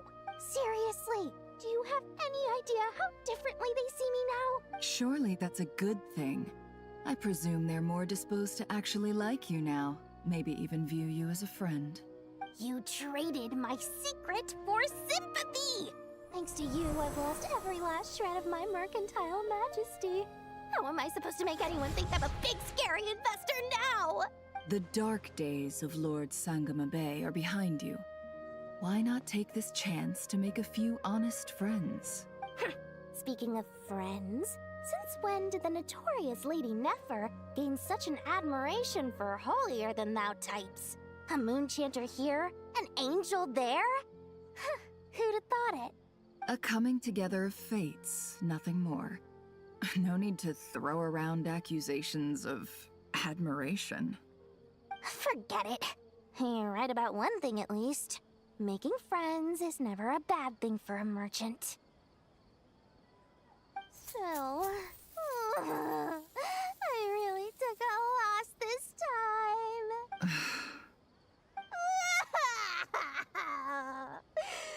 What are you looking at? I'm trying to see if you're really crying or if those are just crocodile tears. A little birdie told me that when Lord Sangamabe makes money, the tears flow from the center of her eyes. But when she loses it, they flow from the corners. Which is it this time? You are so annoying. I'm not talking to you anymore. Nefer, thank goodness you're here. I've been looking everywhere for you. Huh? Well. If it isn't the House of Dana's very own librarian. What can I offer you today, Miss Katayun? Oh, no. I'm not here to buy. I'm here to bring Lady Nefer a book, and a fascinating one at that. We agreed to meet at the entrance to the mausoleum of King Deshret. One more thing. I bought this copy with my own money. It's not borrowed. Reasoning knows not time of day, but suspense always follows a blizzard. That's quite the mouthful. Huh? Isn't that the one that... It was all the rage for a while. People throughout the city were clamoring to get their hands on a copy. The names inside were all circled. Everyone thought it was a riddle. Don't bring up that book in my presence. I don't even want to hear its name. That thing was nothing but a scam! Surprisingly enough, I've actually heard of this book, though it doesn't seem of much consequence. So, what truth lies behind it? You're from the Vahumana and you're asking me what the truth is? I'd say the actual truth was about the least important part of the whole episode. I brought you this book because it probably has the most interesting backstory of any in the House of Dana's collection, at least in recent years. As for its quality, well, you can judge that for yourself. Don't tell me it's actually any good. You may not know this, Lord Sangamabe, but Lady Nefer has a fondness for books with... how should I put this? Mixed reviews? No eye for good literature, huh? Perhaps she feels that bad books hide interesting secrets? But I shouldn't put words in her mouth.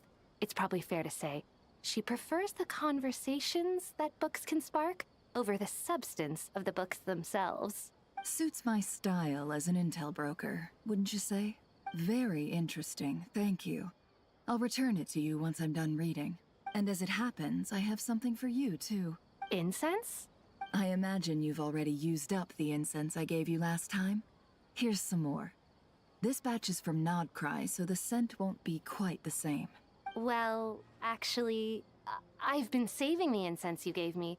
I couldn't bring myself to waste it without a special occasion. But I'll gladly accept this, too. And I promise I'll use it this time. Katayun, you haven't changed a bit.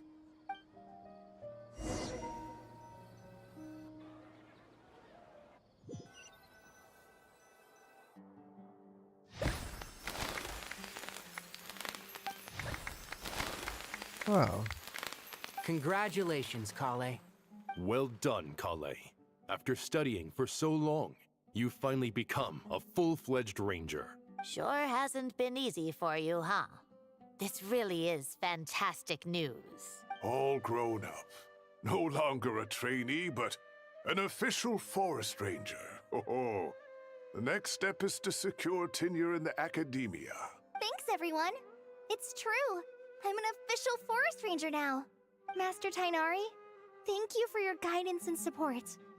I wish Mr. Sino were here so I could thank him too. Sino had a matter to attend to at the Temple of Silence. I don't imagine he'll be back for some time.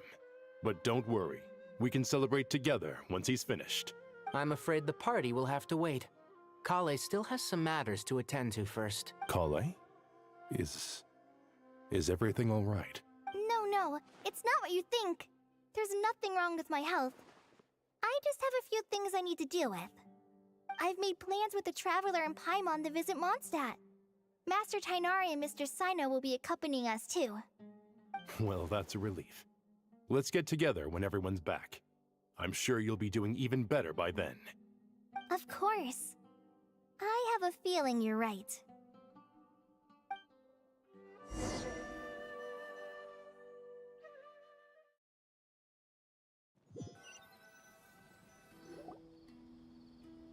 A few days later. After all that catching up on sleep and food, Paimon's feeling full of vim and vigor again.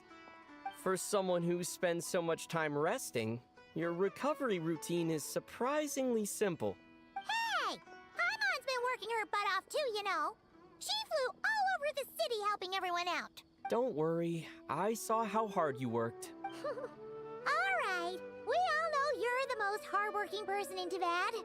As long as you're rested and full, that's what really matters. Paimon's been looking around the place, and it seems like the city's already on the mend. But Paimon's been wondering how Nahida's doing. We should check in on her.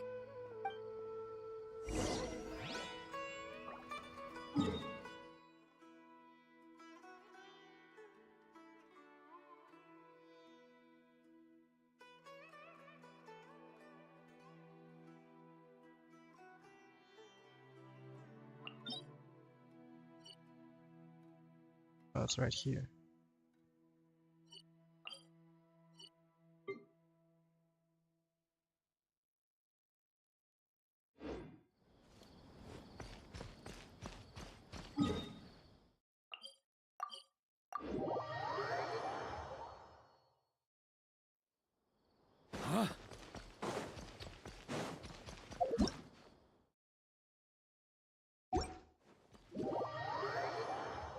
What?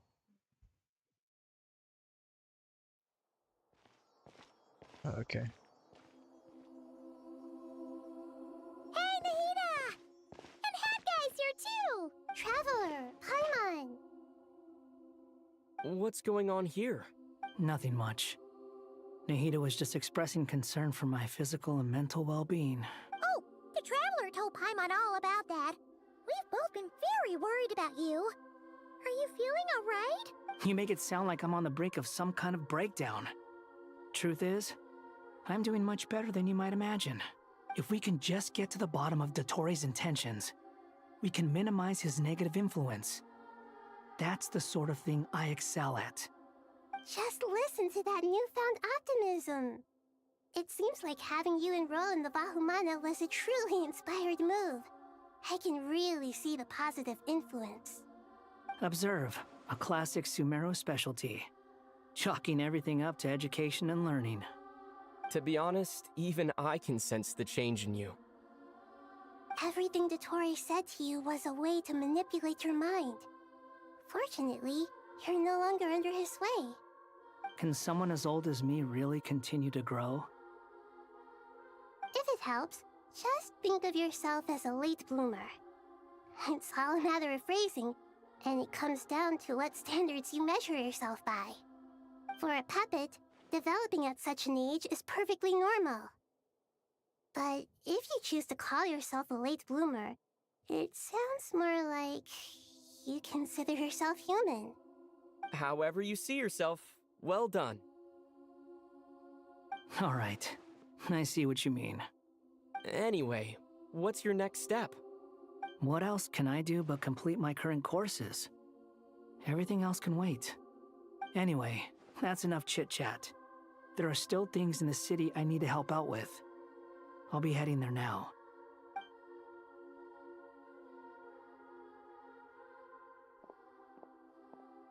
I'm so happy that Hat Guy is doing better than we thought. But what about you, Nahida? How are you holding up? The pyronosis burned down the corrupted Irminsul. The flames blazed for 7 days and 7 nights before they finally subsided. All that was left were the parts underground. Now, Aru shoulders the responsibilities that once belonged to Irminsul. The situation was contained before it got out of hand, so Tevat's most vital information has largely been preserved. Irminsul has a strong influence over you, doesn't it? How will you cope now that it's gone?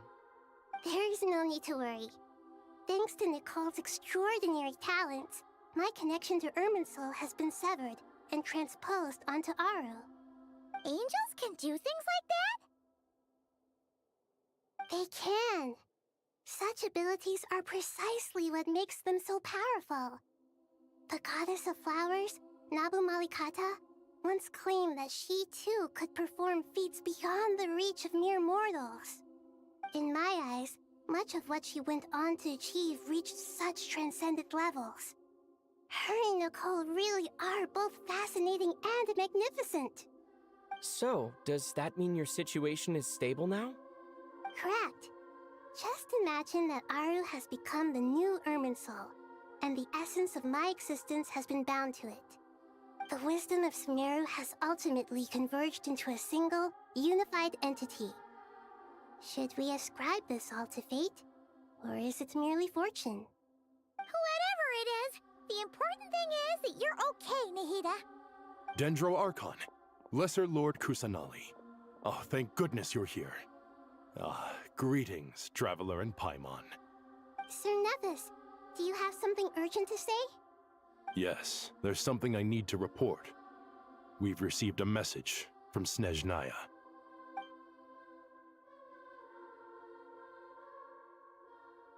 Yo. The Fatui Harbinger, the Rooster, sends us his sympathies, along with all the usual pleasantries. His stance is that, following the unrest and Nod Cry, Dottore was subjected to internal censure. This madness was the act of a rogue element, one who cannot be seen to represent the Zapoliarni Palace. No less than can be expected. Snezhnaya paid a heavy price working to stop him. They even lost one of their own harbingers. The letter goes on to say that even so, Snezhnaya cannot claim to be blameless. Apparently, they will deal with Dottore's subordinates in accordance with Snezhnayan law, holding all those involved in his crimes accountable. Additionally, they are supplying relief funds and supplies, which are already en route. They hope this will aid in Sumeru's reconstruction. Sounds like he's got an answer for everything. True, but as diplomatic rhetoric goes, it's highly effective. Completely watertight, both in logic and sentiment. This disaster has had a profound impact on Sumeru. There is much that I will keep in my heart. The matter of Dottore can be seen as settled for now. We are sure to cross paths again in the future, and in that light, Snezhnaya would do well to uphold their responsibilities and keep a tight rein over their actions. With Irminsul burned, the flow of fate now carries many more possibilities. I will be watching carefully.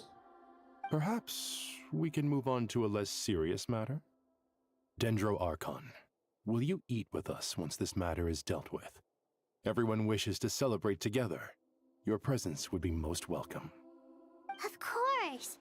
Junior Zod, Sino, and Hypatia all told me the same thing. If there isn't enough room for everyone, we can arrange back-to-back feasts. What a wonderful idea. That just leaves the question of what we should eat. Not more tomatoes, surely. More? Dendro Archon, what do you mean by more tomatoes? Those good friends of yours are always talking about tomatoes. Sometimes when I'm walking through the city, I can even hear them arguing in the fields. Since you see them so often, you must hear about tomatoes even more than I do. Tomatoes. Tomatoes. The word has a certain magic to it. Like the autumn fur of a sumpter beast swirling in the wind, sometimes flying up my nose. Tomatoes. What can we make with tomatoes? Wait, why tomatoes?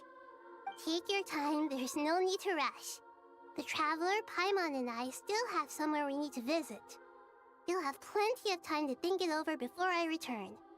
Does this mean you're going to Natlan? Meet them there in person. It will require a long journey. I know. But this is necessary. I must go myself. Traveler, Paimon, we'll set off as soon as you're ready. Is that all right? Sure. We'll be ready whenever you are. You'll hear no objections from Paimon. We should grab some snacks along the way, though. It'll be just like going on a long holiday. Wonderful. I'm looking forward to this so much. Going on a party. We're going to a party, not on a party. The fuck? Natlan is such a lively place. What the fuck? It's super cheerful and positive, too. I can see that. There are people outside exercising at all hours. Such a healthy way of life. You came. Welcome, welcome. You must be hungry from your journey. Would you like something to eat?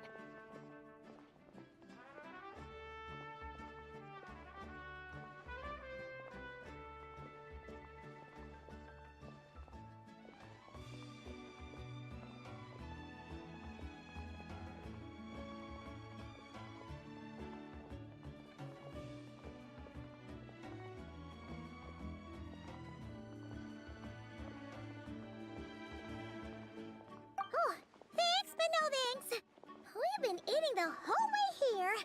We had a mushroom platter, Zab's meat stew, butter braised chicken, hot sour pudding. Paimon's positively stuffed. All right, all right. No need for all that detail. I'm starting to get hungry myself. Maybe later then. We can wait till everyone's got an appetite. Then I'll head out for a meal together. Sounds like a plan. Let's find somewhere to sit down.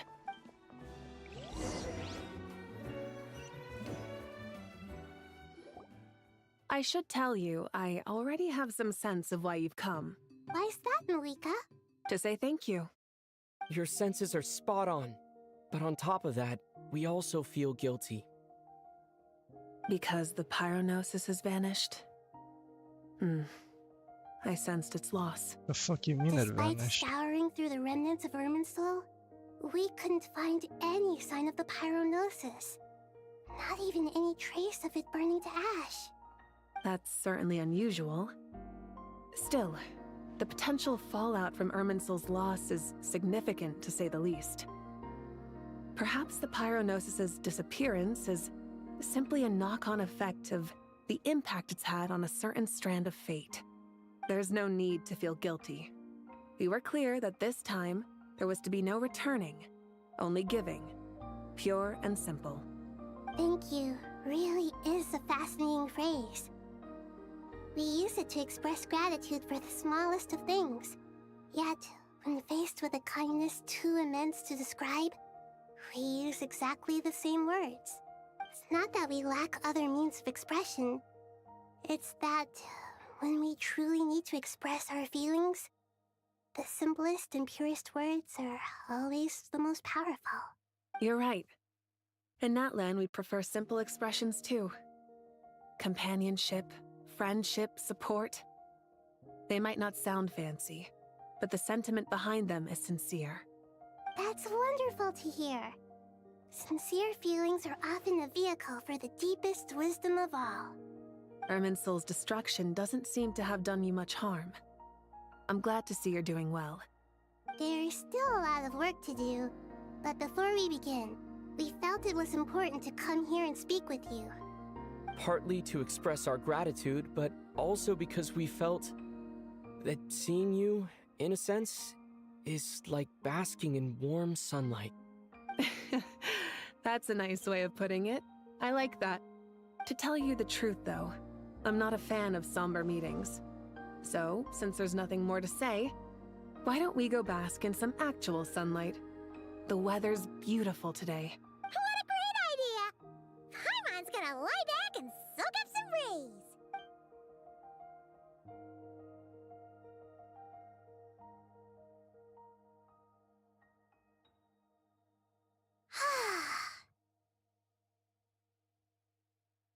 In that case, I think I'll lie down for a bit too before we head to our next stop. And where might that be? Mondstadt. Paimon and I are gonna head back there with Kale and the gang. Long ago, I sensed that the god remains inside Kali had come from the goddess of flowers, but I kept it a secret. Those remains weren't hurting Kali, not as she is now. They simply exist. Besides, I could sense a deep yearning within her. A yearning for an ordinary life. A yearning to hold on to the hard-won happiness she now enjoys. With someone like her, I have a responsibility to keep her secret. She should be ready to face the truth by now. Whenever people meet, there is always the potential to create warmth and kindness. Every child grows up. But even as adults, they are still children in the eyes of certain people. Oh, just like how Paimon sometimes sees Nahida as a little kid. Is that so? Well, anyone who's friends with a kid is probably a kid themselves. Of course! And there's nothing wrong with that. When we get back, we'll actually be hanging out with another of our friends who happens to be a kid. Or more like looking after, in her case. Anyway, we'll always be there to watch out for our friends. Dear Sucrose, when you receive this letter, I'll probably be as busy as always. But busy with wonderful things. That's because I'm no longer a trainee. I'm now an official forest ranger. Impressive, right? Sino said that official rangers sound much tougher than trainees. Though he did say it was already pretty tough to start out with. You probably heard that something big happened in Sumeru recently. Don't worry, it's all been taken care of. We're heading to Mondstadt soon, so if you're free, maybe we could meet up? Plus, it's not just me. A few of us are going. Hey, do you still remember that time we all got together? You know, when we all went to the Windbloom Festival? It'll be just like that.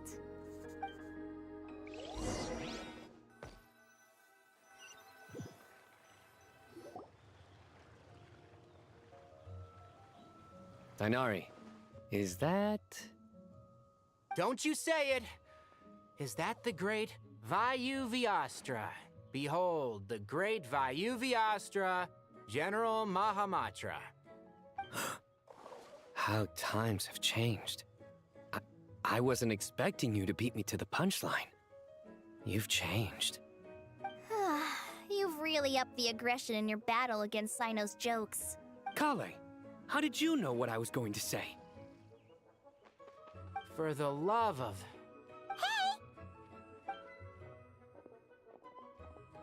Traveler! Paimon, you're right on time! I hope we haven't kept you waiting. Kale! Sucrose! It's been so long! How have you been? I've been well. Everything's going great. What about you? Are you still busy? Not at the moment. Oh, right! That juicer you gave us works amazing! Farzan loves it! Seriously? That's wonderful. I don't suppose you drew up a detailed test report. Oh, what fruits did you use? How was the texture of the final product? Sucrose, you might want to try asking your questions one at a time. Albedo! Paimon didn't see you there! It's been a while since all of us were together like this. How about we follow the same plan as last time? Good idea, my friend. You never disappoint. So, what are your identities this time? Don't remind him. First things first.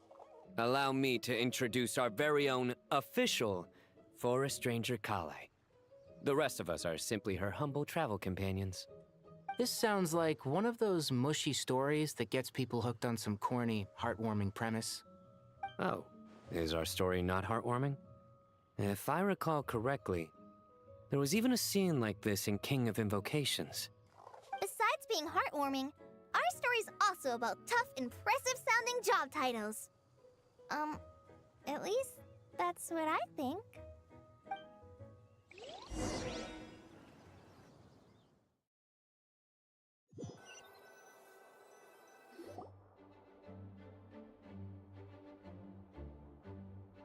Oh, you're here already? I'm still giving Dodiko a little trim. I won't be a moment. A trim? Does Dodoko need haircuts too? Of course. It's important to know how to take loving care of the apples of your eye. All of these trivial matters get left to me. It's because I'm an angel, and angels are, in a way, the guardians of all Teyvat. Oh, right! Wow, that's definitely an impressive-sounding job title. What are you writing? I'm just brainstorming some cool-sounding lines. Oh, write them on these card backs.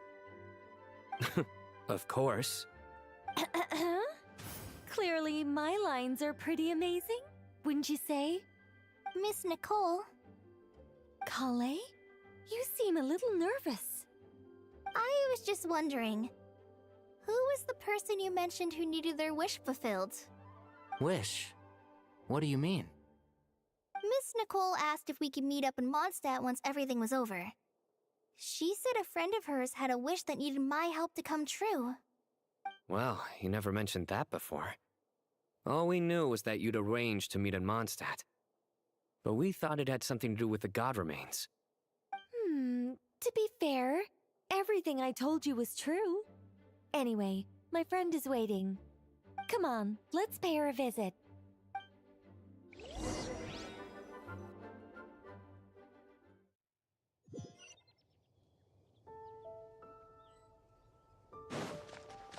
On me.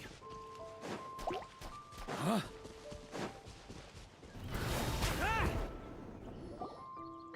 Huh? You're... Surprised? I bet you weren't expecting to meet a woman like me beneath this beautiful tree in a faraway land. An oasis will spring from the place where a djinn resides. That saying falls somewhat flat here in Mondstadt, given that everywhere is already so lush and green. Lilupar, what are you doing here? I made friends with Miss Nicole. I asked her to bring me here and then invite Kale to come. The prologue to this story is that I have a wish. It has stirred within my heart for centuries, millennia even.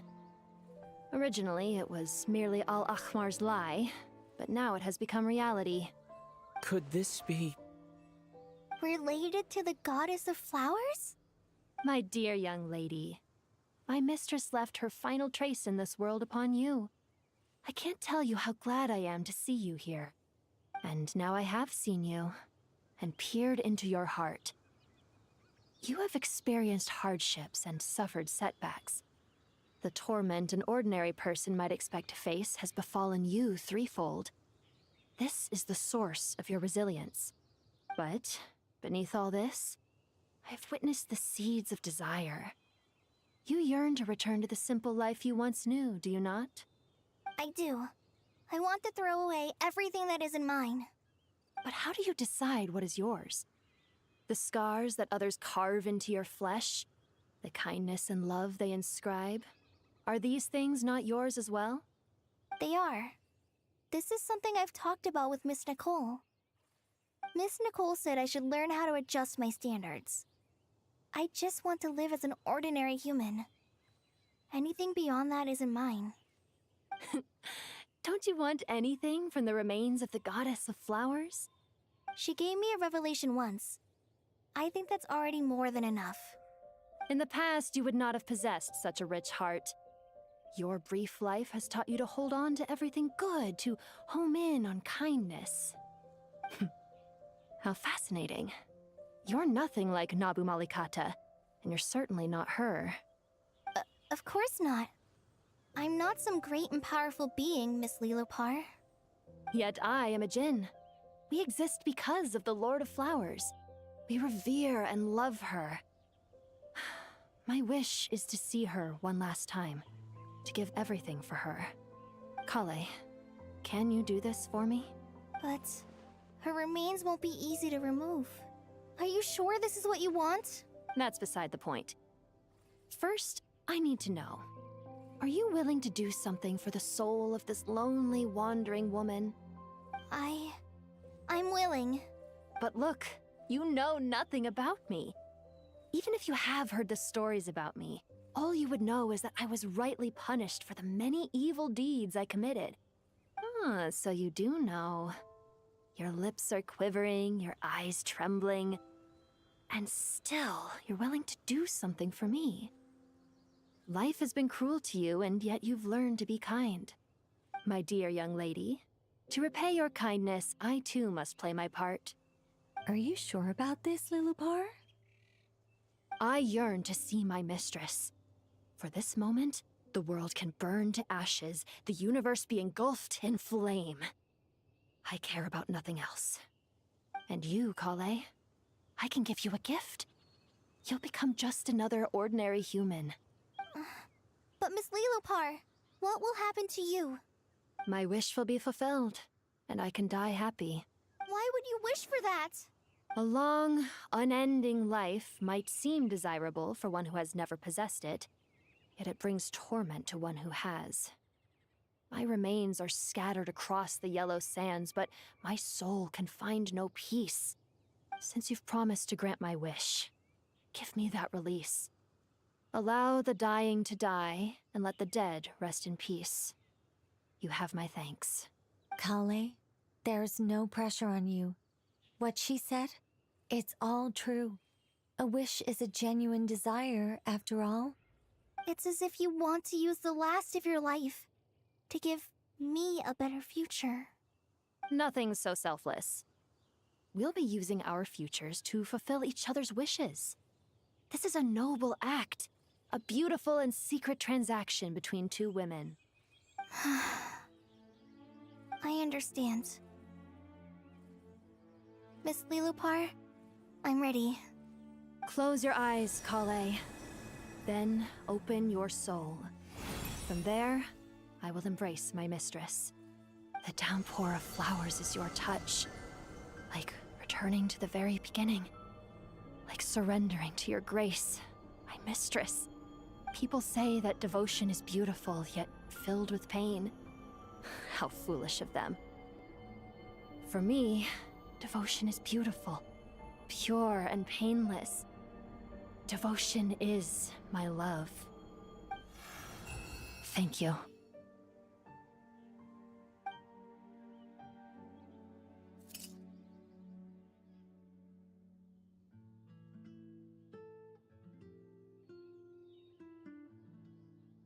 Lilopar! Just like that. She disappeared? She left, carrying the blessing of flowers. Kale, are you alright? I'm fine. Now that the remains are gone, I don't actually feel any different at all.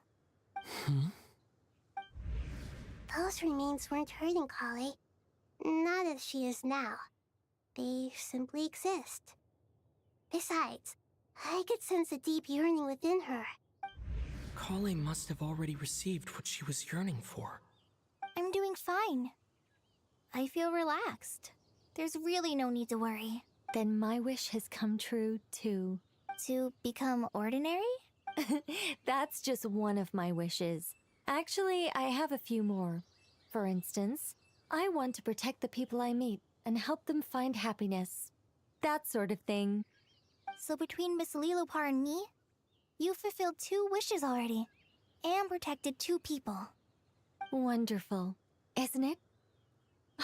I feel so fantastically happy. I guess that settles things here. So what's next? What do you want to do when we get back to town? Clay, look who I've brought to see you. Hey, Kale! I heard you guys were holding some kind of secret event. How come you started without me? Huh? Oh no, it's nothing like that. We were just saying goodbye to an old friend. Really? Who? Me. The old me. So that's what this is all about. Did you come all the way to Mondstadt for that? Because we knew the old you so we could witness the change? Exactly. The old me is gone. I puffed her into the air, and she became a fluffy pink cloud, floating into the sky, before disappearing forever. Do you think, maybe up in the sky, she has friends waiting for her with test tubes, flasks, and bows? Oh, when you put it like that, it doesn't sound so bad after all. What do you think, Miss Nicole? I think maybe that's right.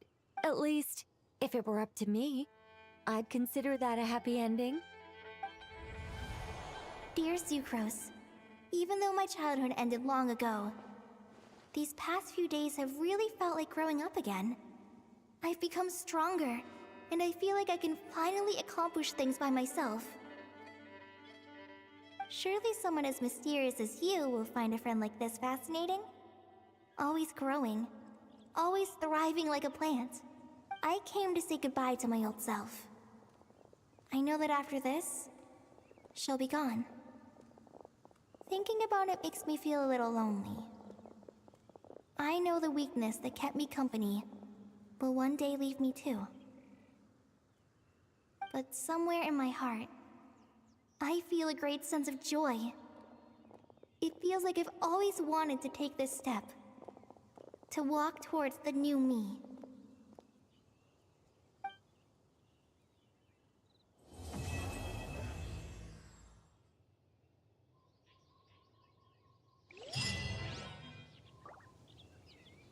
And there it is. The last chapter of the Sumeru quest line ends in Mondstadt.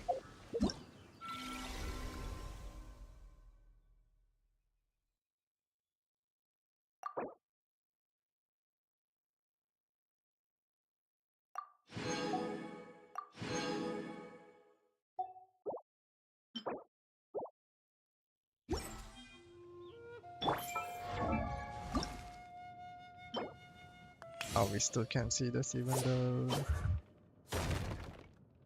though Erman's soul burned, we still can't read that.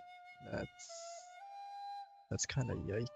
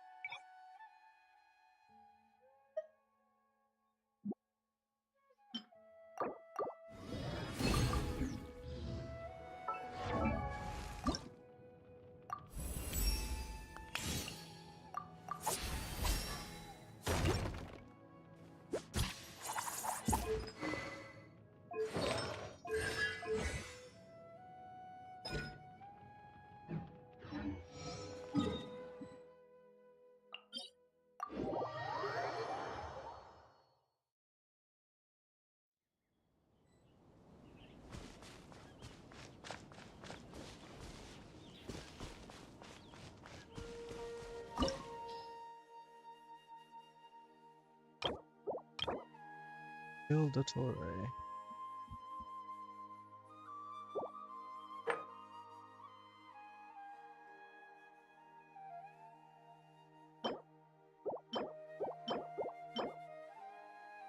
Counterfeit resin.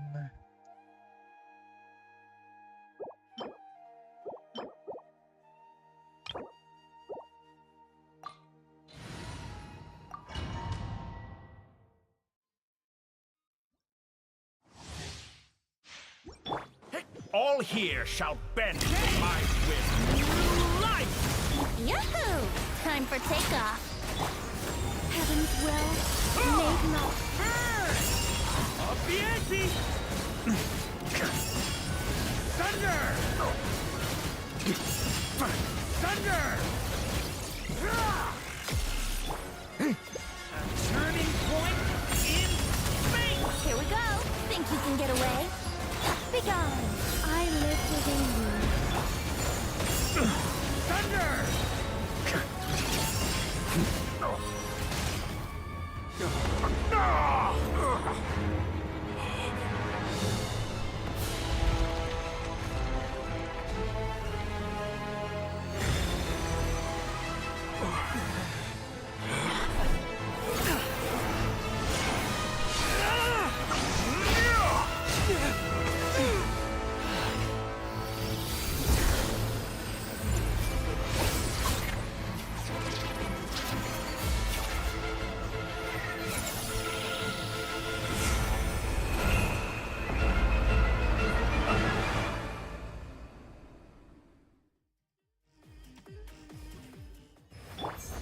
Get back! Change! New life! Snatch it from my Time for grasp! takeoff. You won't distract me this time!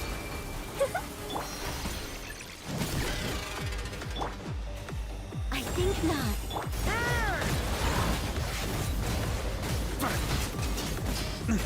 Thunder! Up the ante! Up there! The story has only just. Think you can get away? Be gone. Our little secret. Up the ante!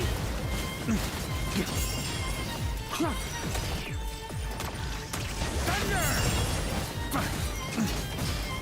Thunder! New world that I've longed for.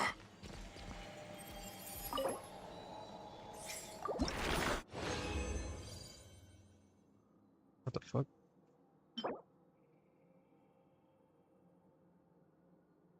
Quest item. Suspected to be a resinous concretion exuded from our missiles. The hell?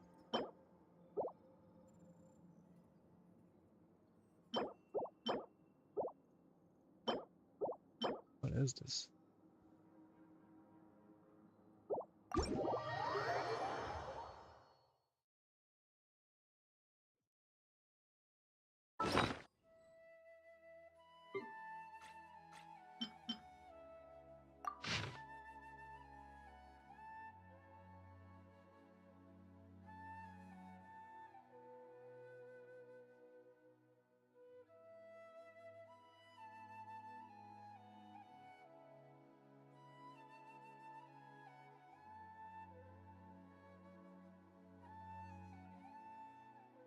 Interesting.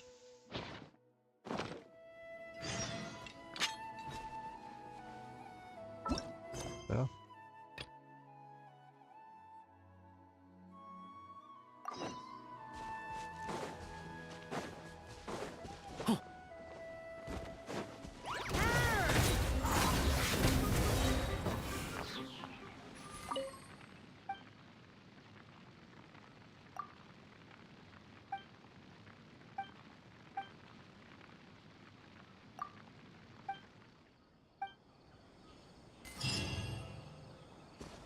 That was a random occurrence, okay.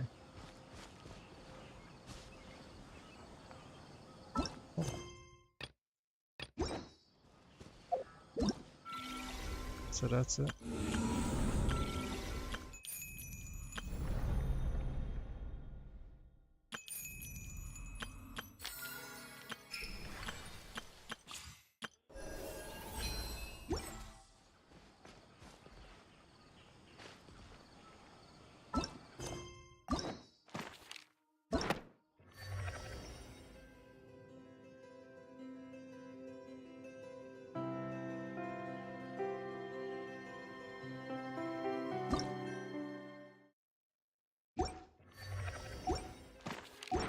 Absolute cinema. Alright. I think that's it.